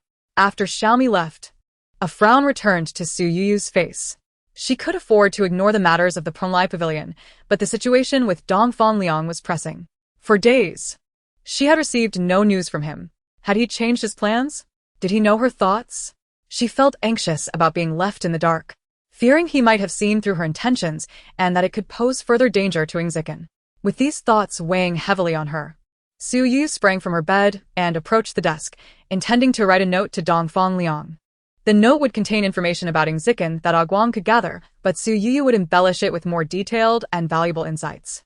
Her primary concern remained focused on when Dongfang Liang would take her away from the prince's residence. A compliant servant who believed in him and awaited his rescue would surely put Dongfang Liang at ease, allowing him to divulge some truths. Just as Su Youyou finished writing the note, Xiaomi returned from the kitchen. To Su Youyou's delight, in addition to dinner, Xiaomi brought news from Guang.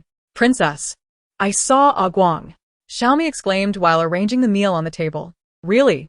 Did he say anything to you?" "Yes," Xiaomi nodded.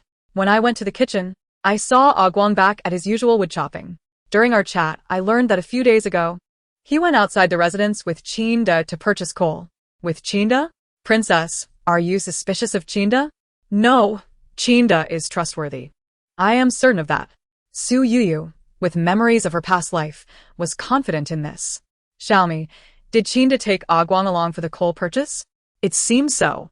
I just heard the kitchen head praising Guang for doing a good job with the coal purchase, saying that since Guang arrived, they have saved a lot of trouble." "Understood." This made Su Youyou take notice of the coal purchasing site. She suspected there were contacts there.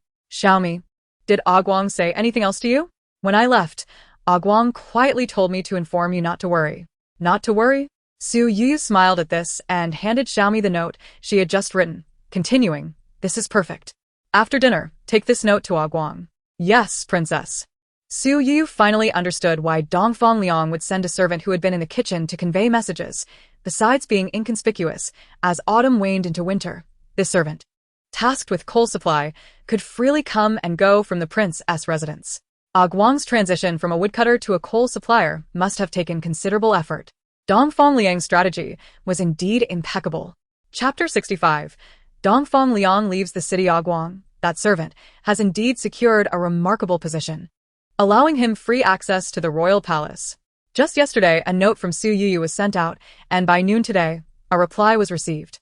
"Your Highness, Guang just returned with this note from Dongfang Liang after delivering lunch to me," said Xiaomi. "Such swiftness?" Su Youyou took the note, her heart filled with curiosity. This response seemed unusually prompt. Could it be that Dongfang Liang has made a move? Hastily, she opened the note, her expression revealing that she had anticipated this. "Your Highness, is there bad news?" Xiaomi asked with concern upon seeing Su Youyou's demeanor. After a moment of contemplation, Su Youyou replied, "This news cannot be deemed entirely negative, however. Dongfang Liang has indeed taken action. He has left the city." The contents of Dongfang Liang's note conveyed that he had exited the city to rendezvous with Nangong Wu's forces, advising Su Youyou to remain at Wangfu and not to worry. His intent was merely to stabilize her, ensuring that her source of information would remain intact. Su Youyou pondered that Dongfang Liang's prior plan likely involved a silent takeover of the palace one fateful night, effectively placing the emperor and the crown prince under house arrest, before launching a surprise attack in conjunction with Nangong Wu's troops. However, he had not anticipated that Ying Zijing had already fortified their defenses due to Su Youyou's earlier warnings. Zhu Yunfan had stationed heavy troops around the palace ever since Ying Zijing received the news, rendering Dongfang Liang's plan utterly unfeasible. Fortunately, Ying Zijing's renowned command abilities were well known. Dongfang Liang had likely underestimated Ying Zijing's strategies, failing to suspect Su Youyou's involvement.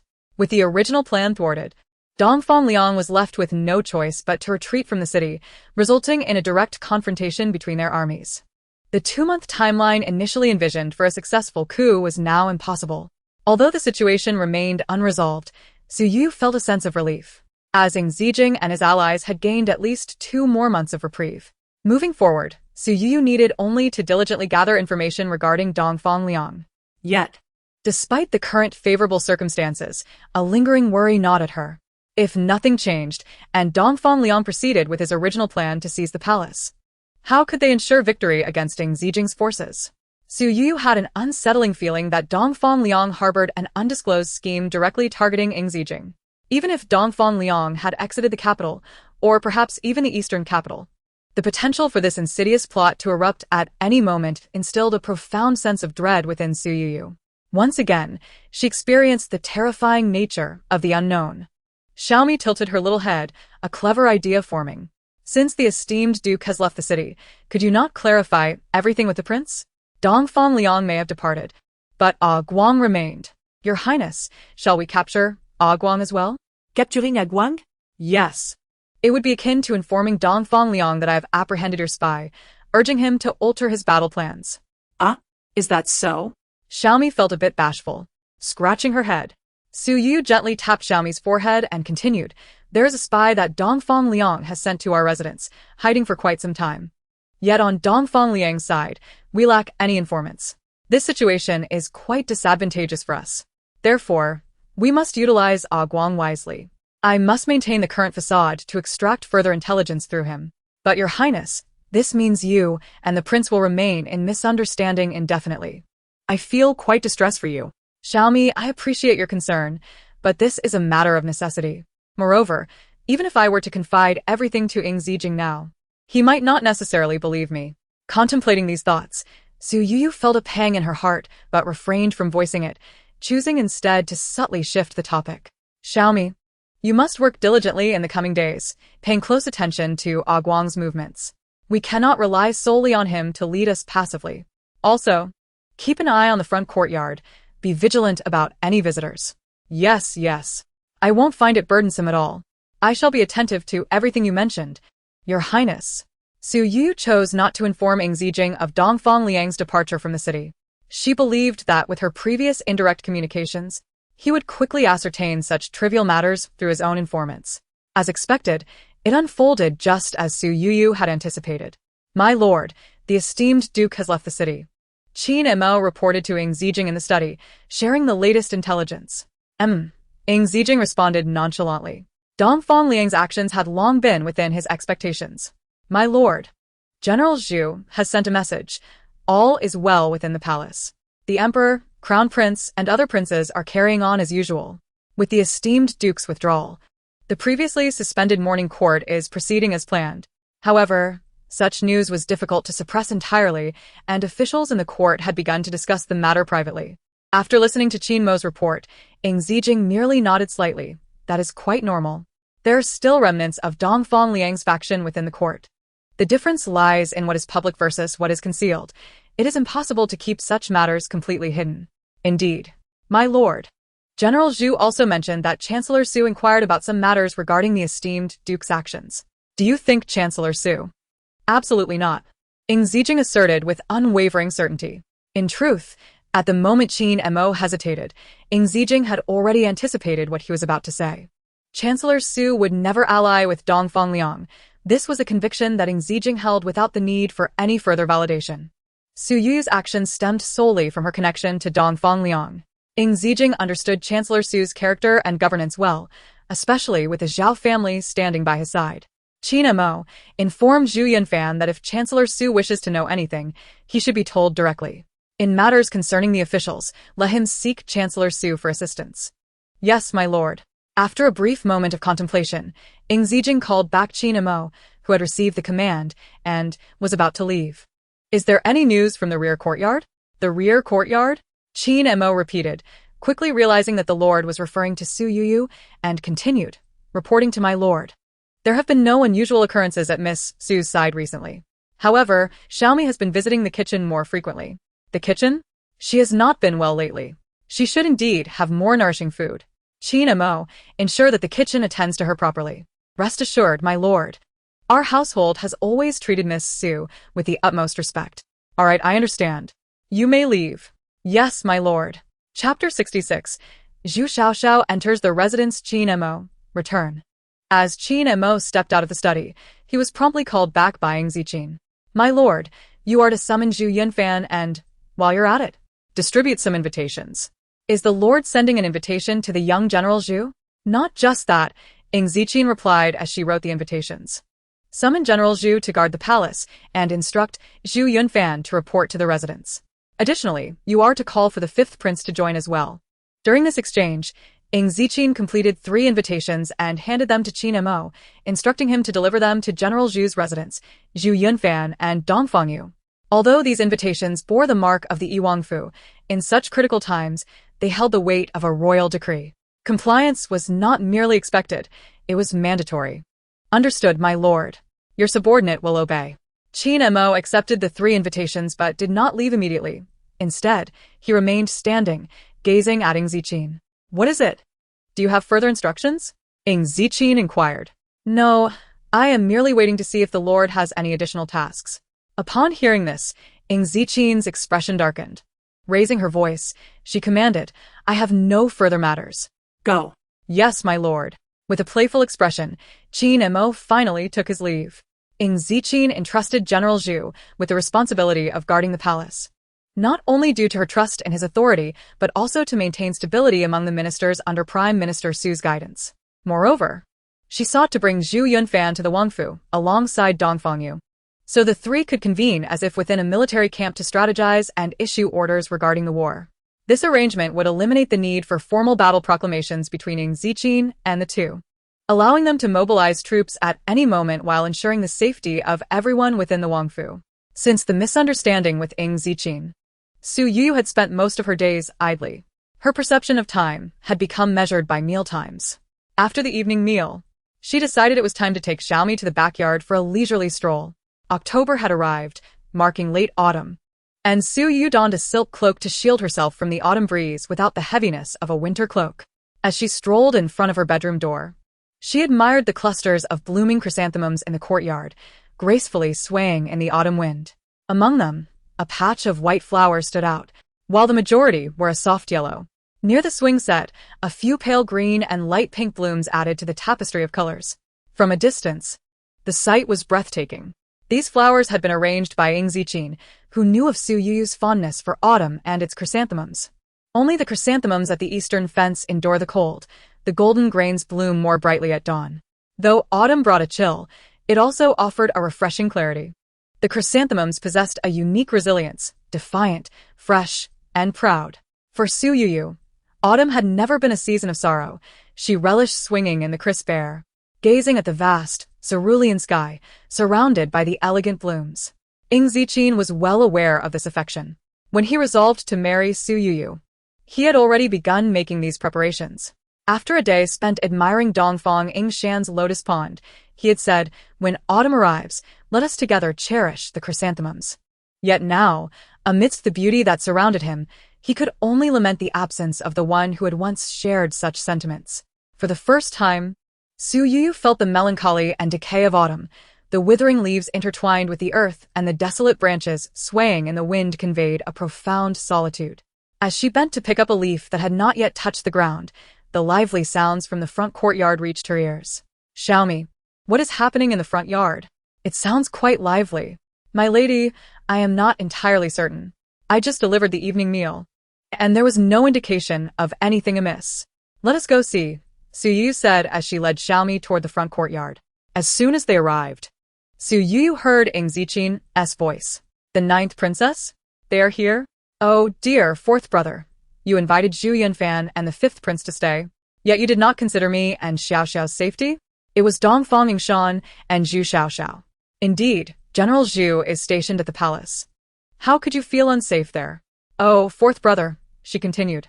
"My lady, it appears the fifth prince, the ninth princess, General Zhu, and Miss Zhu are engaged in conversation." Xiaomi whispered beside her. "I see," Su Youyou replied, continuing to approach. Su Youyou, Dongfang Yingshan, playfully flirting with Ying Zijing, turned to see Su Youyou approaching. "How dare you show your face here? This is my home. Why shouldn't I be here?" Su Youyou retorted, recognizing that Dongfang Yingshan was likely aware of recent events. "Your home? How shameless you are!" Zhu Xiaoxiao sneered. She then turned to Ying Zijing and curtsied slightly, saying, "Your Highness, please forgive us for inadvertently interrupting your military discussions. If it is inconvenient, we shall return to the general's residence." "Xiao Xiao, do not be afraid of her. Su Youyou is in no position to dictate to you," Dongfang Yingshan said, oblivious to her own naivety. Su Youyou remained silent, observing those before her. Dongfang Yu, holding deep respect for his elder brother, had never harbored fondness for Su Youyou, especially given the current circumstances. Yet, as a prince, he maintained his decorum, refraining from speaking until his brother addressed the matter. As for Qin Mo, his thoughts were unspoken, for here, the matters of the household were beyond his authority. Ying Zijing glanced at Su Youyou, clenched his fists discreetly, and then addressed the assembly. "Enough. With General Zhu stationed at the palace, I must allow him to focus. Kin Montag. Please arrange accommodations for the ninth princess and Miss Zhu in the eastern wing of the courtyard. I knew fourth brother would be the most understanding." Dongfang Yingshan shot a challenging glance at Su Youyou. Zhu Xiaoxiao expressed her gratitude, Thank you, Your Highness. Meanwhile, Zhu Yunfan, who had remained silent, observed his sister's admiration for Ying Zijing and Ying Zijing's gaze towards Su Youyou, shaking his head inwardly and thinking, my foolish sister, some things are beyond your reach. Chapter 67. White lotus cake with green tea. Dongfang Yu and Zhu Yunfan settled in the front courtyard of the Wangfu, adhering to their military habits. Qin Mo was tasked with arranging accommodations for Dongfang Yingshan and Zhu Xiaoxiao in the eastern wing of the backyard. Now, Su Youyou found herself with two neighbors on either side.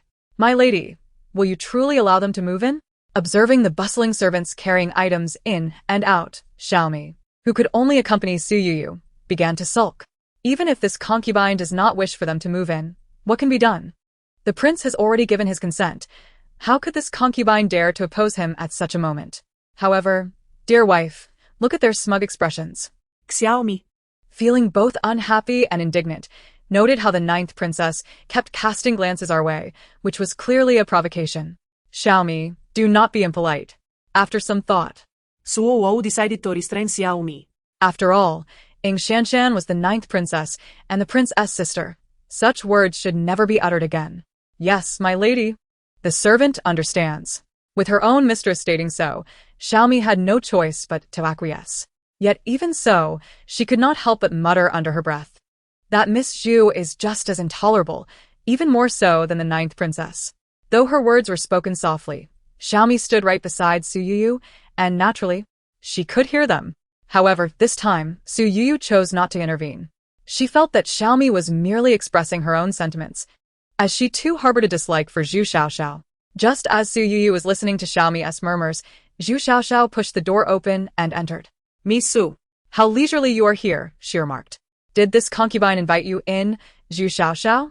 Zhu Xiaoxiao entered without performing the customary greeting, and Su Youyou did not rise to acknowledge her either.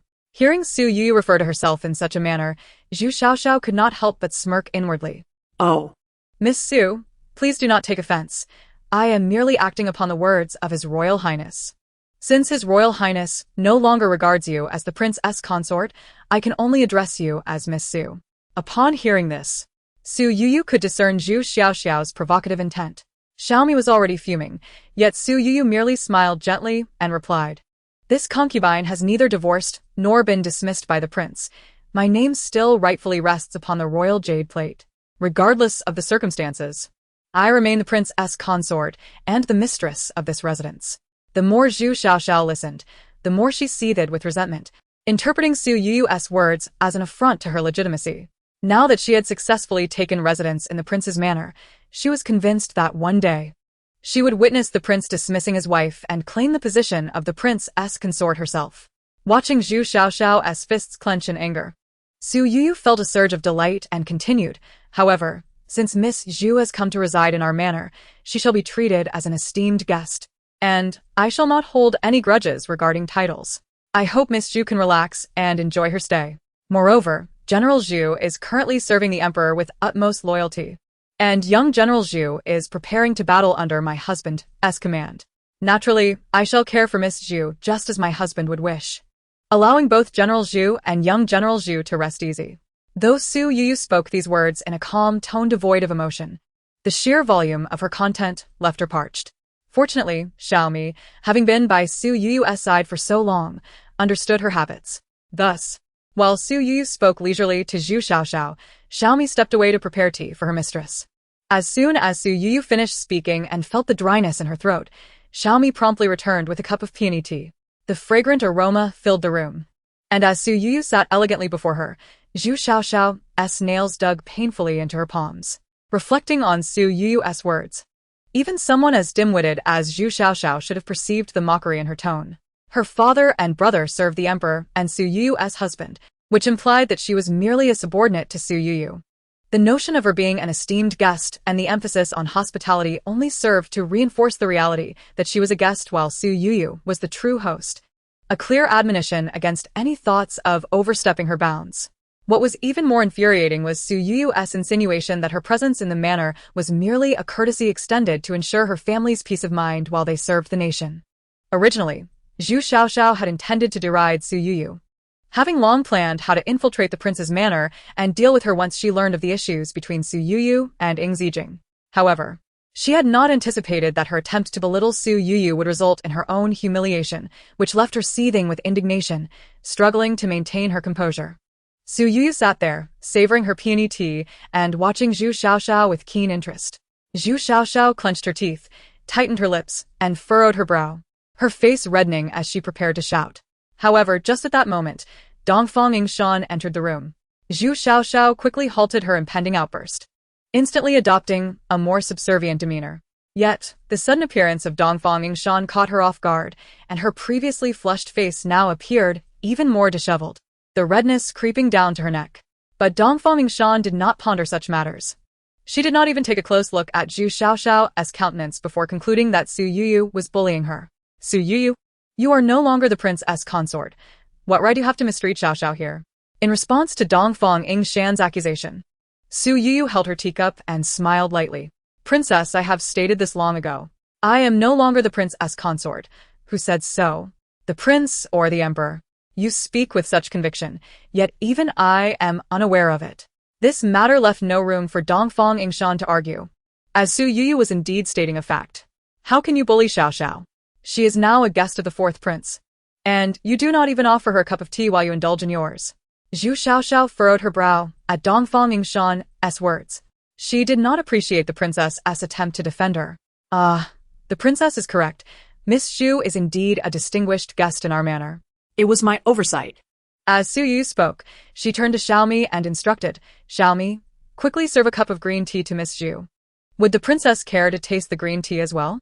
Without waiting for Dongfang Yingshan's response, she directed Xiaomi again, also, bring a plate of white lotus cakes for Miss Zhu, our esteemed guest, to enjoy with her green tea. Chapter 68. Thus it shall be as the saying goes. A rain in autumn brings the chill. Even the wind grows colder by the day. Now. Su Youyou had to don a thick cloak with a brocade hood whenever she stepped outside. Although she had recovered significantly since that mysterious elder had fanned her with a palm leaf, reducing her susceptibility to colds, the arrival of winter was undeniable, and the winds outside were particularly biting. However, since Dongfang Yingshan and Zhu Xiaoxiao had come, Su Youyou found herself venturing outside far less often. Fortunately, despite their constant attempts to trouble her, they were aware of the pressing dangers at hand and refrained from disturbing Ying Zijing and the others with trivial matters. Thus, the encounters between Su Youyou and the two ladies were infrequent, resulting in minimal interaction. Your Highness, there is news, Xiaomi announced, lifting the curtain as she entered and hurriedly handed Su Youyou a note from a guang. I just visited the kitchen, and this was given to me by that servant. Su Youyou quickly opened the note. Is there any information?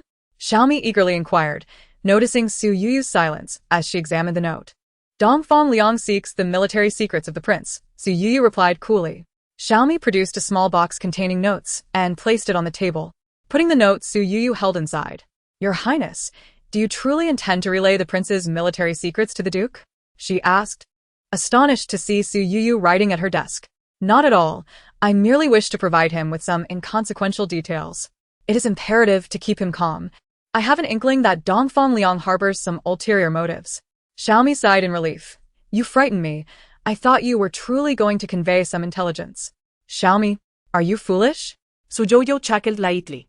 Recently, with the closeness between her mistress and the Duke, Xiaomi had been worried that Su Youyou would inadvertently rekindle old feelings with him. Su Youyou, preoccupied with her thoughts, did not delve into Xiaomi's concerns further. Your Highness, you should write quickly. I fear the ninth princess and her companions might see us. Is there anything I should be wary of before the princess?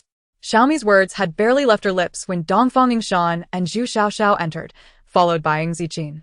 Su Youyou was taken aback by their arrival, her pen hovering midair as Dongfang Yingshan snatched the note from her hand. Heavens! Su Youyou, how dare you betray fourth brother? Dongfang Yingshan exclaimed, thrusting the note toward Ying Zijing. The elegant handwriting of Su Youyou was now before Ying Zijing's eyes. Yang, their current situation is. Although only a single line was written, it sufficed to implicate Su Youyou in betraying Ying Zijing. What is this? Dongfang Yingshan glared at Su Youyou. Noticing Xiaomi protectively guarding the small box on the table, she stepped forward and demanded, hand it over to me. Xiaomi stammered, yet clung tightly to the box. Xiangya. Dongfang Yingshan commanded her maid, who promptly approached to seize the box from Xiaomi's grasp. You have exchanged so many letters. Dongfang Yingshan exclaimed, shocked as she opened the box. Zhu Xiaoxiao was equally stunned.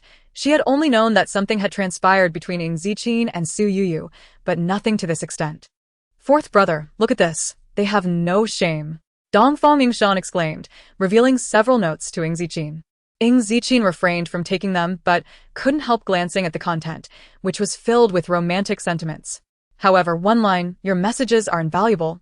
Do send more in the future, struck him deeply. Ha! Ying Zijing let out a cold laugh. Today was supposed to be a celebration arranged by Zhu Xiaoxiao for his victory, with a few dishes prepared for him to enjoy. Though reluctant, he had succumbed to Dongfang Yingshan's insistence. Inwardly, he had hoped to see Su Youyou in the courtyard. However, what awaited him was the scene. Ying Zijing stood silently, his gaze fixed on Su Youyou, who mirrored his silence. Xiaomi, distressed by their exchange, exclaimed, Your Highness. It is not as it seems. You must explain. What is there to explain? Dongfang Yingshan interjected. You must discern right from wrong. The evidence is right before us. What can you deny? But Su Youyou, your schemes may be unraveling. Yesterday, fourth brother defeated Dongfang Liang, who has now retreated from the borders of Dongfang. Unaware of the situation, Su Youyou hesitated to speak with Ying Zijing. However, upon hearing Dongfang Yingshan's words, her heart soared with joy at the news of Dongfang Liang's defeat. Just as she was about to address Ying Zijing, he spoke first. Let us go. His words were directed at Zhu Xiaoxiao. Did you not say you prepared a few dishes to celebrate? Zhu Xiaoxiao was taken aback by the unexpected tone of his response. Her excitement evident. Zijing. Su Youyou called as he turned to leave. Yet, Ying Zijing merely paused, his back to her, and coldly stated, Su Youyou, let it be. I am fatigued. There is no need for you to perform any more theatrics before me. If you wish to send messages, feel free. I do not care. With that, he exited without looking back, fearing regret.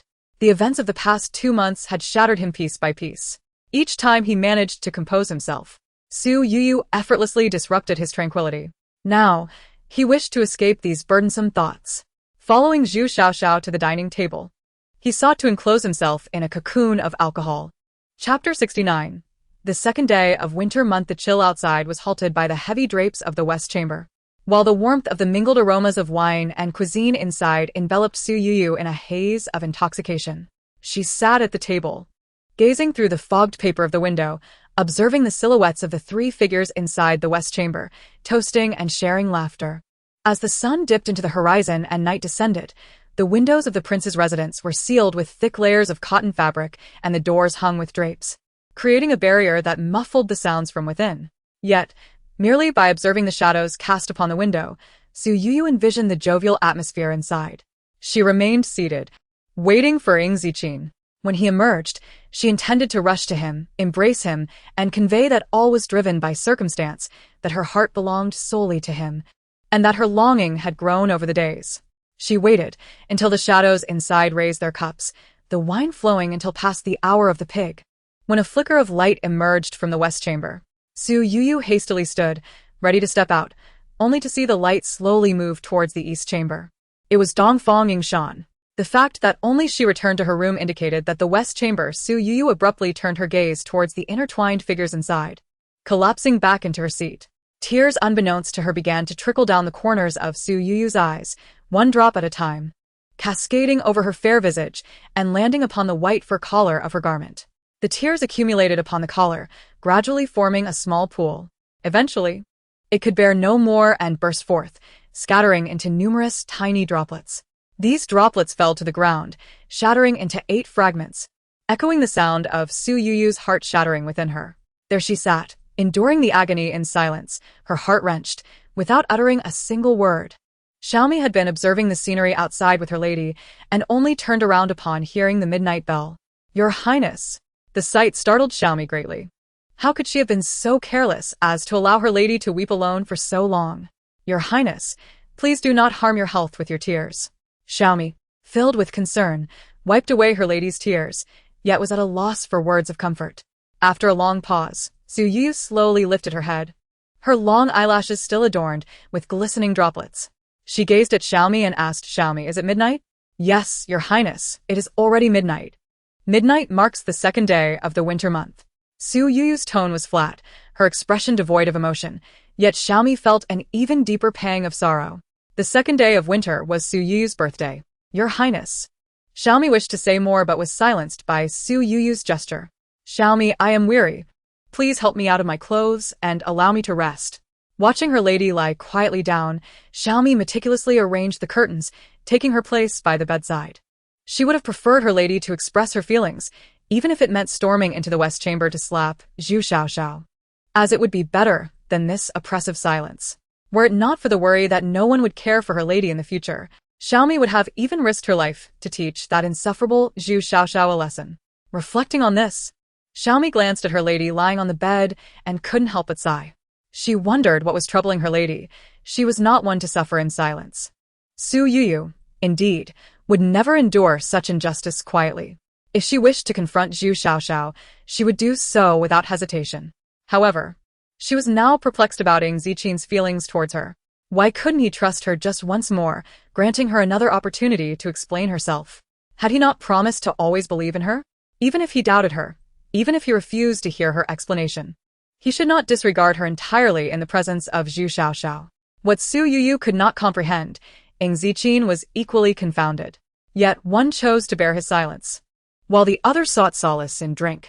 As the hour of the pig approached, within the west chamber, the atmosphere was warm behind the hibiscus curtains. Ying Zijing rose abruptly, tearing aside the gauzy curtain and distancing himself from the bed. Despite being inebriated and slightly unsteady, the strength he exhibited was astonishing, far beyond what a fragile woman could restrain.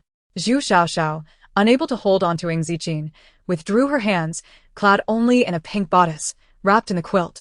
Her face flushed with embarrassment. Watching Ying Zijing's imposing figure retreat, she opened her mouth yet found herself at a loss for words. Zhu Xiaoxiao, should there be a next time, I will not hesitate to strike you down with my sword. Ying Zijing uttered this warning without looking back as he exited the room.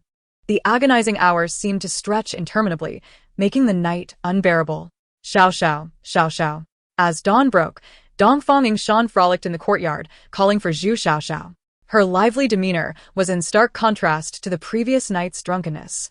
I have met the 9th princess. Zhu Xiaoxiao's maid, Yuer, emerged from the west chamber, holding a tray. Greeting Dongfang Yingshan. Yes, rise. Dongfang Yingshan, eager to inquire about the previous night's developments, overlooked the tray in Yuer's hands. Where is your lady? I am searching for her. Yuer, upon noticing the princess's intent, lifted the tray higher and replied, reporting to the princess, my lady is. Hey? What is that in your hand? With Yuer's subtle movement, Dongfang Yingshan finally noticed the item she held. Reporting to the 9th princess, this is the handkerchief from last night. Handkerchief? Yes, my lady said this handkerchief is proof of her innocence and must not be neglected. Therefore, she instructed me to present it to the 9th princess for safekeeping, for future use. As Dongfang Yingshan observed the red stains on the handkerchief and listened to Yuer's words, realization dawned upon her. Oh. Very well, please hand it over to me. I shall present it to Her Majesty the Empress in due time. Blushing, Dongfang Yingshan commanded Xiang'er to accept the handkerchief and instructed Yuer. Then I shall not disturb Xiaoxiao for now. Take good care of her. Her future status will be different. After saying this, she cast a triumphant glance towards the main chamber before returning to the eastern chamber. The dialogue between the two was intentionally raised in volume, seemingly meant for Su Youyou's ears. As they wished, every word reached Su Youyou and Xiaomi. Su Youyou remained expressionless, while Xiaomi was already fuming. Your Highness, that Zhu Xiaoxiao is truly shameless, even preparing the handkerchief in advance. Is this not premeditated? To openly discuss such matters in broad daylight is utterly disgraceful. Su Youyou merely managed a bitter smile. What of shame? What of premeditation? This affair cannot be accomplished by Zhu Xiaoxiao alone. Chapter 70. Poisoning. By the time Su Youyou encountered Zhu Xiaoxiao again, it was already evening. Throughout the day, Ying Zijing had not visited the rear courtyard, and Dongfang Yingshan had also remained absent since the morning she received the handkerchief. The entire rear courtyard of the Yiwangfu was silent, as if uninhabited. At dusk, Zhu Xiaoxiao finally donned her finery, appearing resplendent as she stepped into Su Youyou's chamber. Miss Su, Zhu Xiaoxiao greeted with a radiant smile. Miss Zhu, the princess did not summon you. Please observe some decorum. Xiaomi, disregarding all else, confronted Zhu Xiaoxiao directly. Princess? Ha! Zhu Xiaoxiao covered her mouth, laughing. Which princess do you mean? Is there even a princess here? Yu Xiaomi was about to advance towards her when Su Youyou pulled her back and addressed Zhu Xiaoxiao. Miss Zhu, your timing is impeccable. I was just about to send someone to summon you. Oh? Miss Su is seeking me? Indeed. As Su Youyou spoke, she approached the vanity, retrieving a jeweled flower from a box. This was a gift from my father on the day of my wedding to the prince. Holding the jeweled flower, Su Youyou walked over to Zhu Xiaoxiao and placed it in her hair. Yesterday, I heard that General Zhu displayed great valor in battle, achieving remarkable feats. As I cannot attend the front lines, I must attend to those who have earned merit here in the courtyard. Thus, I bestow this jeweled flower upon you, Miss Zhu. Su Youyou. Who needs your gift? What right do you have to bestow gifts upon me? Zhu Xiaoxiao exclaimed, reaching to remove the flower. Not so fast. Su Youyou replied calmly. Miss Zhu, this jeweled flower is a royal gift, a treasure from the emperor. Should you wish to do something, think carefully before acting. Zhu Xiaoxiao's hand, which had been raised, awkwardly suspended in midair, for one cannot tamper with royal gifts. She had no choice but to lower her hand in resignation. Su Youyou. You have little to be proud of. The current disposition of Princey towards you is well understood by all. You merely hold the title of Princess E, and it is only a matter of time before that changes. What will happen eventually? Su Youyou interjected, continuing, Su Xiaoxiao. I am fully aware of your intentions in visiting today. Regrettably, your calculations are misguided. As long as I maintain my grip on the position of Princess E, no one can take it from me. Su Youyou, do not presume you can act with impunity. Do not think that the prince... Ha! Zhu Xiaoxiao exclaimed. You rushed here today solely to show me your displeasure. If that is the case, you must bolster your confidence. It cannot be so easily deflated. Faced with Su Youyou's mockery, Zhu Xiaoxiao found herself at a loss for words. She lacked the confidence to engage in a debate with Su Youyou. Regardless of the events of the previous night, she was acutely aware that Ying Zijing harbored no feelings for her. She believed that Su Youyou should be in a state of fury, lamenting, given that Dongfang Liang was retreating in defeat and Ying Zijing was distancing himself from her. Why should Su Youyou remain as Princess E when you and Dongfang Liang have been caught in a covert affair? Zhu Xiaoxiao's frustration boiled over. What makes you better than me? Why was I not the one to marry Prince E? Su Youyou, you have betrayed the prince, colluding with Dongfang Liang. What right do you have to remain in this royal residence? Su Youyou initially disregarded Zhu Xiaoxiao's words, but when the topic of betraying Ying Zijing arose, she instinctively interrupted. Are you certain you wish to continue down this path? After maintaining such a pristine image before the ninth princess for so long, do you really want to destroy it? Su Youyou knew precisely how to manipulate Zhu Xiaoxiao's emotions. Her desires and fears were transparent to her. Once those words were spoken, Zhu Xiaoxiao had no choice but to concede. Even though her heart seethed with rage, she could only wear the jeweled flower and leave in humiliation. The slanted rays of the sun persisted in casting their dwindling brilliance, and Su Youyou found herself lost in thought while gazing at the autumn chrysanthemums by the courtyard. Princess, winter has arrived. Those chrysanthemums have withered. In a few days, let us admire the winter sweet, Xiaomi suggested, hoping to spare Su Youyou from melancholic reflections. I've just had the kitchen prepare a bowl of noodles for you, princess. Come, eat the longevity noodles. Indeed, no matter how resilient the chrysanthemums, they could not withstand the chill of winter. Su Youyou turned to look at Xiaomi, who held the bowl of noodles and sighed deeply. Today is your birthday, princess. I am here to keep you company, Xiaomi said. Let's eat the noodles together. Su Youyou felt comforted by Xiaomi's presence. Regardless of where Ying Zijing was or what he was doing, at least they were both alive and well, making her life in this reincarnation not in vain. In the following days, Zhu Xiaoxiao and Dongfang Yingshan did not come to trouble Su Youyou, and Ying Zijing had not visited the rear courtyard. There were also no updates from Guang. Until once again, there was a great victory. Ying Zijing was commanding troops within the city, while Dongfang Yu and Zhu Yunfan led the charge on the front lines.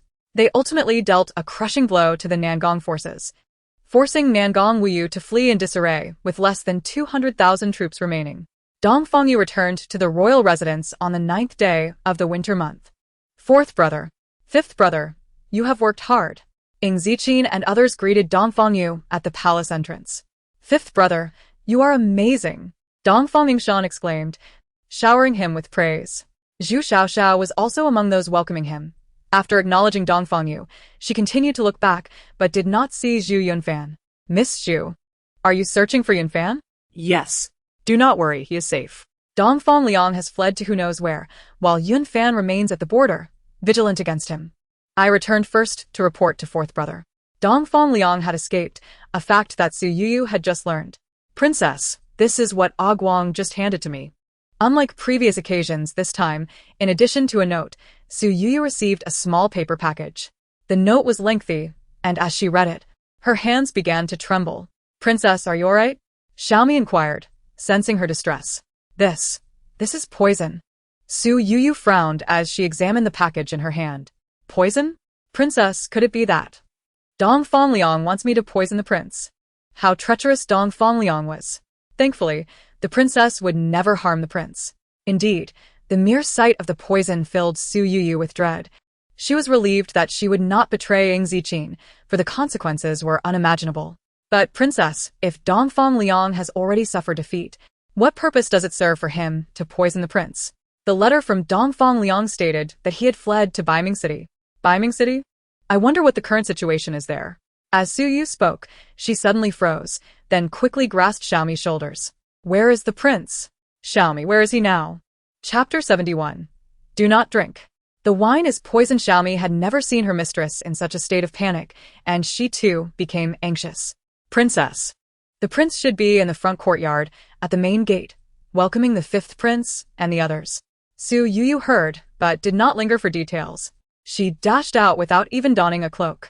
The chill in the air whistled around her as she ran, and Xiaomi, clutching the cloak, struggled to keep up with her fleeting figure. The path from the rear courtyard to the front gate seemed interminable. Su Youyou's urgency stemmed not just from a desire to see Ying Zijing, but also from a sudden realization during her conversation with Xiaomi about the potentially dreadful actions Dongfang Liang might undertake. Given the events of the day, it was likely that Ying Zijing remained unaware of the full details surrounding Dongfang Liang's escape to Baiming City. Su Youyou was oblivious to the happenings in Baiming City. Yet from earlier communications with Baiming Qin, she surmised that it must involve internal strife within their royal family. Moreover, given Dongfang Liang's cunning nature, he would not place himself in a perilous situation. Thus, his flight to Baiming City must harbor a sinister plot. This was information that Su Youyou felt compelled to relay to Ying Zijing immediately, and she needed to notify Baiming Qin as well.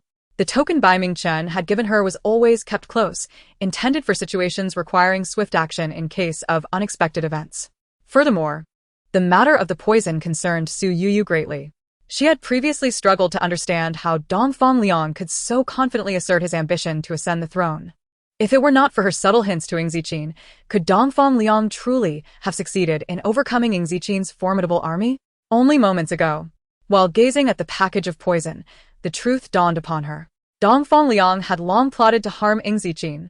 Had he not been thwarted by Ying Zijing, that package of poison would have likely ended up in Su Youyou's hands much earlier. In her past life, Dongfang Liang had used Su Youyou to threaten Ying Zijing into submission. In this life, he sought to manipulate her again to poison Ying Zijing, a scenario Su Youyou vowed would not be allowed to repeat. Su Youyou was still pondering why Dongfang Liang placed such unwavering trust in her, believing she could find an opportunity to act and that she would indeed seek a chance to harm Ying Zijing. It was not until just now that she suddenly realized the truth. Dongfang Liang had painstakingly inserted Guang into the Yiwangfu, which could not merely be for the purpose of relaying messages.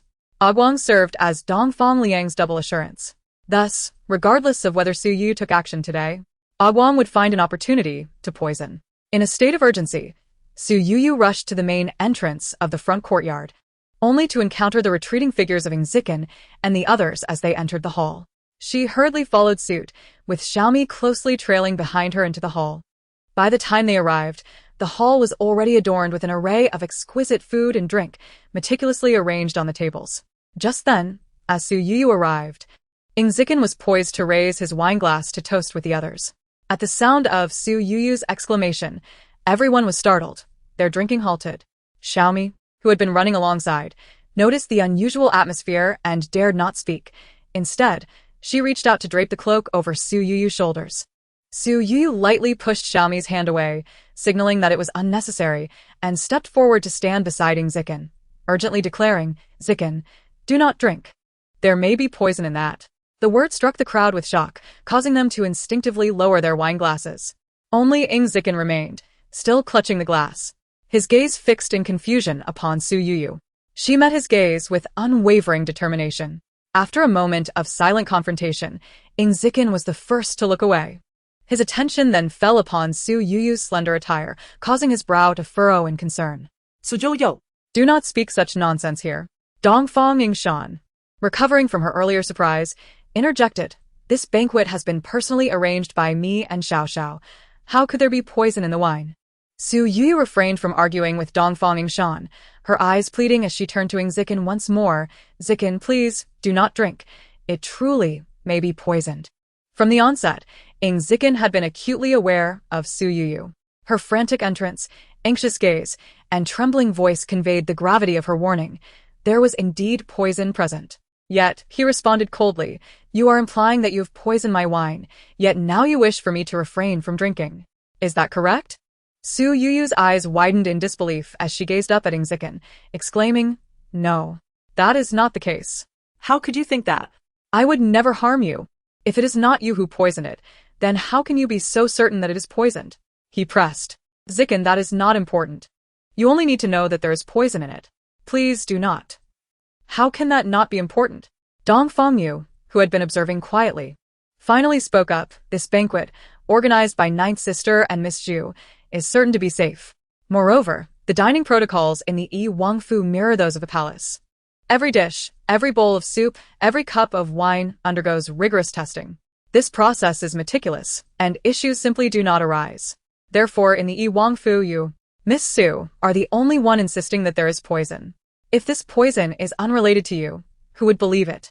Thus, Miss Su, how could your knowledge of the poison not be significant? Dongfang Yu's skepticism mirrored that of the others. Faced with the current predicament, he recognized that Dongfang Yingshan would merely seek to engage Su Youyou in a war of words, which would serve little purpose. He also understood that his elder brother preferred not to state the facts plainly.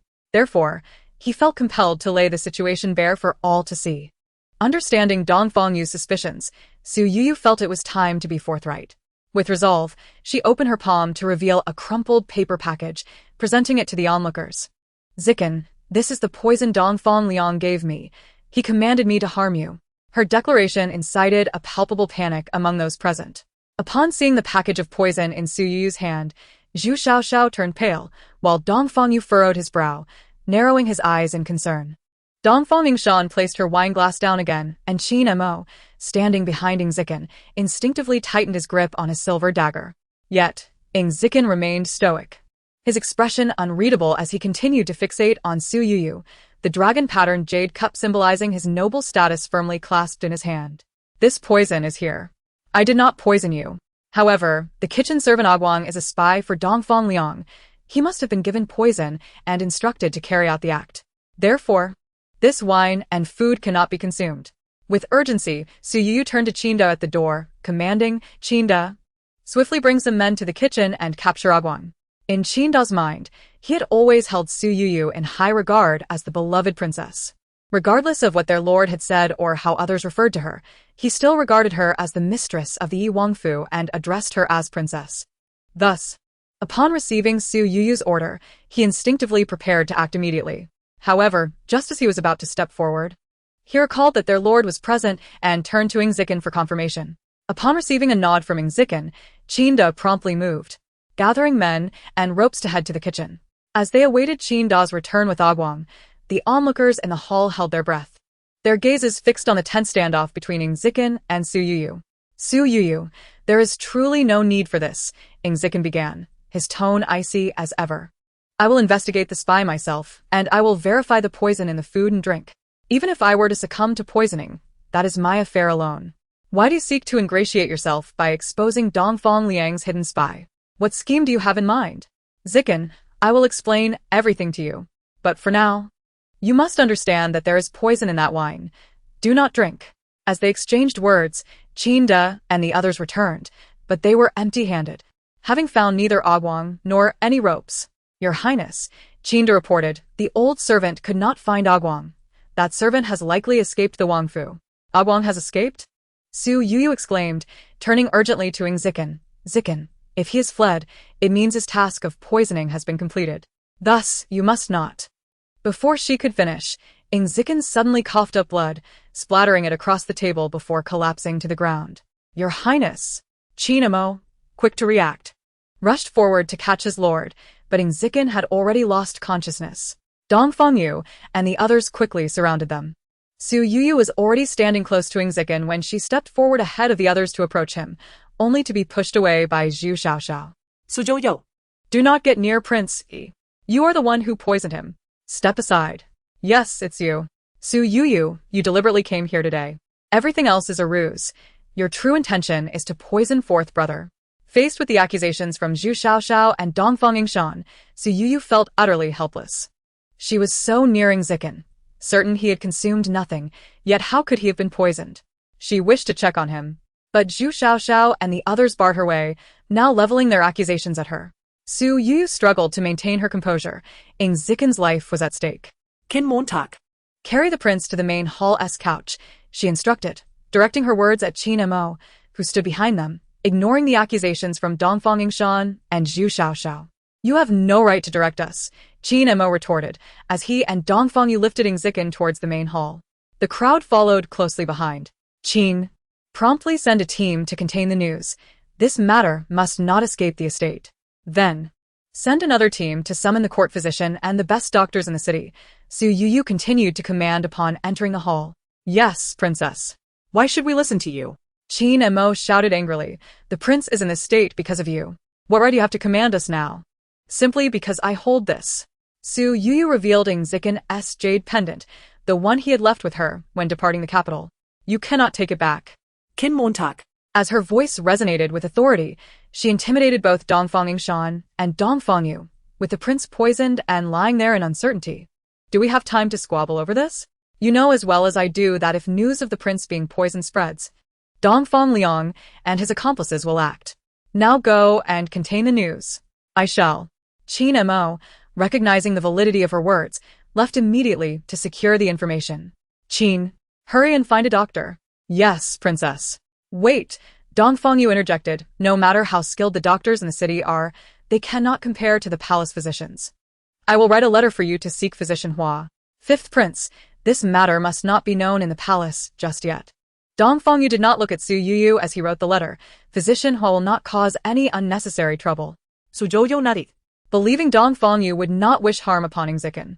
She then addressed Dongfang Yingshan and Zhu Xiaoxiao. Princess 9, the poison was in the front hall. Please send Xiang'er from your side and Yuer and Xiaomi from Zhu Xiaoxiao's side to guard the front hall. Ensure no one tampers with the food or drink until the physician examines them. Anyone who would tamper with the food must be you, Su Youyou.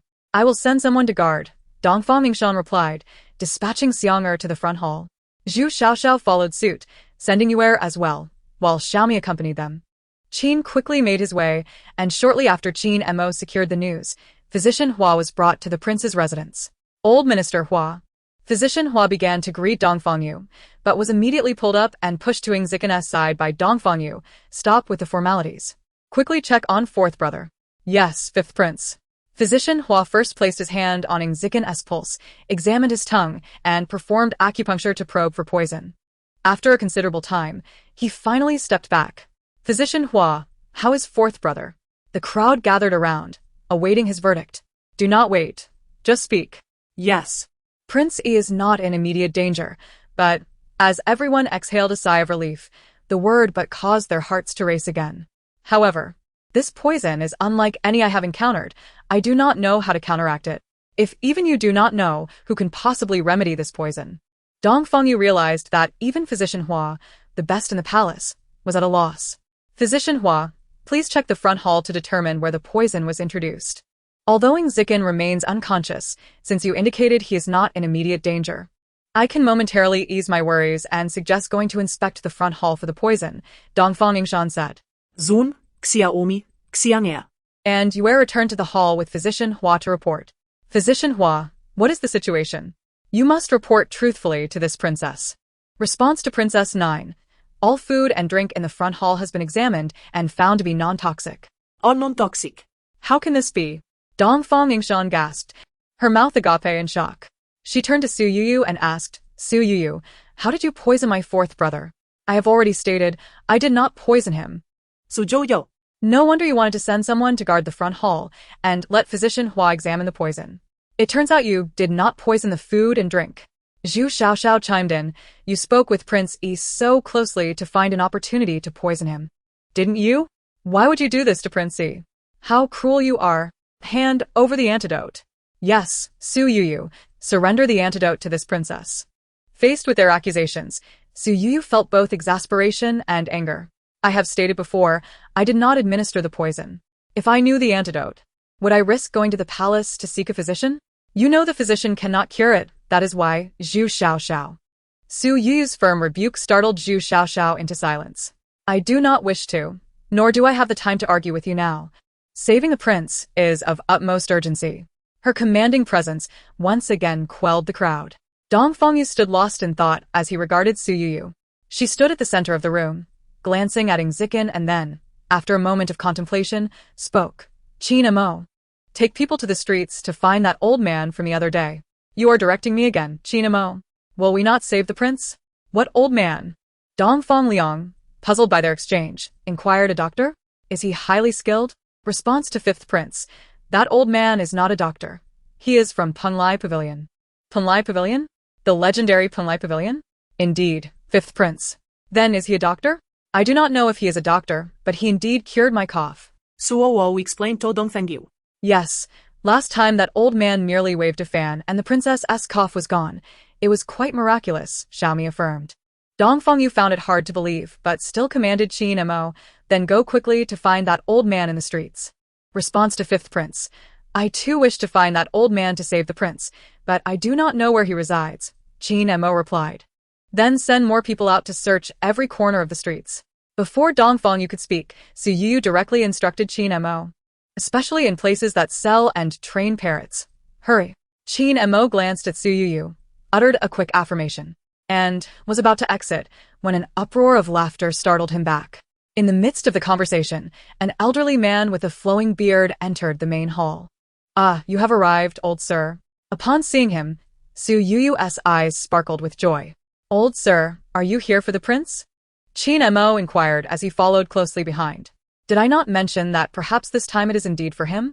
The old man replied, stroking his beard with a twinkle in his eye as he looked at Ying Zijing, who lay on the bed. For Ying Zijing. The celestial aura surrounding the old man filled the onlookers with reverence, and his words left them in awe. Qin Mo scratched his head and continued. I did not see anyone announce your arrival at the door. How did you enter the manor? Such trivial matters are best left unspoken. The old man said as he approached Ying Zijing's bedside. Dong Fengyu and Zhu Xiaoxiao instinctively rose to make way for him. Su Youyou and Dong Fengyu, standing a bit farther away, followed closely, surrounding the bed in anticipation. The old man placed his right hand on Ying Zijing's pulse, closing his eyes to begin his examination. In an instant, the entire hall fell into an eerie silence. Everyone held their breath, awaiting the diagnosis from this seemingly immortal figure. Even Hua Yui stared wide-eyed at the old man, eager to discern the extent of his abilities. After what felt like an eternity, the old man finally gave a slight hum and slowly opened his eyes. Old sir, how is my fourth brother? Dong Fengyu asked impatiently. The old man turned his head slightly toward her, but did not look directly at her. Instead, he glanced at Su Youyou before speaking. This child has indeed been poisoned. Old sir, could it be this poison? Su Youyou offered a small paper bag. The old man opened it and sniffed the white powder within, momentarily surprised before quickly regaining his composure. Indeed, this is the substance known as heart-devouring powder, which has vanished for centuries. Those affected will cough up blood and fall into a deep coma. But old sir, Zijing did not consume anything. How could he be poisoned? Su Youyou questioned. Poison can enter through ingestion, but it can also seep into the blood, the old man replied. As Su Youyou contemplated this, her gaze fell upon Ying Zijing's outstretched hand, where 2 wounds were visible. She hurried over to inspect his hands and asked, when did these injuries occur? Humph. Those were sustained when the prince was in the kitchen a few days ago. Miss Su, who claims not to care for the prince. How would you know when they happened? Qin Montag retorted. The kitchen? Su Youyou thought of something and immediately instructed Xiaomi to fetch Ying Zijing's jade cup from the front hall. Hua Yui, please check if there is a similar powder on the exterior of this cup. Su Youyou felt confident in her hypothesis, and indeed, replying to the princess, "There is powder on the cup's exterior that matches this." With Su Youyou's revelation, the others began to understand the situation. The poison had directly seeped from the cup's exterior into Ying Zijing's wounds. Ying Zijing has been poisoned through the blood. The cunning perpetrator had indeed gone to great lengths. "Old sir," Su Youyou turned to the elderly man, "is there an antidote for this poison?" With the possibility of Ying Zijing being cured, her tone grew more urgent. As for the antidote, the old man raised an eyebrow, as if relishing their moment of realization, and continued, "It is not difficult to find. The ingredients are merely rare, but you should be able to procure them within your royal palace. However, is there something you cannot say?" Su Youyou's heart raced as she sensed the old man's hesitation. "It is not so much that I cannot speak, but this poison is extraordinary, and the antidote is also unique. Besides those rare herbs, it requires a core ingredient, without which the antidote cannot be made." "What is this core ingredient? Please, old sir, enlighten us," she urged. The old man sighed and continued, "The core ingredient requires the blood of another. That can be arranged. I shall offer my blood for the prince." Qin Mo exclaimed, producing a dagger, ready to cut his arm. "Young fool." The old man shook his head at Qin Mo's impulsive demeanor. "Do you think your blood alone could save him? Is it necessary to select a specific person?" "Absolutely." The old man surveyed the gathered individuals and added, "The blood must come from someone who shares a profound and unwavering bond with the poisoned one, someone whose heart belongs solely to him. Otherwise, if either party harbors doubts or affections for another, the poisoned individual will immediately suffer a fatal reaction." "Is it that serious?" Qin Mo lowered the dagger he had intended to use. "This is manageable." Dongfang Yingshan interjected excitedly, snatching the dagger from Qin Mo's hand and passing it to Zhu Xiaoxiao. "Xiaoxiao, you are the one who shares a heart with my fourth brother. Quickly, use your blood to save him." Zhu Xiaoxiao stood frozen, her movements mechanical as she accepted the dagger. "Do not be afraid, Xiaoxiao. It is just a little blood. Once my fourth brother is cured, everything will be all right." Dongfang Yingshan, believing Zhu Xiaoxiao hesitated due to fear of the dagger, swiftly cut her palm. Blood flowed from the wound. "Hurry, Xiaoxiao." Under Dongfang Yingshan's persistent encouragement, Zhu Xiaoxiao trembled, gradually bringing her bleeding hand to Ying Zijing's lips. Witnessing this sequence of events reminded Su Youyou of the past, filling her heart with sorrow. Is it truly the case that Zijing remains steadfast in her affections, her heart devoted to none other than Zhu Xiaoxiao? Has she truly cast me aside in her heart? As Su Youyou grappled with these sorrowful thoughts, Zhu Xiaoxiao suddenly withdrew her hand, stepping back and collapsing to the ground. "Xiaoxiao, what is wrong?" Dongfang Yingshan, taken aback, rushed over to assist Zhu Xiaoxiao, inquiring, "Xiaoxiao, why haven't you saved fourth brother?" I'm so sorry," Zhu Xiaoxiao cried, shaking her head in remorse. "Xiaoxiao, why do you apologize? Is it because, princess, my heart truly belongs to Prince Yi, and I am willing to share a deep, unwavering bond with him until death. However, fourth brother, but in Prince Yi's heart, there is no place for a mere subject like me. My blood cannot save him, it will only bring him harm." The words spoken by Zhu Xiaoxiao herself, declaring that Ying Zijing holds no affection for her, would surely be more credible than if anyone else had uttered them. What about fourth brother's poison? After hearing Zhu Xiaoxiao's words, Dongfang Yingshan's earlier excitement at the prospect of Ying Zijing antidoting the poison had evaporated. Approaching the dagger that Dongfang Yingshan had placed on the table, Su Youyou seized it and swiftly made a cut on her left palm, immediately striding toward Ying Zijing. The pain was excruciating, and she trembled at the thought of it. Yet, she believed her blood could save Ying Zijing, and thus she wielded the dagger with resolute determination. She trusted wholeheartedly that her blood could indeed save him. Her own feelings for Ying Zijing were beyond doubt. After hearing Zhu Xiaoxiao's earlier remarks, Su Youyou was now certain of his affections for her. Watching her approach Ying Zijing, the eyes of the onlookers widened in alarm. "What are you doing?" Qin Mo was the first to voice his concern. However, he was not close enough to stop her, and his words had no effect on Su Youyou's resolve. Seeing her unyielding, Dongfang Yingshan sprang up, positioning herself before Su Youyou. "Su Youyou, are you trying to kill fourth brother?" "Yingshan, step aside. I am here to save Zijing." "How will you save him? With your blood?" Dongfang Yingshan nearly shouted. "I believe fourth brother's heart is filled with thoughts of you, but what about you? How can you possibly only think of him?" Your blood will only harm him. Yingshan, just let me through. Once I save him with my blood, you will understand. I will not let you. Your blood cannot possibly save fourth brother. As she spoke, Dongfang Yingshan's voice cracked with emotion. Su Youyou, I beg you. Do not condemn fourth brother to death. As Su Youyou attempted to explain herself to Dongfang Yingshan, Dongfang Yu and Qin Mo advanced threateningly. What do you intend to do? Seeing the danger, Xiaomi interposed herself in front of Su Youyou, fearing they might drag her away. The princess is saving the prince. She can save him. Xiaomi, move aside. Qin Mo insisted, continuing to approach. At this moment, Su Youyou found herself trapped, unable to move. Fearing they might seize her, she pivoted swiftly, pressing the dagger against Dongfang Yingshan's neck. Su Youyou.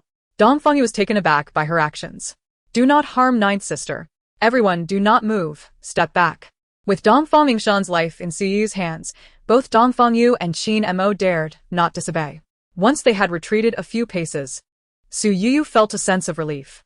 She pushed Dongfang Yingshan into Xiaomi's arms and extended her left hand, ready to let her blood drip into Ying Zijing's mouth. Seeing Dongfang Yingshan released, Dongfang Yu halted his retreat and dashed forward, kicking Su Youyou away from Ying Zijing.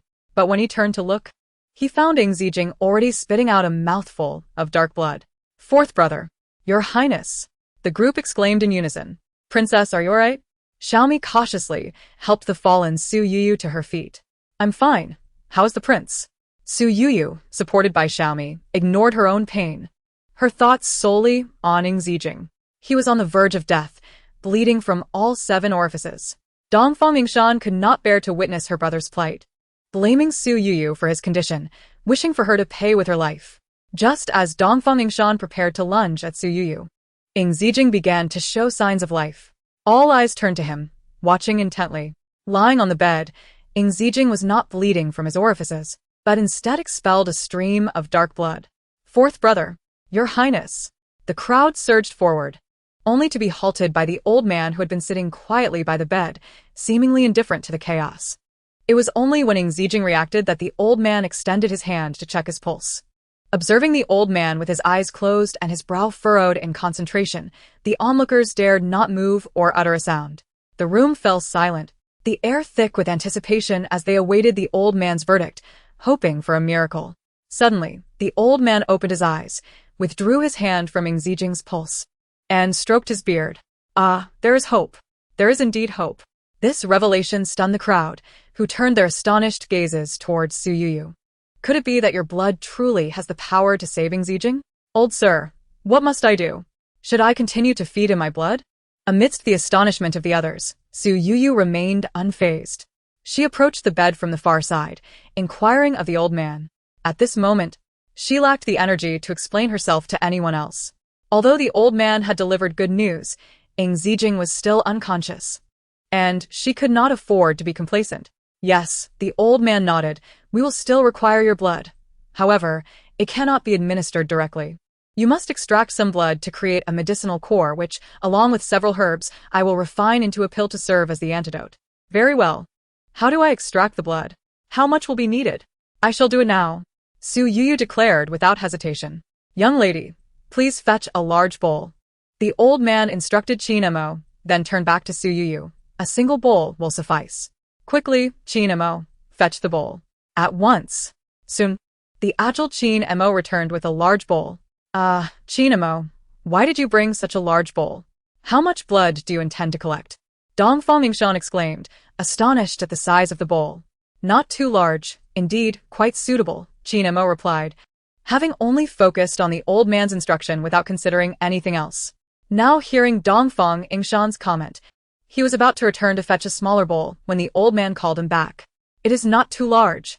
The crowd gazed at the sizable white porcelain bowl and then at the slender Su Youyou, collectively gasping in concern. How much will that require? Can she endure it? Hand it over.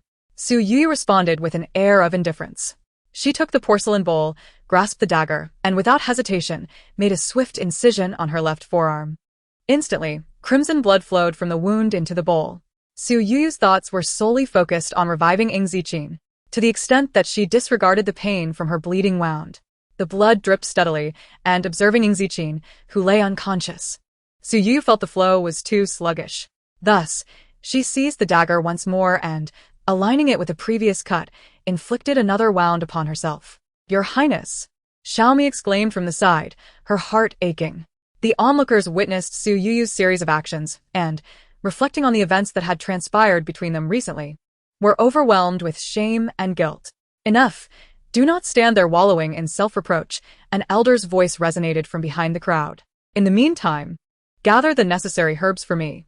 The elderly figure had somehow made his way to the table behind them, meticulously writing down the ingredients required to concoct the antidote, which he then handed to the crowd. Could this elder truly perceive the hearts of others? Dong Fengyu pondered as he accepted the list from the old man. With his fourth brother lying unconscious, he had no time for further contemplation. Grabbing the list, Dong Fengyu hurried out in search of the herbs. The blood from Su Youyou's wounds flowed rapidly, and within half an hour, the bowl was nearly full. At that moment, Dong Fengyu had gathered all the necessary herbs and presented them to the elder alongside the bowl of blood. "Good, young man," the elder instructed Qin Mo. "Go find a secluded room for me. I shall prepare the antidote. Everyone else may wait here, but remember, no one is to disturb me." "Yes, sir." After the elder departed, Su Youyou remained by Ying Zijing's side, vigilantly watching over her. Xiaomi knelt beside her, bandaging her hands and arms while shedding tears. Her heart heavy as she said, "Your Highness, you are most afraid of pain. With such deep wounds and so much blood lost, it must hurt terribly." Yet at that moment, Su Youyou was indifferent to her own suffering. As long as Ying Zijing remained unresponsive, she could find no respite. Dongfang Yingshan stood near the bed, silent and hesitant to assist in tending to Su Youyou's wounds. Meanwhile, Zhu Xiaoxiao remained frozen in a corner, dazed. After handing over the herbs to the elder, Dong Fengyu stood by the door, vigilant. He was a perceptive individual, upon learning that Su Youyou's blood could save his fourth brother. He quickly replayed all the events between Su Youyou and Dongfang Liang in his mind. Although his fourth sister-in-law's plan was not flawless, it had indeed provided them with significant aid. Watching his sister-in-law's maid bandaging her wounds, Dong Fengyu felt an urge to apologize for his earlier impulsiveness. Yet he found himself unable to take a step forward. The hall was quieter than when they had awaited the elder's diagnosis for Ying Zijing. A single remark from the elder shattered the tense silence. "Ensure to assign vigilant guards. Do not disturb me," Dong Fengyu instructed. "Yes, the personnel has been arranged." After Qin Mo responded, he approached Su Youyou, kneeling and saying, "Your Highness, I have offended you during this time. Please punish me." To this, Xiaomi merely scoffed. Su Youyou replied, "Rise. It was my intention to conceal matters, and it is not your fault." Chapter 76. Ying Zijing awakens Su Youyou. Being less robust than those trained in martial arts, was now exceedingly weak after losing so much blood. Her complexion had turned pale, her lips devoid of color. Even when speaking to Qin Mo, her voice lacked strength. "Your Highness, it is my fault." Dongfang Yingshan and Dong Fengyu exchanged glances, feeling even more guilty at Qin Mo's words. "Qin Mo, rise. I have tasks to assign you." Su Youyou spoke in a feeble tone. Kin Montak. "Your Highness has tasks for you. Hurry." Xiaomi vred, noticing Su Youyou struggled to speak. "Yes." Qin Mo immediately stood and approached. Kin Montak. "Take this to the northeast ridge." Su Youyou produced Bei Mingchen's jade token. "Seek out Bei Mingchen." "The northeast ridge?" "Your Highness wants me to go to Baiming City to find Prince Bei Ming?" "Indeed, in Baiming City, this token is as good as meeting Bei Mingchen. Inform him that Dongfang Liang has escaped into Baiming territory and advise him to be cautious." "Yes, I accept the order," Qin Mo replied without hesitation. Though he was uncertain how Su Youyou knew of Dongfang Liang's presence in Baiming City, nonetheless, he trusted her implicitly. After taking the token, Qin Mo was about to rush out when Su Youyou called him back. Kin Montak. "Your Highness, do you have further instructions?" "We are unaware of the current situation in Baiming City." Su Youyou took a breath and continued. "Therefore, you must take additional elite personnel and ensure your safe return." "Rest assured, Your Highness." Shortly after Qin Mo departed, the elder finally returned, carrying the weight of everyone's hopes. Su Youyou hastily rose to greet him, and Dongfang Yingshan, Dong Fengyu, and the previously retreated Hua Yui also gathered around. The elder gestured for them to remain calm. From a small box, he produced a red pill, slightly larger than a peanut. He gently propped Ying Zijing's upper body, allowing her to sit against the bed, and placed the pill into her mouth. The elder then retrieved the fan he had previously used and waved it gently over Ying Zijing. As a result, she moved her throat and successfully swallowed the pill. Just as the crowd gasped at the elder's actions, he placed his right hand on the center of Ying Zijing's back, his palm resting against her. With a serious expression, the elder focused, seemingly channeling energy into her. Suddenly, Ying Zijing expelled a large mouthful of black blood. The elder slowly opened his eyes, laid Ying Zijing back down, and checked her pulse before speaking. Good. The remaining toxins have been eliminated, and the restorative medication has been integrated into her meridians. This child is now out of danger. Wonderful. Upon hearing the elder's words, everyone finally exhaled in relief. Yet, Su Youyou remained furrowed in concern. Elder, why has Zijing not yet awakened? The elder chuckled, finally revealing a smile. Do not fret. The restorative medication requires time to be digested and absorbed. She will awaken in a few hours. That is good. Su Youyou felt a sense of relief. Thank you, elder. No need for thanks. I came here specifically for her, the elder said, making his way toward the door. The elderly gentleman, Su Youyou, wished to call out to him, primarily to express her gratitude for aiding Ying Zijing, and secondarily to inquire about certain perplexities that lingered in her heart. Xiaomi, please ask the elder to wait, she instructed. Yes, your highness. Just as the old man stepped outside, Xiaomi, following Su Youyou's command, emerged but found no trace of the elder. Your highness, when I went out, the elder had already vanished, she reported. Was the elder truly so swift? He has disappeared? Ha ha ha. As everyone was astonished by the elder's sudden disappearance, his voice resonated within the room, calm and unhurried. No rush. We shall meet again. Truly, he is a remarkable individual. The astonishment of Dongfang Yu faded as he realized the elder was from Penglai Pavilion, which made it seem quite reasonable. However, the elder's unusual appearance left Dongfang Yu with an unsettling premonition of significant events to unfold. Su Youyou shared this sentiment, albeit the feeling felt too ethereal. And with Ying Zijing still unconscious, she chose not to dwell on it further. Fourth sister-in-law, it was the first time Dongfang Yingshan willingly addressed Su Youyou as such. Why don't you rest for a while? We can manage here. Indeed, fourth sister-in-law, you have lost so much blood and are in a weakened state. It would be wise to rest, Dongfang Yu added. Your highness, the fifth prince and ninth princess are correct. Perhaps you should return to your chamber to recuperate. Your complexion is quite poor, Xiaomi urged.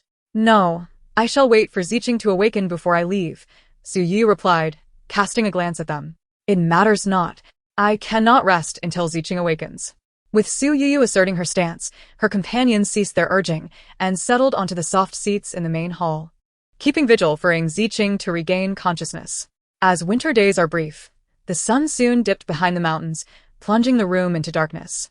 Ying Zijing had consumed the medicinal pill around the hour of Yu, yet by the hour of Su, she still remained unresponsive.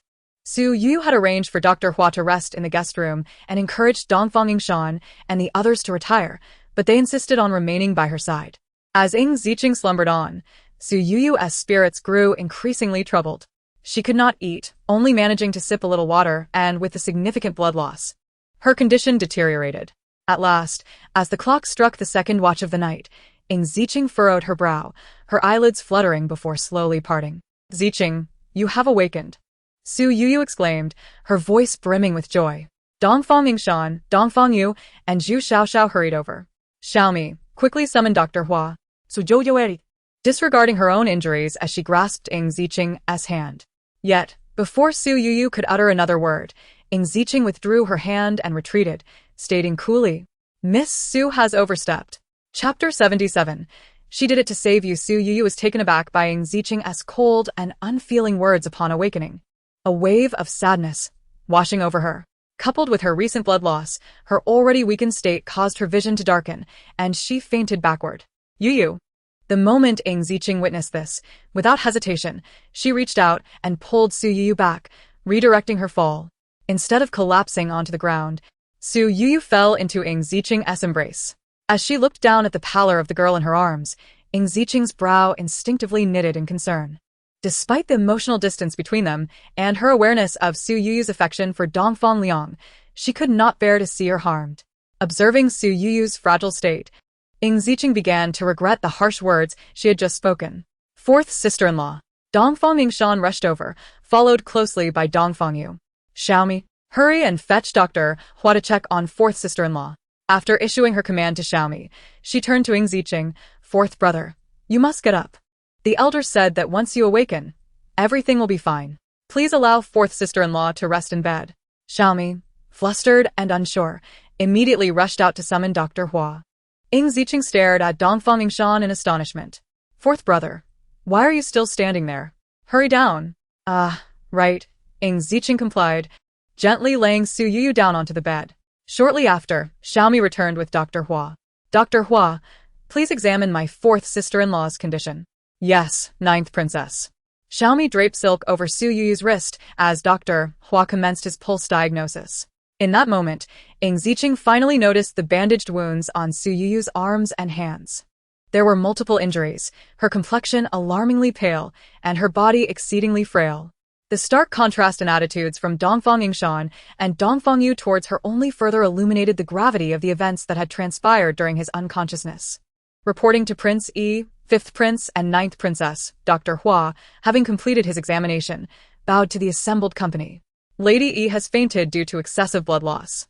Her wounds have been treated and bandaged properly, and there are no significant concerns. However, she is currently quite weak and exhibits some symptoms of distress. I shall prepare a prescription for a medicinal broth to be administered upon her awakening. With gradual care and a cheerful disposition, she shall recover within half a month. That is good news. Thank you, Dr. Hua. I am unworthy of such praise. I shall proceed with the prescription. Although Dr. Hua lacked the miraculous skills of the elder who could not alleviate Ying Zijing's poison, his medical expertise ranked among the finest in the Imperial Hospital. Thus, upon hearing his reassurances, the group collectively breathed a sigh of relief. What exactly transpired? What caused these wounds? How did she lose so much blood?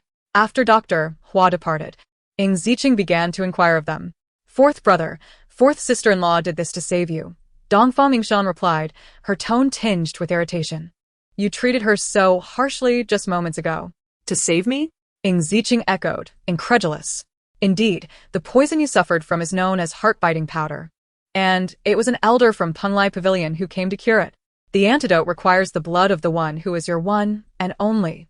If that person is not your true counterpart, you would immediately bleed from your orifices and succumb to the poison.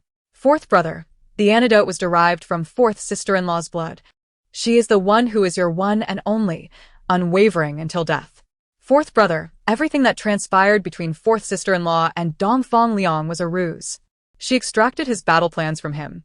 Fourth brother, our current success against Dongfang Liang and Nangong Jie is largely due to fourth sister-in-law's efforts. We have wronged her. Ying Zijing dismissed everyone from the room, leaving him alone by Su Youyou's bedside. Yet, the echoes of Dongfang Yingshan and Dongfang Yu's words still resonated in his mind. Su Youyou is his one and only, unwavering until death. He had wronged her. It was all his fault. He had been utterly and completely mistaken. As Ying Zijing gazed at the bandaged arm of Su Youyou, stained with droplets of blood, his heart constricted as if gripped by a powerful hand. His Youyou was the most delicate, the most fearful of pain, so many wounds, so much blood. How much suffering must she endure? Ying Zijing furrowed his brow, his eyes reddened, unable to contain the tears that threatened to spill from his large, expressive orbs. She had endured such torment for him. He was indeed culpable. He had wronged her, misjudged her, and failed to trust her. She was the treasure of his heart, yet he had become the villain who caused her harm. He extended his trembling hand, yearning to caress Su Youyou's face, yet hesitated, daunted by her pallor. Her complexion was ghastly, devoid of any color, her lips a ghastly white. Her very being so frail that she seemed on the verge of shattering with the slightest touch. Throughout the long night, Ying Zijing continually checked for signs of life from Su Youyou, her frailty instilling a deep fear within him. The night stretched endlessly, with Su Youyou remaining unresponsive. Guilt, regret, heartache, worry, and pain enveloped him, a tempest of emotions swirling in his heart. He felt that even if he were given a knife to stab himself 100 times, it would never compensate for the grievances Su Youyou had suffered these days. Gradually, the night was dispelled by the warm embrace of dawn. On the 10th day of the winter moon, a warm and sunny day arrived. Ying Zijing remained vigil at Su Youyou's bedside until the hour of the snake. When she finally stirred and slowly opened her eyes, Youyou, Ying Zijing exclaimed, his heart swelling with relief. Su Youyou's dry lips moved, though no sound escaped. The sight of the man before her startled her. His eyes were red, his voice hoarse, his hair disheveled, and his face unshaven. Was this truly Ying Zijing? How could she have merely slept, and he appeared so haggard and aged? Youyou, lie still and do not move. I shall summon the imperial physician, Ying Zijing said, his long-lost tenderness striking a chord in Su Youyou's heart. Why was he acting this way? Did he finally choose to believe her? Or had he learned the truth? Soon, the imperial physician, Hua, arrived, accompanied by Dongfang Yingshan, Dongfang Yu, and the ever-concerned Xiaomi, who had been fretting over her lady. Your Highness, you are truly awake, Xiaomi exclaimed, her voice laced with tears of joy. Oh, how you frightened me. I am so relieved. After examining her pulse once more, Physician Hua addressed the gathering. The princess consort is no longer in grave danger, though she is weak. Once the medicine is prepared, she may consume it. Her subsequent diet should be light, focusing on nourishing foods to replenish her energy and blood. Very well, I understand. Thank you, Physician Hua, Ying Zijing replied, then inquired. Is the medicine ready? Yes, my lord. The medicine was prepared long ago and kept warm on the stove while the princess was unconscious. It is now ready for her, Xiaomi answered, bringing forth the bowl of medicine. Give it to me, Ying Zijing said, taking the bowl and preparing to feed Su Youyou. My lord, Xiaomi interjected as she helped Su Youyou sit up. Let her have it herself. Hearing this, Ying Zijing paused, then handed the bowl to Su Youyou. He sensed her emotional turmoil and longed to feed her himself, yet dared not contradict her wishes. She struggled to speak, and he could not bear to force her to utter another word. He remained seated beside her, watching as she gulped down the bitter concoction, her face contorting in distaste. Do you need water? Ying Zijing asked, quickly rising to pour her a cup. Su Youyou silently accepted the cup he offered and drank. Once she had consumed the medicine, Ying Zijing felt a wave of relief wash over him, mirrored by Dongfang Yingshan and Dongfang Yu's own relief. Youyou, Ying Zijing reached out, yearning to grasp her hand, but hesitated midair, paralyzed by uncertainty. He could feel her unusual emotions and refrained from imposing himself further. Yet, he had an abundance of words he wished to share: apologies, admissions of guilt, and the outpouring of his innermost feelings. Youyou, he began again, but Su Youyou interrupted him. My lord, I wish to be alone for a while. Ying Zijing paused, then replied softly, very well. With a furrowed brow, he wanted to stay by her side, yet could only exit the room with the others. As he reached the door, he turned back to Su Youyou, saying, I will be just outside. If you need anything, do not hesitate to call for me.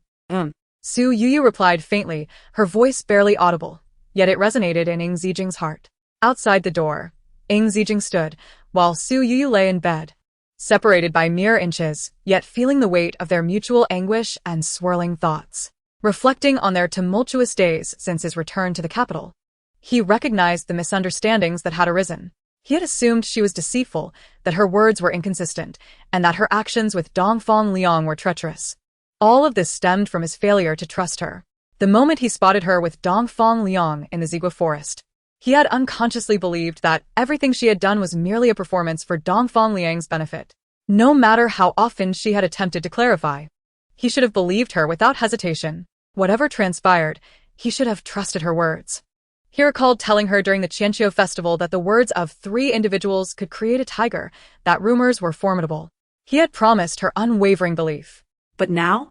He had cast those thoughts aside, and worse, he had grown angry with her, neglected her, and spoken of separation, pushing her away.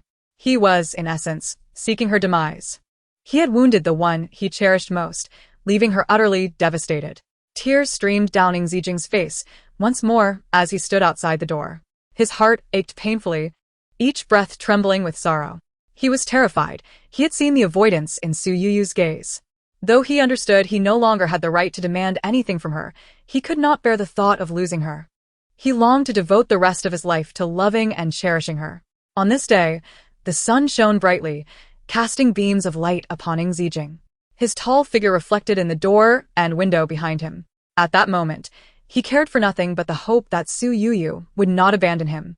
If time were to grant him another chance to protect and love her, he would willingly exchange his life for it. As for Su Youyou, her feelings toward Ying Zijing, though described as avoidance, were not entirely accurate but conveyed a semblance of her inner turmoil. She was at a loss on how to face him, unsure of what thoughts or emotions she should entertain. Having just taken her medicine, she felt a semblance of strength returning and lay in bed, reflecting on the myriad events of the past 2 months. In truth, she understood and empathized with Ying Zijing's every action. If she were in her shoes, she might not have been able to act as he did. Yet, sadness remains sadness. He wishes to part ways with her, referring to her as Miss Su, bestowing upon her nothing but indifference and callousness. She understands that every word and action of his is driven by a cause, but such is the nature of human emotions. In the realm of love, one cannot simply dismiss the entangled threads of right and wrong, for it all revolves around feelings. Su Youyou does not blame Ying Zijing. She merely seeks to clarify her thoughts and comprehend the situation. She undoubtedly feels a sense of grievance. Yet she is acutely aware that the architect of this predicament is none other than herself. Thus, she is reluctant to engage with Ying Zijing while burdened by her chaotic emotions and thoughts. Reflecting on the past 2 months, Su Youyou's mind drifts back to their shared memories and everything Ying Zijing has done for her, even the loss of her life in a previous existence. Indeed, in her former life, she was foolish enough to make Ying Zijing pay the ultimate price before she could discern human nature and distinguish between good and evil. Realizing that her return to this life is meant to foster a genuine relationship with Ying Zijing, she understands that he initially harbored distrust towards her. Her goal is to gradually penetrate his heart and earn his faith. This is merely a minor setback compared to the life Ying Zijing sacrificed for her. It pales in significance. Su Youyou's intention was always to sort through her emotions, and with this newfound perspective, everything becomes much clearer. Just then, sunlight streams through the window, enveloping her in warmth. The silhouette of Ying Zijing casts a reassuring presence upon her. A smile graces Su Youyou's lips as the door creaks open, revealing Ying Zijing. Ying Zijing, I have brought you a bowl of ginseng soup. It is already noon, and I feared you might be hungry, he states, prompting Ying Zijing to breathe a sigh of relief as he approaches her bedside, urging her to drink it while it is still warm. He extends the bowl towards her, hesitating to feed her, fearing her rejection. Zijing, she interjects, my arm is injured. What happened? Is the wound hurting again? I will fetch Dr. Hua, he exclaims, about to rush out, only to be beckoned back by Su Youyou. Zijing? She calls again, making him realize how she is addressing him. I cannot drink myself due to my injury. Then allow me to feed you. Su Youyou sips the ginseng soup he offers, feeling warmth spread through her. She looks up at him and smiles, yet Ying Zijing cannot help but break down in tears. Chapter 79. Apology. Ying Zijing carefully ensures Su Youyou finishes the entire bowl of soup. Zijing, I am fine now. The doctor has assured me that with rest, I will recover, she reassures him. Understanding her wish to comfort herself, Ying Zijing remains silent, lowering his head before lifting it once more, his brow furrowed, lips slightly parted, eyes filled with guilt and sorrow. He reaches out his large hand towards her small one but hesitates to grasp it. Tears stream down his cheeks once more. A man seldom weeps, and the trials of battle and the treachery within the palace have never brought him to tears. Ying Zijing's tears, apart from the grief over Ying Ji's passing years ago, have not flowed until today. Su Youyou reaches out, gently wiping away the tears on his cheek. The moment her hand brushes against him, Ying Zijing can no longer contain himself. He pulls her into a fierce embrace, his movements both swift and tender. Wary of her injured arm, yet longing to envelop her entirely in his being. This long-awaited embrace should have occurred on the 4th day of September, amidst the cuckoo trees. The first moment he laid eyes on her upon returning to the eastern capital. Now it arrives 2 months late. During these 2 months, Su Youyou bore an unbearable weight of pain, grievances, sadness, and sorrow, all of which pierced Ying Zijing's heart to its core. Zijing, I miss you so much. Su Youyou finally allows herself to be vulnerable, nestled in his arms, softly lamenting and indulging in the tenderness that rightfully belongs to her alone. Her heartfelt admission of longing shatters Ying Zijing once more. How could he not miss her? For 2 months, thoughts of her have driven him to madness, to seek solace in wine, and to suffer sleepless nights. I'm sorry, Youyou. It is all my fault, my mistake, all my fault. Youyou. I am so sorry. Ying Zijing gently cradles her face, repeatedly apologizing. This face that haunts his dreams, the one he cannot forget, is now here before him. So real and tangible. Lowering his head, he places a kiss upon her forehead, then on her tear-stained nose, and finally traces the glistening tear trails with his lips. At last, he tenderly kisses Su Youyou's lips, and his apologies meld into this long-awaited passionate embrace. Bit by bit, Ying Zijing savors the sweetness he has longed for in his heart, and Su Youyou responds with unrestrained zeal. In this moment, they have missed each other for far too long. Sunlight streams in through the windows, casting warm rays upon the reunited pair. Indeed, today is a splendid day. Knock, knock. Knock. After lunch, Dongfang Yingshan and Dongfang Yu arrive at the door of the main hall. What brings you here? Ying Zijing asks without loosening his hold on Su Youyou, merely turning his head to inquire. Fourth brother, I have come with ninth sister to visit fourth sister-in-law, comes Dongfang Yu's voice from outside. Upon hearing this, Ying Zijing looks at Su Youyou, as if seeking her approval for their entry. Su Youyou momentarily hesitates before smiling and saying, Zijing, why are you looking at me? Hurry and let them in. All right, Ying Zijing nods in agreement, then turns to the door, saying, you may enter. The door creaks open, and Dongfang Yu and Dongfang Yingshan step inside. Su Youyou remains in Ying Zijing's embrace, attempting to wriggle free, yet Ying Zijing shows no intention of letting go. Fourth sister-in-law. Dongfang Yu speaks first, kneeling on one knee before Su Youyou, clasping his fists in a gesture of apology. This unexpected act leaves Su Youyou astounded.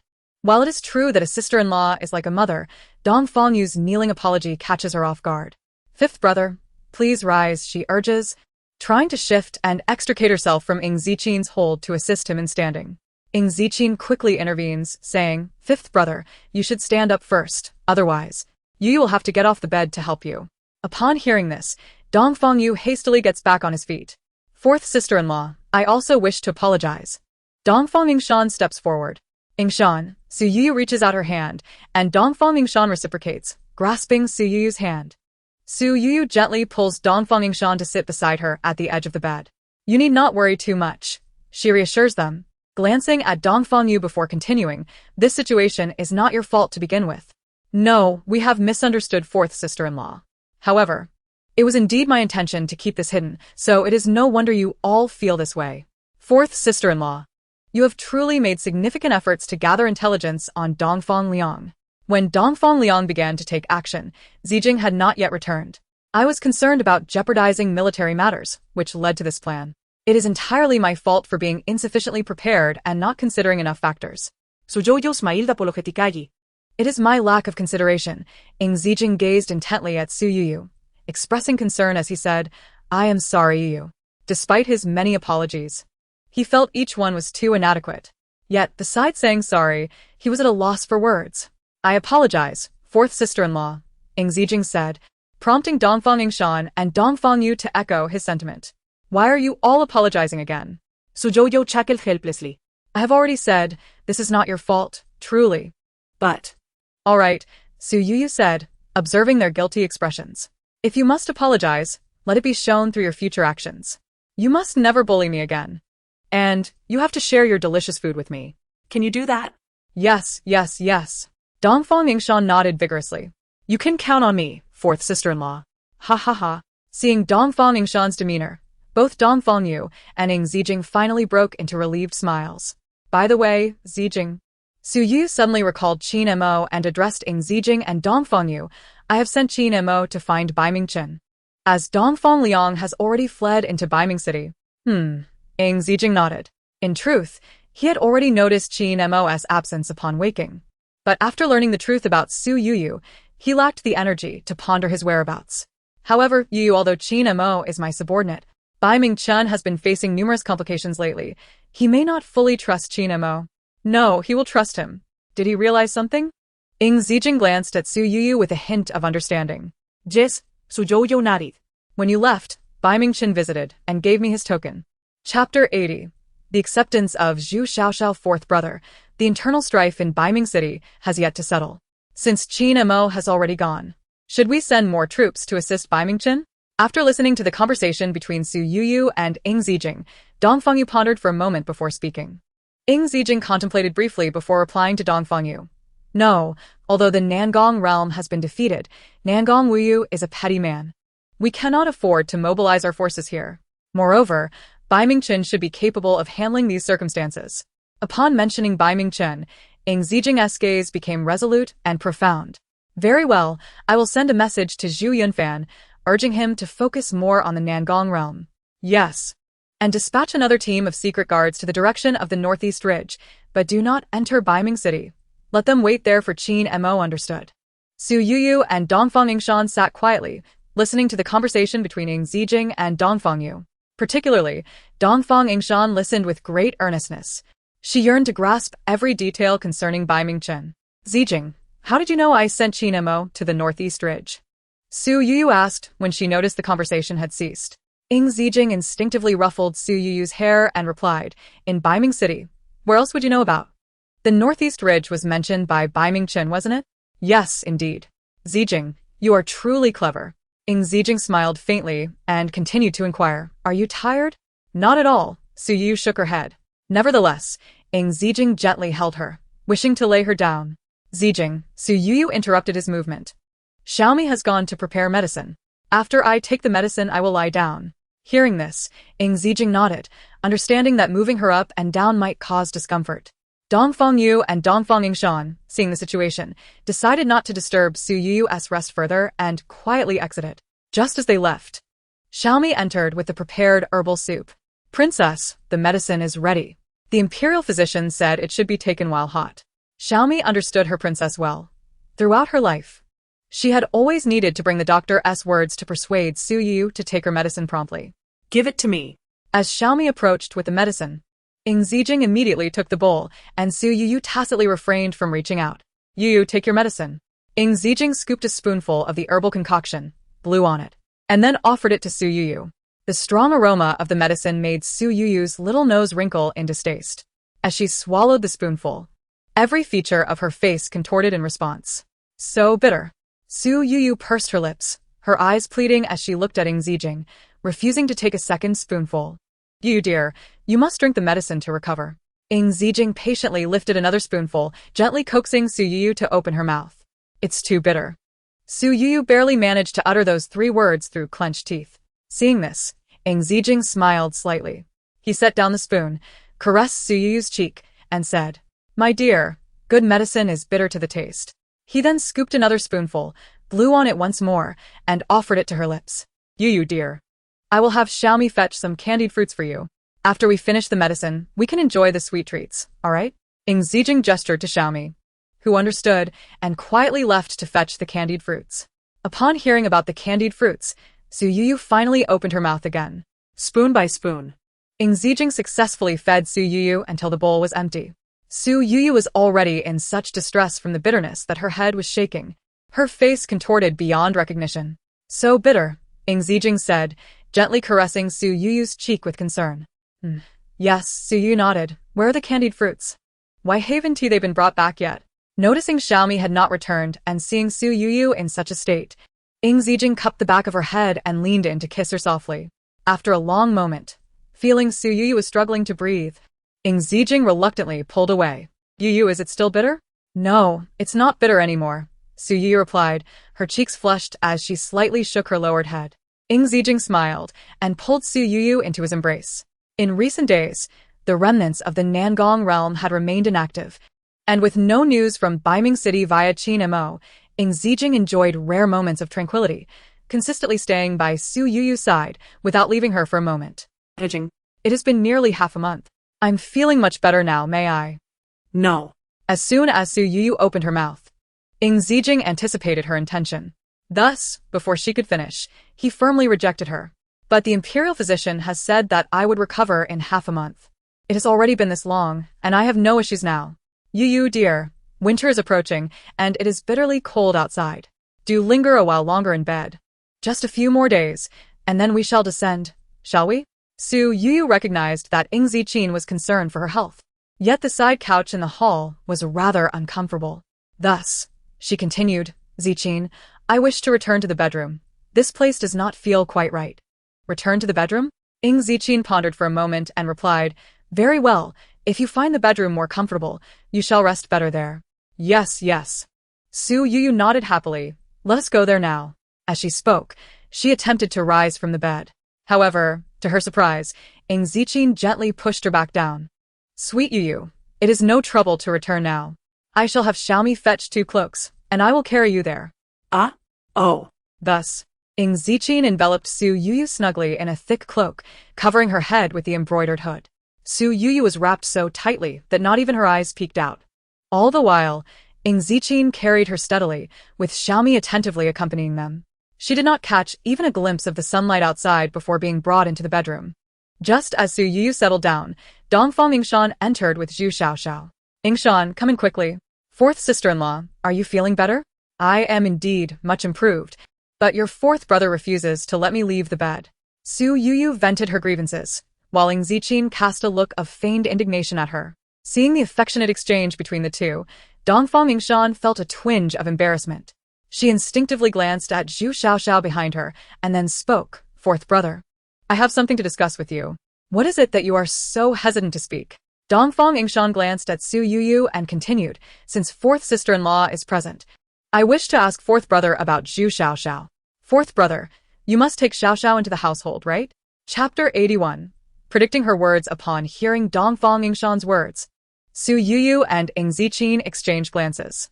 While Su Youyou could grasp the underlying reasons behind this inquiry, Ying Zijing was entirely bewildered.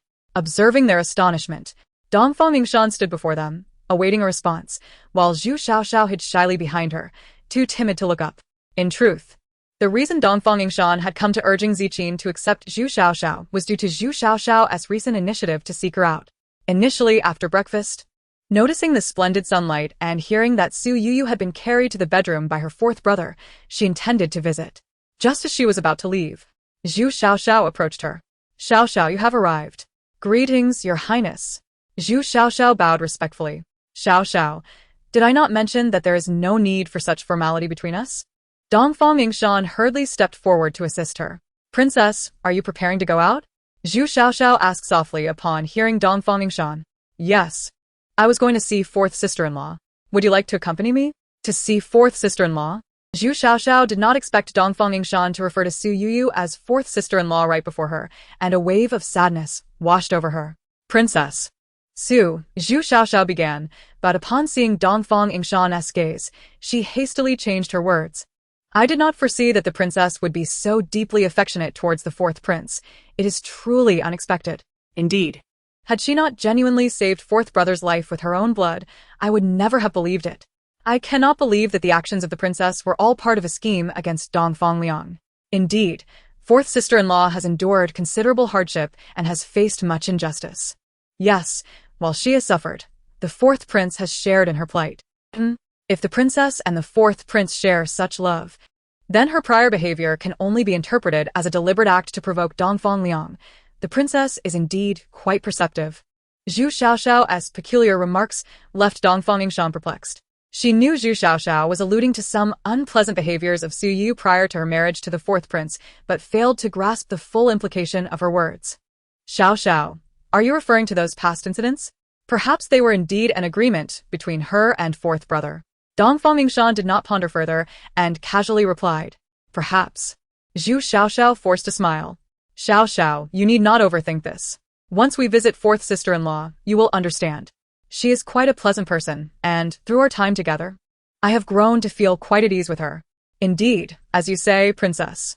However, Zhu Xiaoxiao's eyes darted, and she appeared hesitant. Xiaoxiao, do you still harbor some concerns? It is all right. If you do not wish to go today, I can visit alone, and you may come later. No, princess. It is not that I do not wish to go. I am merely worried. Worried? What is there to worry about? I am concerned whether the princess can accept me. Accept you? Dongfang Yingshan tilted her head, frowning. Xiaoxiao, you are confusing me. What do you mean by that?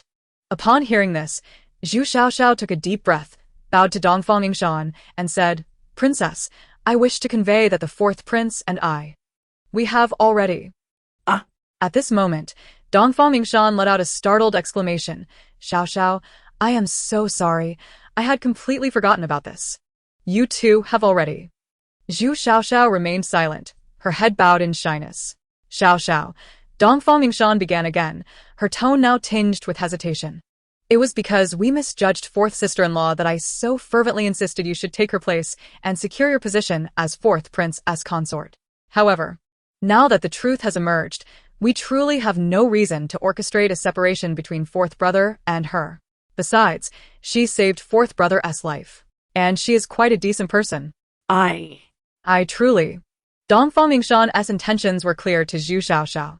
She understood that even if Dongfang Mingshan were still inclined to assist her in claiming the position of the fourth princess consort, they would ultimately be unsuccessful. After all, the barriers between Ying Zijing and Su Youyou had vanished, and Su Youyou was Ying Zijing's savior. Princess, Zhu Xiaoxiao bowed once more. Please rest assured.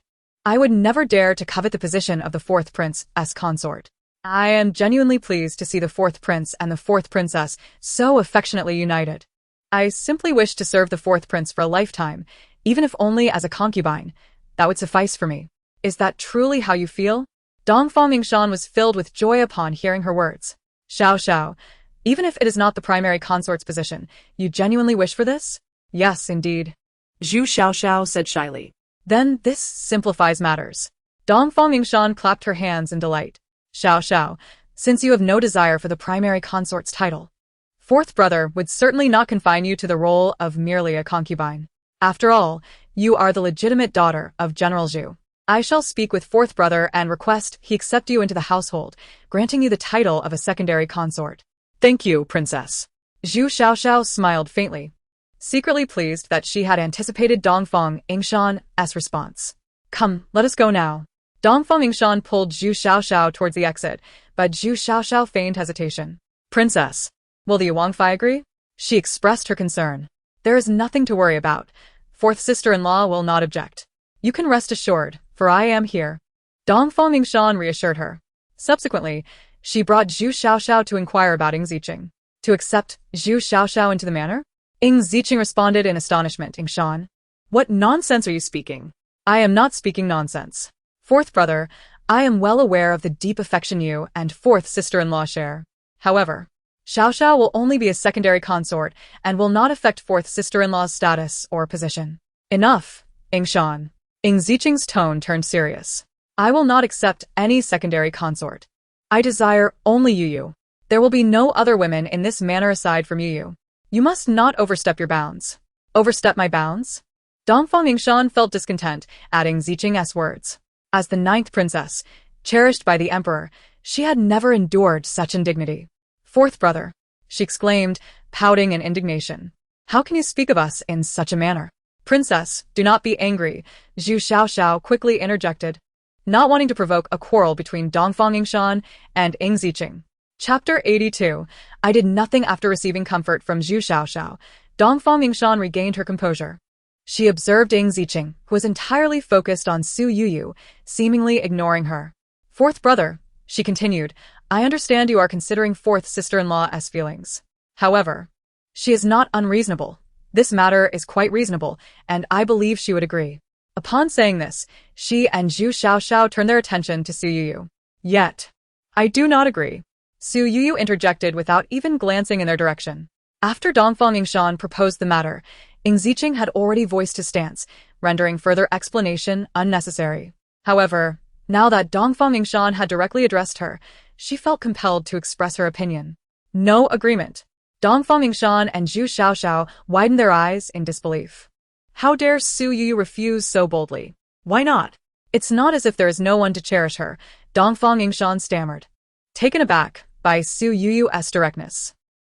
Why should I not refuse? Su Youyou cast a glance at the astonished duo and continued. The bond between the prince and me is unique and exclusive. Indeed, there is no room for a third party. Whether a secondary consort or a concubine, there simply is no space in the Yuangfo for such. After stating this, she turned to Ying Zijing and noticed him smiling foolishly at her. However, her words, though softly spoken, carried a remarkable force, leaving Dongfang Mingshan unable to finish her sentence. Princess, perhaps it is best to let it go. I am indeed unworthy and lack the fate with Prince Yi. For the rest of my life, I shall remain a humble figure, Zhu Xiaoxiao whispered, tugging at Dongfang Mingshan's sleeve. Her pitiful expression rekindled Dongfang Mingshan's fighting spirit. Indeed, Zhu Xiaoxiao's knack for stirring up trouble was quite effective on her. Fourth sister-in-law, how can you say such a thing? I have not asked Xiao Xiao to compete for the position of Yuangfei. Nonetheless, Xiao Xiao must enter the Yuangfu. What audacity is this? Ying Shan, when did it become your place to decide in my manner? Ying Zijing retorted. Fourth brother, given how you and Xiao Xiao are, how can you deny her entry? How can you be so unreasonable? Su Youyou interjected, echoing Dongfang Yingshan's sentiment, though her tone lacked the earlier vigor. As Zhu Xiaoxiao recalled the event involving the handkerchief, Su Youyou felt a pang of hurt. What do you mean by how are things? Ying Zijing frowned, confused by their cryptic conversation. Fourth brother, surely you haven't forgotten. Dongfang Yingshan exclaimed in astonishment. It was at the beginning of the month when you went to Xiao Xiao's chamber to drink, and then you, upon hearing Dongfang Yingshan's flushed explanation. Ying Zijing grasped her implication. Realizing the context, Su Youyou reacted swiftly, moving closer to Ying Zijing and holding his hand. Xiaoyu, I assure you, nothing happened between Xiao Xiao and me. I was merely in her room drinking, and although she did offer herself, I declined. I did not even touch her. Nor did I look at her. Xiaoyu, please believe me. Ying Zijing spoke rapidly, his urgency evident. In his desperation to clarify, he had neglected Zhu Xiaoxiao's presence. His sincere declaration struck Zhu Xiaoxiao, leaving her feeling trapped, wishing for a hole to hide in. How can it be, fourth brother? How could nothing have happened between you? Then, what of the handkerchief? Handkerchief? What handkerchief? Ying Zijing was utterly perplexed. There was a blood-stained handkerchief. The princess and I saw it through the window. Little me interjected. Unable to contain herself. She had been feeling sorrowful for her princess throughout this ordeal. Ying Zijing's gaze shifted cautiously to Su Youyou. If he had truly done nothing, then that bloodied handkerchief must have been the work of Zhu Xiaoxiao. However, he was in no mood to confront Zhu Xiaoxiao. His sole concern was that Su Youyou might misconstrue the situation. Xiaoyu, please believe me, I truly did nothing. Ying Zijing repeated these reassurances. Feeling utterly at a loss for how to explain himself, Su Youyou, upon hearing his words, felt a wave of relief wash over her. Observing his anxious expression, with hands trembling slightly as they held hers, she could not help but smile. Seeing that Su Youyou remained silent, Ying Zijing grasped her shoulders, saying, Xiaoyu, I am sorry. I was wrong. I should not have gone to her chamber or drunk with her. I was in the wrong, but I did nothing. Truly. Believe me. Unable to contain herself, Su Youyou laughed out loud. Zijing, you are so adorable when you panic. Xiaoyu, please believe me. Yes. I believe you. She believed him. Even if she had seen the handkerchief with her own eyes, as long as he claimed nothing had transpired, she would trust him. Hearing Su Youyou affirm her faith in him, Ying Zijing felt immense relief. Moments ago, he had been consumed by anxiety. With Dongfang Yingshan asserting that he had been intimate with Zhu Xiaoxiao and Su Youyou witnessing the handkerchief herself, he had felt utterly lost. Fearful that she would not trust him and would distance herself, he was haunted by the memory of almost losing her once before. He could not afford to make another mistake. Just moments ago, Su Youyou's silence had nearly terrified him. Such feelings were unbearable. Thankfully, she believed him, regardless of others' words or what she had seen. He spoke words that she would readily believe.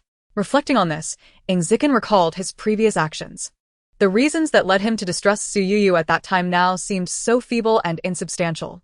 What was deemed reasonable and what was witnessed firsthand were merely reflections of his own shortcomings. It was he who had caused Su Youyou to suffer unjustly. Ying Zijing embraced her tightly, and this time, he remained silent. He felt that the phrase, I am sorry, could no longer encapsulate the depths of his remorse and guilt. He held her close, vowing that in the days to come, there would be no doubts, no mistrust. She was the treasure of his heart, deserving of all his affection, even to the extent of sacrificing his life for her. Chapter 83. Expulsion from the prince's mansion as Zijing held Su Youyou. She managed to create a slight gap and lifted her head to gaze at him. The depth of his affection was evident in his eyes, fixed upon her. Fourth brother. Dongfang Yingshan looked at the affectionate pair before her, then glanced back at Zhu Xiaoxiao, finally speaking up. You and Xiao Xiao, what is the nature of your relationship? Dongfang Yingshan's inquiry caused Ying Zijing to instantly adopt a serious demeanor. Zhu Xiaoxiao. Ying Zijing rarely addressed her by name, but hearing it from his lips made Zhu Xiaoxiao tremble. His voice was harsh and frigid, devoid of the warmth he had just shown to Su Youyou. Your Highness. Zhu Xiaoxiao stammered, taking a couple of hesitant steps forward, bowing her head in response. However, her movements were almost imperceptible as she remained behind Dongfang Yingshan. Ying Zijing's current demeanor was too terrifying, and she instinctively recoiled. I remember clearly that night I warned you. If you ever repeat such behavior, I shall deal with you mercilessly. Ah! Zhu Xiaoxiao gasped and fell to her knees. The severity of Ying Zijing's tone and attitude was overwhelming. She dared not raise her eyes or respond. In that moment, she felt as though the dragon whispering sword was poised against her throat, chilling her to the core. Xiao. Dongfang Yingshan observed Zhu Xiaoxiao crumpled on the ground and understood the truth in her heart. Did anything truly happen between you and fourth brother? Princess, I am so sorry. Zhu Xiaoxiao turned to Dongfang Yingshan, tears streaming down her face. I am overwhelmed by admiration for Prince Yi. I was left with no other choice and resorted to such desperate measures. No other choice? Desperate measures? Dongfang Yingshan furrowed her brow. So, Xiaoxiao, are you admitting that you were the one who instigated events during this time? And what about the handkerchief? It was a moment of folly, Princess. The handkerchief was indeed a result of my own impulsiveness. Between Prince Yi and me, nothing happened. Princess, I did not act with intent. I know I have made a grave mistake, and I have dragged you into this as well. It is entirely my fault. But I genuinely hold deep feelings for Prince Yi. I ask for your forgiveness, and for Prince Yi's as well. In truth, that night in Zhu Xiaoxiao's chamber, only Ying Zijing and Zhu Xiaoxiao had been present. Had she maintained her story, both she and Ying Zijing could have stood firm in their accounts, leaving no room for judgment on the truth of the matter. Zhu Xiaoxiao had approached Dongfang Yingshan with the thought of asserting that she and Ying Zijing had been intimate, hoping to gain entry into the prince's mansion. However, she had never anticipated Ying Zijing's resolute stance or the bond he shared with Su Youyou. Coupled with her own guilt, Zhu Xiaoxiao found herself unable to contain her emotions, exposing her vulnerabilities completely. Return to where you came from. Return? Zhu Xiaoxiao gasped, her eyes widening in disbelief. She had just expressed her feelings for Ying Zijing so transparently, hoping to plead for him to keep her, even as a concubine. Yet, to her astonishment, he seemed indifferent to her words and simply commanded her to leave. Your Highness, she implored. I have no desire to repeat myself, Ying Zijing said, not deigning to look at Zhu Xiaoxiao. I will not delve further into this matter, considering the merits of General Zhu and Zhu Yunfan. Now, gather your belongings and return to the general's residence. Your Highness wishes for me to leave at once? Seeing Zhu Xiaoxiao kneeling there, tears streaming down her face, Dongfang Yingshan felt a pang of compassion and spoke up for her. Even if you do not wish to take Xiaoxiao into your household, you cannot cast her out at this moment. What face would she have left to face the world? What concern is that of mine? Fourth brother, even disregarding Xiaoxiao's dignity. Should you not consider General Zhu's reputation? How much influence does the Zhu family hold for me to care? Dongfang Yingshan was momentarily at a loss for words. She understood the gravity of Zhu Xiaoxiao's mistake and recognized that Ying Zijing's decision to expel her was a reasonable punishment.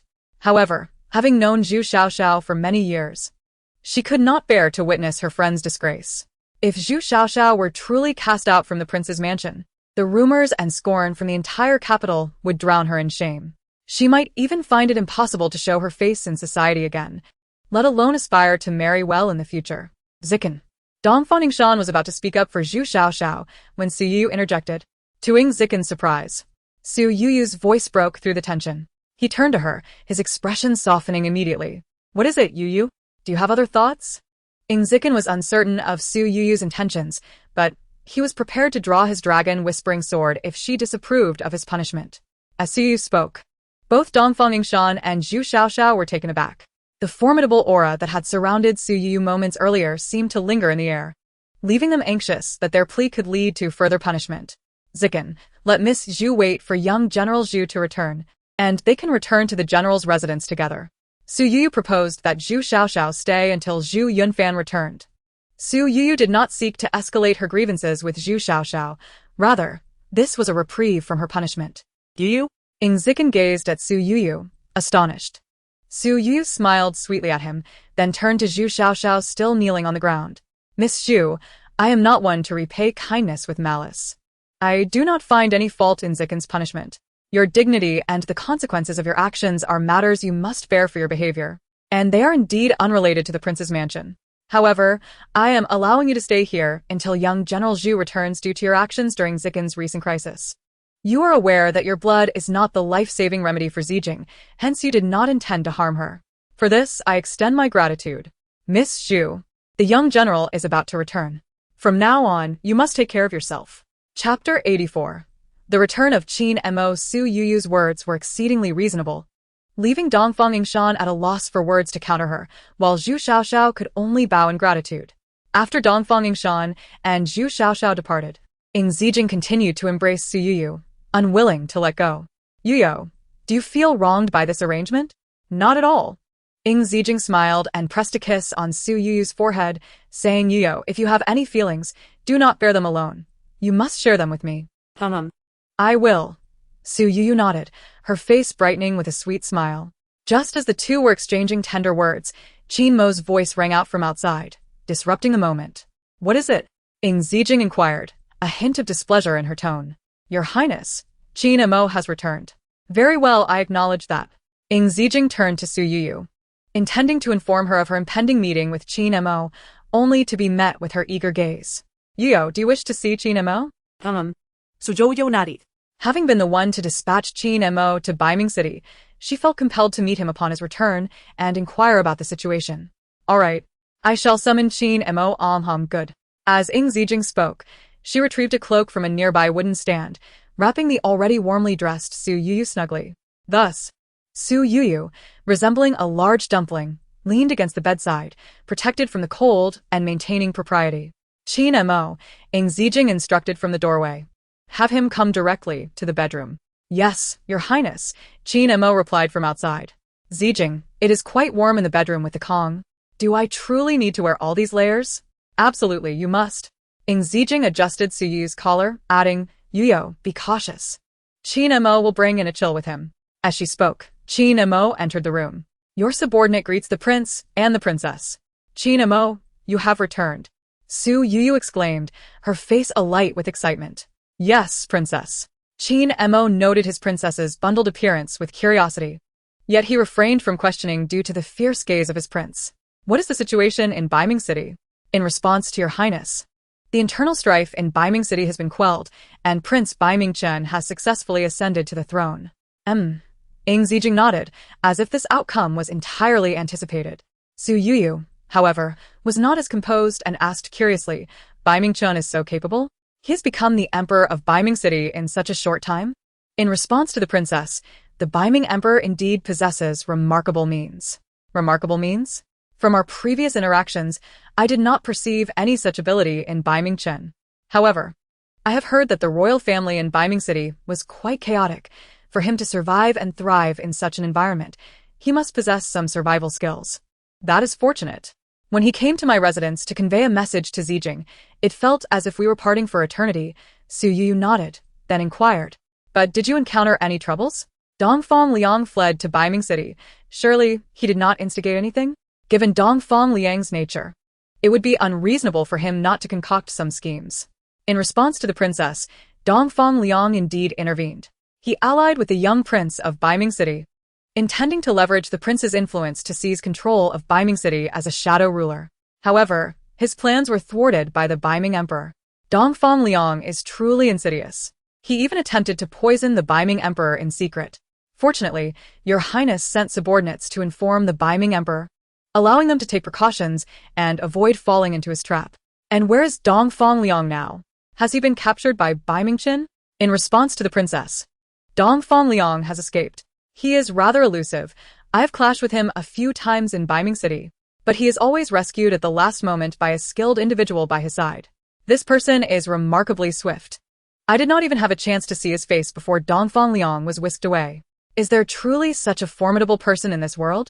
Su Youyou marveled, casting a glance at Ying Zijing, who sat beside her, brow furrowed in contemplation. Zijing, what are you pondering so deeply? Youyou, I cannot shake the feeling that this individual by Dongfang Liang's side is no ordinary person. Then should we not devise some countermeasures in advance? There is no rush. They will not be able to recover quickly. We shall discuss strategies together once Zhu Yunfan returns. Your Highness, Qin Mo interjected, upon the return of the young general. Shall we no longer need to engage in battle? One can only hope. For reasons unknown, Su Youyou felt a sudden shift in Ying Zijing's demeanor. Yet she could not pinpoint the exact cause. As for Qin Mo's thoughts, they were admirable in theory, but difficult to realize. In the past, Qin Mo merely accompanied his prince to the military camp for training, enhancing his own martial skills, leading a fulfilling and joyful life. The calamities brought by war are burdens no one wishes to bear. However, what Qin Mo failed to consider was that their daily training served the purpose of preparing for that very war. Soon after Qin Mo's return, on the following day, Zhu Yunfan also arrived at the estate with a contingent of troops. However, contrary to expectations, he did not head directly to the Zhu general's residence, as General Zhu's vigilance in the palace remained unwavering. Ying Zijing, Dongfang Liang, and Zhu Yunfan continued to spend their days in the study, deliberating over military matters from dawn until dusk. My princess, Qin Mo, stationed at the study door, bowed to Su Youyou. It is already late. Are they still busy inside? Yes, my princess. As Su Youyou hesitated at the threshold, Ying Zijing's voice emerged from within the study. Qin Mo, what is it? Qin Mo opened the study door, replying, in response to your highness, the princess has arrived. Upon hearing this, Ying Zijing promptly rose and pulled Su Youyou into the room. It is so late. It is freezing outside, and the snow is still on the ground. Why do you stand here at the door?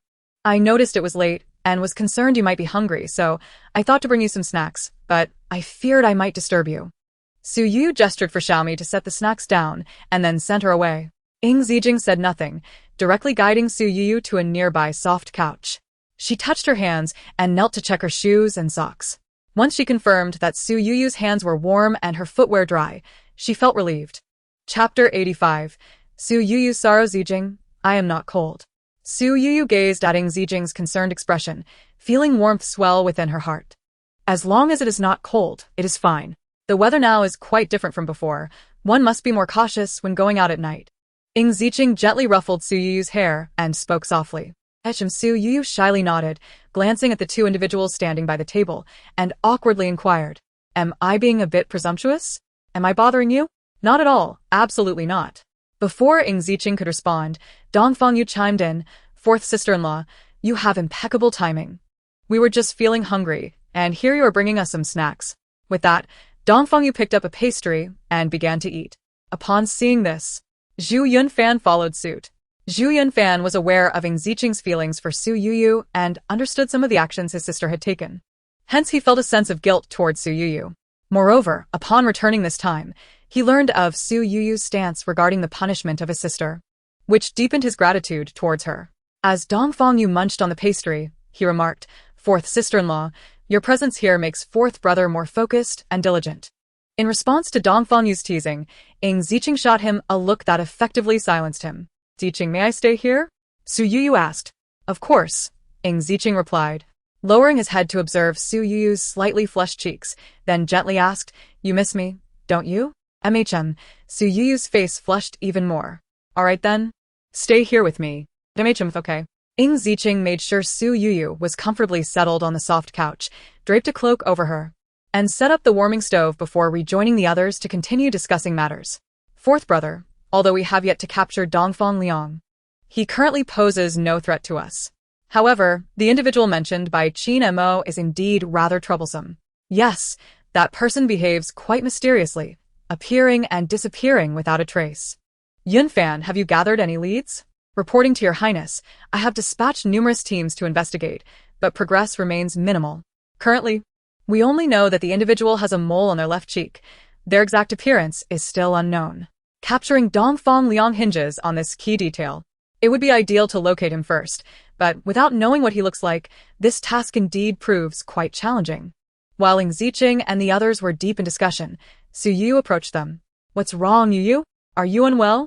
No, Zijing, please do not worry too much about me. Su Youyou smiled, then continued, the person you are discussing, I believe I may have seen them. You have seen them? Yes, I think so. Fourth sister-in-law. If you truly have seen them, that would be wonderful. However, we cannot afford to be careless. I understand, Su Youyou nodded, and then solemnly stated. On that day in the Zigua forest, I saw someone by Dongfang Liang's side. At the time, I sensed their relationship was unusual, but I did not think much of it. Hearing your discussion, I now believe that individual might be the one you are searching for. Princessy. Does the person you spoke of have a black mole on their left cheek? Zhu Yunfan quickly interjected. Yes, indeed. There is a mole just beneath the cheekbone on the left side. Wonderful. That must be the person. Dong Fangyu exclaimed, fourth brother. We should summon an artist tomorrow to draw a portrait based on fourth sister-in-law's recollection. This way, we can pursue them. Given the urgency, we need not wait until tomorrow. Su Youyou said as she approached the table. Fourth sister-in-law, what do you mean? Before they could react, Su Youyou had already unfurled a sheet of paper and began to ink it. In no time, a portrait of the person with the mole on their left cheek emerged from her brush. My goodness, fourth sister-in-law, you are truly remarkable. Dong Fangyu exclaimed, you can paint. Youyou, I had no idea you possessed such talent in portraiture. Why did you not mention it before? Ying Zijing added, astonished. Su Youyou had never painted before him, and he was unaware of this hidden talent. Zijing, it was not my intention to keep it from you. I simply had no opportunity to paint before, and thus did not bring it up. Feeling a bit embarrassed, Su Youyou explained that she had always been skilled in painting since childhood, be it landscapes or portraits, rendering them vividly. However, in her past life, upon learning of her impending marriage to Ying Zijing, she had continually resisted him, choosing not to showcase her artistic abilities. In this life, since her rebirth, she had faced numerous challenges and had not found the opportunity to mention this skill. Hence, Ying Zijing was naturally unaware. Yunfan, summon more people to create several wanted posters based on this portrait. We shall commence our pursuit of Dongfang Liang with full force tomorrow. Ying Zijing passed the portrait to Zhu Yunfan. Yes, your highness. I will find someone to draw it right away. With Su Youyou's recent demonstration fresh in his mind, Zhu Yunfan was eager to act without delay. He took the portrait and promptly exited to execute the order. Su Youyou had effectively assisted them significantly, and the situation had progressed rapidly, allowing Ying Zijing and Dong Fangyu to feel more at ease. Fourth brother, fourth sister-in-law is truly impressive. Indeed, your fourth sister-in-law is exceptionally talented. Amidst the praises from Ying Zijing and Dong Fangyu, Su Youyou felt a bit shy and lowered her head. Fourth brother, regarding Dongfang Liang's rebellion, fourth sister-in-law has indeed been of tremendous help. Her contributions are invaluable. Although he was speaking to Dong Fangyu, Ying Zijing's gaze remained fixed on Su Youyou. Moreover, given that fourth sister-in-law has endured so much hardship, fourth brother, you must make amends and compensate her well. Dong Fangyu remarked, maintaining a light-hearted tone, despite the seriousness of the matter. Although Dong Fangyu often appeared mature and serious in discussions, his youthful nature still shone through, leading him to joke around with his fourth brother in their private moments. Ying Zijing understood his younger brother's intentions and recognized there was no malice in his words, so he chose not to dwell on them. However, Su Youyou perceived Dong Fangyu's innocent remarks differently, allowing them to resonate deeply within her, stirring a wave of emotions. The blush on Su Youyou's previously shy face was now tinged with a hint of sorrow. Chapter 86. The dust settles as December approached. The weather grew increasingly frigid, especially after the recent snowfall. The courtyard outside the study of the Yi Wangfu was blanketed in white, illuminated by rows of candlelight, making the surroundings appear brighter than usual. Once the sun rises, we can build a snowman here, Ying Zijing said, gazing at the expanse of snow, addressing Su Youyou. Imítame. Su Youyou responded softly. Building a snowman had been something she had long desired since the onset of winter and the first snowfall. Previously, Ying Zijing had used the excuse of the cold weather and Su Youyou's incomplete recovery to gently dissuade her from pursuing this activity. Under normal circumstances, upon hearing Ying Zijing's earlier statement, Su Youyou would have been excited and bouncing with joy. Yet now, with Ying Zijing directly expressing his intention to build a snowman with her, Su Youyou remained calm, merely responding with a faint acknowledgement. Furthermore, as Ying Zijing and Su Youyou made their way back to the bedroom from the study, Su Youyou appeared lost in thought, scarcely uttering a word. By the time they returned to the bedroom, the hour had already passed midnight. As night deepened, one would expect to feel drowsy. Yet Su Youyou found herself devoid of any inclination to sleep. She sat at the edge of her bed, leaning against the headboard, her gaze slightly vacant, lost in thought. Having completed her evening routine, Ying Zijing joined Su Youyou by her side, tenderly inquiring about her troubles. Earlier, in the study, Ying Zijing had noticed the shifts in Su Youyou's expression. Throughout their return to the bedroom, he had sensed her despondency weighing on his heart. However, He was unaware of the cause of her distress, though instinctively he felt it likely pertained to him, which explained his cautious approach. Zikin, Su Youyou turned to face him, hesitating to voice her thoughts. Did I say something to upset you? Or have I unwittingly caused you any distress? Upon receiving no answer, Ying Zijing continued gently, Youyou. Whatever it is, please confide in me. If I have inadvertently hurt you, it was never my intention. Speak your mind, even if it means chastising me. It would be a relief. Ying Zijing spoke with unwavering patience, carefully observing the nuances of Su Youyou's expressions. Youyou, what is it you wish to ask? Su Youyou finally summoned her courage, looking into Ying Zijing's eyes as she spoke. When we met in the Zigua forest, you were present, were you not? Although Ying Zijing's brow furrowed slightly, he reassured her. Indeed, but I did not send anyone to spy on you. Those shadows were there solely for your protection. I know this. Su Youyou nodded, and Ying Zijing felt a measure of relief. Zijing, it is precisely because you witnessed everything that you have formed so many misunderstandings about me. Youyou, it is my fault for not trusting you, he admitted. But I wish to express. Su Youyou began to falter again, as if she desperately wanted to inquire about something, yet hesitated to voice it. Approaching the matter gradually. What is it you wish to ask? Zikin. Su Youyou's resolve seemed to solidify as she raised her head to meet his gaze. Did your previous misjudgments and neglect stem from feelings of guilt? Of course I feel remorse. And guilt. The thought of the pain I caused you makes me wish I could rend myself asunder, he confessed. So, Zikin, your kindness towards me now is merely an attempt to atone? Ying Zijing finally grasped the essence of Su Youyou's concerns. His recent dialogues with Dongfang Yu and his own actions had led her to ponder deeply. Observing her drop her gaze once more, he felt a pang in his heart. Youyou, he embraced her tightly, it is not as you perceive. While I am indeed remorseful and guilty about the past, what pains me more is the thought of your suffering. My guilt is rooted in my failure to trust you, causing you undue hardship. When I reflect on that time, my heart aches terribly. My kindness is not merely an act of atonement. It stems from the profound love I hold for you, my dearest treasure. The love of my life. How could I not cherish and dote upon you? His heartfelt words brought tears to Su Youyou's eyes. She understood her position in his heart and the depth of his feelings.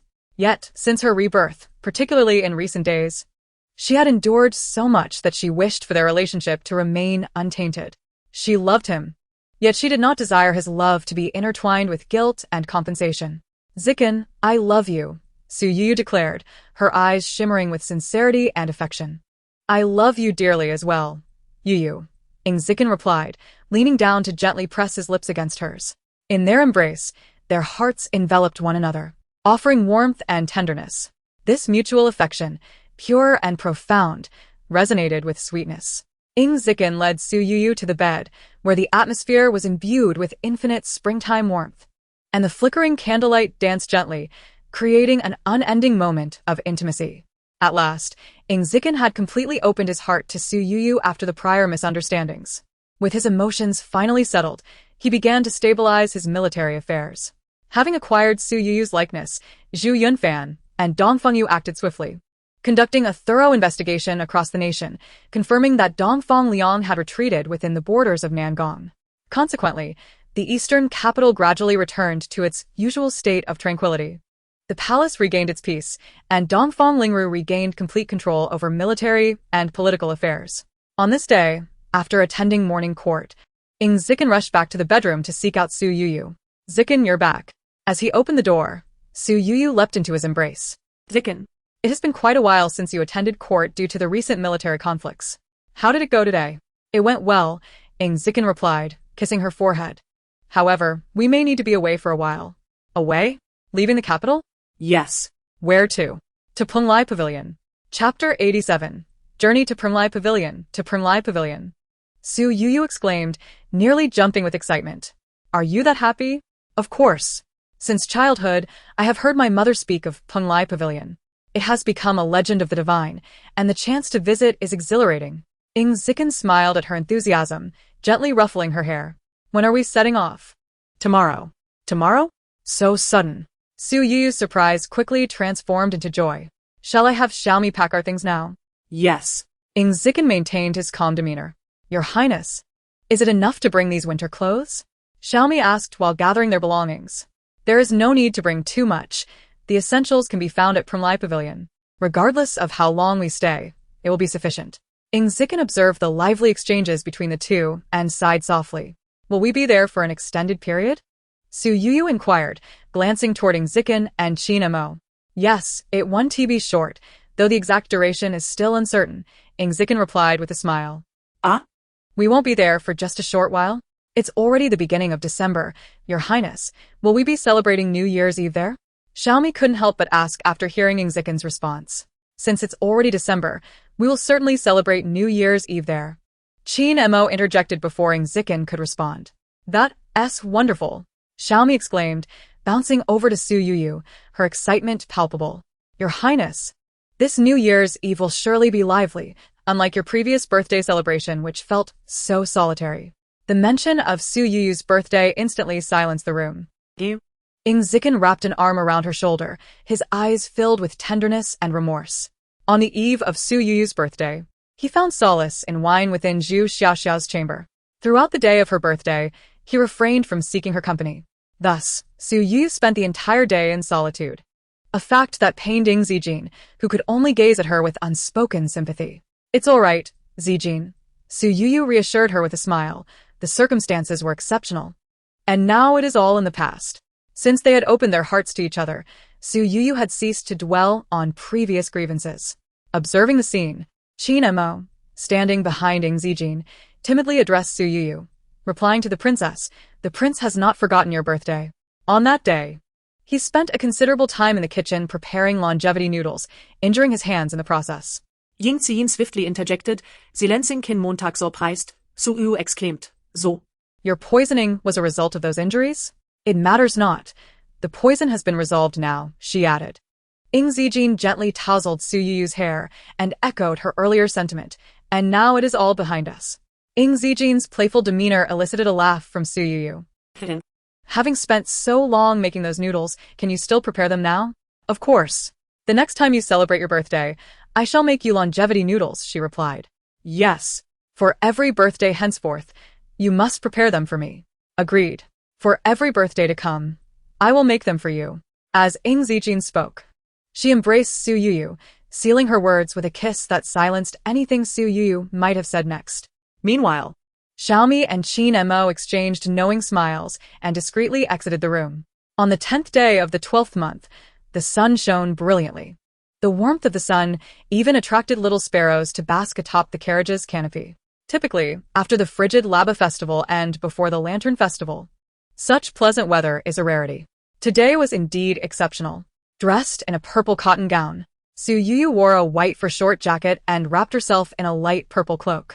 When she donned the cloak's ornate hood, she appeared both gentle and playfully charming, resembling a lively little sprite under the splendid sunlight. Slow down, Youyou, Ying Zijing said as he held her hand, guiding her to the carriage outside the gate. With a swift motion, he lifted her into the carriage before joining her inside. Xiaomi took her place in the accompanying carriage, while Qin Mo rode beside them, vigilantly guarding the carriage. This outing involved only a select few. Qin remained at the estate, and most of the servants stayed behind. They brought only Xiaomi and Qin Mo as close attendants, along with 2 teams of visible guards and 1 team of covert ones for protection. If it were just Ying Zijing, he would have brought even fewer people, but with Su Youyou accompanying him, he could afford no carelessness regarding her safety. As sunlight bathed the carriage, its canopy gleamed with a multitude of colors. At the driver's call, the 4 majestic horses stepped forward, and the wheels rolled into motion. The sparrows perched atop the carriage scattered as it began its slow journey. The entire convoy moved swiftly. They departed from the Wangfu in the morning and reached the eastern coast by sunset. Due to the previous night's exertions, Su Youyou fell asleep as soon as she boarded the carriage. Upon awakening, she realized they had come to a halt. Zijing, why have we stopped? Have we arrived at Prunlai Pavilion so soon? Not yet. We have reached the eastern coast, he replied. The eastern coast? Su Youyou, Basil. Turned to Ying Zijing as he placed the ornate hood upon her head, lifting her from the carriage. The sea breeze invigorated her, dispelling the remnants of her drowsiness. This is the eastern coast, Youyou, she remarked, glancing back at Ying Zijing with curiosity. Indeed, this is the eastern sea, the boundary of Dongfang City. Are we to take a boat to Prunlai Pavilion? Do we cross the eastern sea? She surveyed her surroundings and noticed several large boats docked at the shore. Yes, Youyou. We shall take a boat, but we need not cross the entire Eastern Sea. Penglai Pavilion lies at its center. The legendary Penglai Pavilion is indeed situated in the heart of the Eastern Sea. This revelation took Su Youyou by surprise. She instinctively tightened her cloak and said to Ying Zijing, "Let us board the ship quickly. The winter sea breeze is rather chilly." Very well. Ying Zijing led the way, with Qin Mo and Xiaomi following closely behind as they boarded the grand vessel at the shore. Chapter 88. The Island of Immortals at the Eastern Coast. Four magnificent ships were docked in an orderly fashion. The second vessel was the largest, while the others were slightly smaller. Regardless of size, each ship shimmered with a golden hue. Although the sun had set, the remaining rays of sunlight and the sparkling waters cast a beautiful glow upon the vessels. The second ship appeared the most opulent, adorned with intricate carvings of dragons and phoenixes. None of the ships bore any obvious insignia of the Wangfu.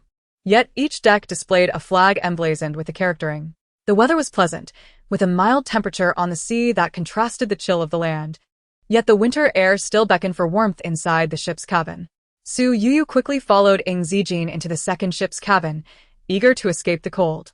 As the cabin's curtains were drawn aside, a wave of warmth enveloped her, revitalizing her spirit.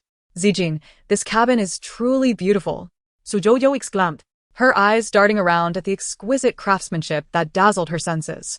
"I'm glad you like it," Ying Zijing replied. "It is indeed remarkable. I've never seen such exquisite decorations." She then turned to him, adding, "But Zijing, the decor does not resemble our Wangfu style. In fact, it feels quite foreign to the aesthetics of Dongfang City." "My Youyou is exceptionally perceptive," Ying Zijing remarked, a smile gracing his lips as he observed her animated curiosity. "This ship belongs to Penglai Pavilion." "Really?" Su's excitement circuit. "We haven't even reached Penglai Pavilion, yet we find ourselves aboard one of its vessels." The mythical Penglai Pavilion, a place she had heard of since childhood, now felt tantalizingly close. Aside from the crew members, Qin Mo and Xiaomi also boarded the main ship. Qin Mo remained on deck, ever vigilant, while Xiaomi entered the adjacent cabin, ready to heed any summons from her prince and princess. The remaining attendants boarded the other three ships, and once everyone was aboard, a horn sounded, signaling the fleet to set sail. Traveling by water is inherently different from traversing land. The smoothness of the earth allows for easy passage, while the waves can make for a bumpy ride. If they encountered strong winds or storms, the experience would be particularly uncomfortable. However, the ships of Penglai Pavilion were unlike any other. Their decks were exceptionally spacious, and the interiors were remarkably roomy. Moreover, the crew members of the ship are exceptionally skilled. As Su Youyou strolled leisurely aboard, the motion of the vessel, while not entirely devoid of bumps, was remarkably smooth, rendering her discomfort almost imperceptible. "You, come and have something to eat.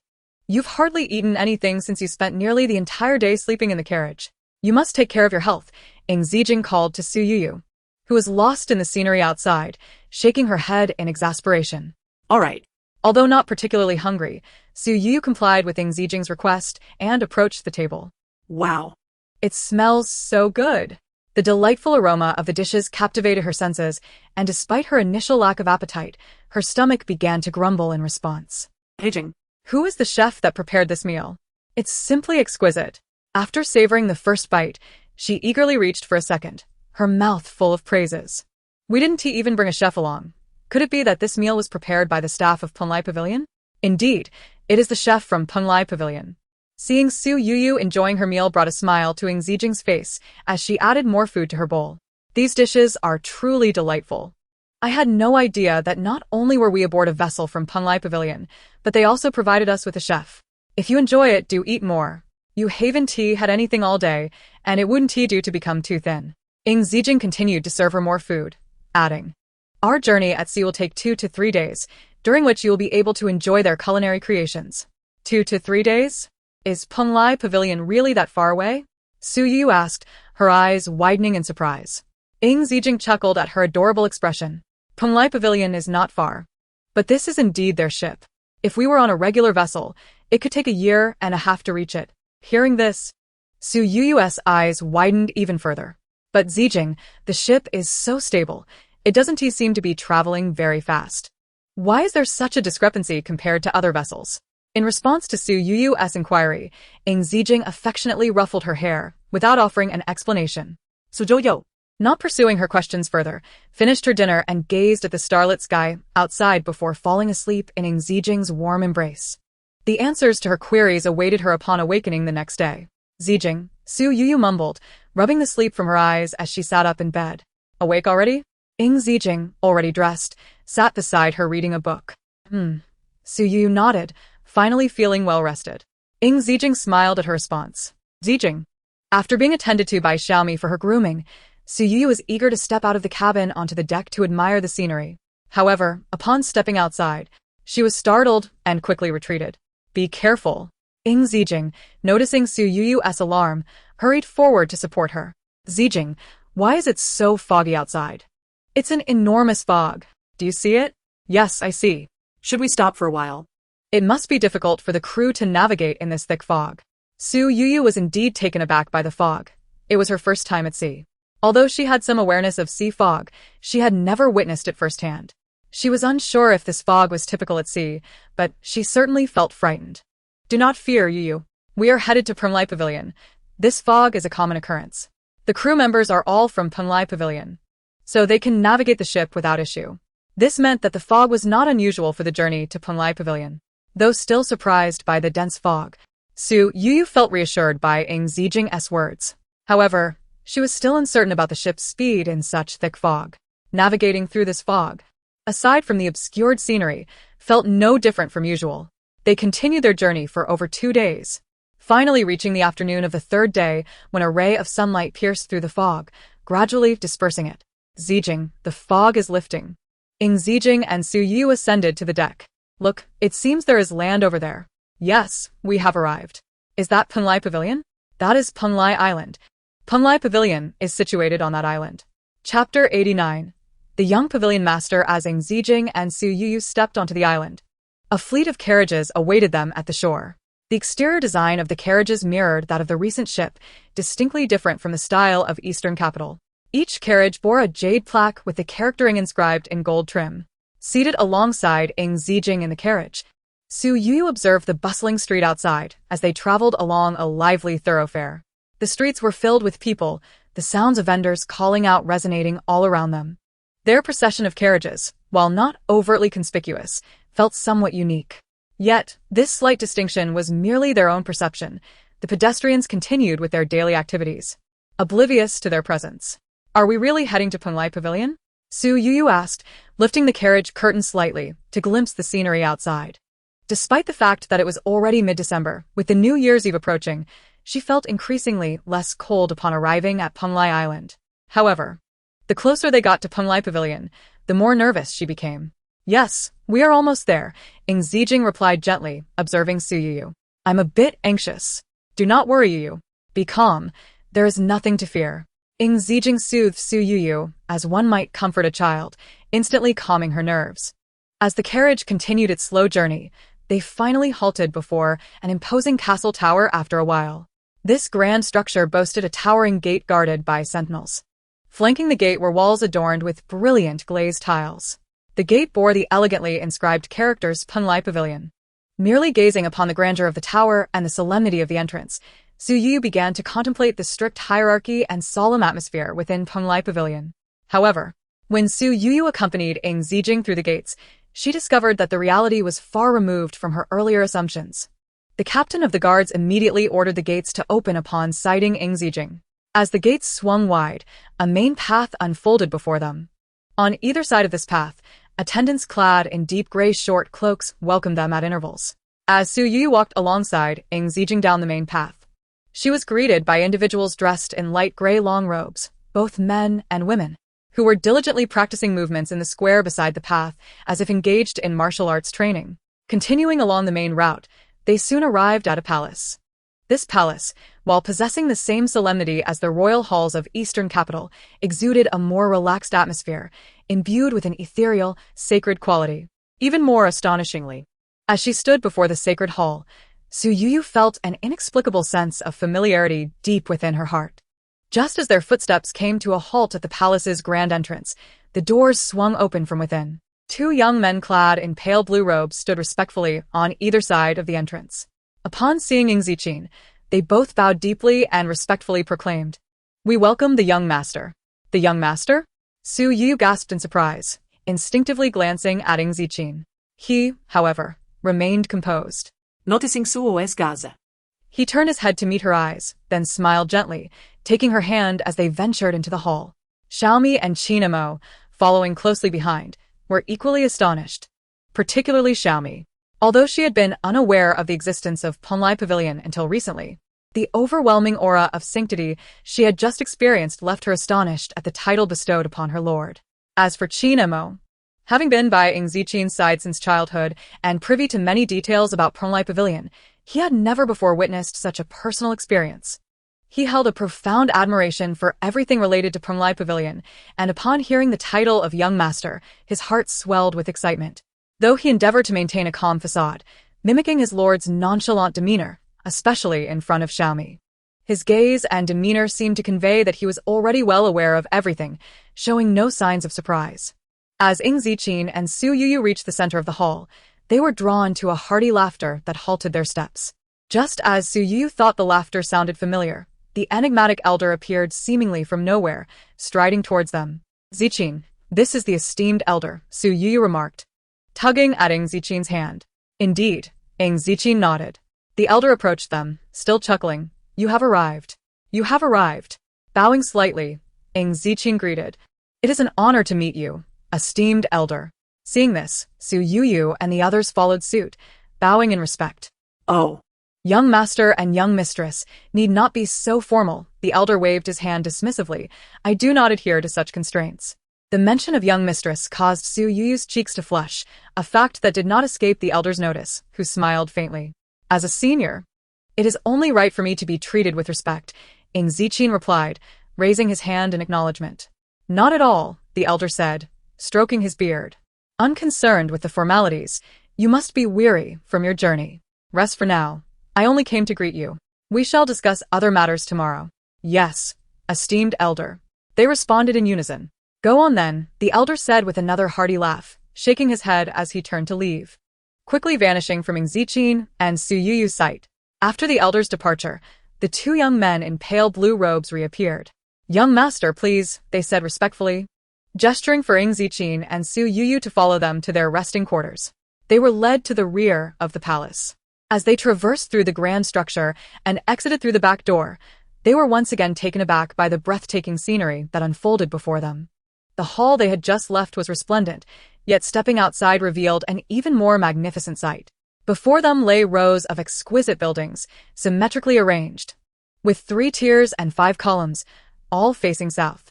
Lush greenery adorned the grounds, and the melodious chirping of birds could be faintly heard amidst the foliage.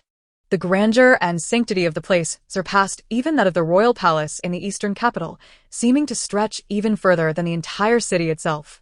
The two young men guided Ying Zijing and Su Youyou along the central axis of the compound, passing by the first hall, known as the Dome Palace, before entering the second palace along the same axis. Young master, young mistress, please enter and rest. We shall take our leave, they announced, bowing before retreating. Once the attendants had departed, Su Youyou took a moment to observe her surroundings and noticed the name of the palace, Lingxiao Palace.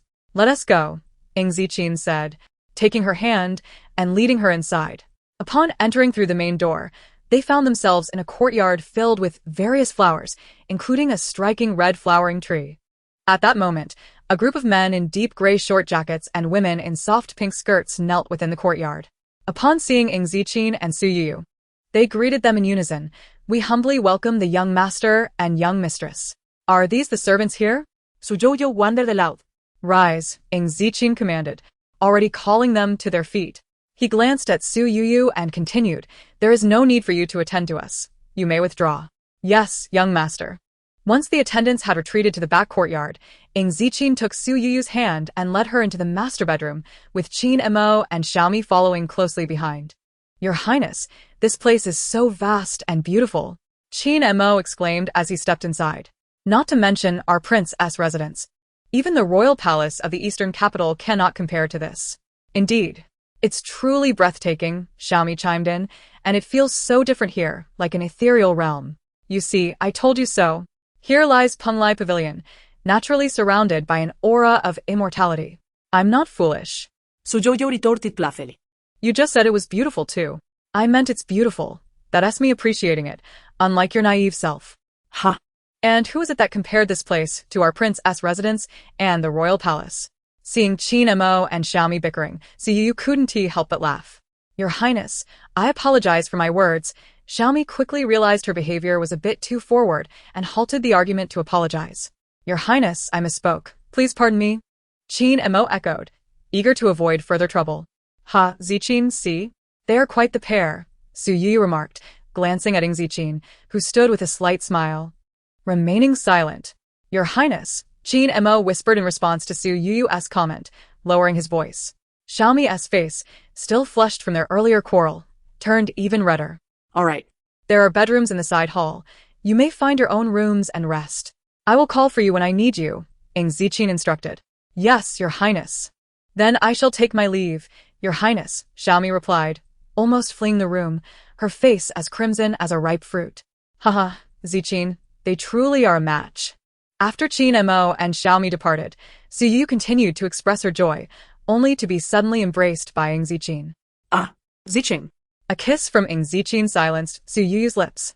After a considerable moment, Ying Zijing finally released her, saying, They may be a match, but they cannot compare to us. Su Youyou, upon hearing this, wore a look of resignation. Zijing, must you compare such matters? Yet, seeing Ying Zijing's proud expression, she couldn't help but smile. You. After such a long journey, you should rest. Without waiting for her response, Ying Zijing lifted her and carried her toward the bed. The journey from the eastern capital to Penglai Pavilion, though lengthy, had mostly found Su Youyou in slumber. Thus, while she felt a bit weary, she was not sleepy. The two of them lay on the bed, fully clothed, with Su Youyou nestled in Ying Zijing's embrace, recounting their recent experiences. Zijing. I always thought our departure from the eastern capital to this Penglai Pavilion was due to my father, but it seems it is indeed related to him. Responding candidly to Su Youyou's query, Ying Zijing explained, During the rebellion in the eastern capital, I commanded the troops to suppress it. Although I alleviated the immediate crisis, it made my father aware of the threat to his imperial authority. This turmoil directly endangered the palace's inner sanctum. In his eyes, both the rebels and those seeking to restore order possessed the capability to undermine his reign. Moreover, I am not the crown prince, and do not bear the surname Dongfang. Thus, our departure, whether by necessity or not, was imperative. Su Youyou understood Ying Zijing's words, as she had always thought similarly. However, upon stepping onto this immortal island and entering the Penglai Pavilion, her perspective shifted. But Zijing, they call you the young pavilion master? Are you indeed the young pavilion master of this place? Yes, I am. Ying Zijing pressed a kiss to Su Youyou's forehead and continued. I did not learn of this any sooner than you did. Was it known to you months ago, when you left the eastern capital? Indeed, my Youyou is clever. Ying Zijing bestowed another kiss. Yet, Zijing, is that the reason you came here? No. You see, I am still uncertain about my mission as the young pavilion master. Mission? You possess a mission? Yes. Every pavilion master of Penglai Pavilion belongs to the Penglai Immortal Clan, and each master has their own mission. As the current young pavilion master, I am also destined to become the next pavilion master, which means I have my own mission. The Penglai Immortal Clan. So, does that mean their surname is Ying? Indeed, the Penglai Immortal Clan bears the surname Ying. Su Youyou gazed at Ying Zijing in astonishment, realizing that it implied her mother was also of the Penglai Immortal Clan. Yes. Observing Su Youyou's surprised expression, Ying Zijing couldn't resist pecking her lips and continued. My mother was originally a princess of the Penglai Immortal Clan, the sister of the current pavilion master. Su Youyou's eyes widened further. So, the current pavilion master is our uncle? Yes, Ying Zijing replied, nodding approvingly at Su Youyou's deduction. But Zijing, does our uncle have no offspring? If the current pavilion master is our uncle, why are you the young pavilion master? Our uncle has no children. Moreover, the position of pavilion master is passed down through generations. As long as they belong to the next generation of the Penglai Immortal Clan, they can inherit it. It need not be the offspring of the pavilion master. I see.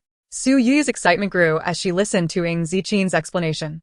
Suddenly, she sat up, exclaiming, Zijing, I feel that the system of Penglai Pavilion is far superior to our eastern capital. Also, I remember we passed a palace upon our arrival, perhaps called the Dome Palace. Is that your uncle's palace? Are we to visit him tomorrow? To be precise, that is the palace of the pavilion master of Penglai Pavilion. Ying Zijing sat up as well, responding, however, our uncle is not currently on Penglai Island, so we cannot visit him tomorrow. Is our uncle not here? How strange that the pavilion master is absent from Penglai Island. You will not find it strange once you become more familiar with Penglai Island. The people of the Penglai immortal clan have various choices, and with those choices come different pursuits. Therefore, it is not unusual for our uncle to be absent from Penglai Island. Besides, it is unnecessary for the pavilion master to be present at all times.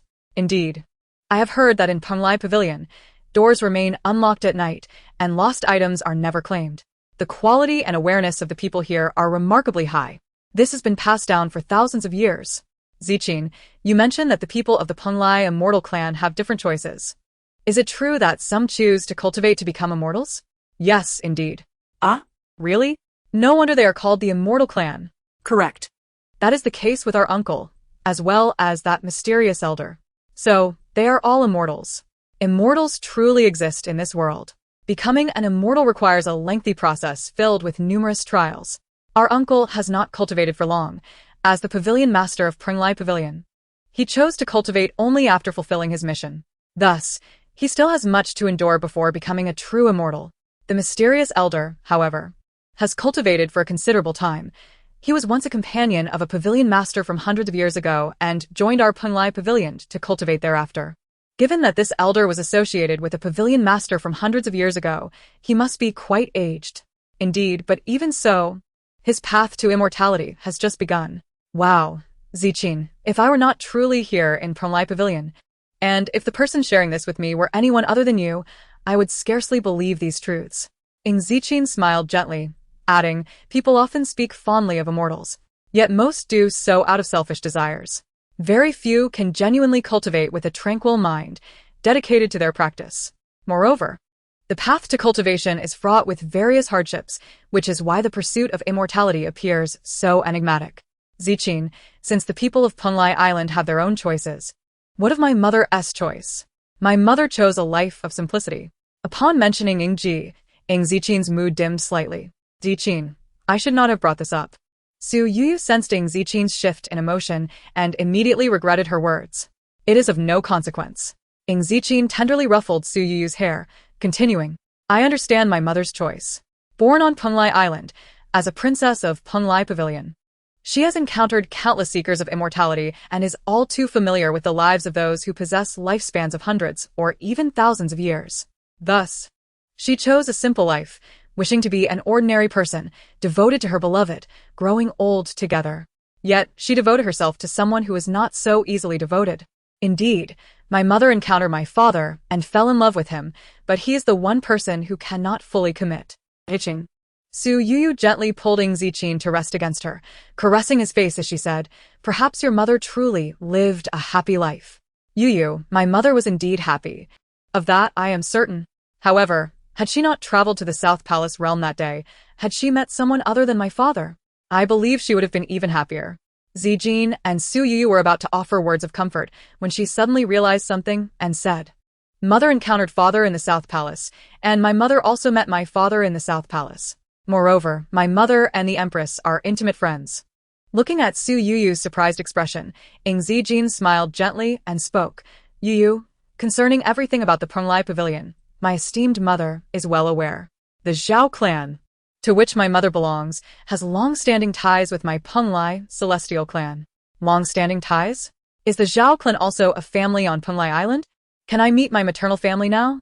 My mother has never spoken to me about them. Youyou inquired, her curiosity piqued. Although the Zhao clan has a close relationship with my Penglai celestial clan, they are not a family residing on Penglai Island. As for the specifics, I am currently unaware. So, Youyou, I fear I must disappoint you. It's all right, Zijing. I was merely curious. I didn't expect my maternal family to be so mysterious. We can inquire with mother about the details later. Indeed. However, Zijing, Su Youyou recalled something and frowned slightly. Does father know about the Empress being a princess of the Penglai Pavilion? He does not. Initially, aside from my esteemed mother, no one in the eastern capital was aware of the Empress's identity. Later, it was only revealed to Qin Mo and me, and now you are included. The Penglai Pavilion is merely a legendary myth. Perhaps father knows of its existence, but he would not be aware of the surnames of the Punlai celestial clan. Chapter 92. The envoy of Punlai. That is good to hear. Su Youyou sighed in relief after Ying Zijing's words. Youyou, do you have any concerns? Not precisely concerns, but I was just thinking about how much father values power. What if he already knows the Empress's identity and yours? If he seeks to consolidate his power by coveting the strength of the Punlai Pavilion, what should we do? Rest assured, Mother is somewhat apprehensive as well, which is why she has concealed her identity from father. Moreover, with the strength of the Punlai Pavilion, not everyone can meddle here. Yes, that is good. I was just overthinking. Silly girl, you're not overthinking. You possess a meticulous mind. As Ying Zijing spoke, she sat up and extended her arms, wishing to embrace Su Youyou. Hearing Ying Zijing's words, Su Youyou lowered her head shyly and then nestled into Ying Zijing's embrace. How is it? Esteemed lady of the young pavilion master? Is there anything more you wish to know about the Punlai Pavilion? I trust my previous answers have satisfied you? Ying Zijing teased, a smile playing on her lips. Seeing Ying Zijing's amused demeanor, Su Youyou played along. Your answers were quite satisfactory. I am very pleased. I have learned enough for today, and do not wish to know more for now. Should I have further inquiries in the future, I will ask you again. Since the esteemed lady of the young pavilion master is so pleased, may I request a reward? A reward? Then I grant you this. Before Su Youyou could finish her sentence, Ying Zijing turned her head and kissed her. Zijing, Youyou, be still. How could she dare to move? Seeing Ying Zijing's demeanor, Su Youyou felt that she might end up sleeping for an entire day and night again. Slowly, as the sun set and the moon's shadow danced, the warmth of the Lingxiao Palace bedroom lingered from evening until deep night. Eventually, after being embraced by Ying Zijing and washing up, Su Youyou succumbed to sleep, falling onto the bed. Ying Zijing gazed tenderly at the person in her arms, filled with affection. Youyou, although I do not yet know what the mission of the next pavilion master entails, rest assured, I will always protect you. I will be with you for eternity, through countless lifetimes, and nothing shall separate us. Ying Zijing softly made her most sincere promise to Su Youyou's sleeping visage.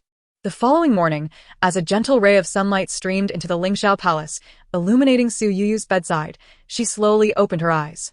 Upon awakening, she found Ying Zijing lying beside her, holding her and smiling. Awake? The proximity between them was so intimate that a blush immediately spread across her face. Why are you up so early today? Don't you wish to sleep a little longer? No, I want to go outside for a while, to familiarize myself with the Punlai Pavilion. Very well. After breakfast, I shall accompany you. Okay. As Ying Zijing spoke, she drew her face closer to Su Youyou's, nearly touching their lips as they conversed. Although Su Youyou had been married to Ying Zijing for some time, moments like last night were not uncommon. However, being so close to Ying Zijing still made her feel bashful. After all, Ying Zijing's charm was ever increasing, always making Su Youyou's heart race and her cheeks flush. Moreover, waking up to such intimacy first thing in the morning was bound to make Su Youyou feel shy. Zijing, Su Youyou stammered, her cheeks burning with embarrassment as she burrowed under the covers. Yet, as she did so, she quickly lifted the blanket, revealing her flushed face once more. In truth, after Ying Zijing had bathed Su Youyou the previous night, they had both fallen asleep in each other's arms, leaving them without any clothing beneath the covers. Such a tantalizing scene would surely make Su Youyou blush profusely. Seeing her flustered reactions, Ying Zijing couldn't help but burst into laughter. But the more Ying Zijing laughed, the more embarrassed Su Youyou became. Youyou, we are husband and wife. You are the only one for me in this life. There is no need to feel so shy. Su Youyou remained silent, puffing her cheeks adorably and turning her head away.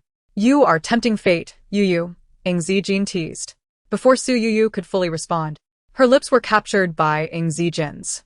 Unable to resist Su Youyou's shy and playful demeanor, Ying Zijing found it hard to contain her affection. Thus, the two, who had awakened in the early morning, missed breakfast, and only got ready after lunch was prepared, stepping out of their room. Youyou, eat more. The cooks here cater to your taste. Su Youyou rolled her eyes at Ying Zijing playfully, and then dove into her meal. Of course, she would eat more. She had skipped dinner the night before and breakfast that morning. After such exertion, she needed to replenish her energy. After lunch, the two, having lain in bed for so long, had no intention of taking a nap. Ying Zijing led Su Youyou outside for a stroll. allowing the opportunity to indulge in some delicacies. The winter sun on Penglai Island was particularly warm in the afternoon. Are you both getting accustomed to this? Ying Zijing and Su Youyou had just meandered through the garden when the enigmatic elder reappeared before them. Upon seeing the old gentleman, they both offered a respectful bow. We are quite accustomed, indeed, they replied. Well, that's good to hear, the elder chuckled warmly. Elder, I had intended to pay you a visit, but I did not expect to encounter you here, Ying Zijing said, aware that the elder often vanished without a trace. Thus, he seized the opportunity to inquire. May I ask, do you know the purpose of my mission? You are quite eager, young one, the elder chuckled, stroking his beard. As the next lord, you certainly should have your own mission. However, such a mission is not bestowed lightly. First, converse with the envoy from Penglai. The Penglai envoy? Ying Zijing pondered aloud. There she comes now, the elder replied, gesturing with his eyes towards a nearby direction. Ying Zijing and Su Youyou turned to see a woman in a deep blue gown gracefully approaching them. Chapter 93. The Light of Fireflies. Since you are both well adjusted, I have no other matters to attend to for now, the elder continued to Ying Zijing. The forthcoming matters, including your mission, will be between you and the Penglai envoy. I shall take my leave. Elder Ying Zijing attempted to speak, but the elder waved his hand, interrupting him. With a knowing smile, he cast one last meaningful glance at Ying Zijing and Su Youyou before vanishing from sight. Greetings, young lord. Just as Ying Zijing and Su Youyou exchanged bewildered glances, the woman in the azure gown had arrived before them. Adorned in a sumptuous blue velvet gown, with a silver hairpin and a pure white diamond-encrusted sword in hand, she appeared strikingly graceful. Though she did not rival Su Youyou's breathtaking beauty, she was undeniably a vision of loveliness. At that moment, she held her sword in her right hand, clasped her left hand over it, and bowed slightly, her head lowered, as she greeted Ying Zijing. Is this young lady the Penglai envoy spoken of by the elder? Su Youyou asked, her curiosity piqued by the woman's enchanting presence. However, the envoy remained unresponsive, neither raising her gaze nor uttering a word, her posture unchanged. Noticing the envoy's demeanor, Su Youyou exchanged a glance with Ying Zijing, raised her eyebrows slightly, and shrugged, sticking out her tongue.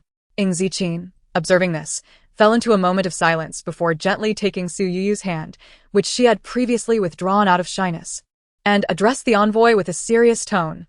Respond. Startled by Ying Zijing's command, the envoy quickly replied, I humbly report, young lord, that I am indeed your Penglai envoy. Rise, Ying Zijing instructed. Thank you, young lord. The envoy finally straightened up, and as she lifted her head, her gaze fell first upon the intertwined hands of Ying Zijing and Su Youyou, then upon their faces. Upon seeing their clasped hands, her brows furrowed slightly, and when her eyes met the striking features of the couple, she was momentarily taken aback. The young lord is indeed nobly handsome, and this lady by his side, holding his hand, possesses such captivating beauty as well. Caught in the moment, the envoy stared intently at the pair, her expression a blend of admiration and surprise. The atmosphere grew slightly awkward, prompting Su Youyou to break the silence, sensing Ying Zijing's hesitance. Since you are the Penglai envoy mentioned by the elder, may I be so bold as to inquire your name? Su Youyou's question seemed to pull the envoy from her reverie, yet she remained silent, her lips sealed, as if she were still in the same state as before. This is the lady of the young lord. You may answer her question truthfully, Ying Zijing interjected, his tone still cold and serious. The envoy, realizing her oversight, contemplated the significance of the young lord's words. So this lady is the young lord's wife. I had thought her merely an ordinary beauty who won the young lord's favor solely through her looks. Yes, the envoy finally replied, bowing her head again. I am Wei Qingqing, a disciple of the Penglai Pavilion. Upon the young lord's return, I am here as his envoy. You are a disciple of the Penglai Pavilion? Su Youyou inquired, her curiosity piqued once more.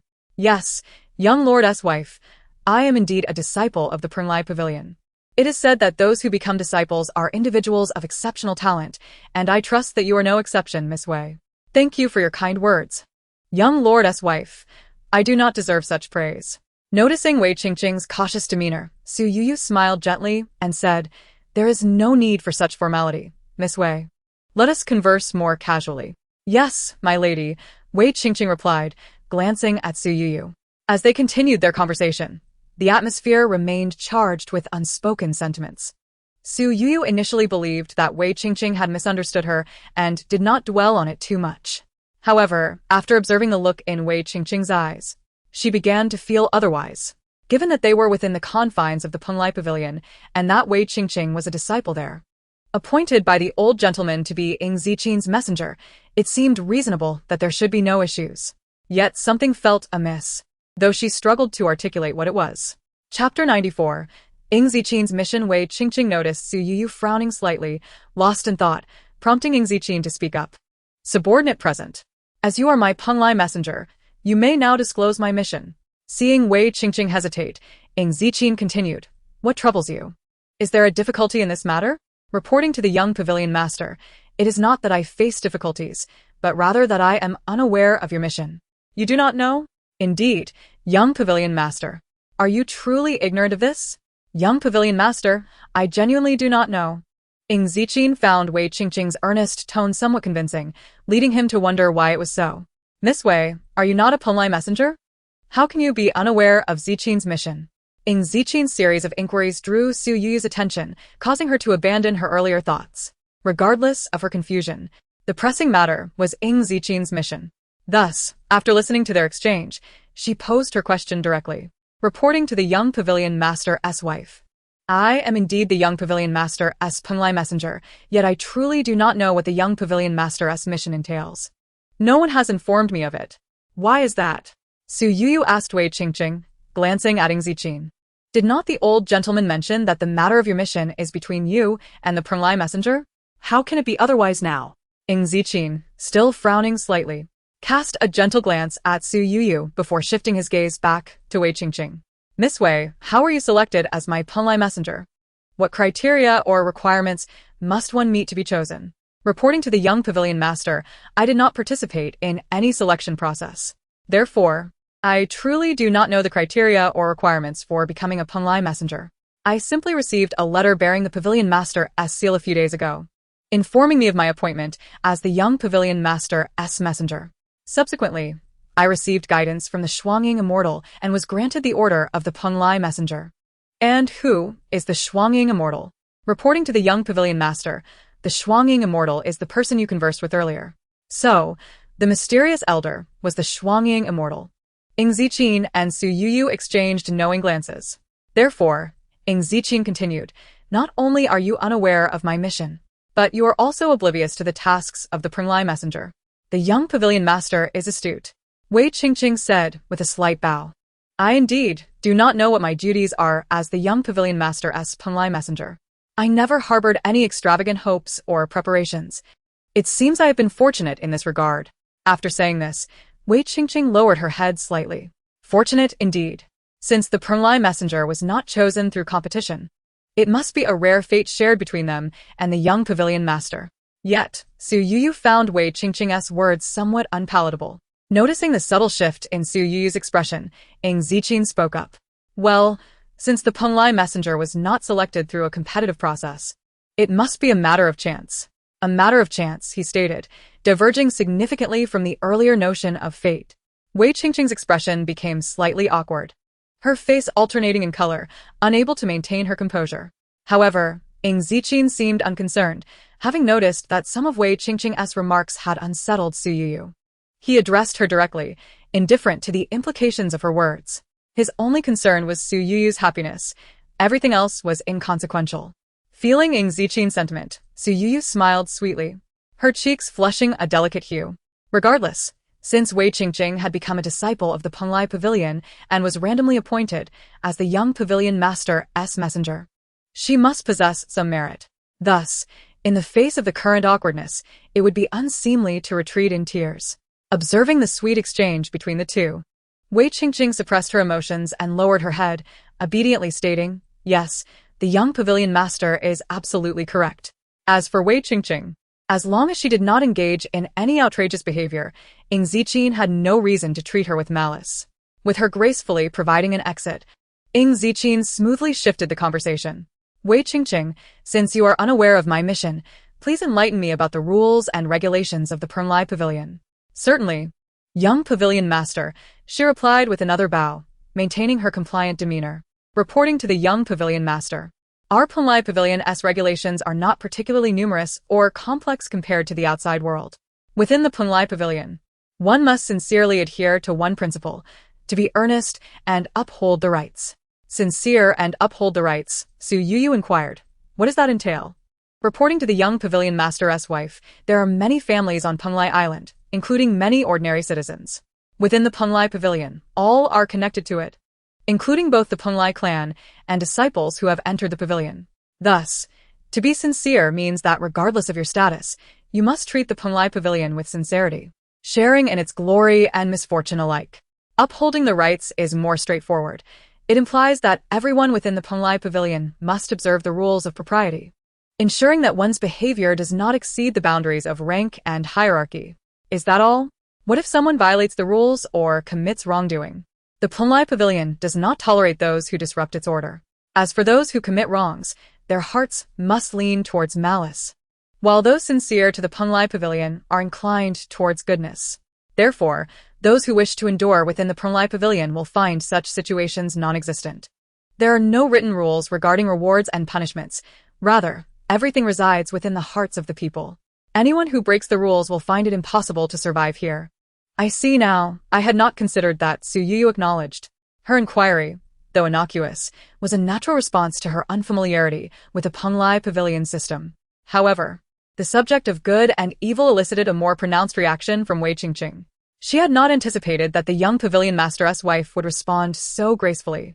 The humility and sincerity in her demeanor indeed hinted at an extraordinary quality. Chapter 95. The Mundane and the Celestial regarding the matter of systems. It is only natural that different countries and regions possess their own distinctions, and thus, there is no need for undue concern. After listening to the conversation between Su Youyou and Wei Qingqing, Ying Zijing continued, expressing her curiosity about the hierarchical structure of the Punlai Pavilion. Indeed, Wei Qingqing replied, addressing the young pavilion master, the hierarchical system of the Punlai Pavilion is fundamentally divided into two main categories. The internal hierarchy of the Punlai immortal clan forms one system, while the disciples who join the Punlai Pavilion from outside constitute another. As for the internal system of the Punlai immortal clan, it is primarily based on seniority and lineage, a fact that the young pavilion master is likely already aware of. Regarding the external system, all disciples who have entered the Punlai Pavilion each hold a specific rank, which can only be elevated through an assessment. Since the disciples entering the Punlai Pavilion possess their own ranks, Su Youyou inquired, do the garments worn by disciples of each rank differ as well? Indeed, the young pavilion master's wife is quite correct. Within the Punlai Pavilion, the colors and styles of the disciples' attire vary significantly. Su Youyou nodded thoughtfully, adding, I observed this yesterday during my visit. I noticed that some individuals were clad in deep gray, others in light gray, and some in pale blue. Additionally, certain women within the Lingxiao Palace were adorned in soft pink garments. Presumably, the colors of these attires must correlate with something within the Punlai Pavilion. Your keen observation is commendable. Ying Zijing affectionately ruffled Su Youyou's hair, a smile gracing her lips. Indeed, the young pavilion master's wife displays remarkable attention to detail, which I greatly admire. Wei Qingqing continued, in the Punlai Pavilion, the varying ranks among disciples are discerned through their attire colors, from lowest to highest. The hierarchy is represented by light gray, grass green, pale blue, royal blue, and dark green, followed by crimson, bright yellow, and pure white. The disciples garbed in light gray represent those who have just entered the Punlai Pavilion, correct? Su Youyou interjected before Wei Qingqing could finish. Not quite, replied Wei Qingqing. Not quite? Indeed, within the Punlai Pavilion, very few possess the qualification to don pure white attire, as it requires a remarkably high level of cultivation. Not even the pavilion master? The position of the pavilion master is determined by the growth of the next successor. In other words, once the next pavilion master meets certain standards, they will be appointed as the young pavilion master, and upon fulfilling their mission, they will ascend to the role of pavilion master. At that point, the new pavilion master takes their place, while the previous one departs to focus on personal pursuits or further cultivation. Thus, among the Punlai immortal clan, such individuals are not uncommon, and the cultivation of the pavilion master does not necessarily represent the pinnacle of the entire clan. How enlightening! There truly are greater beings beyond our own. You are correct. The current pavilion master is only qualified to wear dark green attire, akin to the dual parad immortals. Wei Qingqing remarked, I see you are adorned in royal blue, which is merely one rank below dark green. This indicates that your rank is only slightly inferior to that of the Pavilion Master. Indeed, you possess exceptional abilities. You flatter me, young Pavilion Master's wife. Although my rank is merely one level below the dual-paired immortals and the Pavilion Master, in reality, the difference in experience is far more substantial. You are too humble, Wei Qingqing. I dare not presume, young Pavilion Master's wife. Each elevation in rank within the Penglai Pavilion requires rigorous assessments. Among the ranks of mortals, advancing from royal blue to dark green is the most arduous. Many esteemed predecessors who have attained longevity have spent centuries striving for this elevation, with some still awaiting advancement. Therefore, I cannot accept your praise lightly. I had no idea that such advancements were so challenging. Su Youyou exclaimed, glancing at Ying Zijing, who returned her gaze before speaking. You mentioned the mortal ranks earlier. Does that imply that dark green is the highest among them? Indeed, you are astute, young Pavilion Master. If so, then crimson, bright yellow, and pure white signify true immortals? That is correct, replied Wei Qingqing, her eyes sparkling with enthusiasm. Crimson, bright yellow, and pure white denote the ranks of immortals who have achieved their celestial forms. Transitioning from dark green to crimson involves enduring tribulations, a trial that few can withstand, thus making successful ascensions exceedingly rare. There are countless who have not ascended even after hundreds, thousands, or even tens of thousands of years. Moreover, upon successful elevation to the immortal rank, subsequent advancements will be exponentially more challenging, with each level increasing in difficulty. Consequently, the number of individuals qualified to wear pure white attire is exceedingly small. Thus, are there currently no individuals entitled to don pure white attire? Su Youyou, captivated by Wei Qingqing's description of the immortal ranks, tilted her head and inquired. Currently, the only one is the Flame Fire Immortal Emperor, our first Pavilion Master. The title Flame Fire Immortal Emperor sounds quite impressive. Indeed, among the immortal ranks, those clad in crimson are referred to as immortal lords, those in bright yellow as immortal elders, and those in pure white as immortal emperors. The Flame Fire Immortal Emperor must be exceptionally powerful. I beg your pardon, but I have not the privilege to behold the true form of the Flame Fire Immortal Emperor. Chapter 96.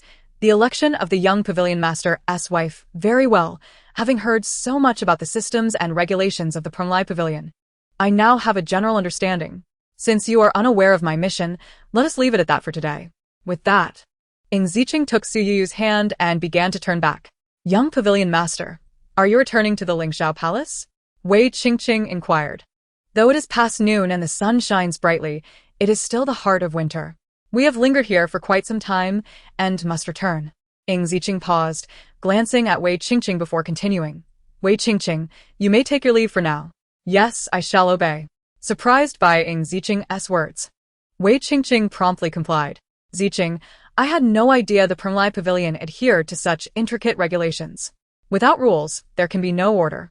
In any place where harmony prevails, there must be established regulations and systems. Su Youyou nodded, her countenance still radiating excitement, especially upon discovering the various levels of distinction among the disciples of the Penglai Pavilion. To ascend in rank, one must undergo tests, which appear to be exceedingly challenging. What?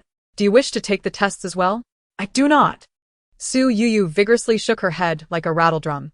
To pass those tests could take hundreds or even thousands of years. I do not wish to spend so much time on those assessments. I only desire to be with you. At Su Youyou's unexpected declaration, Ying Zijing's heart soared with joy. He immediately embraced her, holding her close, and declared, Youyou, I too wish to be with you. No matter what happens in the future, nothing can deter my resolve to be by your side. Yes, I feel the same. Ying Zijing smiled as he gazed at the rosy blush on her cheeks, suddenly pausing as if recalling something, and promptly crouched down. What is it, Zijing? Su Youyou exclaimed in surprise at his sudden movement. However, Ying Zijing did not respond verbally. Instead, he remained in a crouched position, extending his hand towards her shoes and socks. Zijing, it's nothing. Your shoes and socks are a bit damp. Upon witnessing his actions, Su Youyou immediately understood his intent and urged him not to worry. Yet, before she could finish her sentence, Ying Zijing silenced her. It truly is nothing. No. Ying Zijing did not heed her words and swiftly cradled her in his arms. Su Youyou made no attempt to resist, but instead wrapped her arms around his neck.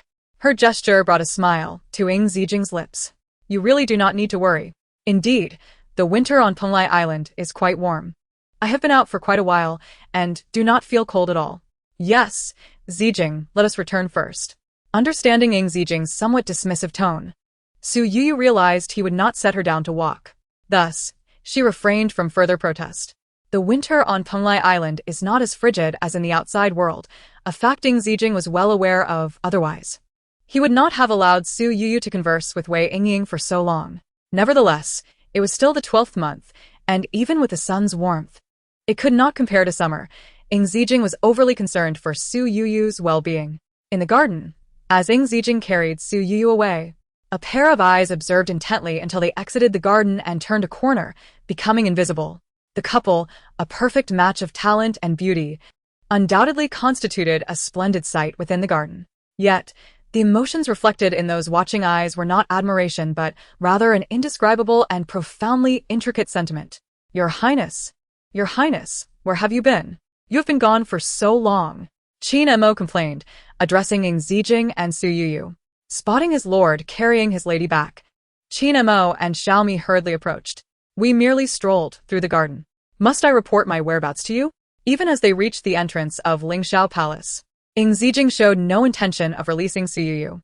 Your Highness, how could I dare to? Just what is it? Qin Mo, why are you speaking so hesitantly today? Ying Zijing did not pay much attention to Qin Mo stammering. Noticing Xiaomi nearby, he spoke to her. Xiaomi, Su Youyou's shoes and socks are wet. Quickly fetch her a dry pair. Yes, Your Highness. Seeing Qin Mo's earlier hesitance, Xiaomi wore an expression of exasperation. She had intended to speak directly to her lord and lady, but ended up seeking shoes and socks for her lady instead. As Ying Zijing carried Su Youyou into the bedroom, they passed by a group of people dressed in deep gray and light pink, kneeling on the ground. Having just heard Wei Yingying's explanation about the ranks of the Penglai Pavilion, Ying Zijing recognized them as their servants and paid them no mind, continuing into the room. Zijing, why do I feel that Xiaomi was hesitant to speak just now? After Ying Zijing placed Su Youyou on the bed, she pondered aloud. Hesitant? Was she? I did not notice. However, Qin Mo's manner of speaking today is indeed peculiar. Yes, Qin Mo is acting strangely, Su Youyou agreed with a nod. Your Highness, I have brought the dry shoes and socks. As Ying Zijing and Su Youyou conversed, Xiaomi entered with the shoes and socks. Quickly, change these for the lady. Yes. Oh, these shoes and socks are quite warm. I had them placed by the warm stove to dry. Indeed, Xiaomi is very considerate. Su Youyou smiled and continued, however. Xiaomi, did you have something to say earlier? Xiaomi, realizing the moment had come, bowed and replied, Your Highness, I do have something to say. Xiaomi. Why are you hesitating? I. Where is Qin Mo? Xiaomi, please summon him here. Yes, Your Highness. Soon, Qin Mo and Xiaomi stood neatly before Ying Zijing and Su Youyou. You two, speak. What transpired this afternoon? Su Youyou inquired. Your Highness, it is nothing. Nothing? My lord and I had barely reached the entrance of Lingxiao Palace when you came seeking us. And now you speak haltingly as if there is nothing to say?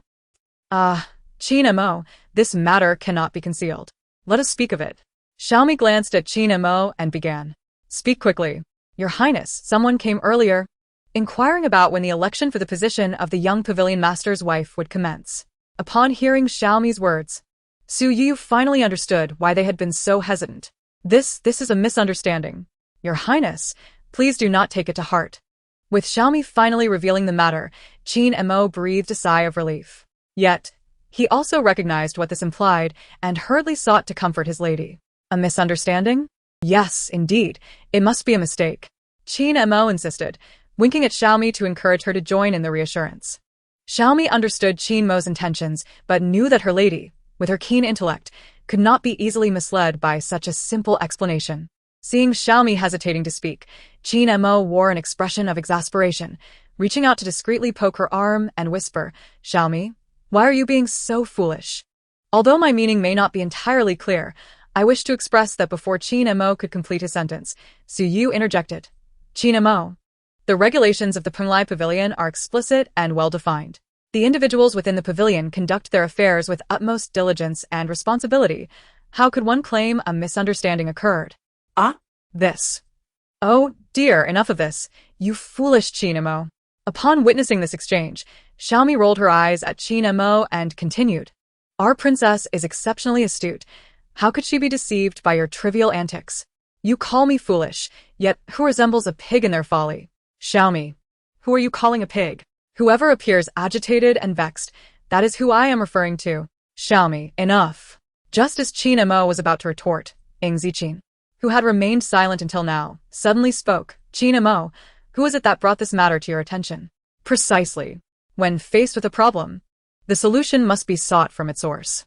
With Ying Zijing's inquiry, Qin Mo and Xiaomi realized they had yet to convey the matter in its entirety. Reporting to your highness, it was a maid dressed in pink who informed us. Qin Mo replied first. Qin Mo, what did that maid look like? Su Youyou asked. In the Prunglai Pavilion, all maids don light pink attire. Therefore, your description alone does not help me identify her. Did she possess any distinguishing marks? Oh dear, Kin Montag. They say you are as foolish as a pig, yet you remain unconvinced, Xiaomi remarked, gently nudging Qin Mo aside before approaching the princess. Reporting to the princess. That maid is named Yunner, and she serves Miss Wei. Yunner, Qin Mo pondered for a brief moment before responding. Oh, I believe I recall hearing such a name mentioned. Indeed, Xiaomi is correct. Xiaomi shot a dramatic eye roll in Qin Mo's direction. Meanwhile, Ying Zijing and Su Youyou were taken aback by Xiaomi's revelation. Hitching. Could the Miss Wei they mentioned be the same one we just encountered? Wei Ying? But she was just with us. How could she have had the time to send a maid to the Lingxiao Palace? Though that is true, I still have a sense that it is indeed her. Your Highness, Your Grace, have you already met the mistress of that maid? Qin Mo interjected. She must be an arrogant and overbearing person. One glance at her maid's haughty demeanor reveals that. Indeed, Xiaomi agreed, continuing, Your Highness, Your Grace, as soon as that maid arrived.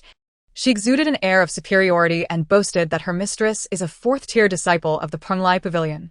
I am not well versed in the hierarchy of the Prunglai Pavilion and do not know who this fourth-tier disciple is. I feared causing trouble for Your Highness and Your Grace. So I refrained from speaking further. Listening to the descriptions provided by Qin Mo and Xiaomi, and observing their indignant expressions, Ying Zijing and Su Youyou had gathered a general understanding of the events that had transpired in the Lingxiao Palace. Qin Mo, Xiaomi, you have endured unfair treatment today. Su Youyou consoled them before turning to Ying Zijing. Zijing, according to the hierarchy of the Prunglai Pavilion, the ranks are as follows. Light gray, grass green, light blue, royal blue, and dark green. The royal blue indeed corresponds to the fourth tier, so I firmly believe the Miss Wei in question is undoubtedly Wei Ying. Yes. Ying Zijing nodded in agreement after considering Su Youyou's analysis. But, Youyou, what could be her purpose in this matter? Indeed. She encountered us in the garden, yet sent her maid to convey a message to the Lingxiao Palace. What could her intent possibly be? Su Youyou remarked, glancing at Ying Zijing, who was frowning in thought. Zijing, she must be inquiring about the candidacy for the position of the young pavilion master as consort. Could it be that, just as Su Youyou was speaking, a servant's voice sounded from outside? Ying Zijing exchanged a knowing glance with Qin Mo, who promptly approached the door to inquire, What is it? A male servant dressed in a deep gray short jacket stood outside. Upon seeing Qin Mo, he did not bow but responded respectfully, Miss Wei is requesting an audience with the young pavilion master outside the Lingxiao Palace. Miss Wei, Qin Mo thought to himself, recalling that they had just been discussing her. Based on his lord and lady's remarks, it seemed Miss Wei was no virtuous character, and she sought to compete for a position as consort. How audacious! If they were in the Yuang manor, he would have simply expelled her without hesitation. Very well. I understand.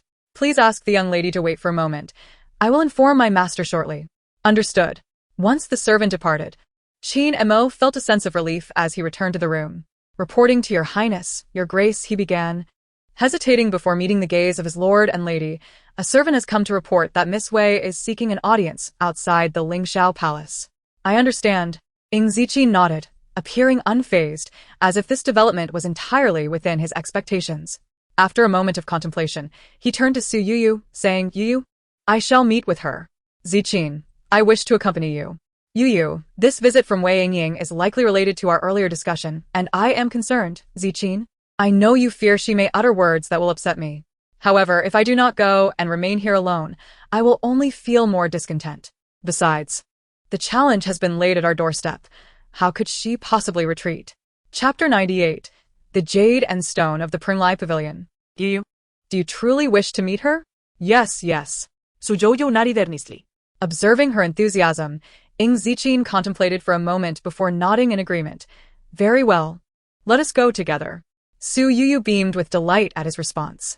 Qin Mo, Ying Zijing instructed, we must treat the fourth-tier disciples of the Pringlai Pavilion with respect. Please greet her at the entrance of the Lingxiao Palace and escort her to the front hall. Yes, I shall obey. Xiaomi, please assist the princess in changing her attire. Ying Zijing glanced at Su Youyou and added, no need to rush, take your time. Be mindful not to let the princess catch a chill when we go out. Yes, Your Highness, rest assured. After Su Youyou had dressed and prepared herself, Ying Zijing provided her with a small warming device before taking her hand as they exited the chamber and made their way to the front hall. Su Youyou walked alongside Ying Zijing, cradling the warming device in her right hand while her left was held by Ying Zijing. As they traversed the courtyard of the Lingxiao Palace, she felt no trace of the cold. The front hall of the Lingxiao Palace was situated in the southeastern corner of the entire palace. It lacked the grandeur of the main hall of the Yuang Manor and was not particularly spacious, serving merely as a venue for receiving guests. Upon entering the front hall, they found Wei Yingying already waiting for them. Upon seeing Ying Zijing enter, Wei Yingying immediately performed a respectful greeting. I greet the young pavilion master. Very well. Ying Zijing acknowledged, while Su Youyou remained unacknowledged. However, neither Ying Zijing nor Su Youyou commented on this. They simply proceeded to take their seats at the two primary positions. After Wei Yingying settled in, Ying Zijing was the first to speak. You should have conveyed all pertinent matters during our earlier encounter in the garden. What brings you here now? Ying Zijing refrained from inviting her to sit. Thus Wei Yingying remained standing as she replied, I report to the young pavilion master that, indeed, I have conveyed all known matters to you in the garden. However, upon returning to my residence, I learned of my maid Yuno's presence at the Lingxiao Palace. Thus, the subordinate hurriedly arrived to clarify matters with the young master and his esteemed wife. Upon hearing Wei Qingqing's words, Su Youyou covered her face with a smile, remarking that Miss Wei truly possesses a commendable temperament, allowing her maid to act independently without her mistress's consent. While Wei Qingqing is indeed beautiful and kind-hearted, she should not indulge her too much. Naturally, Wei Qingqing understood the underlying meaning of Su Youyou's words, yet she merely smiled gently and replied, Madam Young Master, your admonition is well taken. I shall ensure that this maid learns her place upon my return. Yes, that would be splendid. Su Youyou nodded and glanced at Wei Qingqing before continuing to Ying Zijing. Zijing, Miss Wei is still standing. Please offer her a seat. Hearing this, Wei Qingqing slightly furrowed her brows but remained still, not moving. Since the madam has offered a seat, you should sit down. Once Ying Zijing spoke, Wei Qingqing finally approached the nearby guest seat and took her place. However, the phrase Madam grants a seat dimmed the sparkle in Wei Qingqing's eyes. As soon as she settled down, she spoke again. Young master, that maid, Yuno, is accustomed to speaking directly. If she has offended anyone, I shall accept the punishment on her behalf. Moreover, there is no need to rush regarding the election of the young master's wife. While there are rules, the election timeframe can be adjusted according to the young master's discretion. Rules? Ying Zijing squinted slightly, casting a glance at Wei Qingqing before inquiring. Whose rules are you referring to? These, young master, are naturally the rules of the Pringlai Pavilion. The rules of the Pringlai Pavilion? Are you suggesting that, even though I already have a wife, I must still hold an election for the so-called young master's wife? Having a wife. Upon hearing Ying Zijing's words, Wei Qingqing silently glanced at Su Youyou before quickly averting her gaze. However, a subtle smile, barely perceptible, lingered at the corner of her lips. Wei Qingqing responded, in response to the young master, I am aware that this young lady is the young master's princess in the eastern capital. However, the women the young master marries outside cannot be counted within the Pringlai Pavilion. I understand the young master's deep affection for this outside princess, which is why I respectfully refer to her as the young master's wife. However, my words hold no practical significance. Wei Qingqing, are you implying that within the Pringlai Pavilion, I cannot even determine my own wife's status? Young master, please calm your anger. Wei Qingqing stood and bowed respectfully, then continued, This is indeed the rule of the Pringlai Pavilion. In the Pringlai Pavilion, the status of the young master's wife must be determined through an election. This election is open to all women in the world, thus this young lady is also eligible to participate. However, in addition to character, talent, and ability, candidates must also pass the identity verification of the Primly Pavilion. This verification occurs at the final stage of the election, where each candidate is ranked based on their performance in the previous rounds, and their names are inscribed on the jade stone symbolizing the status of the young master's wife. Only when a candidate's name is etched can they be regarded as the true young master's wife. Young master. This is the rule for electing the young master's wife in the Primly Pavilion. Miss Wei, upon hearing this, Su Youyou interjected before Ying Zijing could speak. According to what Miss Wei has stated, does that not mean that Miss Wei herself is also among the candidates? Yes, I am indeed eligible to participate. Wei Qingqing replied softly, lowering her head slightly. Surely, Miss Wei's talent and ability must be extraordinary. You flatter me. Oh, I almost forgot to mention, I am surnamed Su. Yes, Miss Su, you flatter me. Wait, I am surnamed Su. Wei Qingqing trailed off, momentarily at a loss for words. In truth, she was aware of Su Youyou's name, which led her to conclude that Su Youyou could not possibly be the true young master's wife. After all, the jade stone of the Primly Pavilion cannot bear just any name indiscriminately. The person must first be a disciple of the Primly Pavilion or have a profound connection with the Primly celestial clan. Moreover, only those with a significant bond with the young master can have their names inscribed on the jade stone. Wei Qingqing was uncertain if her own name could be left on that stone, but she was confident that Su Youyou's name would not qualify. How could a woman from the outside world possibly?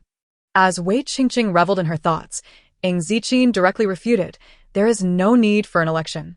I already have a wife and need not proceed again. But, young master, the title of young master's wife must be inscribed on the jade stone of the Primly Pavilion. The implication of this statement was a direct indication that Su Youyou's name was not acceptable. In truth, Su Youyou had long considered this point. She was well aware that she was not a member of the Primly Pavilion. Thus, she cast a worried glance at Ying Zijing, only to find him maintaining an air of calm. How can you be so certain that my wife cannot be inscribed on that jade stone? As Ying Zijing spoke, he produced a palm-sized piece of jade from his bosom, upon which were inscribed the 3 large characters in seal script. Su Youyou. Chapter 99. Acknowledgement of mistake. How is this possible? Upon seeing the jade in Ying Zijing's hand, inscribed with Su Youyou's name, Wei Qingqing staggered back a step in astonishment. How could this be? How could her name be inscribed on this jade? What qualification did she have? Why is it impossible?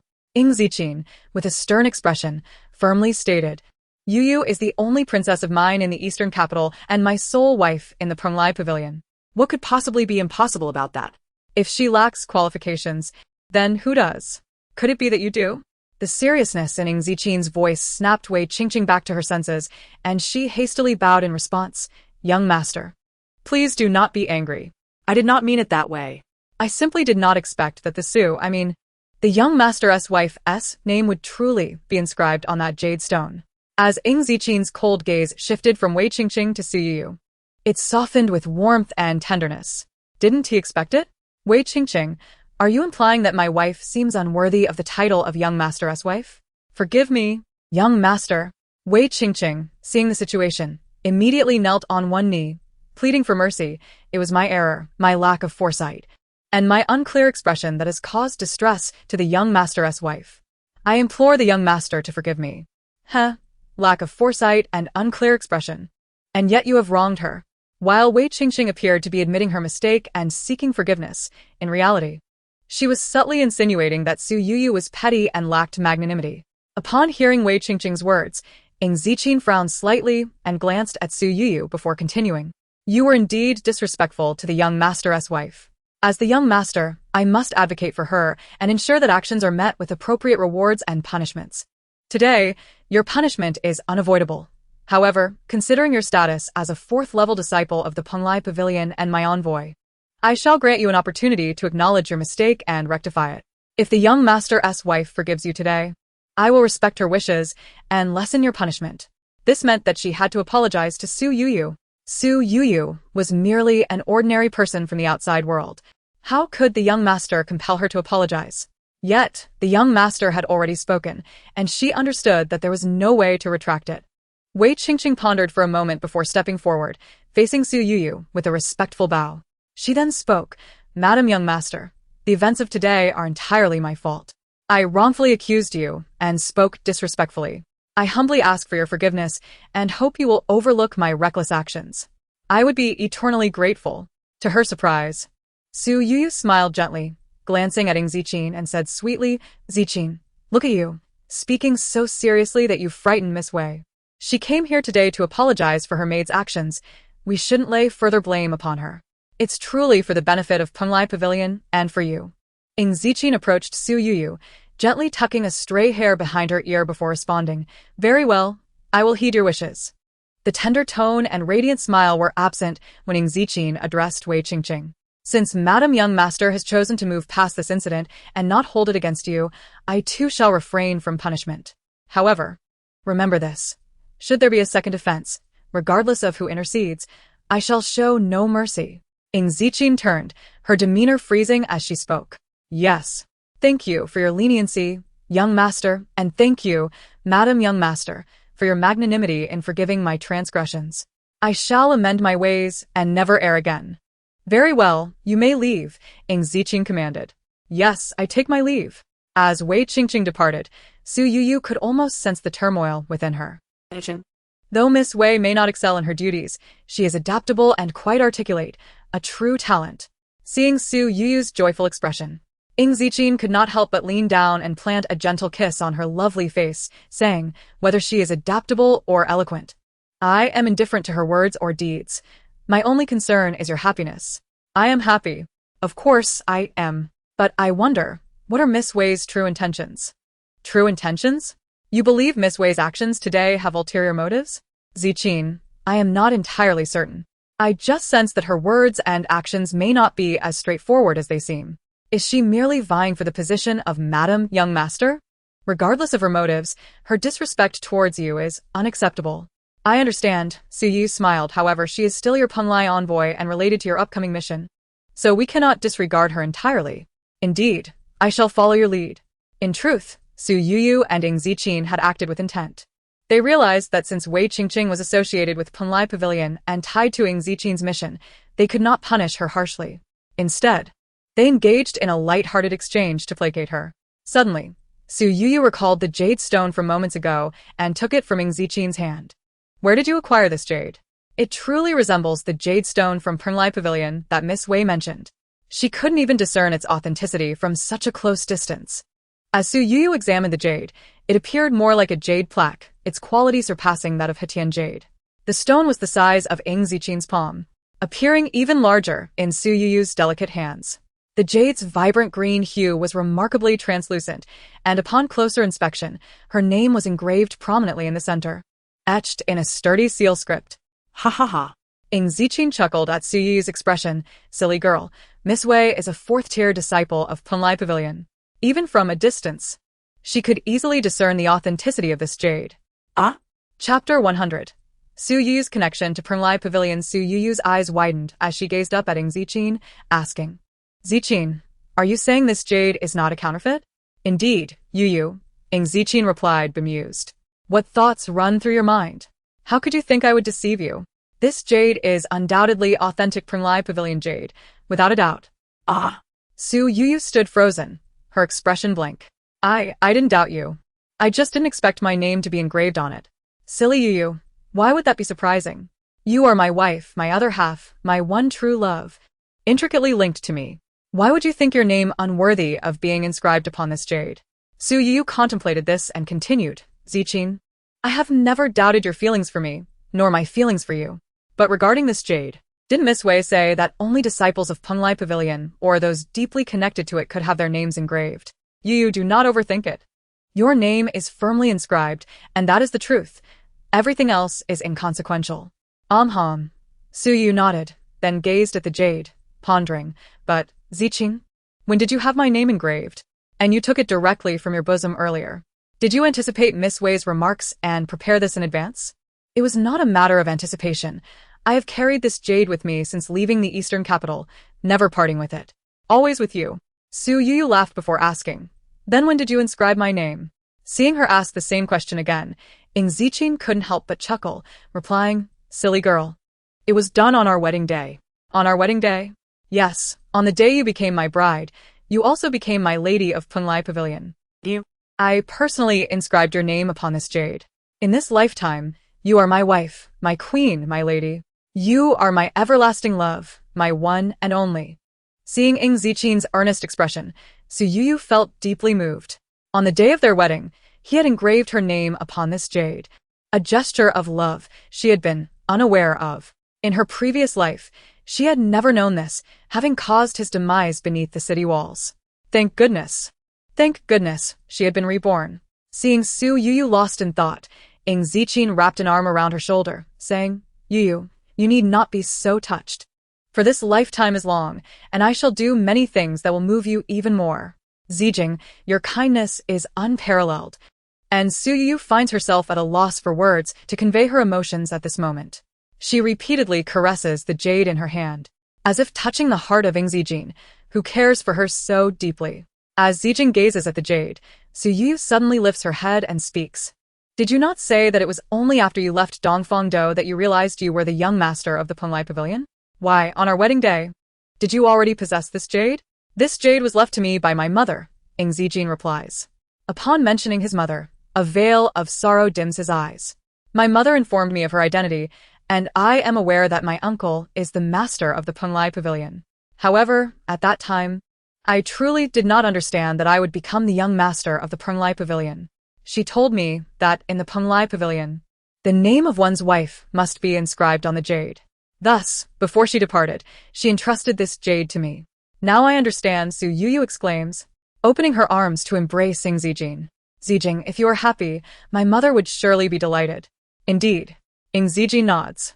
Youyou, with you by my side, I am genuinely content.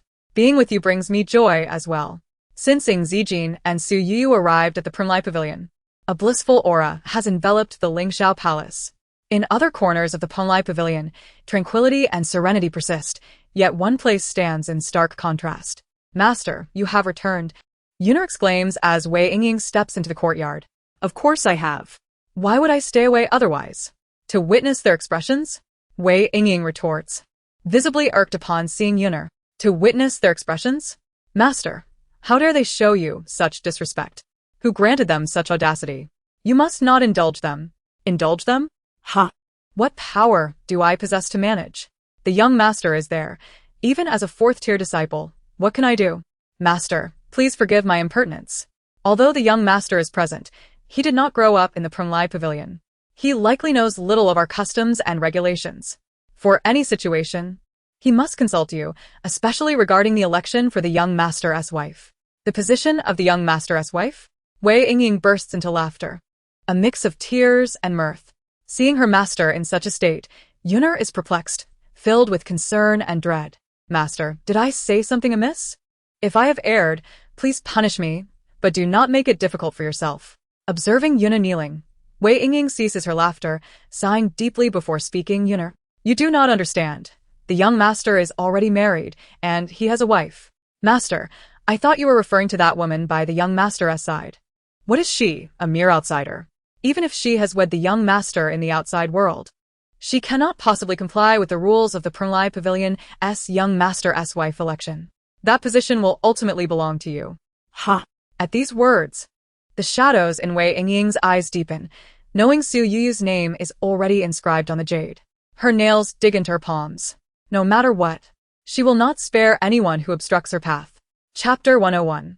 Wei Yingying schemes. Seeing her master so enraged, Yuner hastily approaches to offer comfort. Master, you need not be so upset.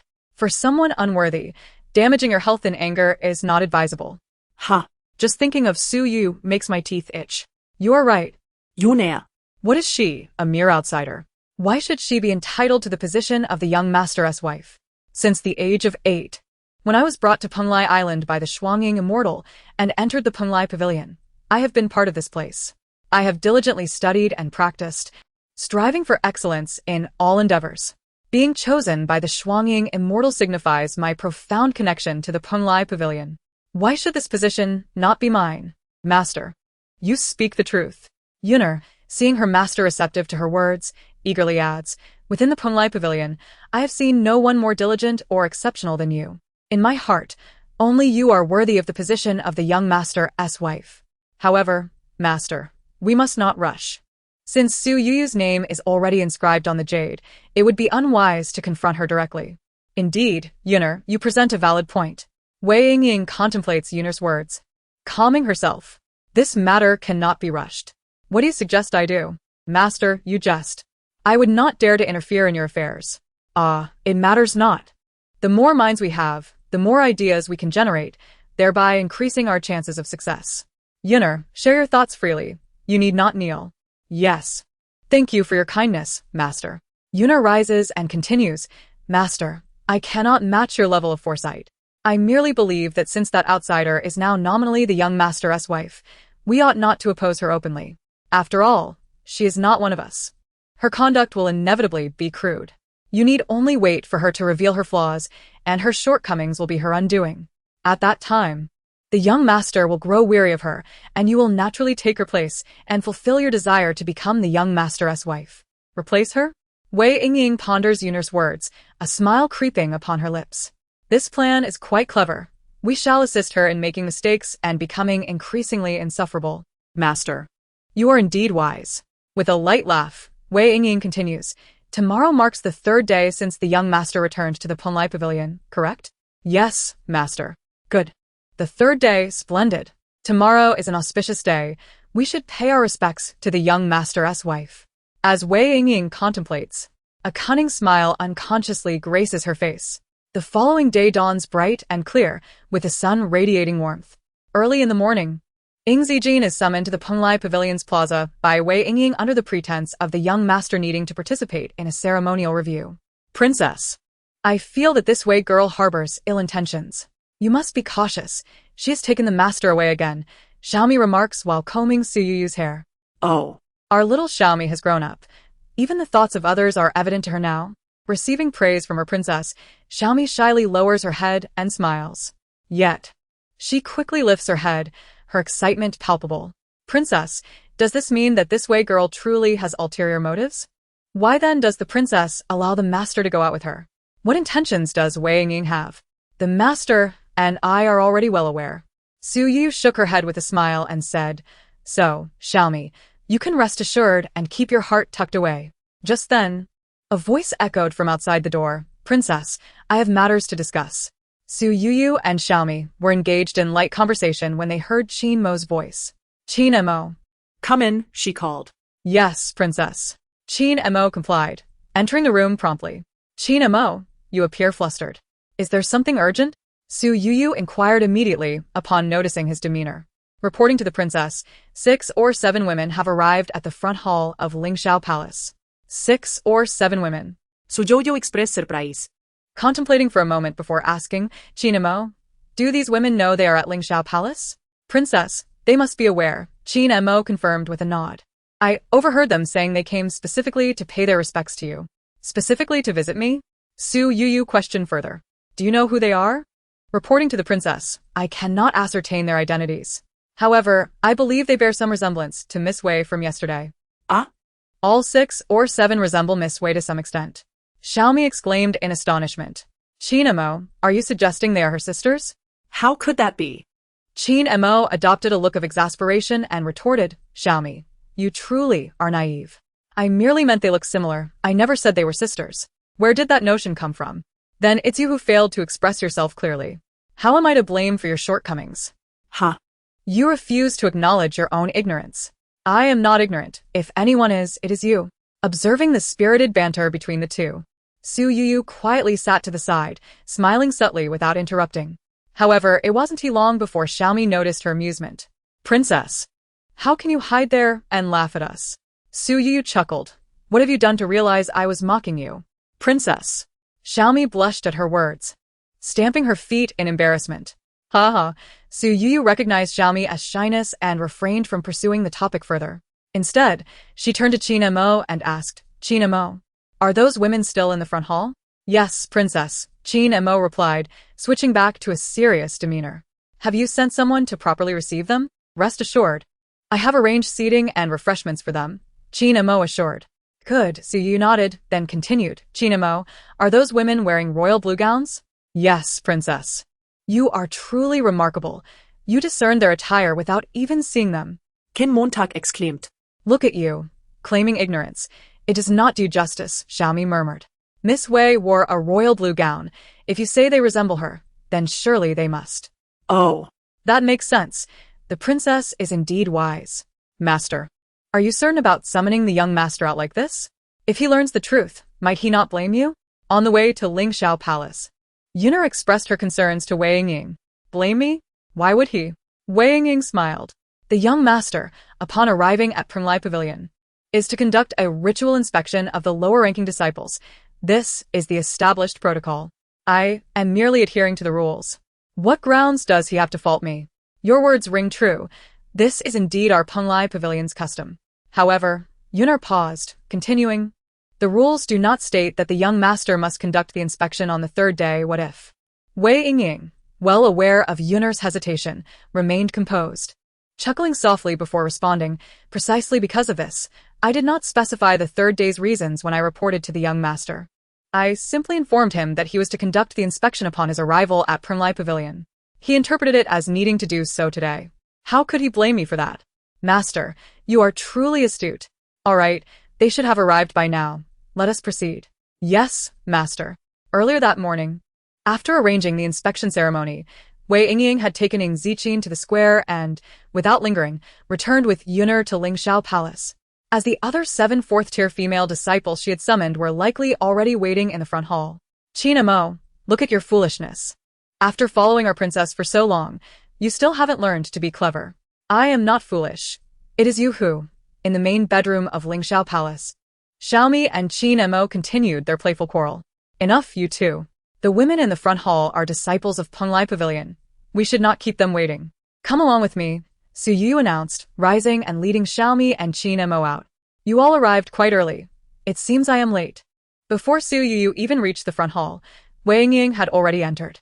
What does it matter? She summoned us here, yet she is not even present. Who does she think she is? Just an outsider, demanding we pay her respects. I wonder who gave her the audacity? One of the women in the hall remarked upon Wei Yingying's entrance. Who indeed? No matter how dissatisfied you are, you still came here today, did you not? How could you possibly refuse to come? Another woman chimed in. Indeed, I would not dare to skip. This outsider commands great respect, after all. Of course, she is the young master's wife. Although we are merely 4th-tier disciples of Penglai Pavilion, we are still her subordinates, subject to her every whim. Humph. This outsider is simply narrow-minded, clinging to her superficial knowledge. She does not understand our Penglai Pavilion. Young master's wife. Does she even deserve that title? Enough. Such words should not be spoken. Be wary of your tongues. The woman sitting at the head of the east side chair furrowed her brows and interjected. Upon her words, the 2 women fell silent, promptly sitting up straight in their seats. Wei Yingying, unfazed, walked directly to the first chair on the west side and seated herself opposite the woman who had spoken. After settling in, Wei Yingying exchanged a smile with the woman across from her, who merely nodded in acknowledgement without further response. At that moment, Su Youyou, accompanied by Xiaomi and Qin Mo, arrived at the front hall. She stationed Qin Mo at the entrance for guard duty while she and Xiaomi entered the hall, taking their seats at the main position. Greetings, young master's wife. Upon seeing Su Youyou take her seat, the women in the hall stood and greeted her with respect. Su Youyou glanced around, spotting Wei Yingying. To her surprise, she noted that, including Wei Yingying, there were now 8 women present, all adorned in royal blue gowns. Presumably, these were all 4th-tier disciples of Penglai Pavilion. Although the 8 women were bowing and greeting Su Youyou, their demeanor and actions exhibited no signs of impropriety. However, the atmosphere conveyed by these words was devoid of any semblance of respect. Even Xiaomi, standing behind Su Youyou, sensed it, let alone Su Youyou herself. Ladies, please rise. How could I, as your esteemed lady, bear such great courtesy from you all? Thank you, Madam Xia. The women promptly straightened up but remained standing, not yet taking their seats. Observing this, Su Youyou was initially taken aback but quickly understood the situation, and thus she spoke. Ladies, please take a seat. Here. There is no need for such formality. Thank you, Madam Xia. Only then did the women settle down. Tch, such sweet words, a voice murmured from among the crowd during the seating process. Though soft, it was audible enough for others to hear. However, Su Youyou could not discern who had spoken. Given the earlier display of reverence, this comment revealed the sentiments swirling in the hall. Yet, she remained unaware of the reasons for their presence. Consequently, She chose to disregard the remark, pretending not to have heard it. Once everyone was seated, Su Youyou took a moment to observe closely. Although they wore dresses of the same color and style, each woman's attire bore subtle differences, and their head and facial ornaments were distinctly varied. Ladies, after swift examination, Su Youyou began, "I am curious about the reason for your visit today." Before she could complete her sentence, Wei Qingqing interjected. "Today marks your third day at our Punlai Pavilion. Yesterday, I came to discuss relevant matters with you. Following your instructions, I have summoned all the fourth-tier female disciples of our pavilion, as per your desires. If you have any further instructions, please feel free to share them with us now." She called them here? When did this happen? Observing Wei Qingqing's smug demeanor, Su Youyou realized that everything was orchestrated by her. Having delivered her remarks, Wei Qingqing felt a surge of triumph. Surely, Su Youyou had yet to grasp the full extent of today's situation? Even if she did, it was too late. Should she publicly deny the arrangement and assert it was not her directive, given the current scenario and the tempers of the disciples?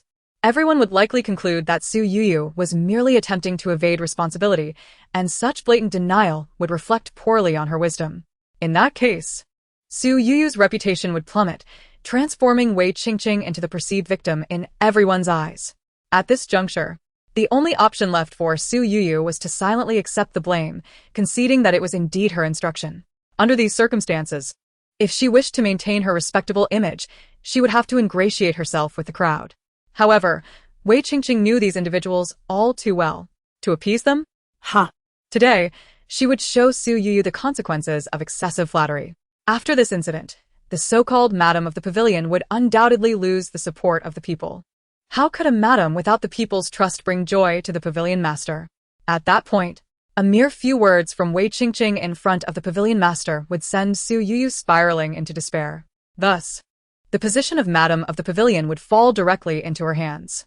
With this thought, Wei Qingqing's satisfaction grew, and she could hardly contain the smile on her face. Witnessing Wei Qingqing's smug expression, Su Youyou's understanding of the situation became even clearer. Oh, what further instructions could she possibly have? Who does she think she is? Look at her, so domineering and hard to deal with. A madam of the pavilion? Is she truly worthy of such a title? Just a woman from outside, merely blessed with a pretty facade, clearly one to be kept as a concubine. She truly overestimates herself, believing she can summon us for instructions. What could she possibly convey? Following Wei Qingqing's remarks, the crowd began to murmur amongst themselves.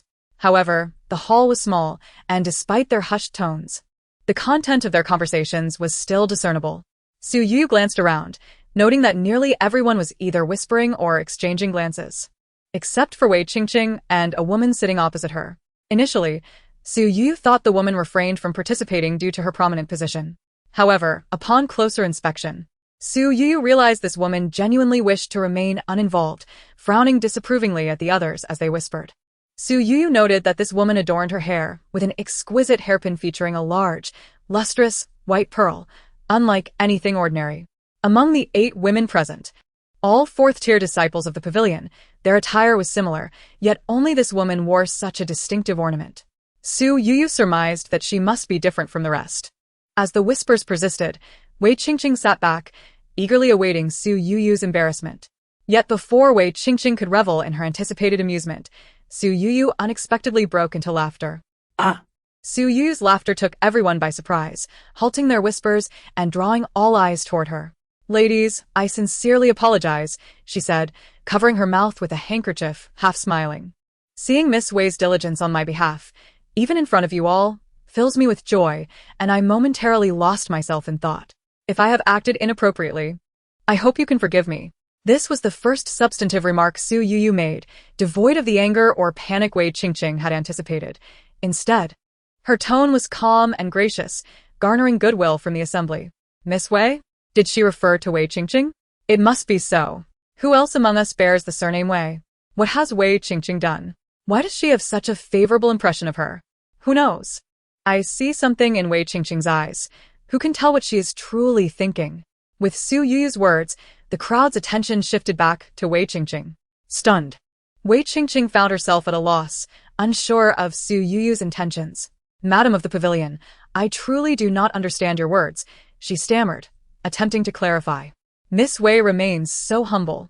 You have shared so much information, allowing me to gain such a profound understanding of Punlai Pavilion. Is that not considered diligent and responsible? Wei Qingqing found herself at a loss for words. Informing her about the pavilion was indeed part of her duties. Yet Su Youyou's gracious acknowledgement left her with no grounds for rebuttal.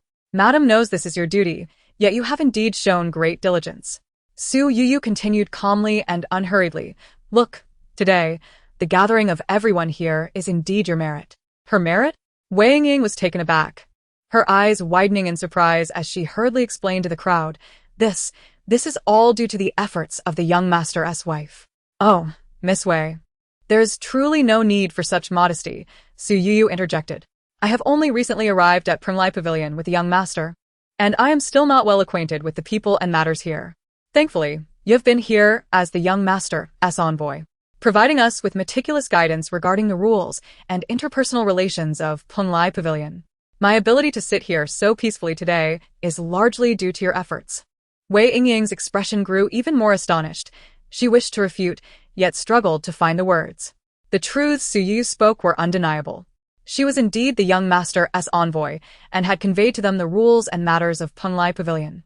However, why did Su Youyou's words render these facts so remarkably different? Seeing Wei Ying's flustered demeanor, Su Youyou felt quite pleased. Fully aware of the schemes that Wei Ying was plotting. Today, Wei Ying had summoned these fourth-tier female disciples under the pretense of instructing them, but in reality, these individuals, although followers of the young master and his wife, were still disciples of Punlai Pavilion. To them, Su Youyou was merely an outsider. It would be simple enough to coexist peacefully, yet to demand their respectful obedience would clearly sever ties and establish an adversarial relationship. Wei Ying had crafted her plans meticulously. And how could Su Youyou disregard her intentions? Xiaomi, please brew the exquisite tea we received yesterday and serve it to the ladies, Su Youyou instructed. Casting a meaningful glance at Xiaomi immediately understood, bowing and departing to prepare the tea. Everyone arrived at Lingxiao Palace in a rush this morning. And I regret being unprepared, so I kindly ask for your understanding. This Punlai Pavilion is indeed a place of celestial beauty, and the mundane items I brought from outside surely do not meet your standards. I apologize, as there is little to offer in the Lingxiao Palace. Fortunately, Miss Wei sent me a fine package of tea yesterday, which I shall present to you for your enjoyment. What fine tea! Wei Ying was utterly perplexed. Had she ever given Su Youyou any tea? She had merely delivered a pouch of Linglu tea to the young master that morning, a rare commodity reserved for fourth-tier disciples. As she pondered this, Xiaomi returned, carrying the tea from behind. Ladies, please enjoy the tea, she announced, serving each of them. The fragrance of the tea was unmistakably Linglu tea. As soon as Wei Ying detected its aroma, the other disciples did too. Su Youyou, with a smile, sat gracefully in the main seat. Meeting Wei Ying's frantic gaze, she then turned to address the gathering. This tea is exceptionally fragrant, indeed different from any I have encountered in the outside world. I wonder if all of you find it to your liking? While some among them might have harbored disdain for her apparent lack of experience, many were pondering the true purpose behind their invitation to Lingxiao Palace. Nevertheless, no one responded to Su Youyou's inquiry. The Linglu tea brewed by the young master's wife is perfectly executed, remarked a woman adorned with a jeweled hairpin. Taking a sip before continuing, Miss Wei indeed delivered the tea at an opportune moment, knowing our fourth-tier disciples have a fondness for Linglu tea, and thus presented it to the young master's wife yesterday. Her words alone were sufficient to crystallize the sentiments swirling in the minds of those present. If Su Youyou's previous remarks and the tea merely raised doubts about their gathering, this woman's statement provided undeniable confirmation. After all, to the disciples, Su Youyou was nothing more than an ordinary woman from the outside world. Lacking knowledge of Punlai Pavilion's customs and relationships, how could she possibly orchestrate such an invitation? She was entirely ignorant of the number of fourth-tier female disciples present, let alone their identities. How could she think to summon them? Clearly, someone had been scheming behind the scenes. Reflecting on how Wei Ying had conveyed the so-called orders of the young master's wife, her disdainful tone had been a performance for them. In reality, she was working diligently, showing hospitality, and engaging in flattery. She was certainly occupied. Wei Ying was indeed a schemer, crafting vile plots while simultaneously masquerading as a benefactor. The crowd, having pieced together these revelations, ceased their veiled discussions and began to converse openly. Wei Ying had become the subject of their criticism, so adept at portraying herself as virtuous while engaging in misdeeds. Indeed, under the guise of the young master's wife, she has the audacity to command us. How impressive! It was astonishing to discover her true nature. Although their previous interactions had been limited, they had not realized she was capable of such deceit. Oh, how unfortunate for the young master's wife to be so exploited. Although she was indeed an outsider, it now appeared she was simply naive and easy to deceive, which posed no other problems. The crowd's discussions grew louder, each word echoing in Wei Ying's ears, leaving her humiliated and exposed, feeling utterly wretched and powerless. What could she do but endure? Could she openly refute their claims? Deny the accusations? Yet, if she did, they would surely perceive her as merely trying to wriggle out of responsibility. This would not win their favor. Rather, it would cement her reputation as a shameless schemer. Not denying was not an option, but to concede would mean accepting everything they said about her, including her manipulations of Su Youyou. Caught in this predicament, Wei Ying found herself unable to navigate the situation, trapped in a dilemma of her own making. Young master's wife, the crowd continued their discourse. But the woman with the jeweled hairpin stood up. She bowed slightly to Su Youyou and declared, "We have come to understand the truth of today's matter. Upon the arrival of the young lord's wife at the Pernlai Pavilion, it is indeed a matter of embarrassment that you encountered such an incident. I apologize for the disturbance this morning. It was our oversight. We shall take our leave now, and I hope the young lord's wife can forgive us." "You are too kind," Su Youyou smiled in response. "As I am new here, if I have committed any breaches of etiquette, I ask for your understanding. I am aware that you all have your own duties to attend to, and I shall not detain you any longer. My hospitality today was lacking, but I promise to make amends in the future." With that, the woman adorned with a pearl hairpin spoke and departed on her own. "We take our leave." The remaining individuals followed suit. At this moment, the front hall was left with only Su Youyou and Wei Qingqing, who exchanged glances. "Miss Su, you truly possess remarkable skills," Wei Qingqing remarked with a hint of disdain. Su Youyou chose not to engage with Wei Qingqing's words, instead lifting her teacup with a graceful smile, relishing the refreshing and elegant brew.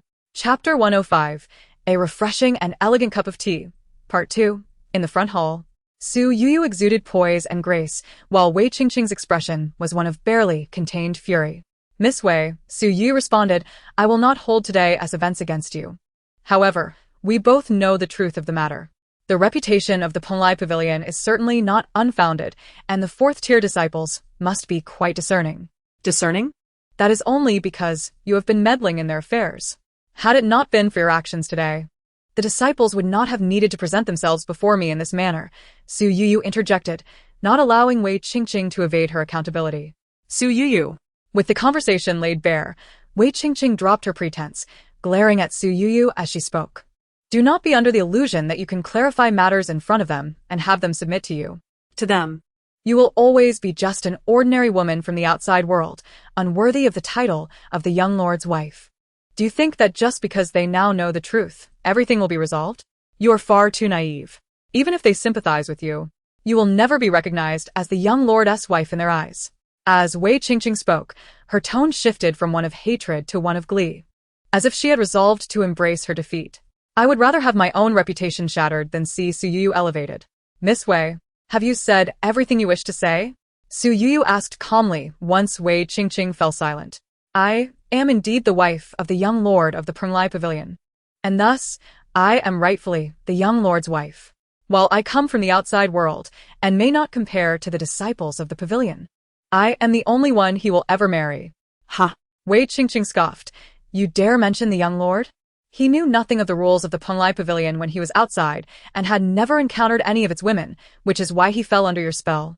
"Do you honestly believe that upon entering the pavilion, he will still regard you as his wife and wish to grow old with you?" At this, Su Youyou merely smiled and shook her head. The nature of her relationship with Ying Zijing was not something for others to meddle with or question. She had no desire to engage in a debate with Wei Qingqing over the matter, for it was not worth her effort. "Do not speak to summer insects of winter's ice," she thought, recognizing that Wei Qingqing was confined to her limited perspective. Seeing that Su Youyou had no further response, Wei Qingqing assumed she had been rendered speechless and turned to leave. Observing this, Su Youyou remained composed in her seat, not rising. "Miss Wei, are you departing?" she inquired softly. Wei Qingqing glanced back without uttering a word. "Miss Wei," Su Youyou continued, "there is one more thing I nearly forgot to mention. Your idea of coercing me into submission is quite misguided. In the broader world, be it among royal families, affluent households, or common folk, the lady of the house no longer resorts to force. A true lady possesses the capacity for tolerance and the ability to earn respect. Therefore, Miss Wei, your tactics today are rather lackluster." Wei Qingqing, who had been poised to leave, turned back towards Su Youyou, walking closer with a fierce glare. Despite her master's calm demeanor, Xiaomi felt a twinge of concern and was prepared to summon Qin Mo from the entrance. However, she noticed that Wei Qingqing suddenly halted her advance. As Su Youyou was trying to comprehend the situation, she noticed Wei Qingqing's right ear twitch slightly before she strode purposefully towards Su Youyou, quickening her pace. Xiaomi gasped, her instinct to protect her master kicking in as she lifted her foot to intervene, but before she could act, Wei Qingqing had already reached out towards Su Youyou. In the next instant, Wei Qingqing's hand did not land on Su Youyou, but instead grasped the teacup beside her. A creak, crash, clatter, and a shriek filled the air as the door to the front hall swung open, the sound of tea splashing onto Wei Qingqing, the cup shattering, and her scream all rang out simultaneously. "Why, young lord's wife? Even if you dislike me, you need not go to such lengths. I am, after all, the Penglai emissary of the young lord. You must uphold your dignity and not show disrespect towards the Penglai pavilion. If my presence displeases you, simply tell me, and I can resign my position as the emissary. Rest assured, I will explain that this was entirely my own decision and will not tarnish your reputation." Wei Qingqing, being a practitioner herself, was quick to discern the identity of the newcomer upon hearing the door open. She had concluded that Ying Zijing had arrived, which prompted her comment. "What has transpired here?" Su Youyou stood momentarily stunned by Wei Qingqing's actions until Ying Zijing approached and spoke, bringing her back to her senses. Young lord." Wei Qingqing feigned surprise. "I did not mean to imply that the young lord's wife is at fault. It is all my error." Gazing at the drenched Wei Qingqing and then at Su Youyou, Ying Zijing opened his mouth to speak, but Su Youyou interjected, "Zijing, that tea was too hot." "I scalded my hand. Where did you burn yourself?"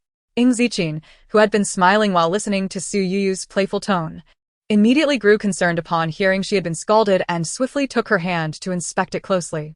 As he beheld Su Youyou's delicate hands and her playful expressions directed at him, he finally comprehended the situation and let out a sigh of relief. "Does it hurt?" "It does. It hurts quite a bit. How could you be so careless to get burned? Isn't it the fault of that green tea?" "Green tea?" Ying Zijing remarked, casting a glance at Wei Yingying. "Indeed, a refreshing and elegant cup of green tea." Chapter 106.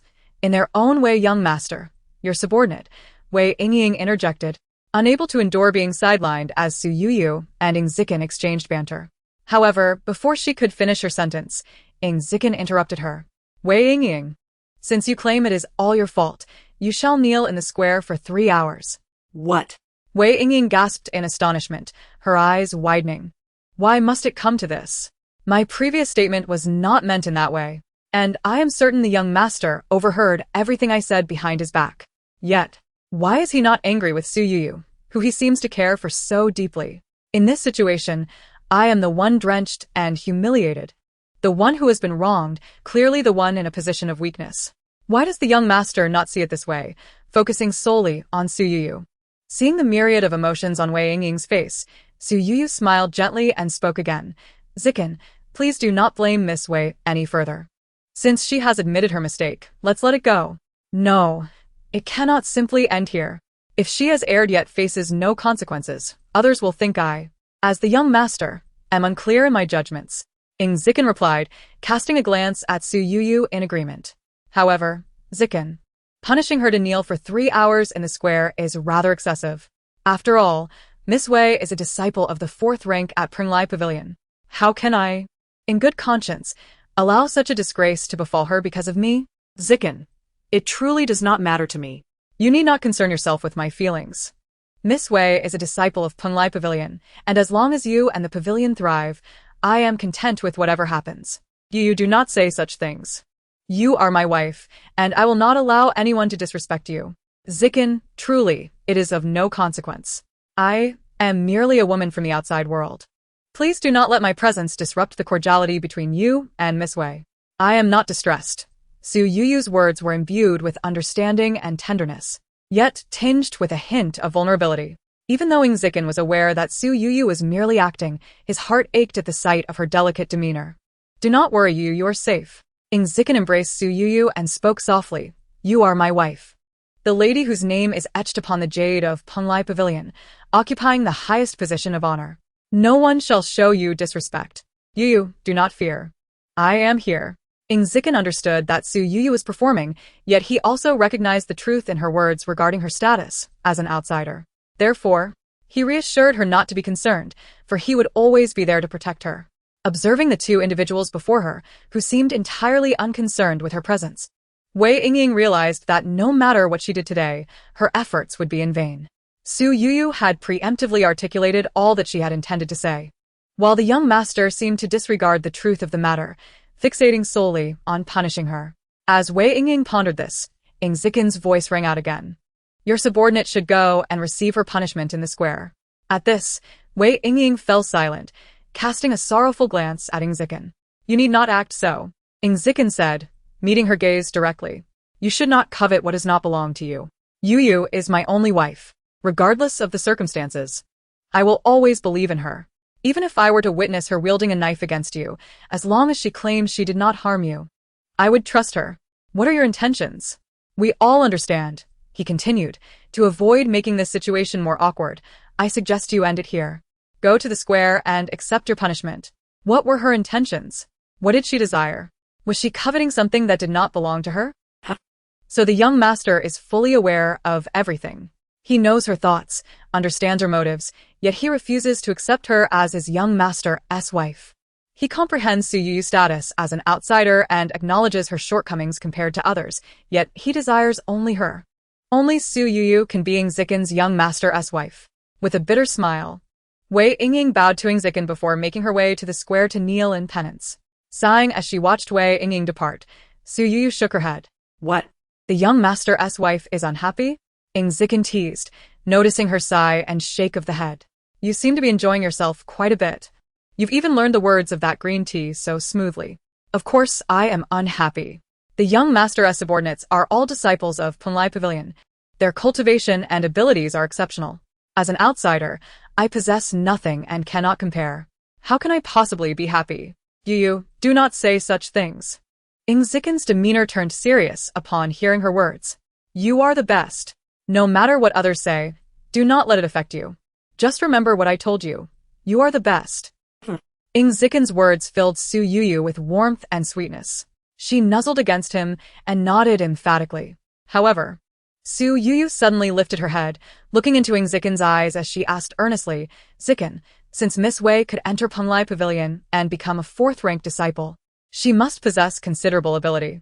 Yet, why would she act in such a manner? Youyou, having ability does not equate to possessing good character. Furthermore, a fourth-rank disciple is still of the mortal realm.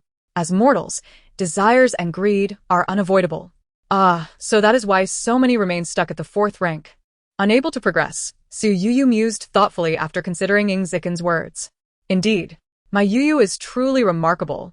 Ying Zijing leaned down to place a kiss on her forehead. Meanwhile, in the grand and spacious square of Penglai Pavilion, Wei Yingying knelt on the ground, enduring the winter's chill. From the sun at its zenith to the slanting sunset, she remained silent and motionless for 3 full hours. The shadow beside her followed the sun's trajectory, rotating with her form, and eventually faded into the enveloping darkness as daylight waned. Chapter 107.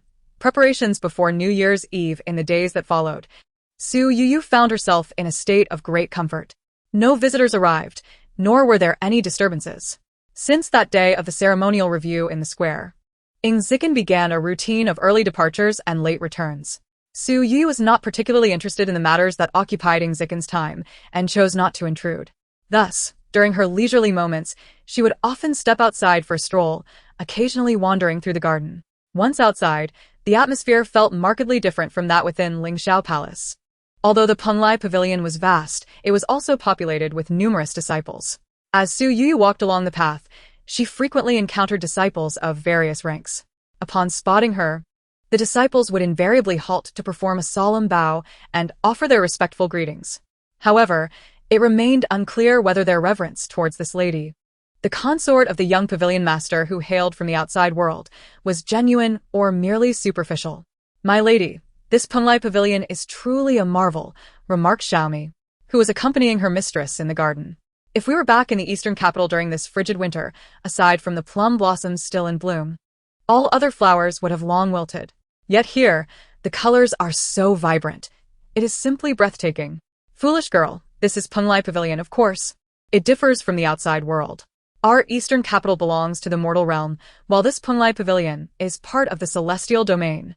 Qin Mo teased, unable to suppress his amusement at Xiaomi's sentiments. Kin Montag. Xiaomi pouted, indignantly retorting, "You think I'm foolish? What I stated is a fact. You're asking for a beating." At this moment, Qin Mo and Xiaomi felt at ease to bicker in front of Su Youyou. Observing their playful banter, Su Youyou felt both delighted and exasperated. "My lady, should we not return?" Xiaomi suggested after they had enjoyed the flowers for a while. "While Penglai Pavilion is not as cold as our eastern capital, it is still the 12th lunar month. Being out in this winter chill is not good for your health. You mustn't be careless." "Indeed, my lady, Xiaomi has a point." Qin Mo chimed in, breaking from his usual demeanor to support Xiaomi's argument. "Let us return to Lingxiao Palace. Should you fall ill, the prince would surely place the blame on us." "Humph, Qin Mo, it seems you are only concerned about the prince's displeasure, not my lady's health."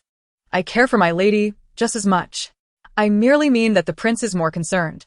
That's not the implication." "Enough, Xiaomi. Let us accompany my lady back to Lingxiao Palace." Xiaomi had intended to continue their playful quarrel, but upon hearing Qin Mo mention their lady, she immediately relented. After all, her lady's health was of utmost importance. As they prepared to leave, just as they reached the garden gate, a familiar figure approached from afar. "Greetings, young pavilion master-s consort." Before Su Youyou could discern the identity of the newcomer, she was met with the peculiar greetings. The tone was disjointed, with an odd rising inflection at the end of each phrase. As the three of them puzzled over this, another strange voice chimed in. "You can speak, can't you? You can speak? Then, I shall pay my respects. Greetings, young pavilion master-s consort." "I can too. Greetings, young pavilion master-s consort. May you have peace." As those two voices grew louder, the familiar figure drew nearer. It turned out to be the double parrot immortal. Finally recognizing the visitor, Su Youyou hastily performed a slight bow and respectfully greeted, "I have met the double parrot immortal." You're already aware of my identity. It seems your recent experiences have been quite enriching," the double parrot immortal remarked with a smile. "Indeed, immortal, we have learned much lately." The double parrot immortal nodded, choosing not to elaborate further. At that moment, Su Youyou noticed that he had brought along the two vibrant red and blue parrots. It was their voices that had echoed earlier. "Greetings, young pavilion master-s consort." Seeing the lively demeanor of the parrots brought joy to Su Youyou, momentarily captivating her attention. It wasn't until the blue parrot spoke again that she returned to her senses. Then the red parrot chimed in, "You only know this phrase, ha ha ha. Not better than me. No one is better." Watching the two parrots bicker, Su Youyou felt an unexpected sense of amusement and instinctively glanced back at Xiaomi and Qin Mo. Perhaps sensing the commotion, the double parrot immortal waved his sleeve, and the parrots immediately quieted down. "May I inquire why you have come, double parrot immortal?" Su Youyou knew that he seldom appeared without reason, so she directly asked. "Oh, I merely came to inquire about your preparations for the upcoming New Year's Eve," he replied. "Preparations?" Su Youyou was taken aback. With 3 days left until the New Year's Eve, she was already aware of the festivities at Penglai Pavilion, which would include songs and dances. However, what exactly were they expected to prepare? This was something she had never heard of before. Double parrot immortal. "May I ask what preparations you and Zijing are suggesting?" Su Youyou's reaction seemed anticipated by the double parrot immortal, who, unfazed, smiled and responded, "No need to worry. The secrets of this realm will soon be revealed, ha ha ha." With that, he gradually turned and began to fade away. Qin Mo and Xiaomi had grown accustomed to the double parrot immortal's ability to vanish, yet they were still intrigued by his words. "My lady, this elder is rather peculiar. He claims to have inquiries yet fails to clarify them. Why does he act thus?" Xiaomi asked, puzzled. "Xiaomi, That is simply how the double parrot immortal operates. It is best to become accustomed to it, Su Youyou explained. With her lady's clarification, Xiaomi refrained from further questioning. Although she found the elder's words somewhat perplexing, it sufficed that her lady understood.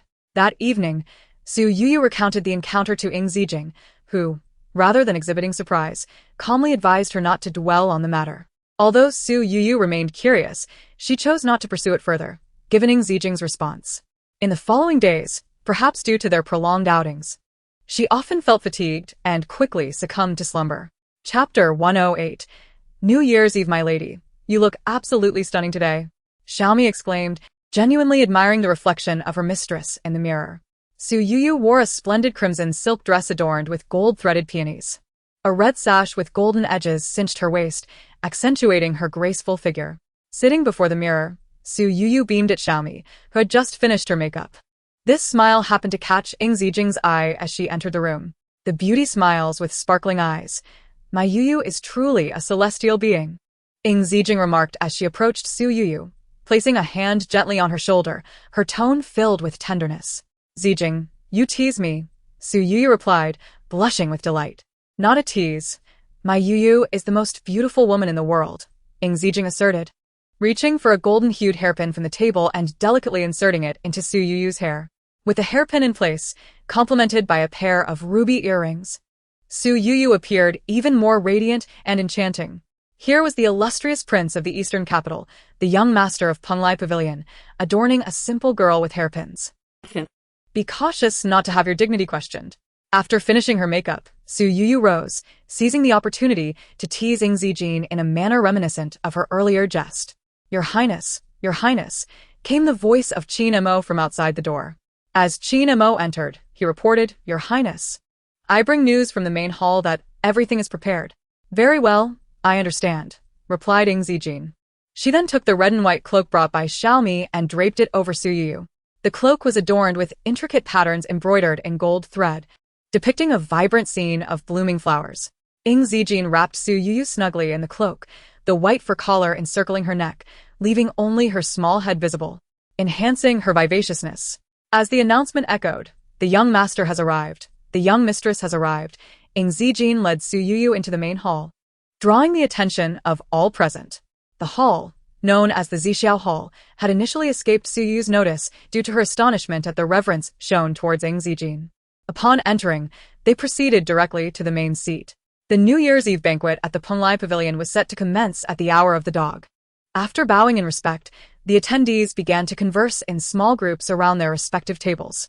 Curiosity arose in Su Youyou's heart as she sat in the main seat. Zijing, why are we seated at the main position? Is the pavilion master not attending the banquet today? No, the pavilion master will not be here, Ying Zijing confirmed with a nod. I had hoped to see my uncle tonight. Although her uncle remained the pavilion master, with her status as the young master confirmed, his presence at the pavilion had diminished significantly. Ying Zijing took Su Youyou's hand and continued, moreover, with his tribulation approaching. He likely lacks the energy to partake in other matters. As the hour of the dog approached, Su Youyou surveyed the Zixiao Hall. She noted that the disciples were dressed in shades of light blue and royal blue, including the 8 female disciples she had seen previously. There were approximately 30 in royal blue, while over 200 others donned light blue attire. Zijing, there are so many more third-tier disciples than fourth-tier ones. Indeed. There are only 32 fourth-tier disciples, while the third tier boasts 208. Ascending each level is indeed a challenging endeavor. Su Youyou exclaimed, then inquired, what about the first and second-tier disciples? Are they not attending the New Year's Eve banquet? They are outside the hall, Ying Zijing replied. Upon hearing this, Su Youyou glanced outside, where a crowd had gathered. When they had entered, there had not been so many people. Now, the area was nearly filled with those in light green and light gray. Having been at the Penglai Pavilion for some time, I had to realize there were so many first and second-tier disciples. Indeed, there are 500 first-tier disciples, a fixed number. The second tier comprises 316, all participating in tonight's banquet in the square. The stark contrast was evident. While there were 500 first-tier disciples, only 32 remained in the fourth tier, underscoring the strict nature of the hierarchy. As Su Youyou pondered this, Ying Zijing affectionately ruffled her hair. As the hour struck, everyone returned to their places, and the banquet commenced. The New Year's Eve celebration at the Ponglai Pavilion was akin to those in the East, featuring various performances, including singing, dancing, and artistic displays. Although Su Youyou found little interest in the performances, the food at the banquet delighted her. The cuisine of the Ponglai Pavilion was simply exquisite. Lost in her culinary enjoyment, she hardly paid attention to the performances, while Ying Zijing's focus remained solely on her. Having nearly finished her meal, Su Youyou sensed the intense gaze of the person beside her. She looked up. Zijing, why aren't you eating? These dishes are delightful. You should indulge yourself. Ying Zijing smiled, gently wiping the corner of Su Youyou's mouth. Just as she set her hand down, the music and dance ceased. The disciples raised their cups and stood to offer their congratulations to the main table. We wish the young master and the young mistress a peaceful New Year's Eve, a joyful New Year, and boundless blessings. Heavens! Boundless blessings. The exclamation startled Su Youyou, but seeing Ying Zijing's calm demeanor as she lifted her cup to rise, she steadied herself and stood alongside her. May joy abound. Let us all rejoice. Ying Zijing declared. At her words, everyone in the hall, as well as those outside, drank in unison, creating a grand spectacle. Once the cups were emptied, Ying Zijing gestured for everyone to take their seats. Just as they settled, a disciple from the lower ranks stood up and said, "It is time to pay homage to the divine." Pay homage to the divine? Su Youyou turned to see that the speaker was the woman adorned with a jeweled hairpin. Young master, paying homage to the divine will allow your mission to be fulfilled. Very well, Ying Zijing replied simply, preparing to rise. Chapter 109. The mission fulfilled. The mission fulfilled? By paying homage to the divine? Did Zijing already know how to obtain her mission? During her previous conversation with Wei Qingqing, there had been uncertainty. When had she come to this knowledge? What was the identity of this jeweled hairpin woman? It seemed she held a higher status, perhaps the one who informed Zijing of how to acquire her mission? As Su Youyou contemplated, she noticed Ying Zijing had already stood up. Youyou, Ying Zijing extended her hand towards Su Youyou. Without hesitation, Su Youyou placed her hand in Ying Zijing's and stood up. Together, they descended from their seats, drawing the attention of all present. Every eye was fixed upon them as the third and fourth tier disciples in the hall, as well as the first and second tier disciples outside, observed with reverence. The woman with the jeweled hairpin approached Ying Zijing and Su Youyou, bowing deeply. We humbly request the divine's blessing. Very well, Ying Zijing nodded slightly. As her words fell, everyone straightened their posture, holding their breath, focusing their gaze upon the woman. She raised her hand, removing the radiant jeweled hairpin from her hair, and extended it towards the sky, closing her eyes as if channeling all her energy into the pin. Soon, the already brilliant hairpin began to shine even more brightly, its light dazzling yet gentle on the eyes, until a larger orb of light emerged alongside it. The luminous orb, akin to the size of a fist, radiated a mesmerizing array of colors. At this moment, it hovered in midair before the jeweled hairpin. Only then did the woman adorned with the hairpin slowly open her eyes, retract her hand that held the pin, and delicately reinsert it into her hair. After observing this sequence of actions, Su Youyou noticed that the gaze of everyone present in the Ponglai Pavilion was fixated upon the orb, each individual exuding an air of reverence and devotion. Could this orb be the deity? With a hint of confusion, Su Youyou glanced at Ying Zijing, who promptly returned her a reassuring look. Master of the pavilion, you may now pay homage to the deity, the woman with the hairpin instructed. Indeed, Ying Zijing responded softly, without turning to face her. She then took Su Youyou's hand and walked toward the deity. Upon reaching the deity's presence, Ying Zijing lifted her left hand, still clasping Su Youyou's right, intending to place it upon the orb, referred to as the deity, master of the pavilion. Before their hands could touch the orb, the voice of the hairpin-wearing woman rang out again.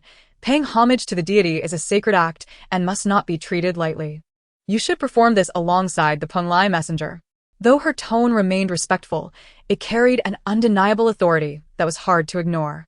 At that moment, Wei Yingying rose from her position and approached. Master of the pavilion, I am your Ponglai messenger. You must pay homage to the deity alongside me. No need. In response to their words, Ying Zijing merely stated this one sentence, continuing her intent to pay homage without further elaboration. Master of the pavilion, you cannot compromise the regulations of the Ponglai Pavilion for her. She is merely a woman from the outside world. I am your Ponglai messenger. Wei Yingying exclaimed, pointing a finger at Su Youyou. Ying Zijing, having heard Wei Yingying's words, shielded Su Youyou behind her and added, "Do not think I am unaware of your intentions. To pay homage to the deity alongside the master of the pavilion must be with the pavilion's future mistress." Wei Yingying, "I already possess a mistress. Master of the pavilion." The hairpin-wearing woman interjected, "This is a significant matter for the Penglai pavilion. You cannot be careless. You must adhere to the regulations." Adhere to the regulations?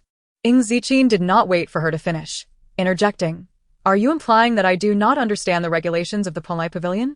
That is not my intention." The woman replied, "I recall that the regulations state that the person paying homage alongside the master of the pavilion must be the future mistress. If the master has not designated anyone, then the Penglai messenger shall take that role. If the master has a chosen one, then her wishes must be followed. Is that not the regulation of the Penglai pavilion?" "Indeed, that is the regulation," the woman continued, "but the master's Penglai messenger is a person of fate. If the master pays homage with her, success is assured. If with another, the outcome is uncertain." Casting a sidelong glance at Su Youyou, she concluded her statement. Upon hearing her words, Wei Yingying began to chuckle to herself. It was clear to her now that Ying Zijing would harbor no affections for her. Yet, what did it matter? She was the chosen Penglai messenger. As long as they paid homage together, she would be recognized as the mistress of the Penglai pavilion. Lacking affection was inconsequential. She possessed the title and status, leaving no room for worry. Moreover, she was confident that Ying Zijing would prioritize the greater good and would not risk failure in paying homage for the sake of that one woman.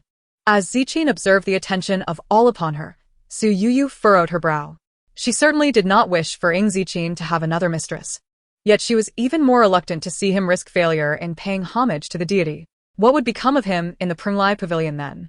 In a moment of uncertainty, she gently called out to Ying Zijing, gripping his hand tightly. "Do not fear." Ying Zijing turned his head, soothingly assuring Su Youyou, "I believe in you." He believed in her. Subsequently, Ying Zijing raised his head, addressing the assembly. "Today, I shall pay homage to the deity alongside my mistress." This was not a suggestion. It was a declaration. Wei Yingying's eyes widened in astonishment. She had not anticipated Ying Zijing's audacity. While the crowd stood in disbelief, only the hairpin-wearing woman revealed a subtle smile. "Youyou, do not be anxious. I believe in you." "Yes." Su Youyou nodded solemnly. Ying Zijing then grasped her hand once more, extending both their hands toward the radiant orb representing the deity. In that instant, the entire assembly fell silent, every nerve and ounce of energy focused on the orb. As Ying Zijing and Su Youyou's hands made contact with the orb, it erupted in a brilliant display of light, illuminating every corner of the purple sky hall, enveloping all in the deity's grace. Gradually, the radiance dimmed, leaving a singular beam shining upon the earth. All eyes followed that beam, which revealed 4 large characters: Unity of the 4 Seas. Happy Dragon Boat Festival. Chapter 110. Delight Unity of the 4 Seas. Ying Zijing's mission was the unification of the realm. Su Youyou was astonished to learn of this monumental mission. Did it not imply he aspired to be the sovereign of the world? Turning to Ying Zijing, she found him gazing at the 4 characters on the ground, his expression slightly furrowed, yet remarkably composed. They had succeeded in paying homage to the deity. The master of the pavilion's mission had come to fruition. At this moment, the anxious hearts of the disciples of the Penglai pavilion finally found solace. Bathed in the deity's grace and celebrating the master of the pavilion's mission, the disciples cheered from their positions. Gradually, amidst the jubilant shouts, the 4 characters dimmed until they vanished completely.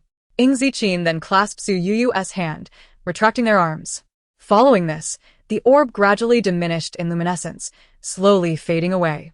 Farewell, Udate. The crowd once again bowed in sincere reverence. Su Youyou gelati Ying Zijing, bowing respectfully. Congratulations, Master of the Pavilion. Congratulations on the successful fulfillment of your mission. Congratulations, Master of the Pavilion, and congratulations to the mistress. After the formalities, the assembly erupted in a chorus of congratulations directed at Ying Zijing and Su Youyou. At this moment, following their successful homage to the deity, Su Youyou's status as the mistress of the pavilion was unequivocally recognized by all within the Penglai pavilion. Impossible. Suddenly, a sharp voice filled with discontent and anger pierced through the celebratory atmosphere, starkly contrasting the joyous cheers. As the crowd turned their attention, they discovered the source of the voice was not the anticipated Wei Yingying, but rather the unexpected hairpin-wearing woman. Wei Yingying, who had been lost in her thoughts, was equally taken aback by the outburst. It cannot be like this, the hairpin-wearing woman exclaimed again. Yingzha, I also never believed this would be the outcome. However, the reality is as such, and it is beyond our control. Upon witnessing this, Wei Qingqing approached the woman adorned with a beaded hairpin and spoke. Asia. That is her name. This was the first time Su Youyou learned of her identity. Although you have not spoken like us before, we know that in your heart, you perceive her merely as an outsider, unworthy of being our young pavilion master's wife. Yet, Wei Qingqing continued, today she has successfully honored the deity alongside the young pavilion master. What can be done now? This is utterly impossible. Yizha seemed to have lost her sanity, pointing an accusing finger at Su Youyou, exclaiming, you cannot possibly succeed. Isha. Another fourth-tier disciple behind her quickly interjected, calm yourself. Though the young pavilion master's wife is an outsider, this has nothing to do with her status. Yizha retaliated vehemently, I am the guardian messenger of this deity, and I know full well that, aside from the Penglai messenger, the young pavilion master can only honor the deity with 3 fated individuals. Now, it is only the 2 of them together. How can they succeed? Yizha, why did you not mention such an important matter earlier? If they had failed, the repercussions would be immense, do you not understand? The disciple who had previously advised her spoke with a hint of resentment. I wish for her to fail. Yizha shouted back, that way, I can use my blood as the guardian messenger to honor the deity again. I will surely succeed, and thereafter, I shall be the young pavilion master's wife. I am the one who deserves to be the young pavilion master's wife. After much circumlocution, Yizha finally revealed her true intentions. The crowd gasped in shock at her revelations. Observing Yizha's deranged demeanor, Ying Zijing remained silent, merely protecting Su Youyou in his embrace. What trickery have you employed? Speak. Regardless of whether you are a fated individual, it is absolutely impossible for just the 2 of you to succeed. Yizha turned again to scream at Su Youyou. Enough. Ying Zijing finally spoke. The young pavilion master and his wife have honored the deity openly before all, witnessed by everyone present. Cease your nonsensical claims here. At this, all present fell into a state of confusion. The young pavilion master and his wife had indeed honored the deity successfully in their sight, a certainty beyond doubt. Yet Yizha had bared her innermost secrets, thus her words could not be false. But then, what was the current situation? As for Su Youyou, she remained oblivious to the reasoning behind it all. She had no idea what action she was to take today. All she knew was that Ying Zijing had expressed his belief in her, and so she honored the deity alongside him. The reasons eluded her more than anyone else. Furthermore, she was not unwilling to ponder them. She merely lacked the strength to do so. Perhaps it was the frigid winter air that had chilled her. Or perhaps she had exhausted too much energy during the honoring of the deity. Regardless, she now felt faint and unstable on her feet. Youyou. Ying Zijing sensed her discomfort and tightened his hold. What is the matter? Do you feel unwell? Just as Su Youyou attempted to respond, she could no longer bear it and collapsed into Ying Zijing's arms. Youyou. Ying Zijing immediately grew frantic. Quick. Summon the divine physician. Hurry. Do not worry, young pavilion master. There are healing disciples among the Penglai pavilion, one disciple reassured. Soon after, a disciple skilled in healing stood up and approached. Quickly, examine the young pavilion master's wife. Ying Zijing had already seated Su Youyou and urged the healing disciple. Yes, young pavilion master. The disciple replied, as he produced 3 strands of silk from his azure sleeves, wrapping them around Su Youyou's wrist. He then closed his eyes and began to take her pulse. The pulse-taking did not take long, yet it left Ying Zijing in a state of anxiety. As the disciple withdrew the silk, Ying Zijing hastily inquired, how is she? What is her condition? In stark contrast to Ying Zijing's furrowed brow and urgent tone, the disciple beamed with joy and bowed, declaring, congratulations, young pavilion master. Congratulations? Ying Zijing remained perplexed. Young pavilion master. The young pavilion master's wife is with child. With child? I am to have a baby? Zijing, we're having a child. Yes. Yes, Youyou, we're having a child. Ying Zijing tenderly embraced Su Youyou. At this moment, the crowd finally comprehended the situation. Their young pavilion master's wife was indeed with child, which meant that the fated individuals who honored the deity earlier consisted of 3. Their young pavilion master, their young pavilion master's wife, and the yet-to-be-born child of the young pavilion master. This child was indeed extraordinary. Even before birth, they had participated in honoring the deity. If they grew up, could they not be the next young pavilion master? Congratulations, young pavilion master. Congratulations, young pavilion master's wife. One after another. Voices of congratulations echoed throughout the Zixiao hall. Suddenly, a familiar laughter broke through from outside the hall. What is happening here?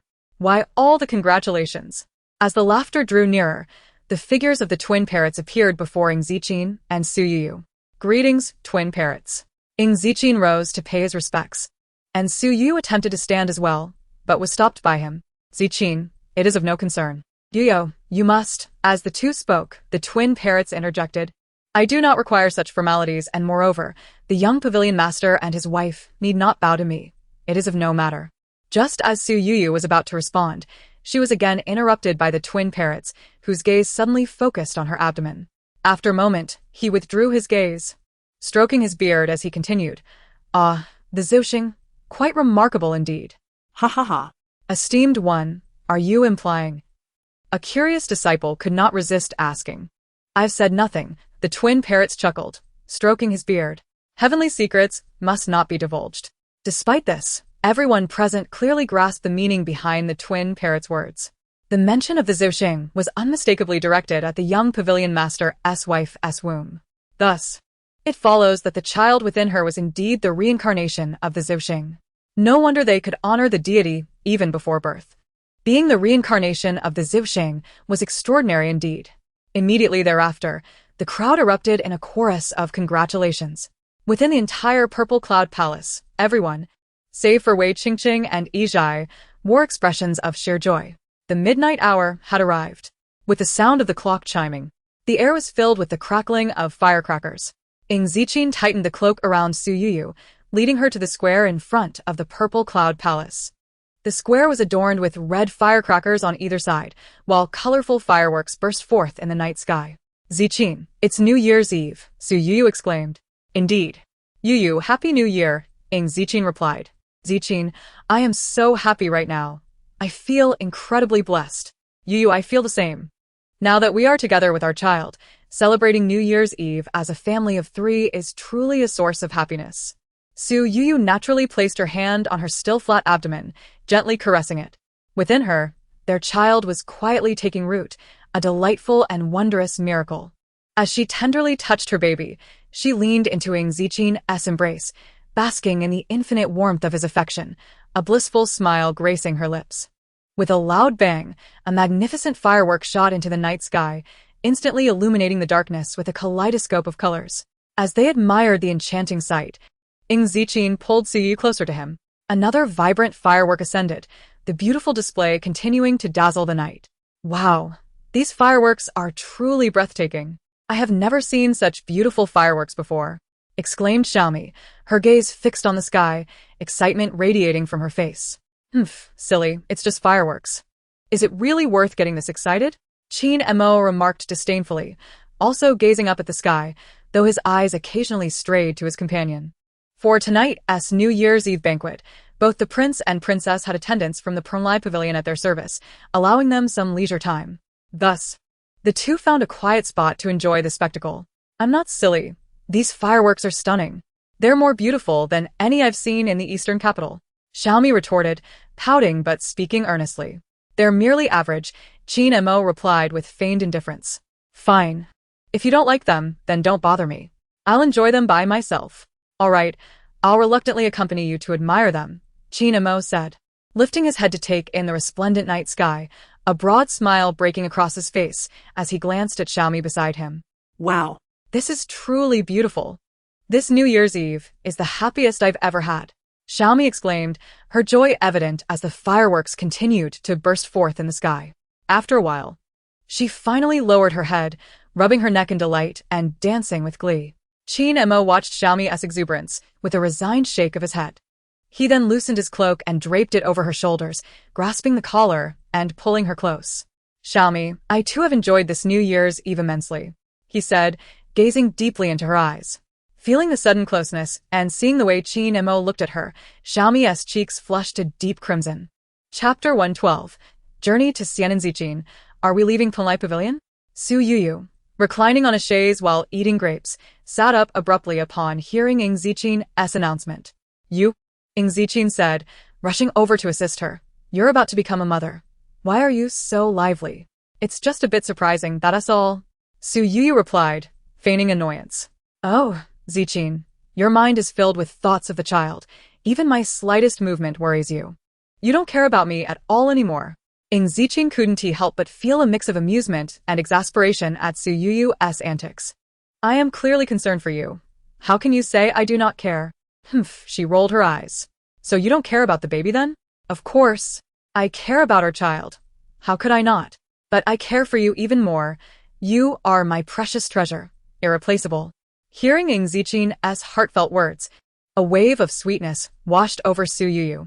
She rested her hand on her slightly rounded abdomen, snuggling into his embrace, her face alight with joy. Since discovering her pregnancy on New Year's Eve, Ying Zijing had been increasingly attentive and caring towards her. 2 months had passed swiftly, yet his concern for her had only intensified. Moreover, Su Youyou felt that her temperament had shifted somewhat since becoming pregnant. She often experienced heightened emotions and sensitivity, to which Ying Zijing responded with patience and comfort. To him, Su Youyou had become more like a child, occasionally throwing little tantrums. And he found that a little extra care and affection were all that was needed. Zijing, nestled in his embrace, Su Youyou suddenly looked up. Why must we leave Penlai Pavilion? Are we returning to the eastern capital? Yes, Ying Zijing nodded. We had originally planned to return right after New Year's Eve. But due to your pregnancy, travel has been postponed to avoid any jostling. With the cold winter months upon us, we delayed for 2 months. Oh, Su Youyou replied thoughtfully. So I can see father and mother soon? To see your parents, I'm afraid we must wait a little longer. Ying Zijing gently tightened his embrace. Why is that? We won't be returning to the capital just yet. We will head directly to Xianan, he explained. Xianan? Su Youyou pondered for a moment before speaking again. Is that the place bordering Baiming City and Ximen County? Yes, Ying Zijing affirmed with a smile. Youyou, we have many matters to attend to there. So, we will be staying for quite some time. Oh, Zijing, is this related to your duties as the young master? Yes, Ying Zijing's expression shifted slightly. And Su Youyou understood the reason for his change, choosing not to pursue the topic further, instead finding comfort in his embrace. Sensing Su Youyou's smile, Ying Zijing felt a rush of tenderness. His quirky and understanding Youyou truly warmed his heart. Ying Zijing's plans were always swift and decisive. 3 days after their discussion, they set off. Though it was early March, gradually entering spring, Ying Zijing still found the weather too chilly and ordered that the carriage be sealed tightly. Additionally, the journey from Penlai Pavilion to Xianan was longer than to the capital, and he needed to ensure Su Youyou's comfort during her pregnancy. The journey back took them a full 8 to 9 days. Although the cushions in the carriage were quite soft and Su Youyou could lie down comfortably. After such a prolonged travel, the enclosed carriage felt stifling, making her believe she might suffocate. Thus, upon reaching the Xianan Palace, she could hardly contain her eagerness to leap from the carriage. Slow down, Youyou, be careful. Yes, Zijing, I understand. Oh dear, this child, even as a mother, is still so reckless. Before Su Youyou could finish her sentence, she was interrupted by a familiar voice in the distance. She stood there in a daze until Ying Zijing gently lifted her from the carriage, grounding her senses as she recognized the person stepping out of the palace. Mother! Su Youyou exclaimed joyfully as she rushed forward. Seeing her, Zhao quickened her pace to meet her, steadying Su Youyou in the process. Mother, it really is you. Su Youyou's eyes brimmed with tears of excitement. But you were supposed to be in the capital. How did you end up here? Silly child. It was Lord Yi who sent someone to fetch me. At this revelation, Su Youyou turned her gaze to Ying Zijing, who smiled gently and affectionately ruffled her hair before speaking. Youyou, your father is currently occupied with affairs in the capital, so I could only bring your mother with me. Overwhelmed with happiness, Su Youyou felt her eyes well up with tears once more. She understood how busy her father must be and recognized the multitude of tasks Ying Zijing managed daily. She never expected that merely expressing her longing for her parents would weigh so heavily on Ying Zijing's heart. Be good, Youyou, Ying Zijing said, noticing the tears streaming down her face, feeling somewhat at a loss. Silly child, stop crying. You're going to be a mother now. You can't let others laugh at you. Zhao Shi teased from the side. Mother, I'm not crying. I'm just overwhelmed with joy and happiness. Fool, Ying Zijing chuckled, ruffling her hair again. Don't just stand here. It's still a bit chilly, and you've had a tiring journey. Let's get inside. As they entered the palace, Su Youyou was struck by its grandeur. The Xianan Palace was remarkably similar to the Imperial Palace in the capital. Aside from being slightly smaller and lacking the extravagant city gates, the rest was almost identical, perhaps even more magnificent than the palace in the capital. Zijing, this Xianan Palace is truly magnificent and resplendent. Yes, it was built by my father for my mother. Ying Zijing replied, his eyes clouded with an inscrutable emotion. Your father actually built this Xianan Palace for your mother? Su Youyou gasped in disbelief. Indeed, Ying Zijing nodded. As they conversed, they entered the Xianan Palace within. The decorations inside were splendid, reflecting the utmost affection the emperor had for the empress. After Ying Zijing helped Su Youyou settle onto a soft couch, she began to closely observe her surroundings before speaking again. Surely, the emperor must have known something. Known what? At this, Su Youyou sat up in excitement. Oh, dear. You must be careful, Zhao Shi admonished gently, supporting her. Mother, I was just a bit excited. Ying Zijing shook his head in mild exasperation, accustomed to such situations by now. Zijing, Su Youyou continued, you mentioned that the emperor knew something. What does that mean? What exactly does he know? Youyou. Ying Zijing replied, I was certain that the empress had not revealed her identity to the emperor. However, considering the current circumstances and reflecting on past events, it seems the emperor has likely guessed at her special identity. Why do you say that? Why do you think we could come directly to the Xianan Palace upon returning to the eastern capital? After pondering for a moment, Su Youyou, somewhat astonished, exclaimed, could it be that the emperor has given his consent? Yes, Ying Zijing looked at Su Youyou, his expression inscrutable. The emperor has issued an edict to pass the throne to me. What? The emperor has passed the throne to you. Su Youyou, along with the attending Xiaomi and Qin Mo, stared in shock, while Zhao Shi remained composed. Please do not interrupt. Let Lord Yi finish, Zhao Shi instructed. Yes, mother-in-law. Ying Zijing replied respectfully, continuing, I received the emperor's edict while at Penglai Pavilion. At Penglai Pavilion? That was before we returned? Correct, the emperor is preparing to abdicate. Once we return to the capital, I shall officially ascend the throne. What is the situation in the capital now? Su Youyou turned to Zhao Shi. Mother, what has transpired in the capital? I have not heard any rumors. Even this news, I just learned alongside you. I did not instruct my father-in-law to suppress the news. Ying Zijing added. Thus, mother-in-law was also unaware.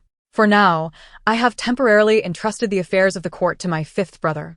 My goodness, this news is indeed sudden. Su Youyou exclaimed.